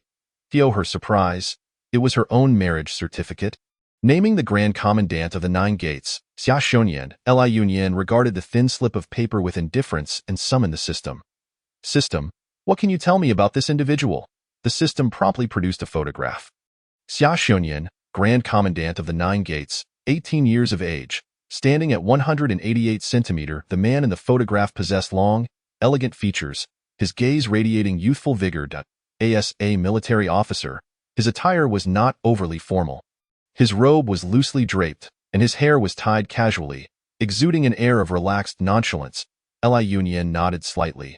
He did appear acceptable, yet she pondered whether, now that her family had fallen from grace, the Xia family would still recognize this union. Early the next morning, Li Yunyan packed her meager belongings and stepped outside with a simple bundle. Her residence was nestled within a winding alley, and it took her several turns to reach the bustling main street. The thoroughfare was alive with activity, the crowd bustling with the myriad facets of human existence. Given that the Li family had been condemned by the royal decree, it would be impossible for her to practice medicine again before a retrial. Should the Xia family refuse to acknowledge the marriage, she could extort some silver, use it for small trade, and seek her next opportunity. Whatever the case, she would find a way to sustain herself. Spotting a small noodle stall by the roadside, she noted a considerable queue, and the prices on the sign were quite reasonable. A bowl of plain noodles was priced at 3 won, with an additional egg costing 2 won, totaling 5 won. She ordered a bowl of egg noodles, specifying no scallions, and soon a steaming bowl was presented to her. Li Yunyan, possessing striking beauty, drew glances from many. Even dressed plainly with no adornments, she had grown accustomed to such scrutiny. As long as the gazes were not malicious, she seldom paid them any mind. By the time she finished her meal, no unsavory characters had approached her, leading Li Yunyan to form a favorable impression of the city's public safety. The Grand Commandant of the Nine Gates seemed to hold some responsibility for maintaining order, indicating her betrothed might possess some merit after all. The system had informed her that Xia Shonyan had worked the night shift and was currently resting at home. After finishing her meal, she made her way directly to the Xia residence. Due to her financial constraints, she refrained from hiring a carriage, relying solely on her own 2 legs. What a heart-rending tale it was upon finally arriving at the Xia estate. She found the entrance grand, with wide stone steps leading up to the imposing red door, flanked by tall stone lions, signifying the household's prestige. Li Yunyan ascended the steps and gently rapped on the door's knocker. A servant opened the door and appraised her from head to toe. Despite her humble attire, she stood tall and poised, her eyes radiating confidence and clarity, devoid of the timidity typical of common folk. Moreover, her beauty was striking enough to prevent any derogatory remarks. With composure, Li Yunyan spoke clearly, "Please announce my presence, as I seek Xia Shonyan." The servant, taken aback, asked, "Miss, what business do you have with our young master?" Li Yunyan produced the marriage certificate and replied calmly, "I am his fiancée." Inside the grand hall of the Xia residence, Li Yunyan sat quietly, sipping tea with an elegance befitting a lady of high birth. Xia Mu, the matriarch, occupied the seat of honor, her expression marred by concern. Upon hearing of the Li family's downfall, she had anticipated this day, however, since Li Yunyan had been personally pardoned by the emperor. If they were to initiate a withdrawal from the engagement, it might be perceived as kicking a person when they are down, potentially inviting scandal. She had intended to let time pass, hoping that his interest waned. They could resolve the matter discreetly. Yet, with Li Yunyan arriving at their doorstep, she was forced to confront a considerable dilemma. The incident involving the Li family was evidently the result of offending some noblewoman in the imperial court, leading to their downfall. Should the Xia family accept this engagement, they would undoubtedly face endless troubles in the future. Out of the corner of her eye, she observed Li Yunyan's every move, resolutely deciding that this engagement must be annulled. Beside Xia Mu stood a young woman of delicate beauty, bearing a resemblance to the matriarch, Xia Shonyan's cousin, Fang Zhiyue. Fang Zhiyue had harbored feelings for Xia Shonyan for some time, but had refrained from pursuing him due to his prior engagement. Now, with the Li family in turmoil, both families had tacitly agreed to bring Fang Zhiyue to the Xia household under the pretense of accompanying her aunt, with the intention of solidifying their own familial ties after the annulment of the engagement. This arrangement was well understood by the elders of both families and Fang Zhiyue, yet Xia Shonyan remained blissfully unaware, believing his cousin was simply there to support his mother. Having never encountered Li Yunyan before, Fang Jiyue had already considered her arrival, and upon seeing her beauty, her jealousy intensified, her eyes often darting towards her. The moment Li Yunyan took her seat, she perceived the Xia family's reluctance to acknowledge the engagement. Her heart remained untroubled. After all, having just arrived in this world, she felt no attachment to it. Any man was merely a means to an end. If this opportunity slipped away, another would surely present itself. Setting down her teacup, she spoke first. Aunt, is our engagement still valid? Xia Mu's gaze flickered, and she adopted an air of authority, delivering a series of platitudes about how marriage should align with social standing. Stating bluntly, Miss Li, your family's current situation, I must speak frankly. It is rather challenging. Are you suggesting the engagement is to be annulled? Her directness left Xia Mu momentarily speechless, her expression stiffening. Observing her aunt's discomfort, Fang Jiyue could no longer hold back. Having long harbored resentment, she had previously restrained herself to maintain her aunt's favorable opinion. Now, however, she could no longer remain silent, retorting, Humph, you, the daughter of a traitor, still dare to seek marriage with my cousin? Truly shameless. Li Yunyan, recognizing the contempt in Fang Jue's expression, raised the marriage certificate, replying calmly, I possess the marriage certificate. How could I be deemed shameless? It is those who are aware of an engagement yet still pursue a man who are truly lacking in propriety. She turned her gaze towards Xia Mu. Aunt, would you not agree? Xia Mu's gaze flickered as she subtly signaled to Fang Jiyue to remain silent. Stung by the revelation of her own feelings, Fang Jiyue complied, shooting daggers at Li Yunyan with her eyes. Taking a deep breath, Xia Mu forced a smile. Miss Li, you are indeed eloquent. It seems that the daughter of a physician's family possesses greater insight than the average young lady. Your praise is unwarranted. I have merely read a bit more, Li Yunyan replied with a modest smile. Xia Mu was momentarily taken aback, suppressing the last vestiges of her disdain. She had underestimated Li Yunyan's tenacity. Not wishing to escalate tensions, Li Yunyan softened her demeanor, wearing a gentle smile. Aunt, I tend to speak plainly. I understand you wish to annul the engagement yet are reluctant to voice it, hoping I would withdraw willingly. Am I correct? Noticing Xia Mu's expression falter again, Li Yunyan's enthusiasm waned. She had expressed herself so gently and directly, yet the matriarch still struggled to respond. She bore no ill will towards anyone present. She merely believed none of them were formidable opponents, merely trivialities.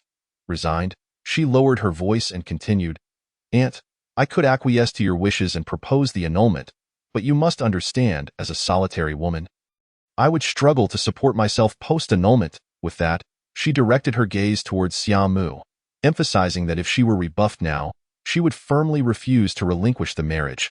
She could just as easily seize the position of matriarch for herself. Fortunately, Xia Mu finally grasped her intent, her expression shifting in surprise as she coughed softly to regain her composure. Who would have thought that Li Yunyan would so readily agree to the annulment? Was there truly no sentiment for the Xia family, a distinguished household? However, this is not without its merits. As long as she agrees to the dissolution of the engagement, everything else can be negotiated. Lady Xia quietly instructed the matron beside her, who nodded and withdrew, leaving the atmosphere abruptly silent. Li Yunyan felt no embarrassment whatsoever, calmly savoring her denial in her mind. She mused. This tea is far inferior to what one finds in the palace. Yet, within this small world, it seems unlikely that she would have the opportunity to enjoy fine tea again. She should indulge a bit more. Lady Xia, observing Li Yunyan's composed demeanor, felt a pang of regret. With such poise, if she were to enter the Xia family, she would undoubtedly be able to uphold the position of the matriarch. What a pity! Lifting a silk cloth covering a tray, Lady Xia glanced at its contents. Nodding slightly to signal the matron to present the tray to Li Yunyan, Li Yunyan lightly tapped the table, indicating for the matron to place the tray there, as she preferred not to hold it in her hands. It would be tiresome. Her stance was so regal, reminiscent of a lady from the palace, that it compelled others to act according to her wishes, inciting yet another wave of envious glances from Fang Jiyue. Once the tray was set down, Li Yunyan uncovered the silk cloth. At the top lay a marriage contract, beneath which were several silver notes, each worth 100 taels. Now that was more acceptable. After perusing the marriage contract word by word, She promptly tore it to shreds right before their eyes. Then, placing her own copy of the marriage contract on the table, she gathered the silver notes and rose to take her leave, leaving behind a graceful silhouette as she turned. Lady Xia was left somewhat dazed. Was this it? No tears, no pleas for mercy, no desperate cries for acceptance. She simply took the silver notes and walked away? Why did Lady Xia feel as if she had encountered a bandit? Just as Li Yunyan reached the doorway, a tall figure obstructed her path. I object. Chapter 186. The counter-strategy of the Nine Gates. Commandant Li Yunyan recognized him from his photograph. The man before her was her fiancé, Xia Xiongyan. However, he was now her former fiancé. Prior to her arrival, she had inquired about his whereabouts, thinking that if the Xia family were to acknowledge the engagement, she could take the opportunity to become acquainted with him. But now, it seemed unnecessary. Suddenly, her arm was seized by him. The young man's hair was disheveled, as if he had just risen from bed, and his clothing was hastily put on, with his waistband tied in a haphazard manner. Despite this, his youthful vitality shone through like morning light. What a strikingly handsome young man. Such a shame. Yet, he tightened his grip on her arm. She looked up in confusion, only to find his expression urgent and his gaze resolute as he declared, I do not consent to the dissolution of our engagement. His voice was clear and resonant, laced with a subtle magnetism that made Li Yunyan's ears tingle. Xiongyan, Lady Xia interjected, attempting to restore order to the situation. What is this commotion? Cousin, Fang Zhiyue chimed in. This woman has already dissolved her engagement with you. Silence. Although Xia Xiongyan was still quite young, he held the position of commandant of the Nine Gates, not just any noble heir. He wielded power and status, and he had his own opinions. He did not blindly obey his parents' wishes. He continued to grip Li Yunyan's hand, refusing to let go. She was his fiancée. He had secretly watched over her, having already made up his mind about her. How could he agree to dissolve their engagement? Li Yunyan discerned the emotions hidden in his gaze, surprised that her fiancé still harbored feelings for her. She raised an eyebrow. Xia Gongzi, I have already discussed the dissolution with your mother. The marriage contract has been torn, and I have taken the compensation. Henceforth, we are no longer connected. I do not consent. This was the third time Xia Xiongyan uttered these words. His handsome brow furrowed, his voice tinged with urgency. I am your fiancé. We cannot dissolve the engagement without my consent. Whether it counts or not is not for you to decide. She turned on her heel without a hint of reluctance, indifferent to the feelings of the person behind her. Upon exiting the Xia residence, she hired a carriage by the roadside, instructing the driver to take her to a nearby pawn shop. Lady Xia had been quite generous, providing her with 600 taels as a parting gift. With money in hand, her immediate desire was to find a safe place to reside, where she could strategize further. Her primary task was to find someone to bear her a child, not to escape for her life. Ultimately, she rented a small courtyard close to the yamen. The courtyard was a private dwelling, modest in size, yet frequently patrolled by officials. Should the virtuous consort attempt to send assassins after her again, it would require some effort to remain undetected. If the virtuous consort continued to send killers, she would not hesitate to retaliate. She could dispatch one assassin, and she could certainly handle a second. After tidying up the small courtyard, Li Yunyan settled in with her belongings. She had no immediate plans to hire a maid, as her funds were limited. Unless she found a suitable means of making money, she would soon find herself without resources. It was prudent to conserve her funds for the time being. After resting for half a day, Li Yunyan prepared to venture out to procure some necessities. She was lacking in many items. Even her change of clothes consisted of only 2 simple outfits. Under ordinary circumstances, this would suffice. But she was on a quest to win over a man and could not afford to appear too shabby. Fortunately, the bustling street outside her courtyard was filled with shops of every kind. Upon arriving at a clothing store, she selected 6 outfits according to her taste. Due to her discerning eye, the garments she chose were the finest in the shop. Costing her over 200 taels, the expense left her feeling quite pained. She needed to quickly find a means of income. As she passed by a bookstore, an idea sparked in her mind. The shop was spacious and bright, with neatly arranged rows of bookshelves. With only a few patrons inside, Li Yunyan lifted her skirts and confidently entered. Her striking appearance caught the attention of the shopkeeper, who warmly approached her. Miss, are you looking to purchase something? Li Yunyan replied with a polite smile. I would like to browse some tales. The shopkeeper nodded knowingly, recognizing that young ladies often preferred to read stories. You have chosen the right place. Our bookstore offers the widest variety of tales. Whatever content you seek, we have it all. Li Yunyan smiled without speaking, allowing the shopkeeper to guide her to the shelf filled with storybooks, where she began to peruse the titles. The shopkeeper patiently stood by her side, occasionally stealing glances. After about half an hour, Li Yunyan had browsed through the best-selling titles in the store and had a clear idea of what was available. She then walked straight to the counter. Are you the proprietor of this bookstore? Ding. Excellent mail detected. Please focus on your task and actively complete it. Zhang Boizhou, who was reviewing accounts, slowly raised his head. However, upon seeing the unadorned beauty before him, he could not bring himself to deny her. He discreetly glanced at the shopkeeper behind her, donning a gentle smile. Indeed, that would be me. How wonderful. Li Yunyan's face radiated warmth as she continued. My brother has written some tales. I wonder if your shop would be interested in acquiring them? Absolutely. The tales were already vivid in Li Yunyan's mind. Having traversed numerous small worlds, she had read countless stories. If she were to write a few captivating ones, it would be a piece of cake. However, she had yet to pen a single word. With a shy demeanor, she lowered her gaze and gently said, I would like to inquire on behalf of my brother. If it is acceptable, I shall bring the manuscripts over in a few days. Chapter 187. The counter-strategy of the Nine Gates Commandant 4. That would be fine. Li Yunyan also purchased ink, paper, and brushes from the shop, requesting the shopkeeper to have them delivered to her courtyard later. How much for these items? Zhang Boizhou's eyes flickered. 0.5 taels. The shopkeeper, feigning nonchalance while standing by the entrance, inhaled sharply, his pupils widening in disbelief. The young lady's taste was impeccable, selecting only the finest items in the store. Just the inkstone alone was worth more than 50 taels. How could the gentleman possibly sell all of it for just 5 taels? Li Yunyan, having lived a life of comfort, had no concept of prices. Thinking that a bowl of noodles cost only 5 won, she assumed that 5 taels for all these items was reasonable and paid without hesitation. May you have a safe journey. Li Yunyan offered a slight bow and gracefully exited, her skirts sweeping behind her. The shopkeeper finally emerged from the back, shaking his head at his young master. Young master, those items are worth nearly 100 taels. How could you sell them for just 5 taels? If madam finds out. Zhang Boizhou smiled nonchalantly. No matter, just put it on my tab. Upon returning to her courtyard, Li Yunyan finished her meal and drew water from the well to freshen up. Finally, she rinsed the new clothes she had purchased today in clean water. Li Yunyan was skilled in martial arts and possessed great strength, so performing such household chores was no challenge. However, her delicate skin was quite sensitive.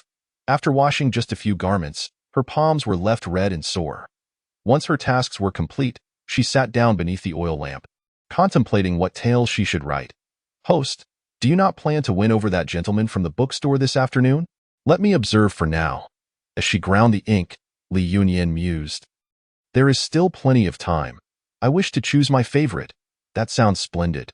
The system's voice brimmed with excitement.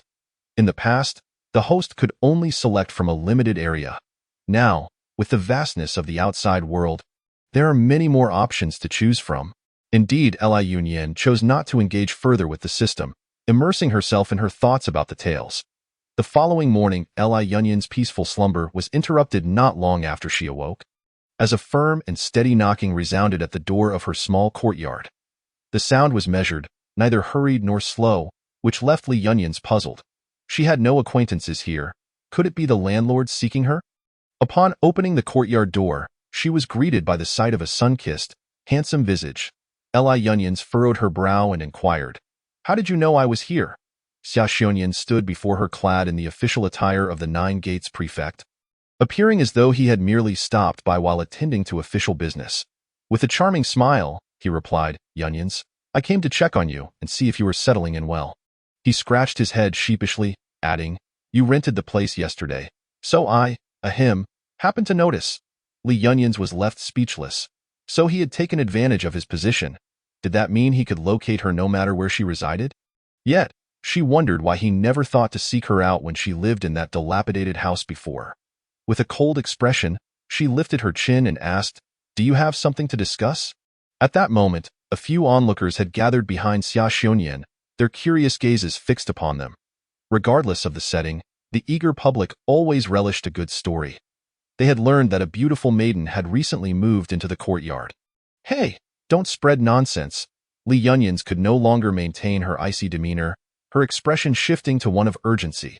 "We annulled our engagement yesterday." Indeed. Upon hearing Xia Ziyunyan's words and observing his official garb, the crowd's earlier intrigue lessened, replaced by expressions of amicable neighborliness as they smiled at her. She politely nodded in acknowledgement and turned back to Xia Xiongyan, saying, "Thank you for your concern.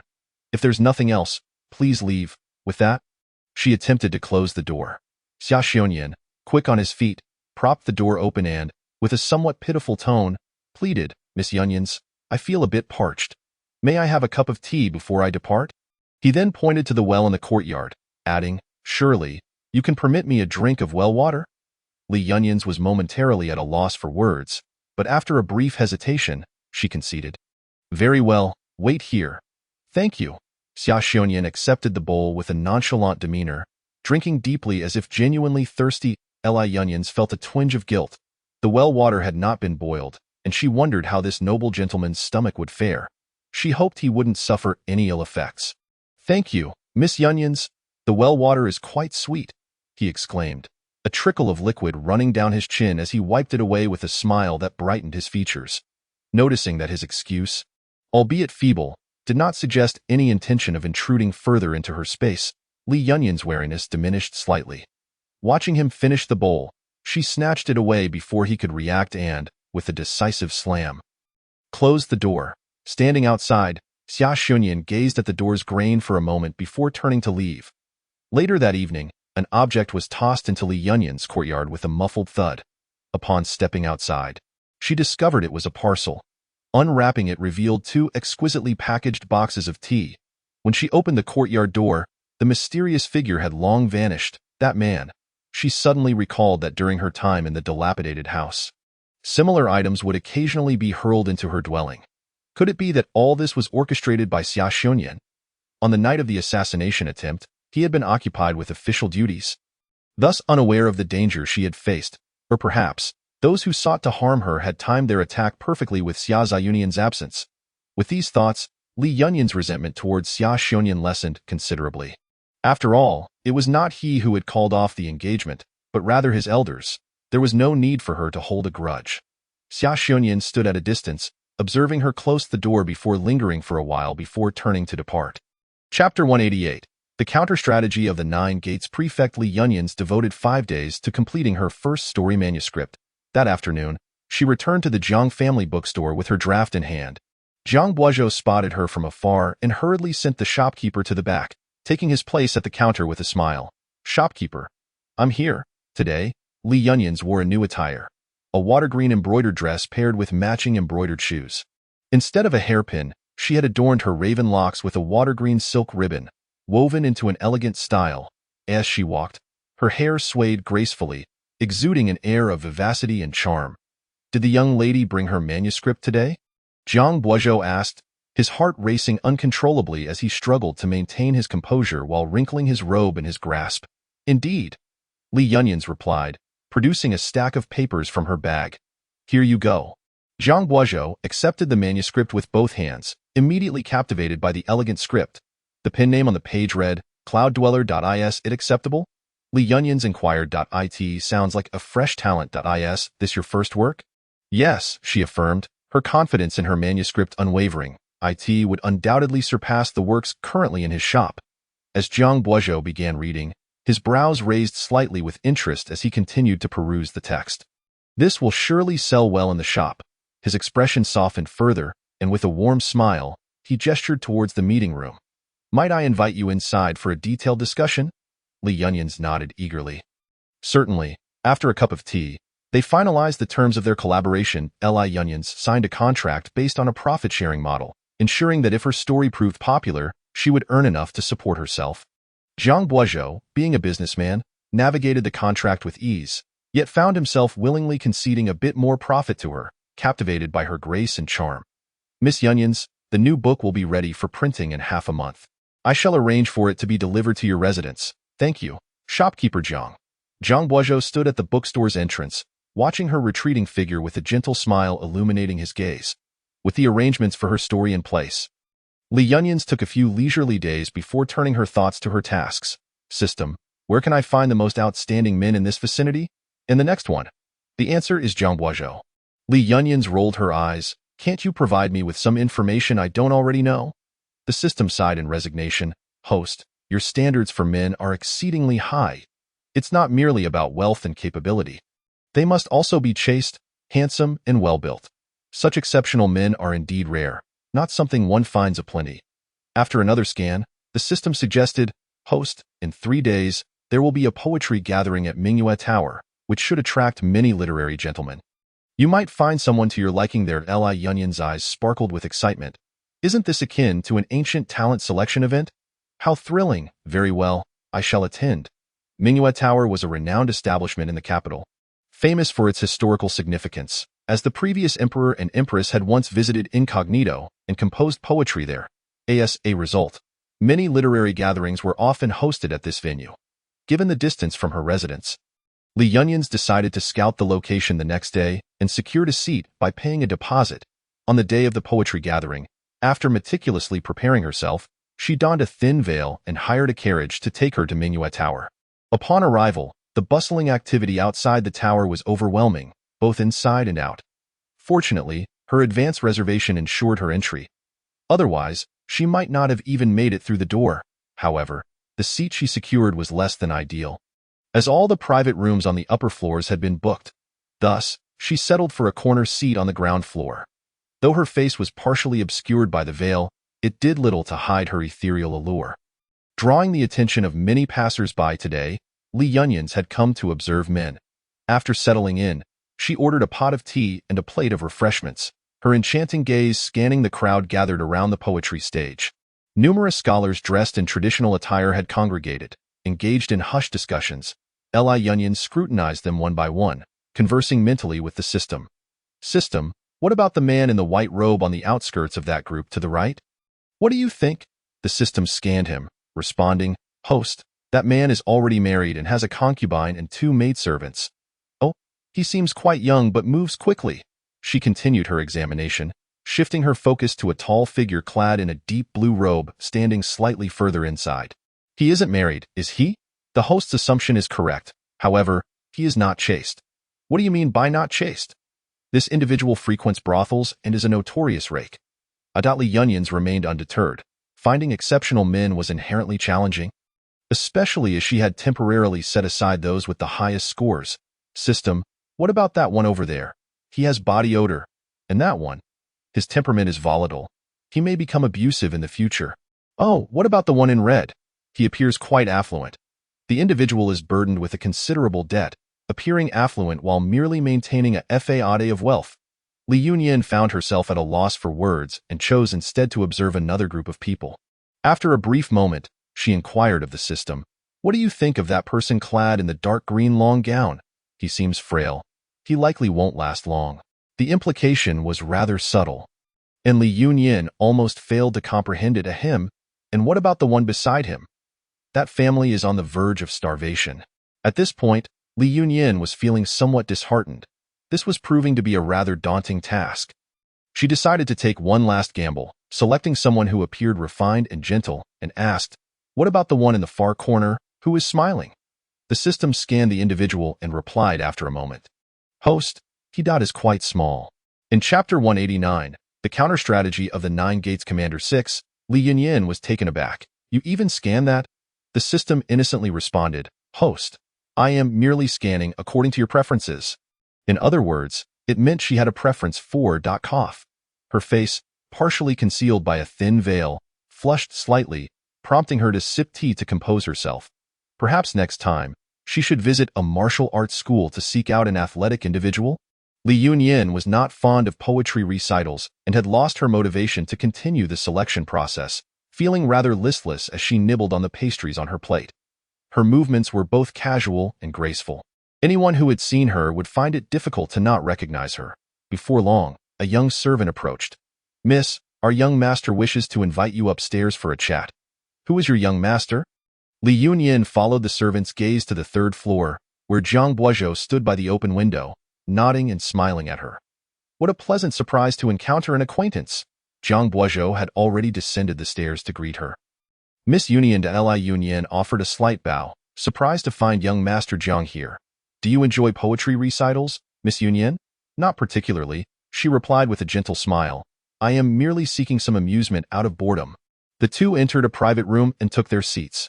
Looking out the window, Li Yunyan realized the view was exceptional, allowing her to hear the recitations below while observing their every action. It was indeed the best vantage point in the entire Mingyue Tower. She lifted her hand to remove the thin veil from her face. Young Master Zhang, are you also here to attend the poetry recital today? Zhang Buozhou's gaze fell upon her strikingly exquisite features, and he replied casually, Mingyue Tower is a property of the Zhang family. That explains it. Li Yunyan supported her chin with one hand, her eyes seemingly focused on the scholars composing poetry below. While her mind wandered, perhaps I should consider Zhang Buozhou. He possesses good looks and a commendable stature. Although his family background may not rival that of my previous suitors, it is still respectable. After all, blindly searching as I am now is rather vexing. Observing her composed demeanor, devoid of flattery or ingratiation, Zhang Buozhou's lips curled into a smile. Would Miss Yunyan do me the honor of sharing a meal with me at Mingyue Tower? Having resolved to pursue him, Li Yunyan was not hesitant to return his smile. She slightly turned her head, her bright eyes sparkling as if they could speak, enchanting anyone who caught a glimpse. Her features were delicately sculpted, her hair as dark as clouds piled with snow, her cheeks resembling dew-kissed peach blossoms. When she smiled, it felt as though spring breezes caressed the face, with blossoms blooming all around. Her voice was soft and gentle. That sounds delightful. Zhang Buozhou's heart raced. He felt that in that fleeting moment, Miss Yunyan appeared even more captivating than before. Suppressing his chaotic thoughts, he summoned the composure honed in the business world, engaging her in casual conversation. His words were measured, his tone calm, and every gesture was deliberate, neither prying into her privacy nor lacking in humor, making Li Yunyan feel entirely at ease. After a sumptuous lunch, Li Yunyan expressed her intention to take her leave. Thank you, young Master Zhang. As they exited the private room and were about to descend the stairs, they were halted by a voice. Yunyan, turning around. Li Yunyan beheld Xia Xiongyan, resplendent in brocade garments, striding purposefully towards her. What is he doing here? Zhang Buozhou offered a respectful nod. Ah, it is the commander. Li Yunyan frowned slightly, her tone laced with annoyance. What brings you here?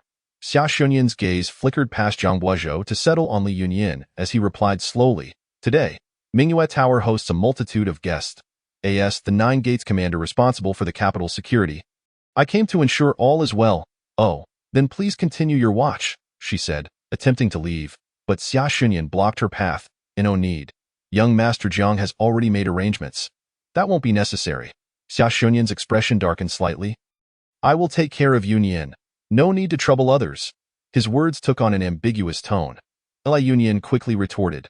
Xia Xiongyan, do not speak recklessly. Zhang Buozhou, sensing the tension between them, inquired with curiosity. What is the nature of your relationship? I am Yunyan's betrothed. His declaration rang out with conviction, a hint of pride playing at the corners of his mouth. Former betrothed, Li Yunyan interjected, casting an angry glare at Xia Xiongyan. Xia Xiongyan, we have already annulled our engagement. I did not consent. You remain my fiancé. Xia Xiongyan stood tall, his posture rigid as a pine tree, his words devoid of superfluous gestures, yet emanating a formidable presence that was hard to ignore. Isn't that a bit unreasonable? Li Yunyan frowned, arguing. I withdrew from the engagement right there in front of everyone, including your mother, and I tore up the marriage certificate. With such a clear situation, how could he still claim me as his fiancé? What are you hanging on to that for? In the presence of her target, Li Yunyan wished to avoid further entanglement with Xia Xiongyan, barely daring to glance at Zhang Buozhou's expression. How awkward. Indeed, she stole a glance at Zhang Buozhou, whose expression was now quite complex, his brows furrowed as he sank into a whirlpool of thoughts. The betrothed of the Nine Gates commander. Wasn't that the daughter of the renowned physician, Li? It was unexpected that Miss Yunyan was indeed the solitary daughter of the Li family. The brother she spoke of must have been fabricated as well. Could the recluse, Yun Shang, beat? He turned his gaze to Li Yunyan, admiration washing over him. The Jiang family had their own sources of information, and the matters regarding the Li family were hardly inscrutable. It took little inquiry to discern that the Li family had been wronged. However, the royal court was not a bastion of reason. If they deemed one guilty, that one was guilty indeed. Not only could one not resist, but one had to express gratitude to the royal family. This was the very reason he had refrained from entering officialdom. Jiang Guozhou had previously felt a mere fondness for Li Yunyan, but now, upon learning of her true identity, he was overwhelmed with compassion. Despite her family's calamity, she had not been crushed. Instead, she lived with resilience and optimism.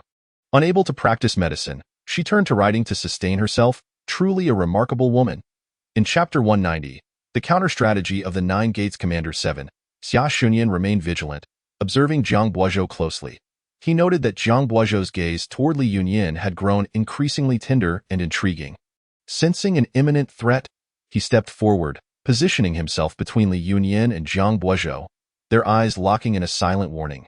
Jiang Guozhou met his gaze unflinchingly, a smirk gracing his face, exuding a courteous demeanor while refusing to back down. Their striking appearances and notable statuses made them well-known figures. Many in the tower began to lean in, eager to catch a glimpse of the unfolding drama. Li Yunyan wished to leave, abandoning her plans for pursuit. She addressed Jiang Guozhou across Xia Xunyan's shoulder, "Young Master Jiang, I must take my leave. Thank you for your hospitality today." Then she turned and descended the stairs. Xia Xunyan shot Jiang Guozhou a fierce glare before hastily following Li Yunyan. Hearing footsteps behind her, Li Yunyan quickened her pace, soon exiting Mingyue Tower. The chatter within the tower was lively, yet there were few departing, leaving the road outside remarkably tranquil. Xia Xunyan seized Li Yunyan's wrist. "This is too far." He grasped her again, his tone earnest. "Yunyan, we must talk." Li Yunyan genuinely wished to discuss matters with him, wanting to convey her disinterest in entanglements with his family background, no matter how favorable he may be. She nodded lightly. Xia Xunyan, elated, signaled to the individuals trailing behind them, and soon, a luxurious carriage arrived. As she observed the apprehension in his eyes, Li Yunyan lowered her gaze slightly, placing her palm atop his. Xia Xunyan did not take advantage of the moment. With a gentle pull, he helped her into the carriage before releasing her hand. The interior was spacious and comfortable, with each occupying one end. Avoiding any sense of crowding, the wheels began to turn smoothly, the carriage gliding steadily, without even a tremor disturbing the tea on the small table. "Yunyan," Xia Xunyan spoke softly, "I wish to fulfill our engagement." Li Yunyan, sincerely hoping to communicate with him, kept her emotions in check, replying pragmatically, "The Li family is no more. I am but a lonely orphan, and we are mismatched. I do not care. Yunyan, no matter your background or status. I do not care, but your parents care. Your family cares." Li Yunyan met his gaze calmly. "Are you suggesting that you would sever ties with your family for my sake?" "I could." Xia Xunyan's eyes were filled with urgency. "Yunyan, I truly could." Li Yunyan glanced away. "Yet I do not wish to bear such a disgrace." "Xia Xunyan, we are not suited for one another." "And what of Jiang Guozhou?" A storm brewed in Xia Xunyan's eyes as he calmly replied. "In Jiang Guozhou's household, there is but a widowed mother. As for his marriage, I fear there may be even greater expectations." Realizing his words may have been too harsh, he softened his tone. "Yunya, I do not mean to imply anything negative about you. What I am suggesting is that regardless of the man, he will always have family behind him, and their voices will carry various opinions. Since you can see Jiang Guozhou in your eyes, might you consider not excluding me?" Li Yunya's gaze flickered. She found his reasoning quite valid. Presently, her status as the daughter of a condemned man left her with limited options for a future partner, unless she sought an orphan or married into a common family. She would inevitably face scrutiny. She turned to him, somewhat astonished, not expecting a martial general to possess such eloquence. Seeing her finally look his way, Xia Xunyan wore a cautious smile. "Yunya, could you refrain from pushing me away and grant me a fair chance?" "A fair chance?" Confusion swept across Li Yunya's eyes. Xia Xunyan leaned closer, his tone earnest yet tinged with a hint of bitterness. "At the very least, treat me with the same impartiality as you do Jiang Guozhou." "Is this how it begins?" Li Yunya suddenly felt as though she were being countered in a strategy of her own. Seemed she was the one tasked with the pursuit, yet here she was. Interrupted by Xia Xunyan, should she continue with her plan regarding Jiang Guozhou? She shifted back slightly, distancing herself from Xia Xionyin's enveloping presence, and spoke softly, "Please allow me some time to consider." All right. Xia Xionyun understood her nature and did not wish to pressure her too much. Since she had agreed to think it over, he seized the opportunity to draw closer to her. With sincerity, he believed he could sway her heart. No. Xia Xionyun shook his head. He could not let her cook. Then he recalled that she might have dined with Jiang Buozhou at noon. A pang of jealousy surged within him. Suppressing that feeling, he offered her a smile. "I shall take my leave now. But I will return to see you tomorrow." Li Yunya nodded, watching him open the gate to the neighboring courtyard. "You?" Li Yunya's eyes widened in disbelief, struggling to comprehend the current situation. "A neighbor. Just yesterday. This courtyard was vacant, and today it had transformed into a neighbor's residence. I can't believe this. Your home is the Xiao residence. How could you possibly be my neighbor?" Li Yunya did not miss the fleeting glimmer of mischief in his eyes. "This rascal!" She shot him a glare and turned to enter her own courtyard. After a moment of silence, she heard the sound of heavy objects being moved next door, along with Xia Xionyun's voice conversing with a servant. The proximity of the courtyards had its downsides. With only a wall separating them, every little action was overheard. Li Yunya sighed in exasperation. She had ventured out today, accomplishing nothing, only to gain a rather troublesome neighbor who seemed to have an interest in her. Before she could gather her thoughts, a head popped over the wall. "Yunya, catch!" A large bundle flew toward her. Instinctively, Li Yunya caught it. Another package. She hesitated to open it, glancing at Xia Xionyun perched on the wall. The sunlight illuminated the handsome youth, the glow of the setting sun casting a golden hue upon his figure. Even in a crouched position, he appeared remarkably appealing. What was he up to now? Xia Xionyun raised an eyebrow, a smile lighting up his face, revealing a set of straight teeth, a housewarming gift. His rationale was so sound that Li Yunya found it difficult to refuse. "Thank you," she murmured, turning away to enter her room. Inside the bundle were 3 items: a short sword, a crossbow, and a wooden comb. It seemed Xia Xionyun was aware of the threats against her and had provided her with weapons for self-defense. His decision to move nearby was likely motivated by a desire to protect her, was it not? A warmth coursed through Li Yunya's heart as she picked up the wooden comb. It was a hand-carved sandalwood comb, roughly the size of a palm. The craftsmanship appeared modest, yet the edges had been smoothed with great care. Inspecting it closely, she could discern no distinct markings, leaving her uncertain if he had purchased it or crafted it himself. The value of a gift lies not in its grandeur but in the sentiment behind it. These 3 items had indeed touched Li Yunya's heart. She absent-mindedly gathered her long hair and gently began to comb through it. A faint smile gracing her lips. In the dead of night, Li Yunya was in a light slumber when she heard a rustling sound near the window. Her senses sharpened instantly. "System, check who it is." "Host, it is a man in black." "Here we go again." A glint of malice flickered in Li Yunya's eyes. This virtuous consort was truly persistent. She feigned unconsciousness, rolling over to face the window. Her crossbow already aimed through the bed curtains, taut and ready to fire. This assassin seemed more alert than the last. Sensing her movement, he remained silent outside the window for quite some time. After what felt like half a tea's worth of time, convinced that Li Yunya had made no further moves, he cautiously lifted the window and leaped inside. Whoosh! Li Yunya struck decisively, the sharp arrowhead flying straight for his forehead. She hit her mark. The assassin fell lifelessly, having barely had the chance to react. Li Yunya rolled out of bed, lighting the oil lamp on her table.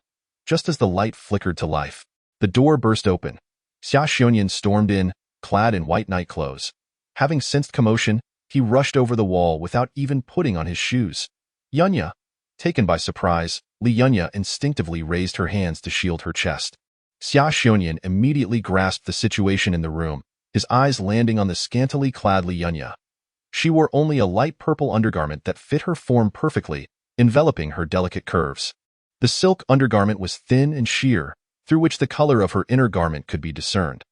Perhaps due to the earlier commotion, the ties of her garment had loosened slightly, revealing her exquisite collarbone. Her long hair flowed freely like a waterfall, her face devoid of makeup, exuding an ethereal beauty reminiscent of a celestial being. Xia Xionyun was momentarily stunned, in a young lady's chamber, with 2 individuals in undergarments. The atmosphere was undeniably charged. After a few moments of dazed silence, he turned abruptly, his ears flushing crimson as he stammered, I apologize. I did not mean to intrude. Li Yunya understood he had not intended to barge in, and with a silent sigh, she hastily donned a robe. Clearing her throat, she said, All right, you may turn around now. Oh. Xia Xiongyan hesitated before turning back, casting a quick glance at her before swiftly lowering his gaze. His face still flushed as he focused on the lifeless assassin on the ground. Li Yunya approached and squatted beside the fallen figure, examining him alongside Xia Xiongyan. He first lifted the assassin's mask, then searched his person but found nothing of interest. Only then did he seem to realize Li Yunya's calm demeanor as she squatted effortlessly, appearing more composed than he. Yunya, are you not afraid? What good is fear? The assassin will not spare me. Xia Xiongyan's eyes darkened as he assured her, Yunya, it was my negligence today. I will be more vigilant in the future and will never allow them to breach your quarters again. Li Yunya did not respond immediately. Instead, she turned to him, asking, You should know who wishes to kill me.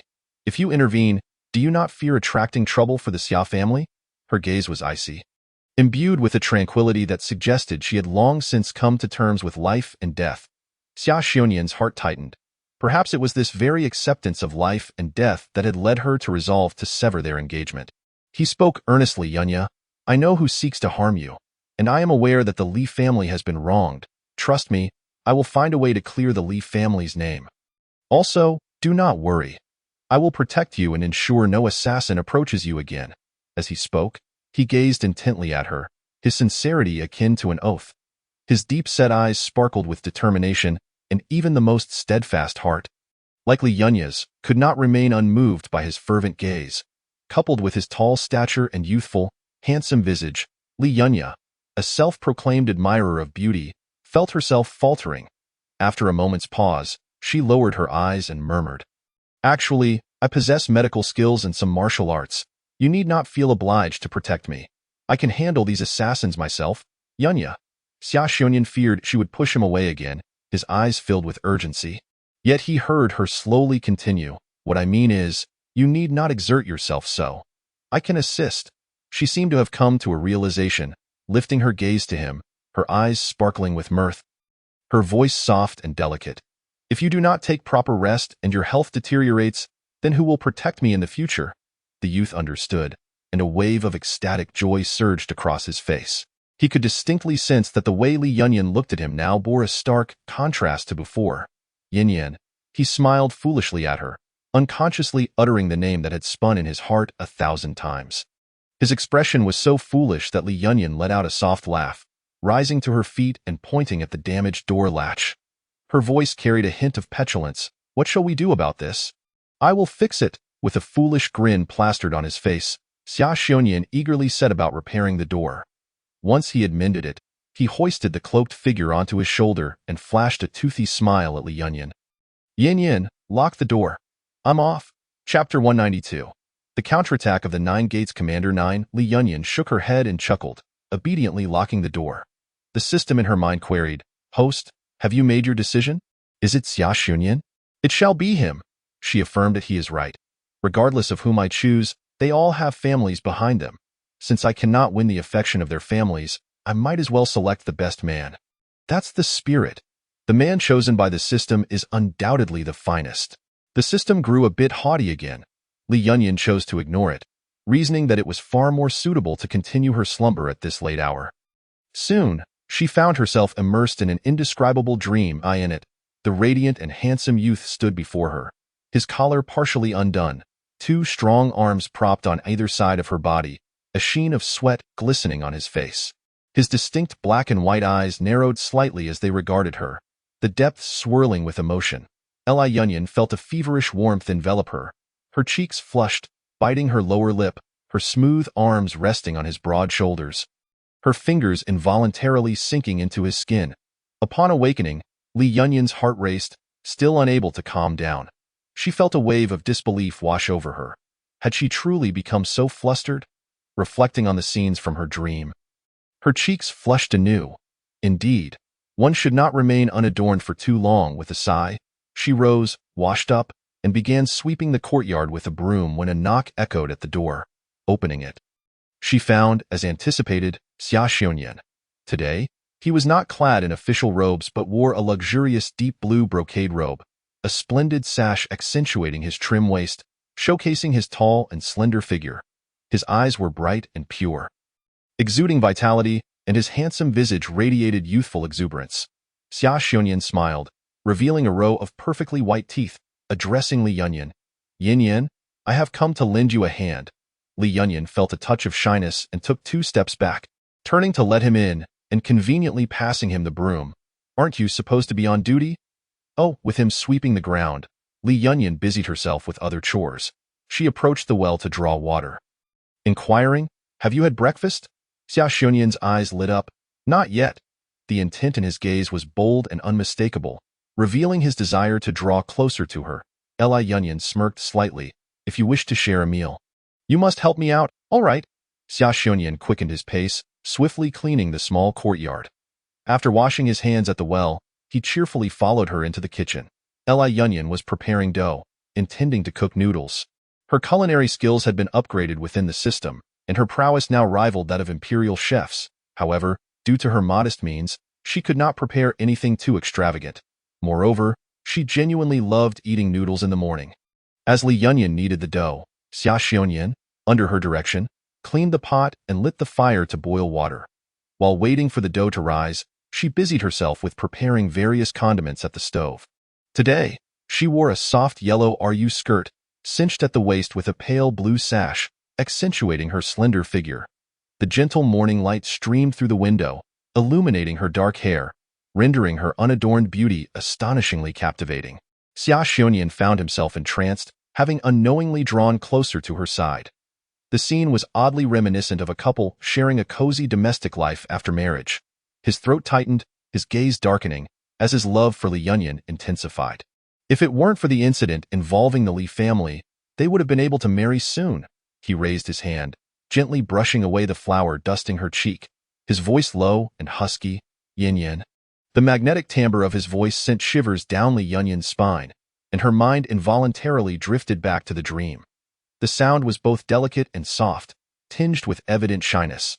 Xia Xiongyan's heart raced, yearning to caress her cheek once more, yet fearful of startling her and inciting her displeasure.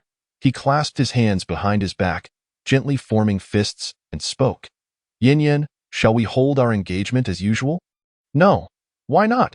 Xia Xiongyan was taken aback, hastily trailing behind her, bending down to observe her expression. Yin Yan, if you have any concerns, please voice them. I will find a solution. Li Yunyan met his gaze. I do not wish to curry favor with your family. How do you intend to resolve that? Xia Xiongyan was momentarily speechless, contemplating before responding. My parents indeed have reservations regarding our marriage due to the Li family situation, but their concerns stem from family interests. Not from any dislike towards you, Yin Yan. If I manage to turn the Li family's case around, would you then agree to marry me? That will take far too long. I doubt it can be resolved within a year. What about your cousin? Xia Xiongyan was momentarily puzzled. Are you referring to Fang Jiyue? What does she have to do with this? His expression was a mix of confusion and naivety, and Li Yunyan believed he truly did not understand. This oblivious man. She shot him a glance, turning away from him, washing a few leaves of vegetables in a wooden basin, pouting as she said, Do you not realize that your cousin has feelings for you? HM. She let out a soft hum, choosing to ignore him. Xia Xiongyan was utterly baffled, having only grasped half of her statement. Who could possibly guess such a thing? He stepped around to face her again, bending down to scrutinize her face. Yin Yan, what are you saying about my cousin? Did she bully you? Did she give you a hard time when you visited my home last time? No matter how he questioned her, Li Yunyan remained unresponsive, focusing on rolling the dough. Frustrated, Xia Xiongyan fidgeted, circling around her. The water in the pot had already reached a boil, and as Li Yunyan tossed the noodles in, they soon cooked to perfection. Quickly, she cleaned the pot again and fried 2 eggs till a bowl of aromatic noodles was ready. Yin Yan, your noodles are truly delicious. He praised her while eating, occasionally glancing at her with anxious eyes, resembling a pitiful puppy wagging its tail. Seeing his expression so innocently puzzled, Li Yunyan sighed and revealed her plan. Xia Xiongyan. His gaze, previously downcast, brightened in an instant, and he sat up straight. Yin Yan, speak. Have you considered the possibility of marrying into the Li family? Chapter 193. The Counterattack of the Nine Gates Commander Tin Cough, Cough, Cough, Cough, Cough. Marrying in? Xia Xiunyan was taken aback by her words, a prospect he had never contemplated before. Indeed, marrying in, Li Yunyan affirmed with unwavering conviction. The Li family now has only me left. I am the sole heir, and when I find a husband, it is only natural that he should marry in. Noticing his stunned expression, Li Yunyan understood that the traditional mindset of ancient people ran deep, and it would not be easy to change. She softened her tone. I do not wish to pressure you. You can take your time to think it over, but my time is limited. I can only give you a few months to consider.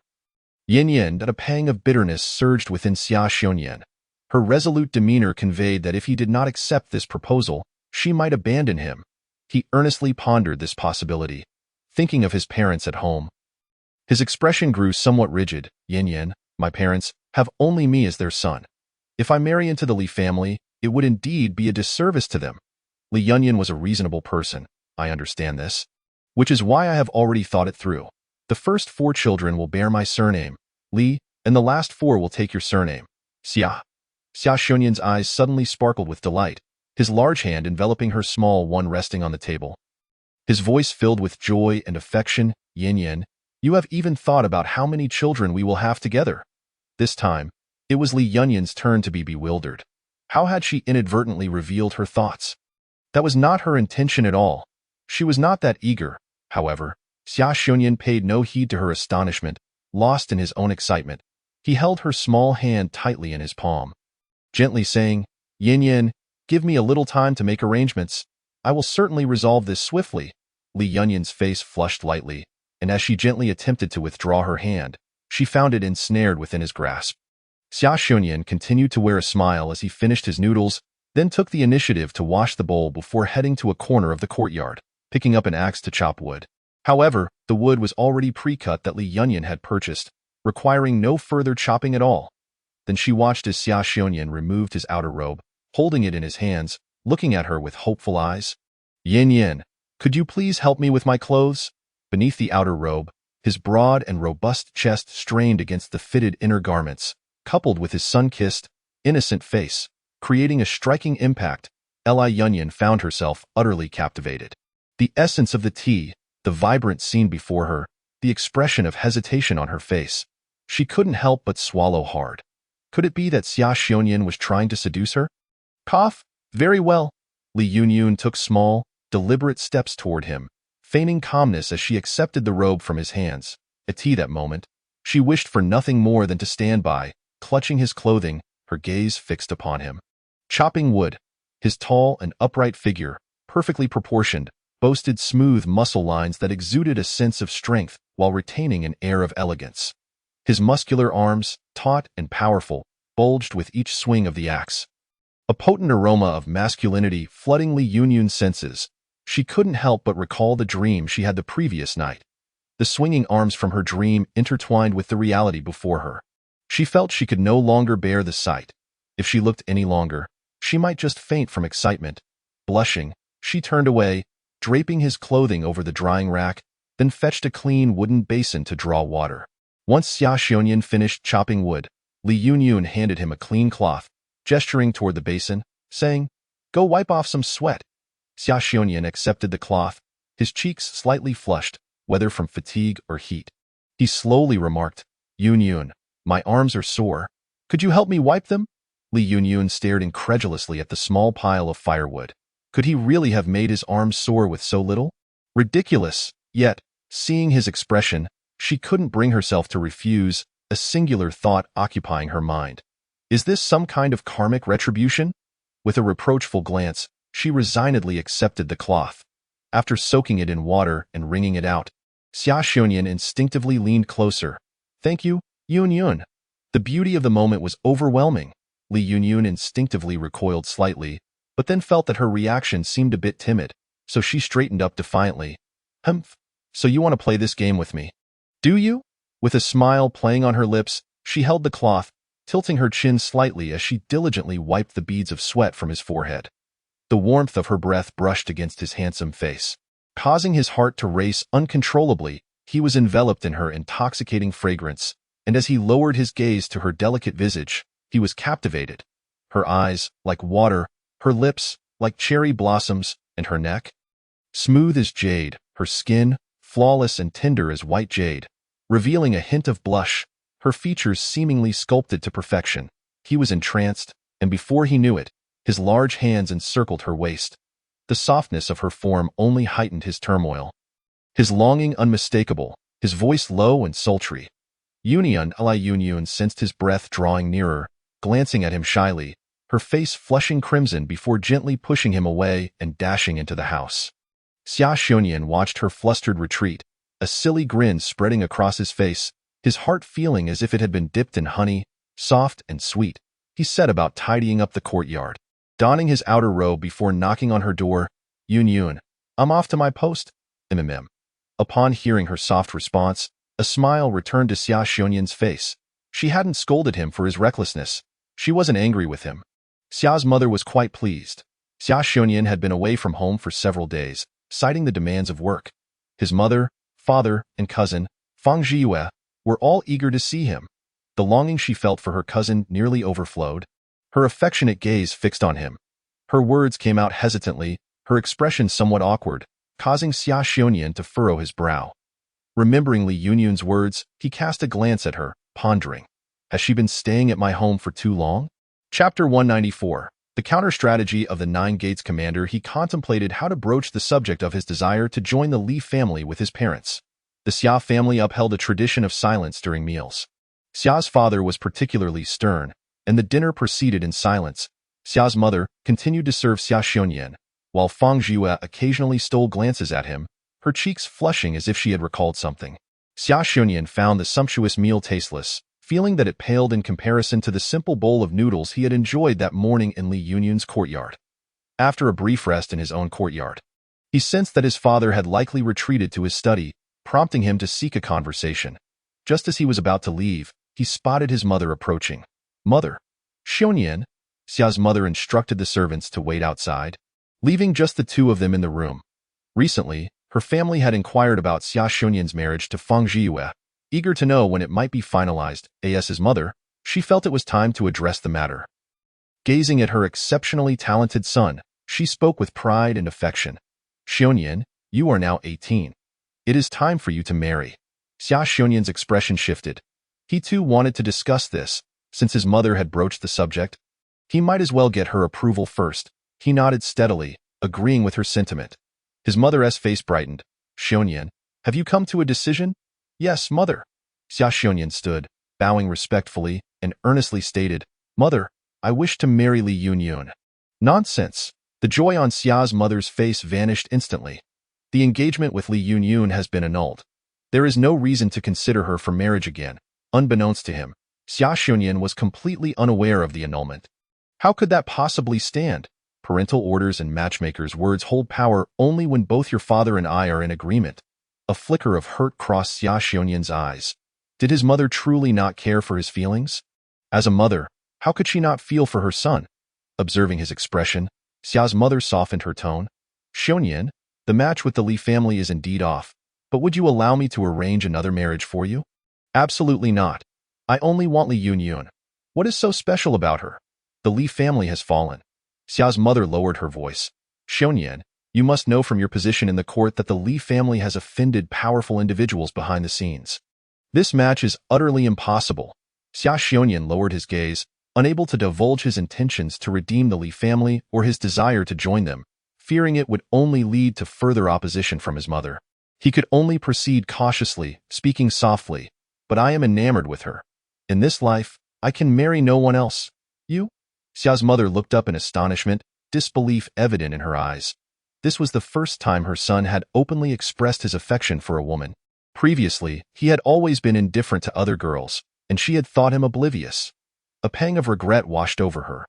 Li Yunyun was indeed a remarkable girl, both in appearance and character, but her family's misfortunes would preclude any possibility of their union. Unless, genuinely concerned for her son's happiness, Xia's mother took a deep breath and took a step back. "Xiongyan, if you truly love Li Yunyun, I will not stand in your way. After your marriage, I will advocate for her to join the Xia household. If that is acceptable?" "No." Xia Xiongyan nearly leaped up in protest. "Mother, Never utter such words again. I treasure Yun as a gem. I would never allow her to be a concubine.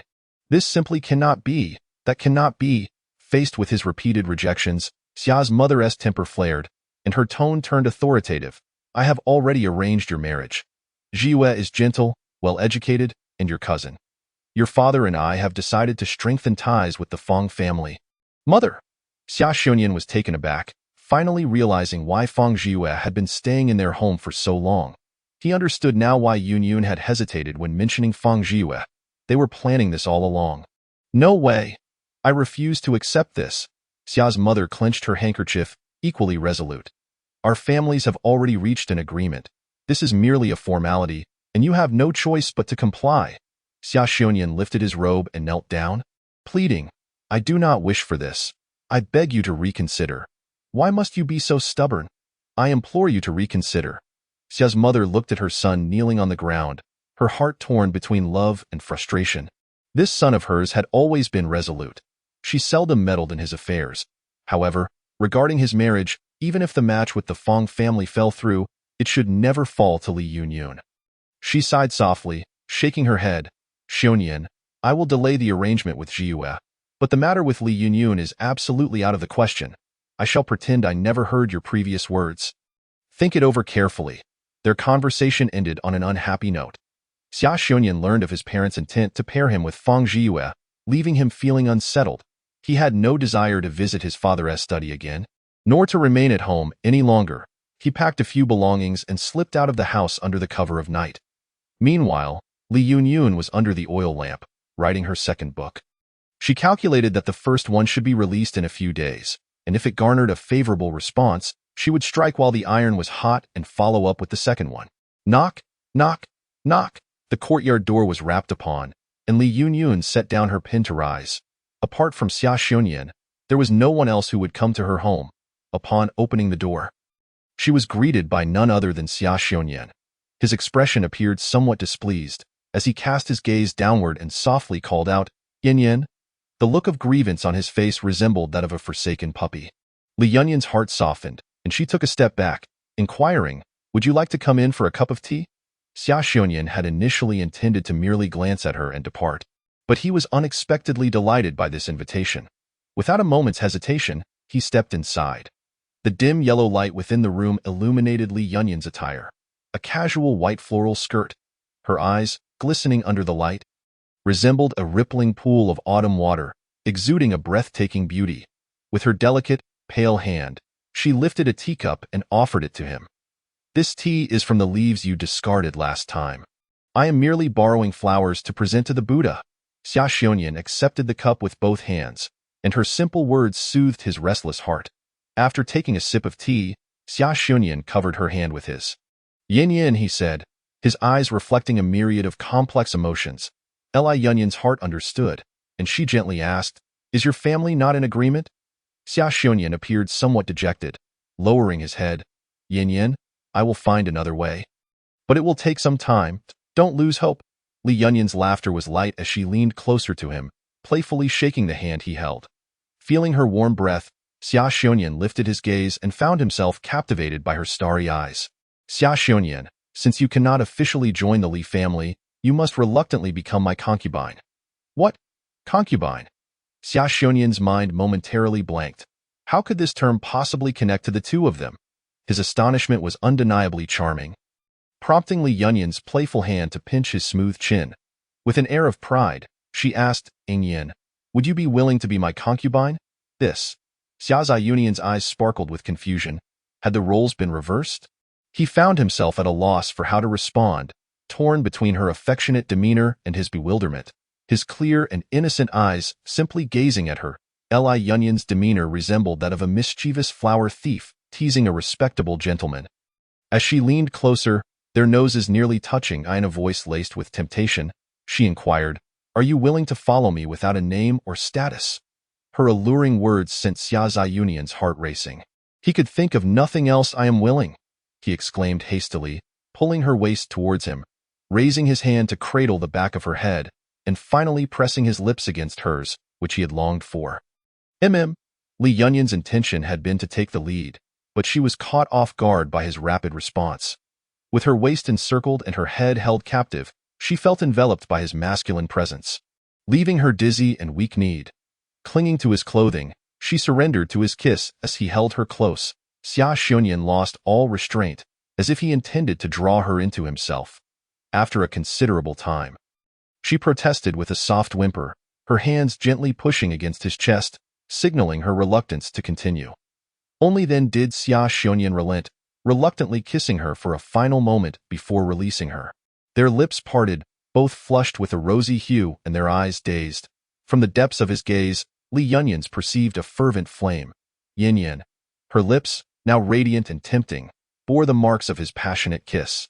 Observing her state, Xia Xiongyan breathed heavily, enveloping her in his arms, tightly shutting his eyes to quell the tumultuous thoughts within him.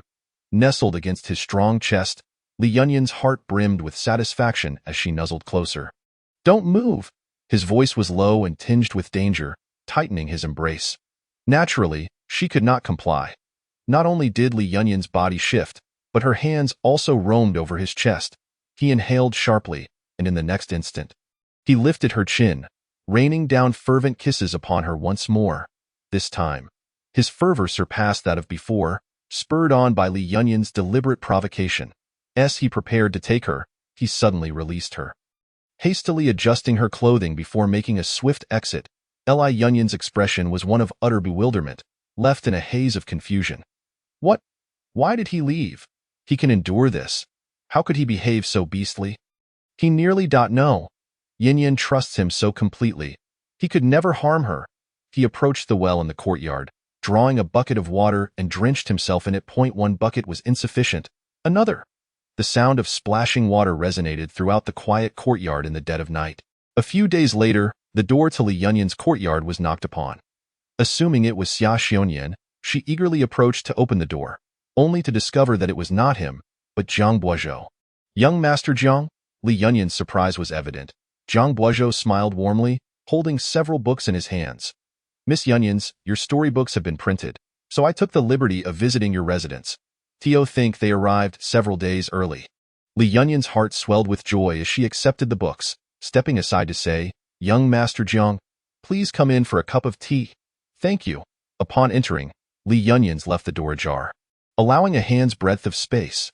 She offered tea at the stone table in the courtyard rather than inviting him inside.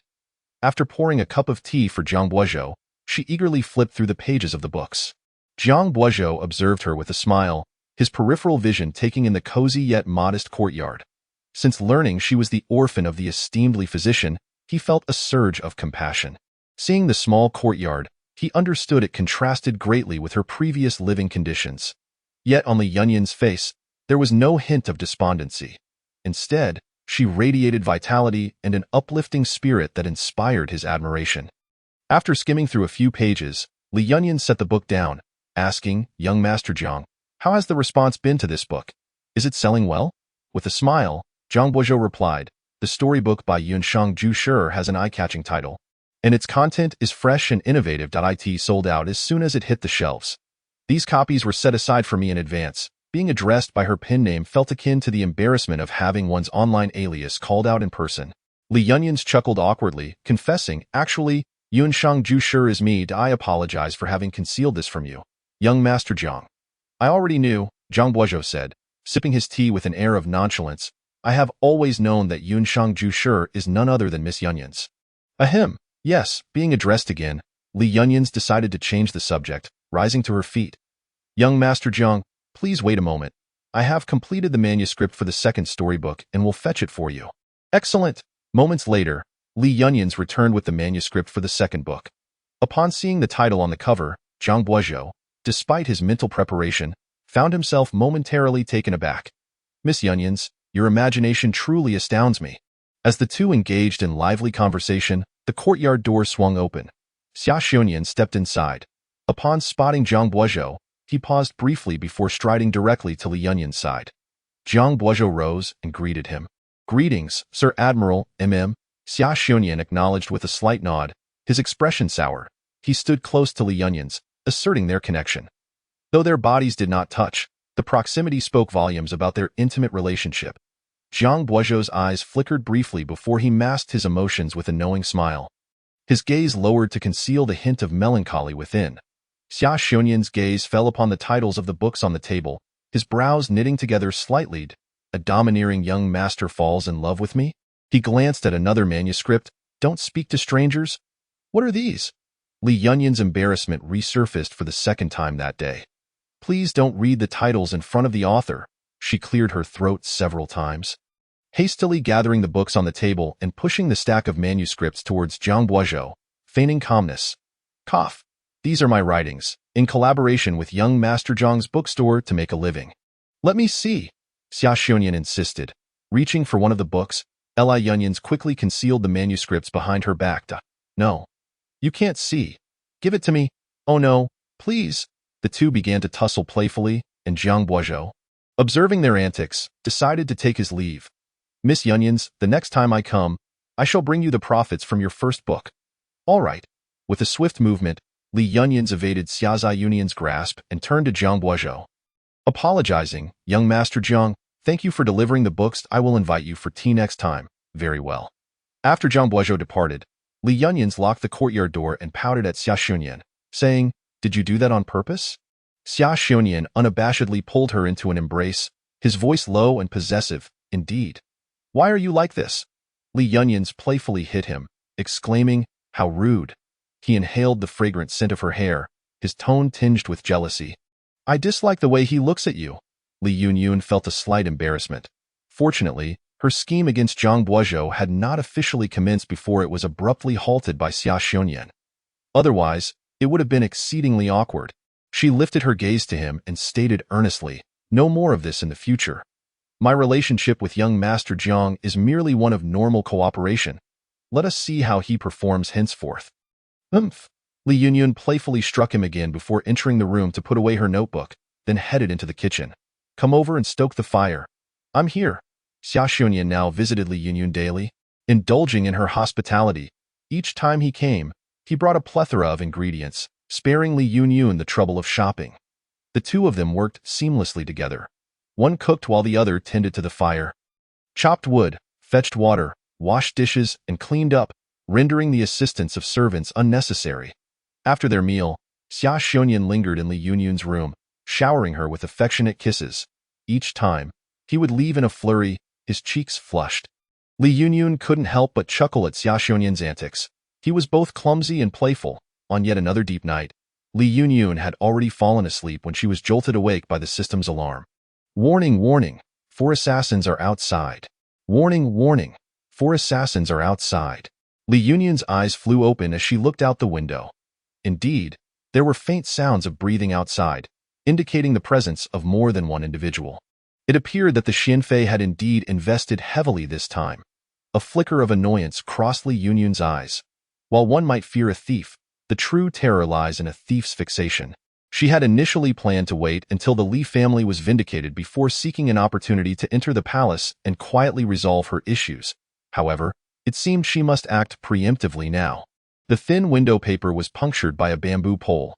Releasing wisps of blue smoke from within, Li Yunyun quickly swallowed a detoxifying pill from the system, lightening her breath to the barest whisper. Silently, she retrieved a dagger from beneath her pillow, climbed out of bed, and stealthily made her way to the corner of the room, preparing to catch her adversaries off guard before the cloaked figures could enter. Sounds of a struggle erupted outside. Peering through the crack in the window, Li Yunyun saw that Xia Xiongnian had arrived. Upon spotting her, the 4 assassins froze momentarily. The narcotic they had used was specially crafted in the palace and could incapacitate a bull. Yet this woman had somehow resisted its effects. A sharp glimmer ignited in Li Yunyun's eyes as she exchanged a glance with Xia Xiongnian and joined the fray. With her assistance, Xia Xiongnian found it considerably easier to confront the assassins. No longer needing to worry about anything else, each of his moves imbued with a fierce intent to kill, Li Yunyun's movements were agile, akin to a delicate swallow, showcasing her astonishing flexibility and quickness. Leaving onlookers in awe whether she was attacking or dodging. The dagger in her hand was suited for close combat. She leaped lightly, spinning in midair before landing deftly behind an assassin, executing a swift, throat-cutting maneuver. In mere moments, the 4 cloaked figures lay sprawled across the courtyard, defeated. Li Yunyun and Xia Xiongnian exchanged smiles.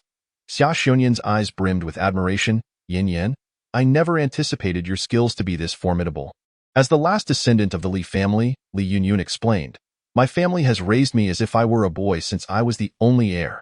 She had prepared her response in advance, delivering it with an air of naturalness before heading to the well to fetch water, wash her hands, and clean her dagger. Xia Xionyuan followed, asking her to wash his sword as well, speaking gently. Yin Yin, you've suffered. Having practiced martial arts since childhood, he understood the hardships involved. He could hardly endure it himself, much less a girl like Yin Yin. It's bearable. It's merely for survival. Although Li Yunyun's martial prowess was acquired through the system, her agility and skill were honed during the tumultuous years of the apocalypse. At that time, survival necessitated sacrificing everything, rendering the discomfort irrelevant. Her nonchalant demeanor only deepened Xia Xionyuan's concern. He yearned to embrace her. Yet the fresh bloodstains on his clothes made such an action inappropriate. He settled to squat down and wash his hands, reaching up to gently pat her head. You'll need to deal with these bodies. Leave it to me. They may serve as evidence in the future.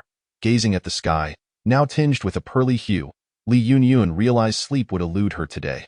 Her expression turned serious.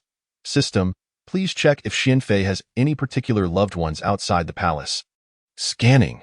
Host, the Xianfei has a younger brother named Wang Songhe, and their relationship is quite close. To this day, the Xianfei occasionally sends silver or treasures to him from the palace.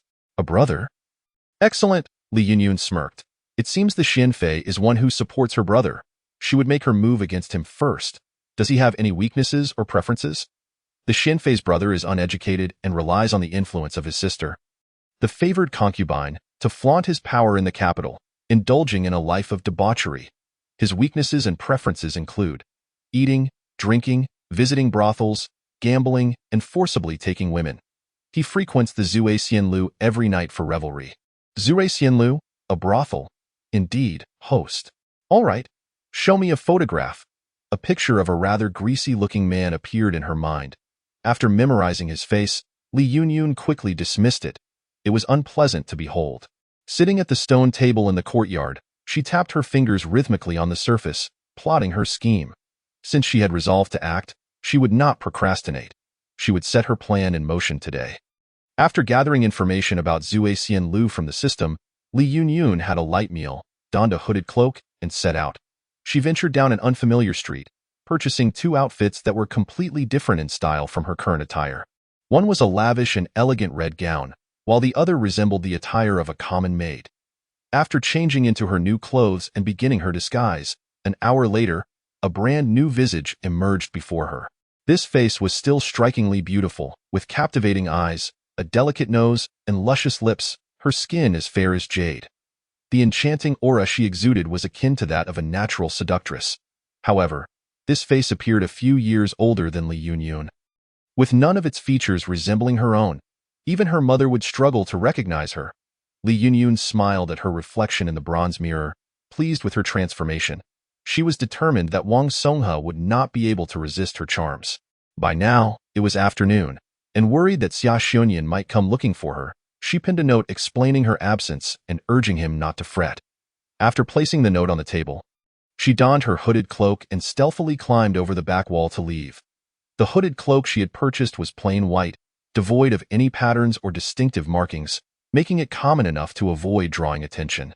Using the mental map in her mind, Li Yunyun made her way on foot, finally arriving near Zue Xianlu as the lanterns began to glow.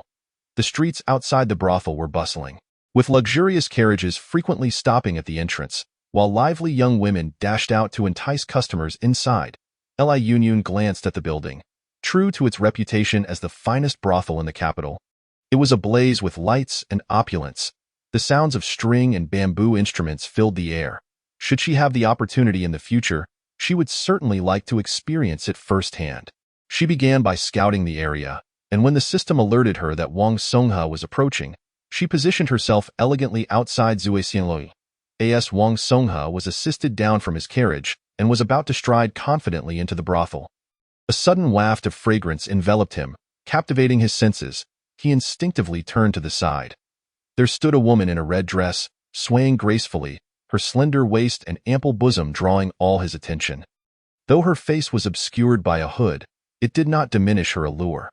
Rather, it added an air of mysterious beauty. As she stood there, she had already captured Wang Songhe's complete focus. He halted, pivoted, and walked toward Li Yunyun. A flicker of mockery danced in Li Yunyun's eyes, but she quickly adjusted her expression, adopting a pitiful demeanor. As Wang Songhe approached, a gust of wind swept by, lifting the edge of her hood and revealing her stunning features without reservation. What a magnificent beauty! His heart raced unexpectedly, and clearing his throat, he feigned the demeanor of a refined gentleman as he bowed to Li Yunyun. This humble one is Wang Songhe. May I inquire how to address this fair maiden? The woman before him appeared startled by his sudden closeness, hastily pulling her hood back down and stepping back a few paces. Wang Songhe's lustful thoughts surged. A beauty is a beauty, even her fingers are exquisite. He could only imagine how divine those fingers would feel on his body. Wang Songhe stepped closer again, playfully lifting his hand to remove her hood, declaring, "Such a beauty should not hide beneath this hood. Let us admire you fully." "Ah, do not come any closer," the beauty cried out in alarm, her voice both delicate and alluring, yet loud enough to attract the attention of passers-by. Upon seeing that the hood had fallen away, revealing her captivating face, they collectively gasped. Realization dawned upon them. It was the Xinfei's brother, once again flirting with an unsuspecting woman. No one dared intervene. Those with a shred of decency merely turned a blind eye and hurried away. What were they hiding from? "My dear beauty, I am indeed the brother of the esteemed concubine of today. Should you choose to accompany me, I assure you a life of indulgence and luxury." This is Wang Songhe's ace in the hole. In the past, uttering such words would either daunt the women with his status or ensnare them with visions of future opulence. Only a few would feign reluctance. Yet once he had them as his own, they would ultimately submit to his will. The lady before him was no exception. Upon hearing his proclamation, a veil of panic shimmered in her enchanting eyes, mingled with a tinge of fear and resignation, as she whimpered, "Please, no, I beg you, spare me." The sight of a weeping beauty was Wang Songhe's most cherished spectacle. There was nothing more exquisite than witnessing her tears beneath him. A sight that was utterly irresistible. In the ensuing struggle, the delicate veil atop her head fell to the ground, revealing cascading locks of hair that flowed like a waterfall down her back. Devoid of any adornment, truly, she was the epitome of natural beauty, untouched and unrefined. Wang Songhe needed no comparison to recognize that this woman was the most breathtaking he had encountered in over 20 years of his life. He had to possess her. Chapter 198. The counter-strategy of the Nine Gates Commandant, Wang Songhe promptly resolved to forego any further hesitation. He would seize her directly. With a sudden motion, he wrapped his arms around her waist, instructing his servant to quickly summon the carriage. As the carriage sped away, the onlookers were left without the spectacle they had anticipated, exchanging comments about how the woman he had forcibly taken was far more beautiful than the one he had abducted just days prior. They shook their heads, lamenting the presence of such a tyrant in the capital, aware that any daughter with a hint of beauty would not dare to venture out alone. Those who had to brave the streets would don veils as a precaution. Today, however, this unfortunate lady had caught Wang Songhe's eye, leading to her unwarranted misfortune. Alas! One could only imagine the heartbreak her family would endure upon learning of her fate. How pitiful, upon arriving at the Wang residence. The servants, upon witnessing their master carrying a woman, instinctively bowed their heads. It seemed another concubine would be added to their master's harem today. Li Yunyun, held in his embrace, remained composed as she observed her surroundings. Upon entering his courtyard, she was met with a host of women, all of whom were stunning in their own right. The ladies, upon seeing Wang Songhe, were not particularly warm, casting glances at Li Yunyun tinged with sympathy. A few attempted to approach her, but Wang Songhe dismissed them with a wave, commanding, "Get lost." "Yes, young master." The servant expertly ushered the intruders away, closing the door to allow his master to pursue his desires in peace. Excitement flickered in Li Yunyun's eyes. It was indeed a perfect convergence of time, place, and circumstance. Wang Songhe placed her upon a couch, eager to pounce, only to be deftly evaded by Li Yunyun, who swiftly thrust a pill into his open mouth. The moment the drug dissolved, Wang Songhe felt an immediate loss of sensation in his lower body. He yearned to scream, to call for help, but found himself utterly voiceless. Terror surged through him as he touched his jaw. His eyes wide with shock and fury as they bore into Li Yun, producing a handkerchief, began her act. "Forgive me, young master. You are a dragon among men, a paragon of grace. I was captivated by you at first sight." Yet, her eyes sparkled with emotion, and as she bit her lip in feigned sorrow, a single tear cascaded down her cheek, her alluring fox-like eyes ensnaring his very soul. Wang Songha's anger dissipated, replaced by an entranced gaze. His mouth agape as drool escaped him. Li Yun, repulsed, averted her gaze, stammering, "Why? Why must your sister be the favored concubine? She was responsible for my sister's death. She is my enemy. Thus, even though I am drawn to you, we cannot be together. Otherwise, my sister shall never find peace." Wang Songha's pupils widened. He was aware of his sister's malevolent deeds, the countless lives she had extinguished. So this captivating woman before him was the sister of one of her victims? What a twist of fate! At that moment, resentment towards the favored concubine began to brew within him. She had already secured her position as the emperor's beloved. Why must she eradicate the competition? Why had she cost him this splendid beauty? Little did Wang Songha know, the pill Li Yun had made him take would render him bedridden for life. He mistakenly believed it to be merely a temporary anesthetic. He wished to comfort her with words, but could not utter a sound, desperately reaching for her yet unable to grasp even the hem of her garment. Having performed her charade, Li Yun approached Wang Songha's side, delivering a swift blow that rendered him unconscious. She then began to search his opulent quarters, discovering a wealth of silver notes, jewels, and a multitude of contracts binding women to servitude. The silver bore the marks of a moneylender, and the jewels sparkled enticingly, yet she desired none of it. After some deliberation, she pocketed a few pieces of loose change and took the contracts with her. Exiting the room, she easily located the quarters of the other women. Yulian, one of the captives in Wang Songha's courtyard, had been abducted from the streets. Her family, powerless against such an influential family, had reluctantly accepted silver in exchange for her servitude contract. This courtyard was filled with many such unfortunate women, huddled together for warmth. Suddenly, a flash of red leapt down from the rooftop, startling them. Li Yun, quick on her feet, hissed for silence. It was the very woman who had recently been brought into the residence. Yulian, the boldest among them, stepped forward to inquire, "Miss, weren't you in Wang Songha's chamber?"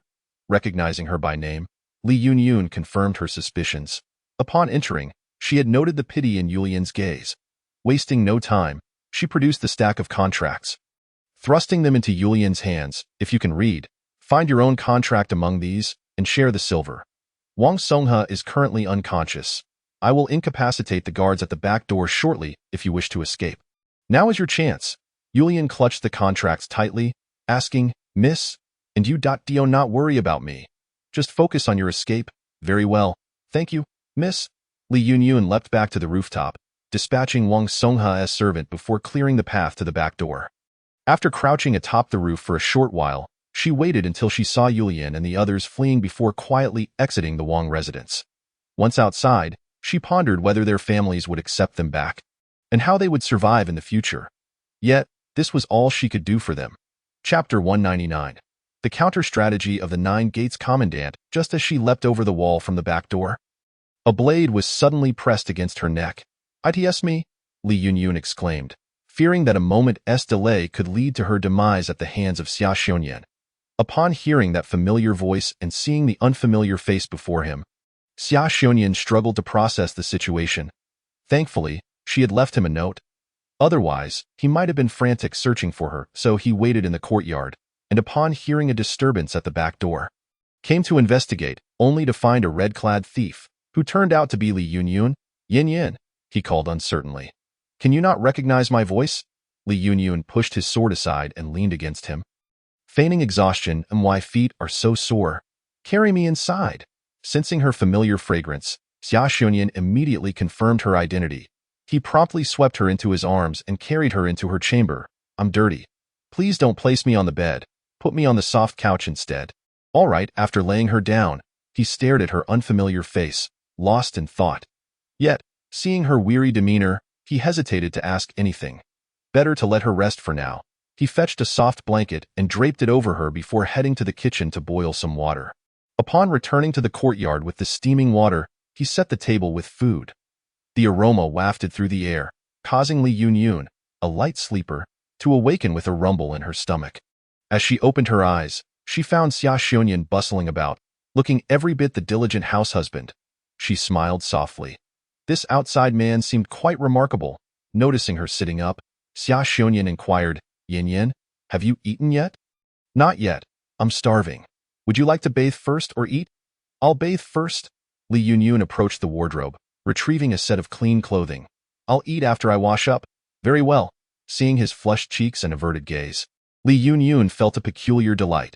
She flashed him a gentle smile, her voice sweet and soft. "Thank you, Brother Anyun." Unaware of the potency of her seductive gaze, she failed to realize how her casual address sent shivers down Xia Xiongyan's spine. Prompting him to flee in haste, Li Yunyun chuckled softly. Her spirits lifted as she stepped behind the screen. Upon emerging once more, her makeup had been washed away, and she had donned her own attire. Feeling utterly refreshed as she opened the door, she caught sight of Xia Xiongyan, seated with his back to her, resembling a wooden post, seemingly lost in thought. "Yin," she called out playfully, "I'm all done washing up." Xia Xiongyan stiffened slightly, then coughed. "All right, have you eaten? Would you like to come in and join me?" "I've already eaten," she replied cheerfully. After finishing her meal, she felt a delightful sense of comfort, save for a slight ache in her feet and calves. After tidying up behind the screen, she re-emerged, only to find that Xia Xiongyan had yet to enter. "Yin, are you basking in the moonlight?" Upon hearing her call, Xia Xiongyan finally sauntered in. The moment he beheld Li Yunyun, who had returned to her former beauty, clad only in a fitted, lotus-green undergarment, his handsome face flushed a deep crimson. Li Yunyun raised her hands and, in a teasing tone, declared, "Yin, my feet are sore. And I don't want to walk. You must carry me." Though they had been embracing each other daily, Xia Xiongyan sensed that the atmosphere today was somewhat different. Nevertheless, he obediently approached and lifted her into his arms. Her soft form pressed against him ignited a sense of longing within him. He thought to himself that he needed to act more swiftly. He must resolve matters concerning the Li family as soon as possible, lest he suffer internal turmoil. After placing her gently upon the bed, Li Yunyun did not release his hand, but instead pulled him closer. Her rosy lips sought his, and the kiss was both lingering and fervent. Just as Xia Xiongyan contemplated fleeing, Li Yunyun grasped him tighter. "Yin, stay with me." "Yunyun?" Xia Xiongyan, already on the brink of despair, found himself utterly captivated by her sultry gaze and her plea for him to remain. His legs felt as though they could not move. "To stoke his desires further," she added. "I am quite exhausted today. If a killer were to come tonight, I fear I would lack the strength to resist." This was indeed a pressing issue. A battle raged within Xia Xiongyan's heart as he bowed his head slightly, his body instinctively leaning forward. "Then I shall just sleep on your floor," with the situation having escalated so. What need was there for a floor mat? In the confined space, only the two of them remained. Xia Xiongyan tightly shut his eyes, his breath growing heavy, his heart pounding like a drum, feeling as though he were on the verge of losing control. Li Yunyun suddenly leapt onto him, seizing the moment. If he performed well today, she would indulge in him completely. "Yin," she called out, "open your eyes and look at me."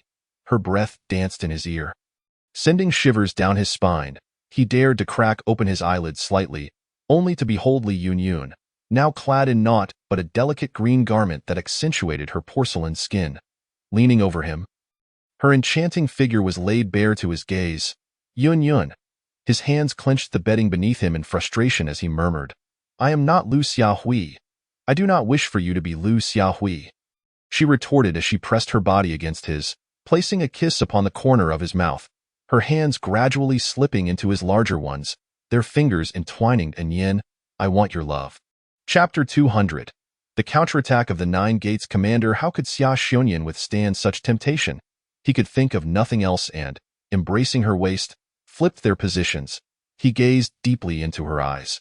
This woman was his beloved, once his fiancée, and in the future, she would be his wife. His eyes brimmed with affection as he spoke in a raspy, dangerous tone. "Yunyun, even if you regret this now, it is too late." In the next instant, He captured her lips fiercely. The following day, Li Yunyun was awakened by the system. Host, wake up quickly. The virtuous consort has left the palace. Li Yunyun turned over and sat up abruptly. Ouch! She immediately grasped her waist, furrowing her brow. Having spent the previous day in a whirlwind and then pulling an all-nighter, her body was indeed weary. With Xia Xiongyan absent from home, Li Yunyun retrieved a nourishing pill from the system and consumed it. Feeling revitalized, she slipped on her shoes and stepped out of bed. She noticed a note on the table, left by Xia Xiongyan. A smile graced her lips. Such a devoted husband. After writing a note of her own, Li Yunyun made her way to the kitchen, where she found a pot of warm water still simmering. She poured some to wash up, and upon finishing, discovered that a small stove was warming some dishes nearby. Overwhelmed by his thoughtfulness, she mused that she ought to reward him handsomely tonight. After satisfying her hunger, Li Yunyun sat before the vanity and began to apply her makeup. Today, her transformation would differ from yesterday's. While she had adorned herself in captivating beauty the day prior, today's goal was to present herself as utterly ordinary, so plain that one might forget her appearance after a few encounters. The makeup was much simpler than the day before, and within half an hour, she had completed her look. Dressed in garments purchased in advance and sporting a pair of twin buns, the current Li Yunyun appeared as nothing more than an inconspicuous maid. Devoid of any suspicious traits, save for her notably lively eyes, she practiced shifting her gaze in the mirror, transforming her lively expression into one of mediocrity. Perfect. Now her eyes matched her face in their unremarkableness. Having accomplished her preparations, Li Yunyun slipped out the back door, hastening towards the Wang family. Armed with yesterday's experience, she navigated with greater ease today. Upon stealthily entering the Wang residence, she found that the virtuous consort had yet to arrive. Knowing she would likely visit her brother, she made her way directly to Wang Songha's courtyard, lying in wait. While keeping an eye on the rear courtyard, she noted that the number of concubines appeared to have diminished significantly compared to the day before. Hiding in a discreet spot beneath the eaves, she focused intently. Inside Wang Songha's room were him and a few servants, as well as two middle-aged individuals. The man, stern-faced and silent, bore a resemblance to Wang Songha and was likely his father. The woman, weeping softly, uttered words of concern, presumably his mother. Wang Songha lay on the bed, intermittently cursing loudly. He had been discovered in the dead of night, and upon awakening, had thought his leg merely numb. Only to learn from the physician that he was paralyzed. Paralyzed? How could Wang Songha, still so young and without heirs, endure such a fate? He had unleashed a torrent of curses upon the woman in red from the previous day. Only to realize he did not even know her name. How could he seek revenge? Now he could only lie in bed, howling in frustration, berating the servants, blaming his parents, yet finding no relief for his inner rage. Soon, he turned his ire towards the virtuous consort. It was all her fault. Had it not been for her, he would never have faced such calamity. Dad, go check on my sister. Why hasn't she arrived yet? Wang's father frowned deeply, feeling both love and resentment for his only legitimate son, who shared a mother with the virtuous consort. He had indulged him somewhat in the past, but now this son had grown up to be nothing but a lecher. Lacking the skills of his half-brothers, he was well aware of his son's misdeeds, having considered discipline, but every time he attempted to enforce punishment, Wang Songha would rush to the virtuous consort to plead for leniency, leaving him no choice but to let the matter slide. If it were not for the virtuous consort's influence, he would have long since ceased to care. As he glanced at his wife, who could only weep beside him, he sighed in resignation. A mother's indulgence often leads to a son's downfall. His son's current plight was not without the wife's enabling. He rubbed his temples and sighed. I'll go take a look. Once Wang's father had departed with others, Wang Songha turned to his mother and shouted, "Stop crying. It's infuriating." Wang's mother hesitated, stifling her tears, only dabbing at her eyes with a handkerchief. After a while, the virtuous consort finally arrived. Hearing the commotion outside, Li Yunyun concealed her presence even further. Moments later, a richly dressed noblewoman entered. Her hair adorned with jewels, her demeanor exuding pride, accompanied by several palace maids and eunuchs, undoubtedly the virtuous consort. Wang's mother acknowledged her daughter according to custom. Mother need not be overly formal. The virtuous consort strode swiftly to the bedside, gazing at the disheveled Wang Songhe with concern. Here, do not be afraid. Your sister has brought the finest physician from the palace. Physician Liu, present. Physician Liu approached with his medical kit. Squatting beside the bed, young master, please extend your hand. Wang Songhe's eyes sparkled with renewed hope. Palace physicians were the finest in the land. Surely, they could restore him. Eagerly, he extended his wrist, but as Physician Liu placed his hand upon it, his brow furrowed increasingly. Li Yunyun could hardly contain her glee, for of course, the system had produced this. The system, too, took the opportunity to whistle in her mind, reveling in its own superiority. Just as Wang Songhe's flickering hope was dashed, he furiously slapped Physician Liu. You charlatan! You clearly lack skill. My legs are salvageable. Both Physician Liu and the virtuous consort were taken aback. Physician Liu had been procured with great difficulty by the virtuous consort from the emperor, typically tending only to the emperor's health. Today, to accompany her out of the palace was a tremendous honor. How could he endure such humiliation at Wang Songhe's hands? The emperor had never dared strike Physician Liu. How could Wang Songhe quickly apologize to Physician Liu? Chapter 201. The counterplot of the Nine Gates Commander 18. No, sister, he is a quack. He must be deceiving me. Get him out of here. The virtuous consort furrowed her brow deeply. In the past, she had always indulged her brother's unreasonable outbursts, but today was different. Taking a deep breath to rein in her temper, she coaxed gently. Be obedient. If you apologize to Dr. L, I shall find another way to help you with your illness. Wang Songhe had long harbored grievances against her. How could he possibly heed her advice? He shoved her aside forcefully and exclaimed, It's all because of you. I have been shielding you from calamity.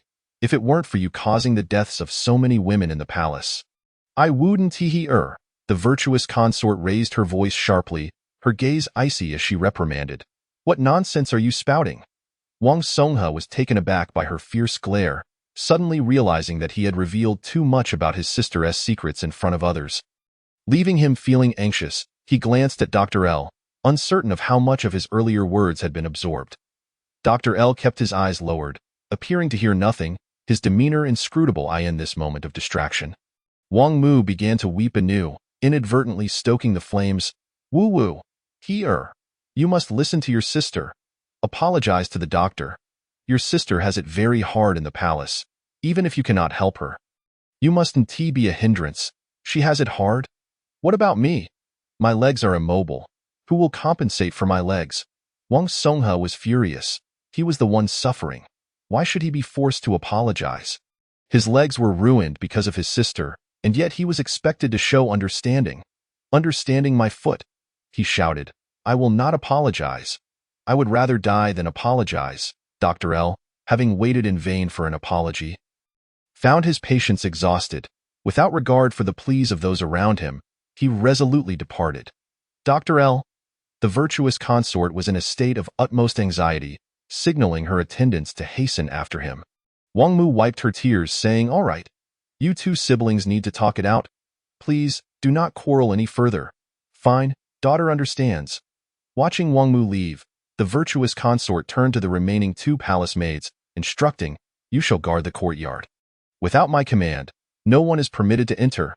Yes, your highness. Once the maids exited, only the brother and sister remained in the room. Swish, swish, 2 silver needles flew forth, one for each sibling, and they both promptly fainted. Li Yunyun effortlessly leapt down from the eaves, squatting down to pry open the virtuous consort's mouth, inserting a stroke-ameliorating pill. After a brief wait, she raised her hand and removed the silver needles from their heads. Clearing her throat, she squeezed her voice to shout, Help! The virtuous consort has fainted from anger. Just as she leapt over the courtyard wall, Xia Xunyan blocked her path, gazing at the unfamiliar face before him. He hesitated to speak. Yin? Li Yunyun relaxed her grip, wrapping her arms around him languidly. Why are you so obedient? She playfully pinched his cheek and then leaned up to kiss his chin. Ahem. Xia Xunyan's ears turned crimson as he placed her on the soft couch before bustling about. Have you had lunch? Do you wish to bathe? Li Yunyun stretched her slightly sore legs, languidly replying, Not yet. I'd like to eat something first and then take a bath. All right, just wait a moment. I shall prepare it for you right away. He was now quite adept at household chores. After some fussing in the kitchen, he managed to heat up the pre-prepared meal. Once the dishes were served, Xia Xiongyan, blushing, squatted before her, his gaze flickering as he softly inquired, "Are you unwell? Would you like me to feed you?"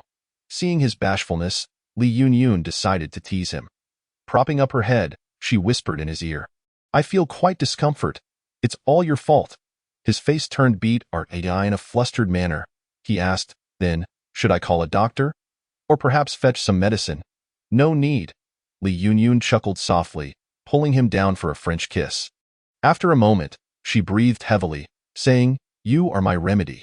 Xia Xiongyan was utterly enchanted by her kiss. Although she bore a familiar yet plain face, whenever he drew near her, his heart would race uncontrollably. This feeling made him feel as if he were floating, enveloped in unparalleled bliss. He grinned foolishly, carrying Li Yunyun to the dining table. Upon learning she didn't require him to feed her, he busied himself in the kitchen to boil water for her. Li Yunyun found Xia Xiongyan's attentiveness surpassed even that of the maids. After all, the maids could not carry her in and out. When he carried her behind the screen, he blushed and hurried out. They had already crossed a boundary. How could he still be so bashful? Li Yunyun chuckled mischievously, pondering. Why not train him a bit in fortitude? After a series of rustling sounds, she exclaimed from behind the screen, followed by the sound of something heavy falling. "What happened?" Xia Xiongyan burst through the door, rushing into the screen area, only to find Li Yunyun, clad in a single green garment, seated on the floor with tear-filled eyes. She had returned to her original appearance, gazing at him with glistening tears poised to fall. "Onion. I fell." Xia Xiongyan, pained, crouched down to lift her, asking, "Where are you hurt?" "Let me see." Li Yunyun raised her leg, revealing a long, slender, fair leg resting on his shoulder. Chapter 202. The counterplot of the Nine Gates Commander 19. Xia Xiongyan's gaze involuntarily fell upon her leg. The delicate ankle, rosy and full toes, skin as smooth and white as jade. Each inch of her flesh radiated an alluring luster. Li Yunyun heard a distinct sound of swallowing. She grinned mischievously, softly blowing in his ear. "My feet ache, and I lack strength. You should help me wash them." His breath hitched in an instant. From behind the screen came the gentle sounds of water, followed by a heavy splash. Xia Xiongyan's voice trembled with evident panic. "Yin, no, don't move." The two continued their playful antics until the moon hung high in the sky, by which time they had hastily consumed a little food before resuming their frolic. Outside, the wind and rain had ceased, and a cleansed and refreshed Li Yunyun nestled in Xia Xiongyan's embrace, savoring this moment of tranquility. It was only then that Xia Xiongyan remembered to ask her, "So, what have you been up to these past 2 days?" Li Yunyun languidly caressed his abdomen, smiling mysteriously, "You shall know tomorrow." The following day, news spread throughout the streets that Wang Songhe, the virtuous consort's brother, had been paralyzed from the waist down due to retaliation for forcefully abducting a commoner woman, rendering him a cripple. The common folk rejoiced, proclaiming that evil deeds beget evil consequences. The capital's foremost wastrel had finally been dealt with. Dr. L, having been slapped by Wang Songhe, was already incensed. Coupled with the virtuous consort's diminishing influence, he embellished the secrets he had heard at Wang's residence and reported them to the emperor. Upon hearing the account, the emperor was furious. His fondness for her evaporated instantly, and he decreed the revocation of the virtuous consort's title, relegating her to the cold palace to fend for herself. Li Yunyun received the wanted poster and opened it. Laughing, the image depicted a stunning woman clad in red, alluring and graceful, precisely her guise from the first day. "You're still laughing." Xia Xiongyan, brimming with disapproval, scolded softly, "Do you not realize how dangerous this is? It is not the same at all." He anxiously grasped her arm. "You tell me nothing. If something were to happen, I wouldn't even know where to find you to save you." "Oh, come now." Li Yunyun linked her arms around his neck, feigning innocence. "I'm confident in myself and didn't want to trouble you. If I need your help, I will certainly let you know. You going off on your own is simply unacceptable." He forcefully embraced her, burying his head in her neck, murmuring gloomily, "Yin, do you know how terrified I was when I saw this wanted poster? It's my failure that I couldn't protect you. Leading you to take such risks, you mustn't blame yourself. I can handle my own affairs. How can you say that? He lifted his reddened gaze to meet hers, filled with hurt. Yin Yin, do you still see me as an outsider? Seeing the wounded look in his eyes, Li Yunyun felt he resembled a small dog wronged. She realized that perhaps she had been inconsiderate, but she genuinely believed the situation was manageable. She could resolve it herself without involving him. Wouldn't he that just waste time? Yet his expression was too pitiful, prompting her to employ her ultimate tactic to placate him. She effortlessly leaped onto him, wrapping her arms around him and nuzzling his handsome face, saying, "You are certainly not an outsider. From now on, I will tell you everything, all right?" Xia Xiongyan turned his face away, though his expression softened noticeably. Seizing the moment, Li Yunyun playfully nibbled on him. "On Yin, don't be angry. I promise I won't do it again." His breath quickened suddenly, transforming from a wronged puppy into an angry dog, and with a forceful push, he pinned her down onto the table. His eyes were filled with evident concern as he earnestly stated, "Yin Yin, you truly must not do this again. If anything were to happen to you, what would I do?" Influenced by his emotions, Li Yunyun's previously indifferent expression turned serious as she gently nodded. "All right, Yin Yin. I promise you." A fervent kiss descended upon her. Today, he seemed intent on punishing her, showing no mercy as he pressed his lips tightly against hers. Later, he took her into the kitchen, instructing her to prepare a meal for him. After a considerable time, his hoarse voice broke the silence. "Will you still keep secrets from me?" "No more secrets, Wu-Wu. I won't dare again." After the downfall of the Xin Fei, Xia Xiongyan immediately presented the evidence he had gathered, which implicated the Xin Fei in framing the Li family to the emperor, requesting a retrial.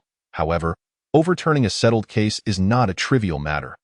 Although the evidence was irrefutable, persuading the emperor to revoke a prior judgment would be tantamount to having him slap his own face. In this era, the emperor's reputation outweighed all else, and once the evidence was presented, it barely caused a ripple. Xia Xiongyan had anticipated this and began frequenting the crown prince's residence. Half a month later, Li Yunyan received an invitation to a flower appreciation banquet from the crown princess. She and Xia Xiongyan were already in sync, understanding that this was his scheme on her behalf. Thus, she adorned herself elegantly and eagerly attended the banquet. When the noble ladies of the capital laid eyes on the radiant Li Yunyan, they were startled to realize that the solitary daughter from the Li Tai's household was, indeed, still alive. But it wouldn't be accurate to say that. Rather, it should be expressed as, she was still living so vibrantly and brilliantly. She had not been crushed by her family's decline, nor had she succumbed to despair, and certainly had not hidden away in fear. Instead, she gracefully presented herself before the crowd. The hearts of women are intricate. Most of the time, they are soft, yet for various reasons, they must harden their hearts to protect themselves, though there may be mutual aversion. If there are no conflicting interests, a semblance of harmony can still be maintained. Li Yunyan, now a solitary girl, despite her striking beauty, found herself among mostly married noblewomen or those already betrothed to affluent families, with whom she had no conflict of interest. Furthermore, with the crown princess's backing, Li Yunyan faced no difficulties at this banquet. Moreover, due to the crown princess's initiative, everyone became aware that Li Yunyan had inherited the exceptional medical skills of the Li Tai. The crown princess even requested Li Yunyan to take her pulse on the spot. Chapter 203. The counter-strategy of the Nine Gates chief. After taking the pulse, Li Yunyan softly addressed the crown princess. "Your highness is in good health, but there is a slight chill in your body. I shall prescribe a remedy, and if taken 3 times, with favorable timing, joyous news may be expected next month." Is this truly the case? The matter of offspring has always been of paramount importance to the royal family. The crown princess had been married to the crown prince for over 3 years, and after giving birth to their first daughter, there had been no further good news, which left her feeling anxious. Her invitation to Li Yunyan was merely a directive from the crown prince. Yet she had not anticipated such delightful news. If she truly were to receive joyful tidings next month, she would regard Li Yunyan as an esteemed guest. Li Yunyan maintained a calm and confident demeanor, assuring the crown princess of the Li family's medical expertise. At that moment, everyone recalled that the Li Tai had previously been responsible for the obstetric care of the palace's consorts. Those who had harbored doubts about her skills were now utterly convinced. The atmosphere grew increasingly lively. The physician in charge of obstetrics was a female doctor, presenting an excellent opportunity. Already married women sought to bear more children. Those who were betrothed perked up, eager to grasp the secrets involved. They were all eager for Li Yunyan to take their pulses. One affluent woman, well acquainted with the crown princess, eagerly extended her wrist and smiled at Li Yunyan. "Miss Li, could you also take my pulse?" Li Yunyan nodded. "Of course."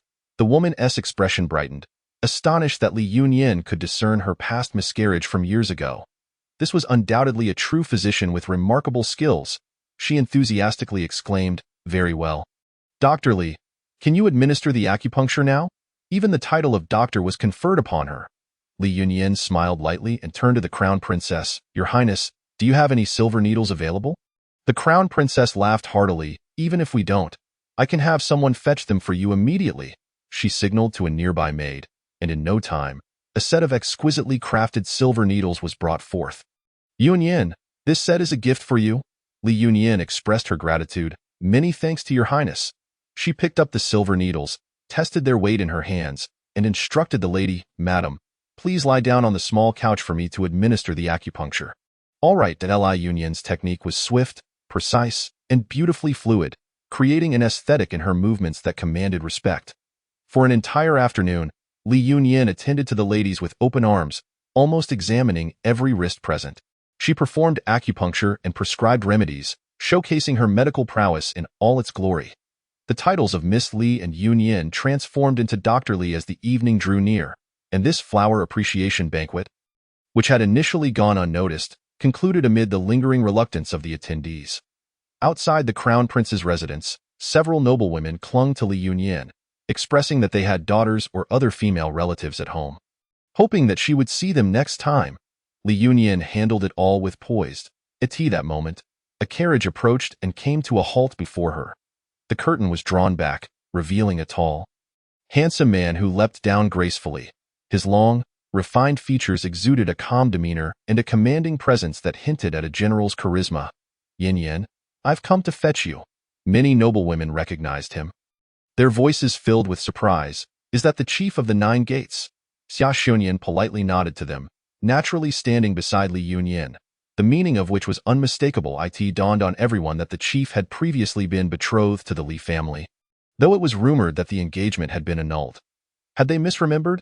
Li Yunyan smiled gently at Xia Xiaoyan, knowing he had come to support her. She gracefully bid farewell to the crowd. Stepping into the carriage with his assistants in the days to follow, Li Yunyan frequently received invitations from various noblewomen, as she single-handedly re-established her presence in the upper echelons of society. Xia Xiaoyan's mother, Fang, heard Li Yunyan's name anew under such circumstances. Accompanied by Fang Zhiyue, she attended a banquet hosted by a certain lady in gatherings of women. The topics of conversation rarely strayed from jewelry, clothing, men, and children. Suddenly, she overheard Li Yunyan's name. "Too bad we couldn't invite Dr. Li today. Otherwise, we could have asked her to take a pulse for us." "Are you referring to the daughter of the Li Tai?" "Indeed. I've heard her medical skills are exceptional, and as a woman, she can perceive certain nuances that might be uncomfortable for male doctors. It is said that the Li Tai's ancestors excelled in gynecology. If she has inherited even a fraction of that skill, it would be remarkable. Indeed, I've heard she confidently asserted that the crown princess would certainly receive joyful news next month. Is it truly that miraculous?" The discussions grew fervent, leaving Xia's mother in a state of bewilderment, while Fang Zhiyue clenched her dress tightly, gritting her teeth in frustration. Why was Li Yunyan still haunting her? She was everywhere, as she inwardly cursed. An even more persistent presence approached. A familiar noblewoman settled beside Xia's mother and whispered, "Sister Fang, I've heard this Dr. Li Yunyan is to be your family's future daughter-in-law. You are truly fortunate. I must insist that you have her check the pulses of my 2 daughters-in-law and prescribe remedies to ensure they bear me more grandsons." Xia's mother glanced awkwardly at Fang Zhiyue, then at Yang, weighing her words carefully. "Sister Yang, I fear that my son Xiaoyan and the daughter of the Li family may be fated to be apart." "Tisk, are you still pretending with me?" "What?" Fang Zhiyue's sudden exclamation drew everyone's attention. Yang frowned slightly, taken aback by the girl's blatant rudeness. Who is this? Xia's mother felt increasingly embarrassed, one hand grasping Fang Zhiyue while forcing a smile. "This is my daughter from my family, Fang Zhiyue. She is still quite young and was merely agitated earlier. I hope everyone will forgive her." So this is the daughter of the Fong family. She indeed bears a resemblance to Sister Fong. Given the Xia family's connections, the attendees were lenient with Fong Zhiyue, merely thinking her a bit lacking in decorum. Unbeknownst to them, Fong Zhiyue was unrelenting, fixating on Yang as she demanded, "What did you just say about my cousin and Li Yunyan?" Chapter 204. The counter-strategy of the Nine Gates chief. Why does she look as if she wants to devour someone? I cannot say. Yang shrugged her off, casting her a strange glance as if she were a pest, and walked away. Seeing Fong Zhiyue attempt to pursue her, Xia's mother quickly detained her. "Zhiyue, do not act impulsively. Does my cousin not wish to marry me?" However, her niece was stubbornly fixated on Xiongyan. What was to be done? Fong Zhiyue whimpered softly, clutching Xia's mother and pleading, "Aunt, you must help me. I am your niece." Xia's mother was anxious, yet she could not attend to Fong Zhiyue's distress at the moment. Instead, she headed to Xia's father's study. After explaining the situation to him, Xia's father, too, felt a headache coming on. He had outright declared that the proposed union with the Fong family was unacceptable, not for any other reason, but due to Fong Zhiyue's petty demeanor, which he found unappealing. However, he was left with no choice. His wife was fond of the match, and given the recent troubles that had befallen the Li family, they could only proceed with the arrangement for the time being. Yet, as it turned out, things took a turn for the worse. His son was opposed to it and showed no interest in the young lady from the Fong family whatsoever. As a father, he understood his son's sentiments and realized that this engagement was destined to fail. Now, as expected, complications had arisen. He cast a sidelong glance at the Fong matriarch. At that time, she had spoken with such conviction, extolling her niece as if she were a celestial being, yet now that problems had emerged, it was he who had to bear the brunt. Father Xia huffed in irritation. "What do you want from me? Go seek your son. You were the one who arranged this fine match for him."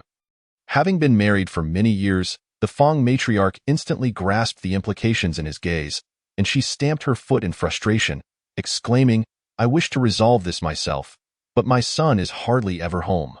I can't even find him to ask." Her tone was urgent. "Oh, my husband, please, stop playing coy. The situation is dire. What are we waiting for? Hurry and make arrangements." "Understood. Understood." Steward.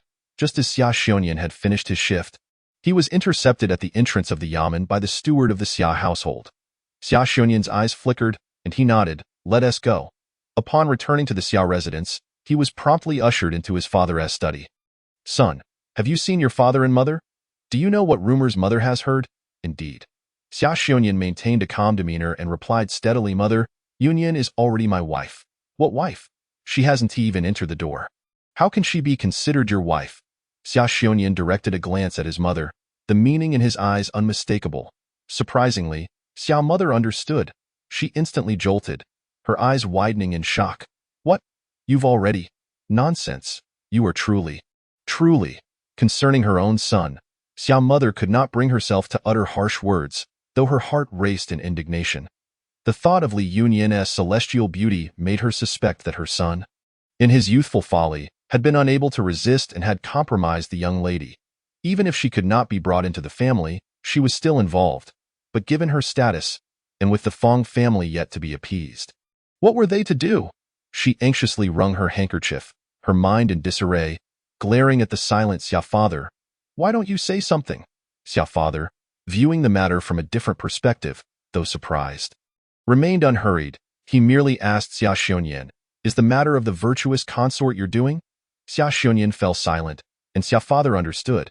He continued, "She is now a solitary girl, of no assistance to your career. Only a man lacking ambition relies on his wife's family for support." Xia father spoke from experience. The Fong family, in relation to him, could only be considered a non-impediment, and he felt grateful for that. Xia father nodded. "As for the relatives, I will personally persuade our kin." Xia father looked at Xia mother. "I have no further questions." Xia mother interjected, "What about my family? As for this matter, I was completely unaware from start to finish.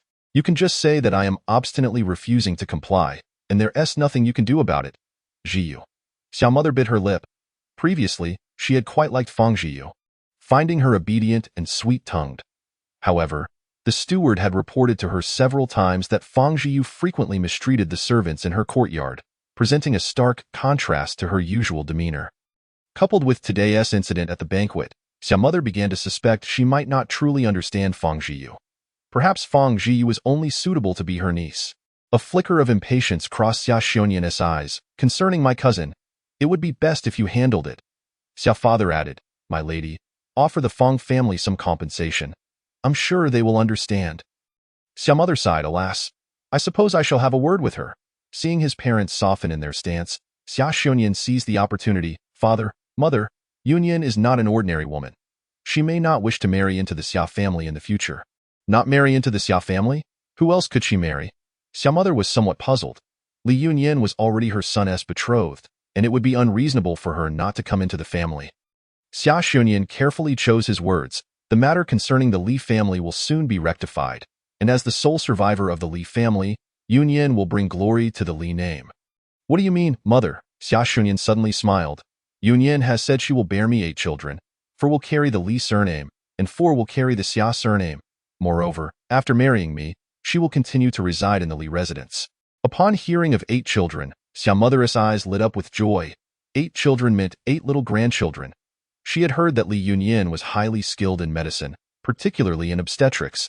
If she claimed she would bear 8, then she surely could.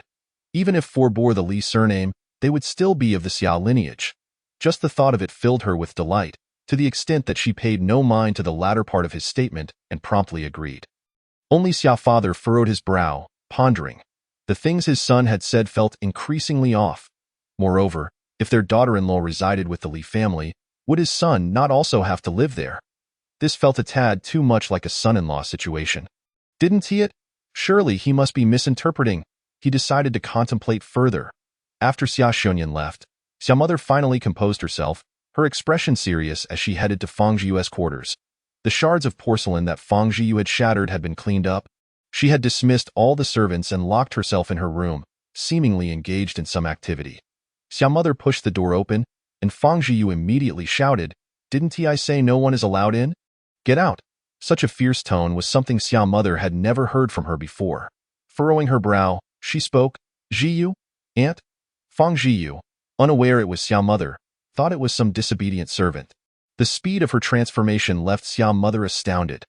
Unbidden, she recalled the radiant young lady who had come to withdraw the engagement, unflinching and poised. Has he left again? Fang Zhiyu suddenly raised her voice. At this hour, where could he possibly go? Has he gone to meet that vixen, Li Yunyan, again? Zhiyu. Xiao Mother admonished sternly, do not speak such foul words. Xiao Mother had seen through her. She would not be swayed by Fang Zhiyu's current demeanor. Tears streamed down Fang Zhiyu's cheeks. Aunt, what do you mean? Are you saying you don't intend to proceed with our family's engagement? No, I refuse to accept that. My cousin is mine. I must marry him. As her own niece whom she had watched grow up, Xiao Mother still held affection for her. Seeing her in such distress brought some reluctance to her heart. She patiently consoled. Zhiyu, listen to your aunt. For a woman, the most important thing after marriage is to win her husband's affection. If there is no mutual feeling, forcing the marriage will not guarantee happiness in the future. That is not true. Fang Zhiyu shook her head. Her eyes read, I am his cousin. As long as you and uncle are around, my cousin will treat me well. If we have children in the future, he will surely treat me even better. But your uncle and I cannot interfere in your household matters. Xiao Mother, mindful of her unmarried status, could not speak too bluntly and instead gently reasoned with her. Zhiyu, your aunt would never deceive you. If you marry Xiongnian, you will not find happiness. I want tea. Fang Zhiyu vehemently protested. I want to marry my cousin. I will marry no one else. Zhiyu, do not be willful. Xiao Mother was already feeling flustered, and now had to maintain her composure to comfort her. Her chest tightened with frustration, and she spoke with dwindling patience in matters of marriage. How can you, a young lady, decide who to marry? I don't care. I will marry. I must marry. Fang Zhiyu began to throw a tantrum, displaying an unreasonable demeanor that made Xiao Mother frown. Lowering her head, Fang Zhiyu's eyes flashed with determination. At this moment, she had confirmed that her aunt would not be of assistance. If you are unkind, I shall be ungrateful. Do not blame me for burning bridges. Seeing that Fang Zhiyu had been swayed by her words and now appeared so pitiful, Xiao Mother's heart softened, and she reluctantly agreed. Just a meeting, then. After all, Zhiyu is Xiongnian's cousin. Wouldn't he deny her this small favor? Furthermore, our families are still related, and it is impossible for us to completely sever ties. Thus, the next day, Xia Xiongyan encountered the steward of the Xia household once more. Li Yunyan raised an eyebrow. Are you saying that she wishes to see you alone? After learning that your relationship cannot proceed? Li Yunyan sensed something amiss, standing from Fang Zhiyue's perspective. She contemplated several scenarios, and after a moment, a cold glint flickered in her eyes. Suddenly, she rose onto her toes and pinched Xia Xiongyan seard. As Xia Xiongyan emerged from the small courtyard. An involuntary flush of red crept across his ears. He gestured for the steward to approach, speaking in a calm tone, "Let us proceed." His room lay shrouded in darkness, and Xia Xiongyan lingered at the threshold, hesitating to step inside. The image that haunted his mind was that of Yin Yin, twisting her ear with a haughty expression, fiercely admonishing him before he left. A slight smile tugged at the corners of his lips. His prolonged pause at the door led one to believe he might be reluctant to enter, on the verge of turning away at any moment. Finally, the individual concealed in the shadows could no longer contain themselves. The door to the room swung open abruptly, prompting Xia Xiongyan to instinctively sidestep. A petite figure burst forth from within, only to stumble and fall, landing in a most unfortunate manner. Fang Zhiyue immediately cried out in pain. "Ouch, cousin, lend me a hand." Her tear-filled eyes and delicate tone, seated on the ground, extended a hand toward Xia Xiongyan with a beseeching expression. It was only then that Xia Xiongyan clearly discerned Fang Zhiyue's appearance. She had shed her previous flamboyant attire, now clad in simple garments, her hair loosely tied in a modest bun, adorned not with hairpins, but with a few silk ribbons that intertwined with her cascading locks. "What is the meaning of this attire?" Xia Xiongyan's brows knitted in disapproval as he took a substantial step back, showing no inclination to assist her. His voice turned frosty as he inquired, "Why has my cousin emerged from my chamber?" Seeing her initial plan thwarted, Fang Zhiyue rose unsteadily to her feet, attempting to execute another scheme. Xia Xiongyan regarded her with indifference, his expression suggesting he doubted her sincerity. As he remained silent, Fang Zhiyue continued, "It seems my cousin has forgotten our childhood games of hide and seek. No matter, as long as Zhiyue remembers." Xia Xiongyan maintained his silence, his cold gaze fixed upon her theatrics. She lifted her head, gently asking, "Cousin, it has been said by my aunt that you are unwilling to marry me. Is this true?" In her eyes lingered a glimmer of hope. Should her cousin agree to wed her? She would not wish for matters to escalate further. Indeed, her mother had spoken wisely. "Is this how it is?" Not a single word more to spare. Fang Zhiyue gazed at Xia Xiongyan's strikingly handsome visage. Biting her lower lip and steeling her resolve, a radiant smile broke across her face, and she understood. She turned and re-entered the room, shortly returning with a cup of tea, which she presented to Xia Xiongyan with both hands. He did not refuse, accepting the cup. A flicker of joy danced in Fang Zhiyue's eyes, which she quickly suppressed. Concealing the cup within the wide sleeves of his robe, Xia Xiongyan brought the tea to his nose. Inhaling deeply. Just as Yin Yin had predicted, the aroma differed from usual, revealing a faint medicinal scent upon closer inspection. A glint of coldness flashed in his eyes, with a sudden looseness of grip. The cup slipped from his hand, shattering upon the floor. "Apologies, I lost my grip." His expression bore no trace of remorse, leaving Fang Zhiyue stunned for a few moments, at a loss. The tea was simply gone? She felt a mix of frustration and tears, yet managed to suppress them, gripping her hands tightly to regain her composure. This was her final opportunity. Surely, there must be another way. Xia Xiongyan's tone had turned decidedly frigid. "If there is nothing else, I shall take my leave." "Cousin, wait." She had devised a plan. Even if she could not retain him today, her current appearance in his courtyard would surely compel her aunt to intercede on her behalf. Xia Xiongyan merely caught a glimpse of her actions from the corner of his eye before leaping gracefully onto the roof. He then called out to the courtyard, "Mother," leaving Fang Zhiyue in a state of astonishment. "What? Why is Anne outside? When did she take position there? Did she witness everything I just did? How can I expect her to support me now?" Xia's mother, accompanied by several maids, rushed in, flustered. Earlier, when Xia Xiongyan had asked her to bring the maids for his protection, she had jested, "You, a grown man, afraid of a mere girl." Little did she know that this girl truly harbored intentions towards him. A cold sweat broke out on her back. Thankfully, she was present. Otherwise, with Feng Zhiyue disheveled and weeping in Xia Xiongnian's courtyard, he could have had 100 excuses and still be unable to explain himself. Yes, madam. Feng Zhiyue collapsed onto the ground, realizing all was lost. Beneath the dim light, the beauty's eyes sparkled like amber, her skin as delicate as jade, captivating all who beheld her with every movement. His once hardened heart softened into a mere puddle. He rushed inside, enveloping her in his embrace, burying his head in the crook of her neck. Inhaling deeply, Xia Xiongnian's face shone with admiration. Yin Yan's perceptiveness had proven flawless. Humph! Li Yunyan pouted, her tone tinged with envy. With such beauty casting herself upon you, does young Master Xia accept her affections?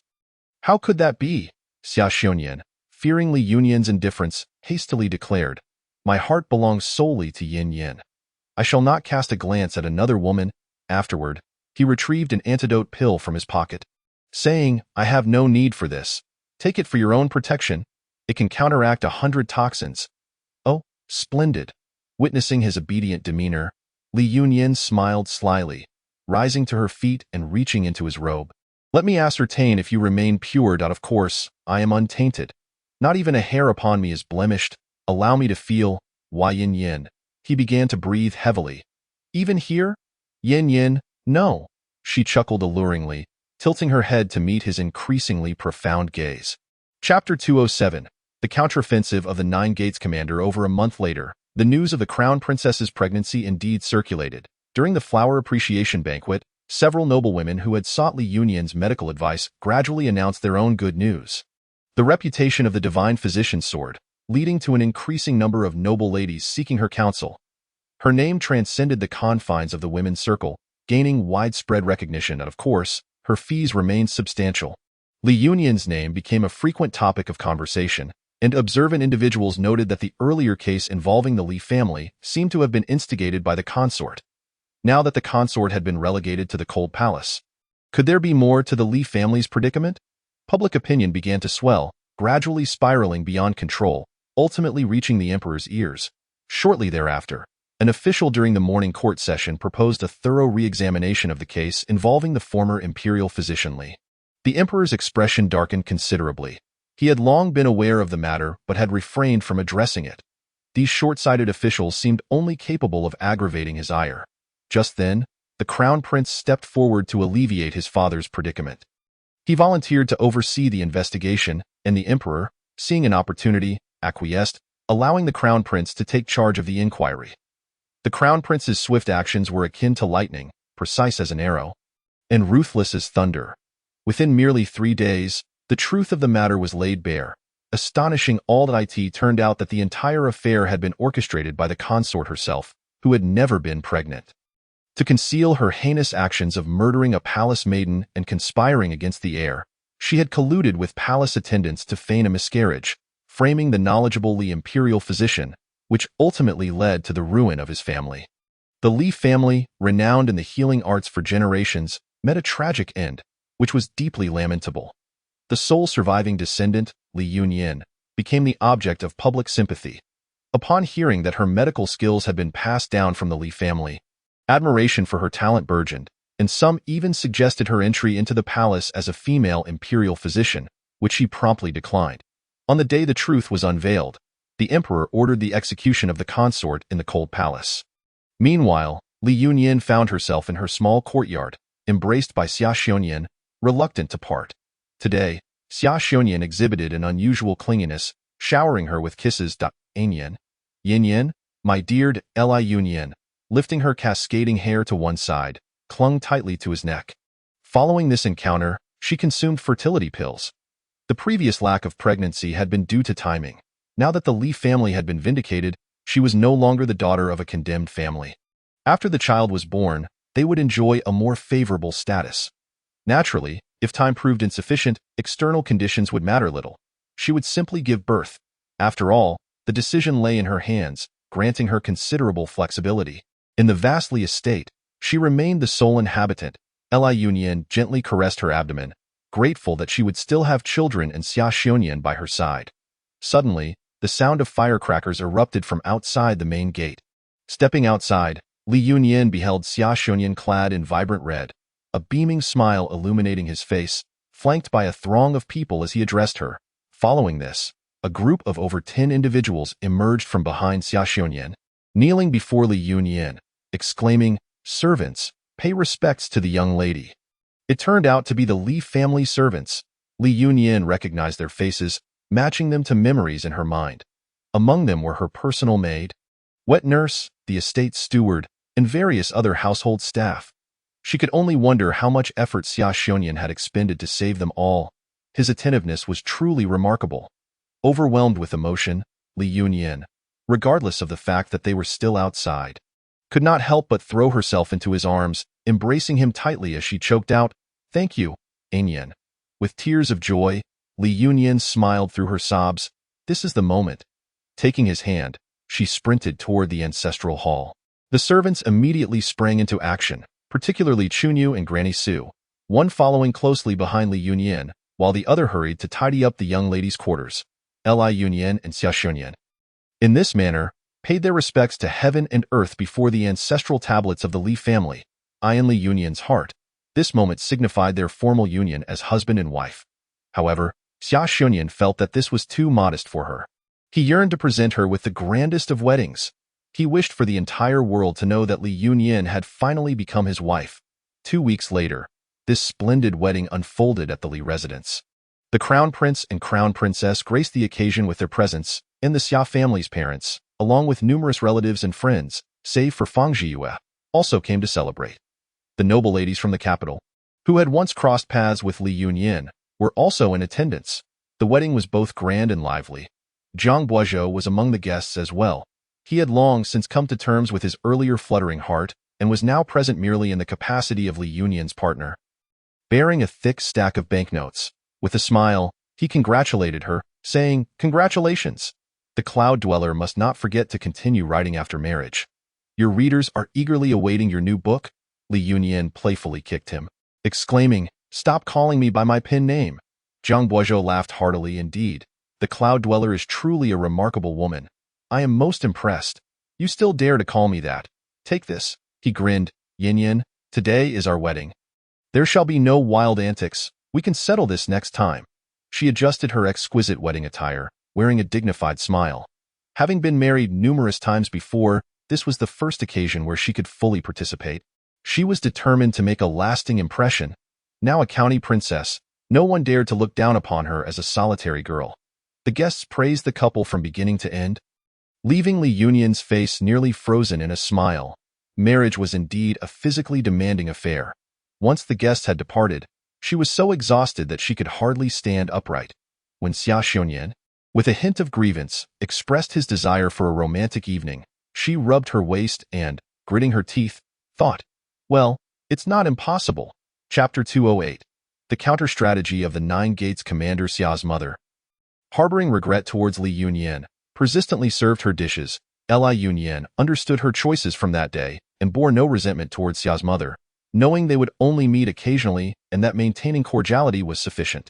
The meal was sumptuous, but as Li Yunyan gazed at her overflowing bowl, a wave of nausea suddenly surged within her. She promptly set down her chopsticks, turned aside, and covered her face with a handkerchief. Taking several deep breaths, this small gesture startled the entire family. Xia Shunyan and his mother immediately rushed to her side with concern, while Xia's father observed her with a worried glance. Granny Su from Chunyu kept patting her back, asking, "Miss, are you all right?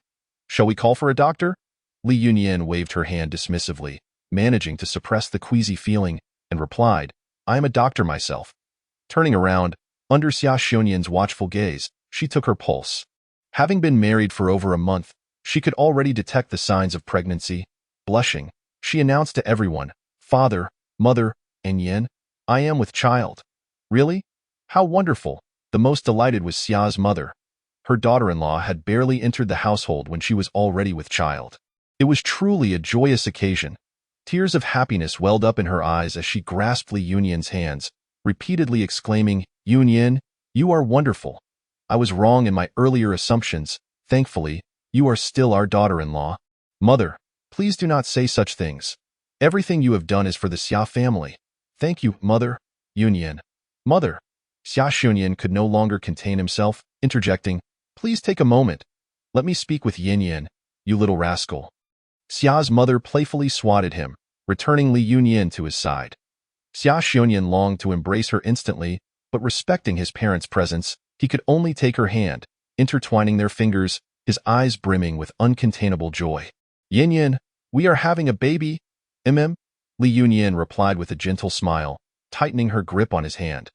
Granny Su, meanwhile, was already in tears, exclaiming, "My lady is with child. The Li family has a successor. Now, even if I were to die, I could face the lord and lady with pride." Upon returning to the Li residence, Li Yunyin and Xia Xunyan together offered incense at the ancestral hall. She shared this delightful news with the ancestral tablets.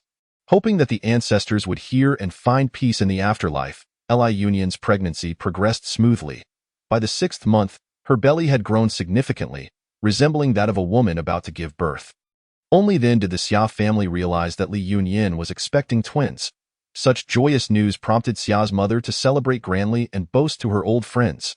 Thus, at the banquet in the Xia residence, Li Yunyin encountered Fang Zhiyue for the second time. Xia's mother had bestowed numerous generous gifts upon the Fang family and even arranged a position for someone from the Fang family through Xia Xunyan, which led them to no longer pursue the matter between the two. Because of this, Xia's mother had relaxed her stance and permitted Fang Zhiyue to visit once more. When Li Yunyin made her entrance, surrounded by admiration, she keenly sensed the hidden bitterness in Fang Zhiyue's calm demeanor, as well as the subtle glances aimed at her husband. She looked up at Xia Xunyan, who was supporting her, and their eyes met. Xia Xunyan, with a heart full of concern, was fearful that Li Yunyin might stumble or fall. His gaze had never left her.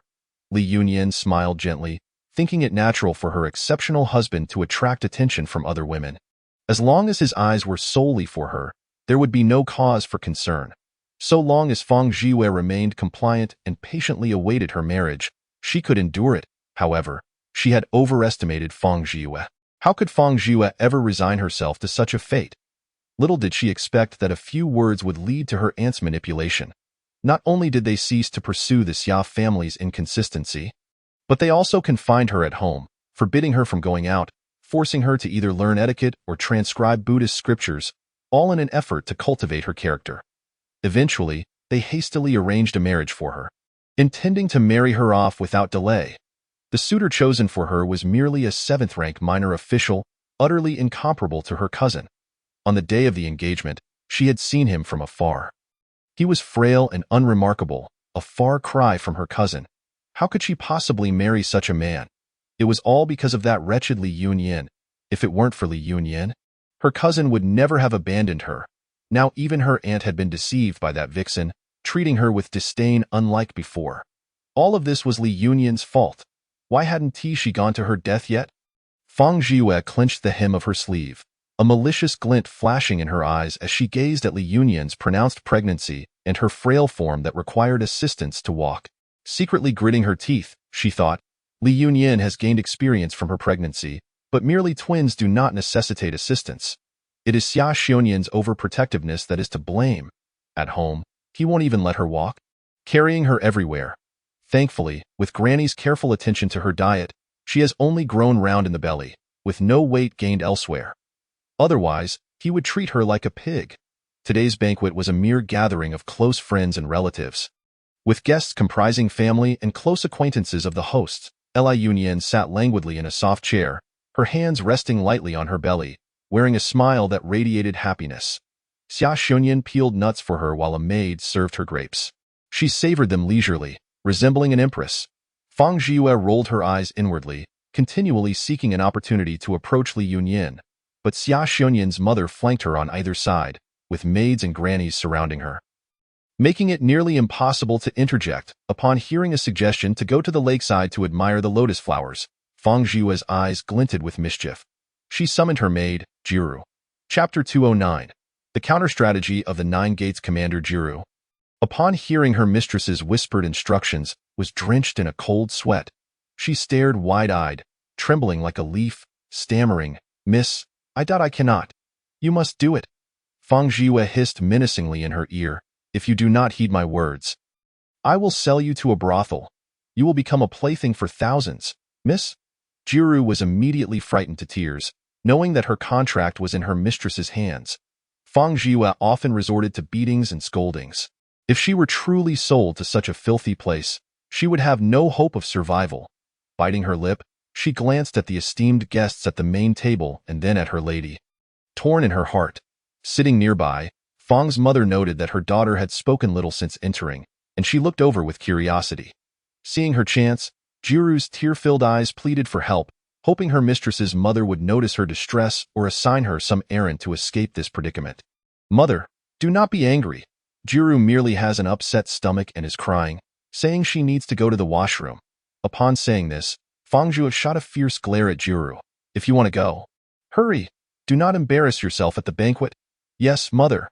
Fang Jiyue smiled sweetly as she helped Jiru up, casually pinching her arm hard. Her eyes cold as she ordered, "Jiru, go quickly." Jiru trembled violently, her heart heavy with despair. Feeling utterly abandoned, tears streamed down her face as she exited. "Es just a maid." This small incident went unnoticed by anyone. Even Li Yunyan only caught a distant glimpse of her retreating figure. Raising an eyebrow slightly in the summer residence, there lies an expansive lotus pond. As the warm season arrives, the lush green lotus leaves sway gracefully, while golden sunlight filters through the gaps, casting a serene green hue. Water droplets glisten like jewels upon the leaves, cascading onto the lake's surface to form shimmering arcs. The lotus flowers bloom magnificently, their delicate pink petals gently swaying in the breeze, exuding a faint, intoxicating fragrance. The servants of the summer residence have meticulously arranged this enchanting spot, allowing guests to either sip tea and admire the flowers in the pavilion or glide across the lake, intimately connecting with the breathtaking scenery.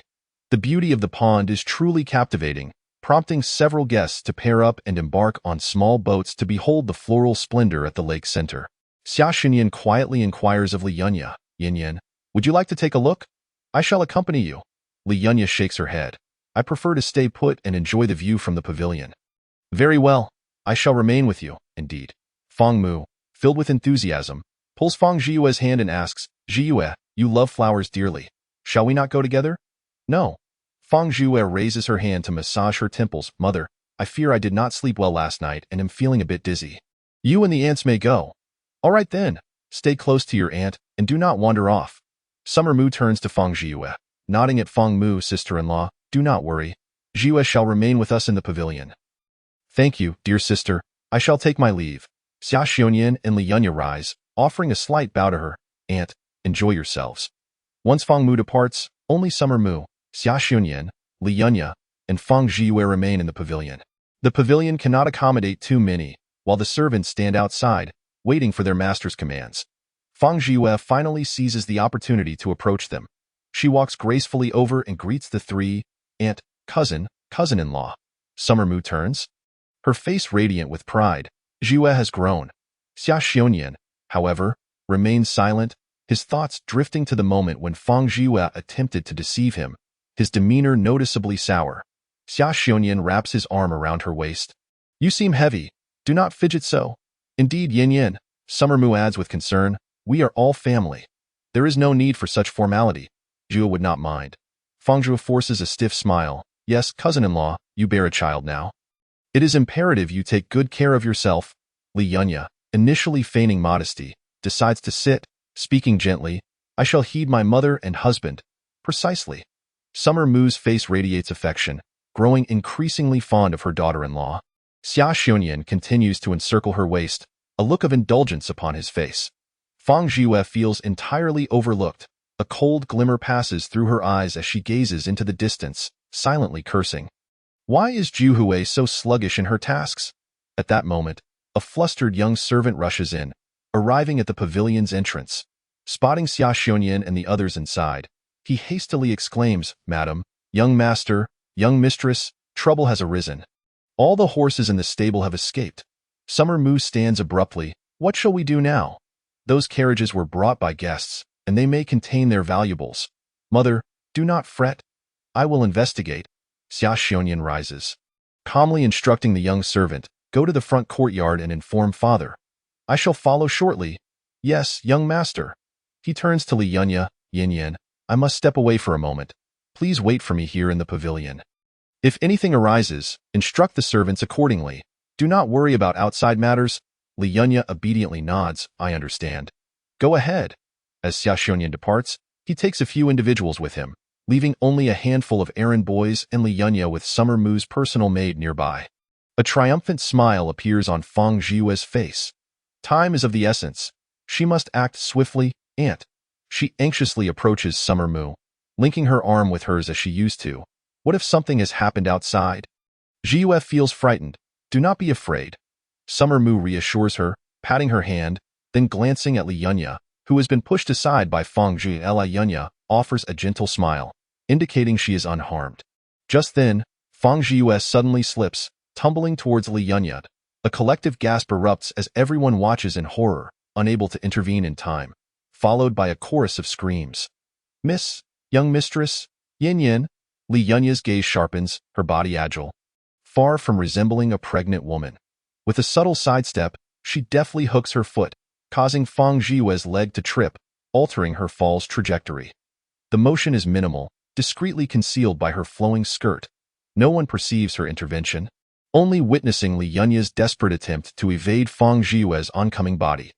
All eyes are transfixed as Fang Zhiyue hurtles headfirst into the lotus pond with a resounding splash, for reasons unknown. Upon witnessing Fang Zhiyue plunge into the water, a collective sigh of relief escapes the onlookers. Yin Yin, are you all right?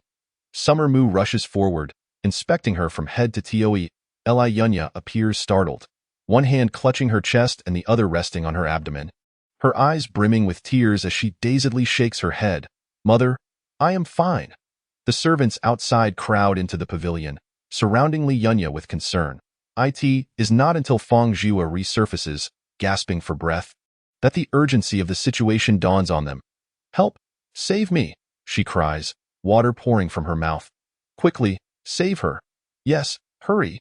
Yet, those among the household who possess any skill in swimming have already been summoned by Xia Xiongnian. Now, only the women and a few errand boys remain, none daring to plunge into the water. All of Fang Zhiyue's previous machinations now recoil upon her. Li Yunya coldly observes Fang Zhiyue floundering in the water. If one does not offend me, I shall not retaliate. If one offends me, I may grant a measure of leniency, but upon repeated transgressions, I shall eradicate the threat entirely.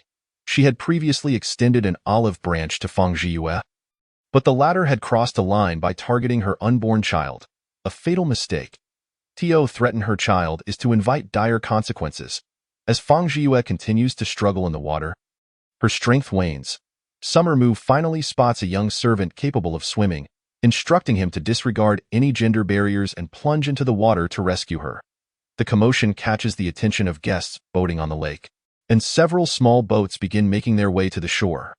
The young servant, perhaps oblivious or genuinely uncomprehending, approaches Fang Zhiyue, his body pressing against hers as he lifts her from the water. The thin fabric of their summer garments clinging to their forms, an uncomfortable sight to behold. He sets her down on the shore, then steps aside. With Fang Zhiyue's maid absent and Fang Mu's maid having accompanied her onto the boat, no one is available to cover her. Seeing Fang Zhiyue lying there, seemingly unconscious, Li Yunya approaches Summer Mu. Mother, cousin must have swallowed considerable water. We must expel the excess from her abdomen immediately, or her life may be in jeopardy. She bends down to offer assistance. Summer Mu hastily interjects, No, you cannot do this. Your own health is of utmost importance. Do not strain yourself. Li Yunya, hand resting on her abdomen, displays a conflicted expression, but I am a physician. Apart from me, I fear no one else here is qualified to attend to her. Mother understands your compassion. Yin Yin, listen to me. I have already sent for a doctor. If that fails, the boatman arriving will be experienced enough to handle such matters. Reluctantly, Li Yunya concedes, placing her hand on her belly, frowning as Chunyu and Mama Su support her on the sidelines. The boat arrives before the doctor, and the passengers disembark one by one, finally grasping the situation. Zhiyue, what has happened? Fang Mu rushes over, panicked. She had only stepped away for a moment, and now her daughter lies on the ground. Summer Mu instructs a nearby maid to summon the boatmen, asking if they possess any knowledge of rescue techniques. The three boatmen exchange glances, then look at the young lady lying on the ground, none daring to speak. Speak? I assure you, I will not hold you accountable. Summer Mu demands, her tone resolute. After hearing this, she turns to Fang Mu, sister-in-law. Did you hear? You are Zhiyu's mother. What course of action should be taken? Or perhaps you might decide for yourself. Fang Mu was already in a state of utter confusion. Moments ago, her daughter had been accidentally touched by a young servant and now lay unconscious, still needing to be further assisted by the boatman. Yet, she was already betrothed, set to marry next year. If no help was rendered, her daughter's life would be at stake. What should be done? Fang Mu, weeping, implored Xia Mu. I truly do not know what to do. Please, dear sister, consider our past bond and lend me your assistance. After pondering for a long while, Fang Mu finally stammered, Then, let us save her. The boatman had no choice but to act. He first pressed down several times on Fang Zhiyu's abdomen, expelling some water. Then instructed Fang Mu to replicate the force and rhythm he had just used to perform chest compressions on Fang Zhiyu. Miraculously, after expelling a significant amount of water, she regained consciousness. Upon awakening, she shouted at Li Yunyan, Li Yunyan, you actually intended to harm me. Chapter 211. The counter-strategy of the Nine Gates commander Li Yunyan, who had been quietly standing, was taken aback by the sudden rebuke. Supporting her abdomen, her eyes reddened as she replied, Cousin, how can you say such a thing? It was you who lunged at me. Tears like pearls rolled down her cheeks, her face a portrait of grievance and disbelief. The sight of a weeping beauty evoked sympathy, especially with numerous witnesses to the events that had transpired. All eyes turned to the prostrate Fang Zhiyu, glaring in contempt. Truly, you are rotten to the core. Fang Zhiyu, do you believe we are all blind? It was you who deliberately lunged at Yin Er. Fortunately, heaven has eyes, or else Yin Er might have suffered greatly, if anything were to happen to the child she carries. Could you bear the consequences? That is not true.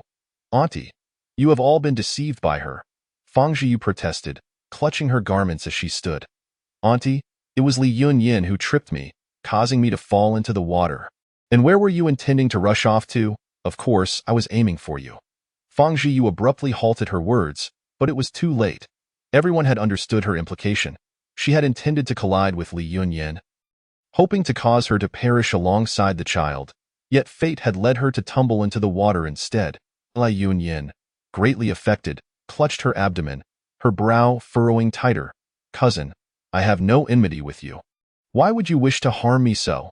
Fang Zhiyu, now desperate, exclaimed, It is all your fault. Because you stole my cousin, I have been reduced to this state, destined to marry a useless person. It is all because of you, Li Yunyan. Why do you not go die?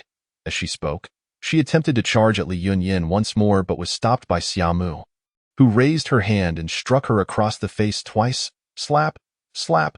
The sound echoed sharply, wielding no mercy. Fang Zhiyu, the matters of the past have been clarified. Your relentless pursuit now is utterly unreasonable. Fang Mu was in a state of disarray. Her daughter had just claimed that her future husband was a useless individual. What would become of this engagement? Although the prospective son-in-law was merely a seventh-rank minor official, his character and intellect were exemplary. He was still young, and with time, he would surely have a promising future. He had taken great effort for her to secure this match for Zhiyu. But now, could Zhiyu still marry well? She momentarily set aside the turmoil at hand, forcing a smile as she approached her prospective mother-in-law. Dear mother-in-law, Zhiyu was frightened today, and her earlier words were spoken in haste. Please do not take them to heart. The prospective mother-in-law coldly replied, The daughter of the Fang family holds a noble status. Families such as ours, unable to stand on their own, dare not aspire to such heights. Farewell, mother-in-law, mother-in-law. Fang Mu anxiously pursued her departing figure.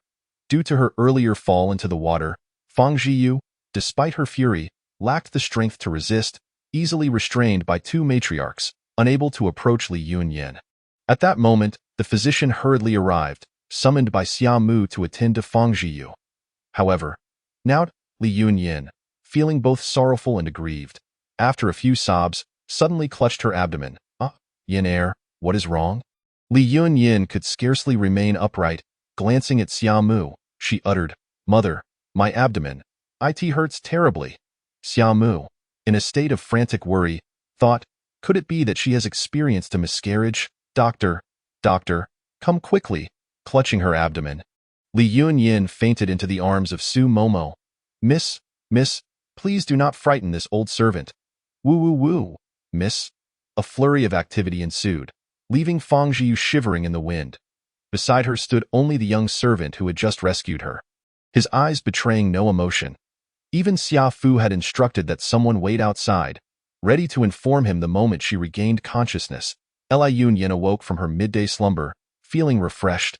Her first instinct was to anxiously touch her abdomen. Upon discovering that her belly remained round, she sighed in relief. She turned to the two beside her, her voice laced with hope.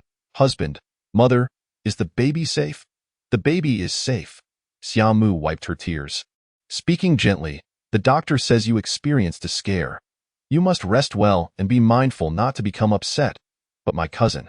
She recalled the distressing events, tears brimming in her eyes once more. Do not fear, Yin Yin. Xia Xiaoyan's eyes were filled with bloodshot fury. You shall never see her again. Li Yunyan's eyes widened in shock. Fearing to frighten her further, Xia Xiaoyan squeezed her hand. The betrothal from Fang's side has been annulled. Fang Zhiyu's reputation is now ruined, and word has spread throughout the capital. Coincidentally, the horse groom sought to marry her, and the Fang family has acquiesced. A horse groom? A flicker of darkness passed through Xia Xiaoyan's gaze. Yes, a horse groom. Li Yunyan secretly admired Xia Xiaoyan's efficiency. In merely half a day, the news had spread throughout the capital. Moreover, the young servant turned out to be a horse groom. One could only imagine how Fang Zhiyu, with her haughty demeanor, would feel upon learning that her schemes had led to her being reduced to marrying a horse groom. Surely, she would be too ashamed to face the world again. Xiaomu spoke with indignation. Yin Er, do not allow Fang Zhiyu's actions to sadden you. Do you know that Xiaoyan's men have captured her personal maid? That maid confessed everything. She had instructed her maid to release all the horses from the stable, diverting Xiaoyan's attention, so that no one would be by your side. Today's events were all orchestrated by her. With the intent to harm you, she despises me to such a degree. Li Yunyan shed tears once more, her expression one of anguish as she looked at Xiaomu, then at Xia Xiaoyan. Xia Xiaoyan felt a deep pang of heartache. He had been far too careless, never anticipating that Fang Zhiyu could possess such a malicious heart. Yin Yin, do not cry. I shall never leave your side again. Li Yunyan caressed her abdomen, tears streaming down her face as she sobbed. I do not wish to cry, but the thought of her wishing to harm our child terrifies me. Her expression evoked a sense of pity in all present. And aside from Xia Xiaoyan, everyone else was wiping their tears. Miss Yin Er is so pitiful. Xia Xiaoyan's heart ached unbearably. Disregarding the presence of Xiaomu, he embraced her in comfort.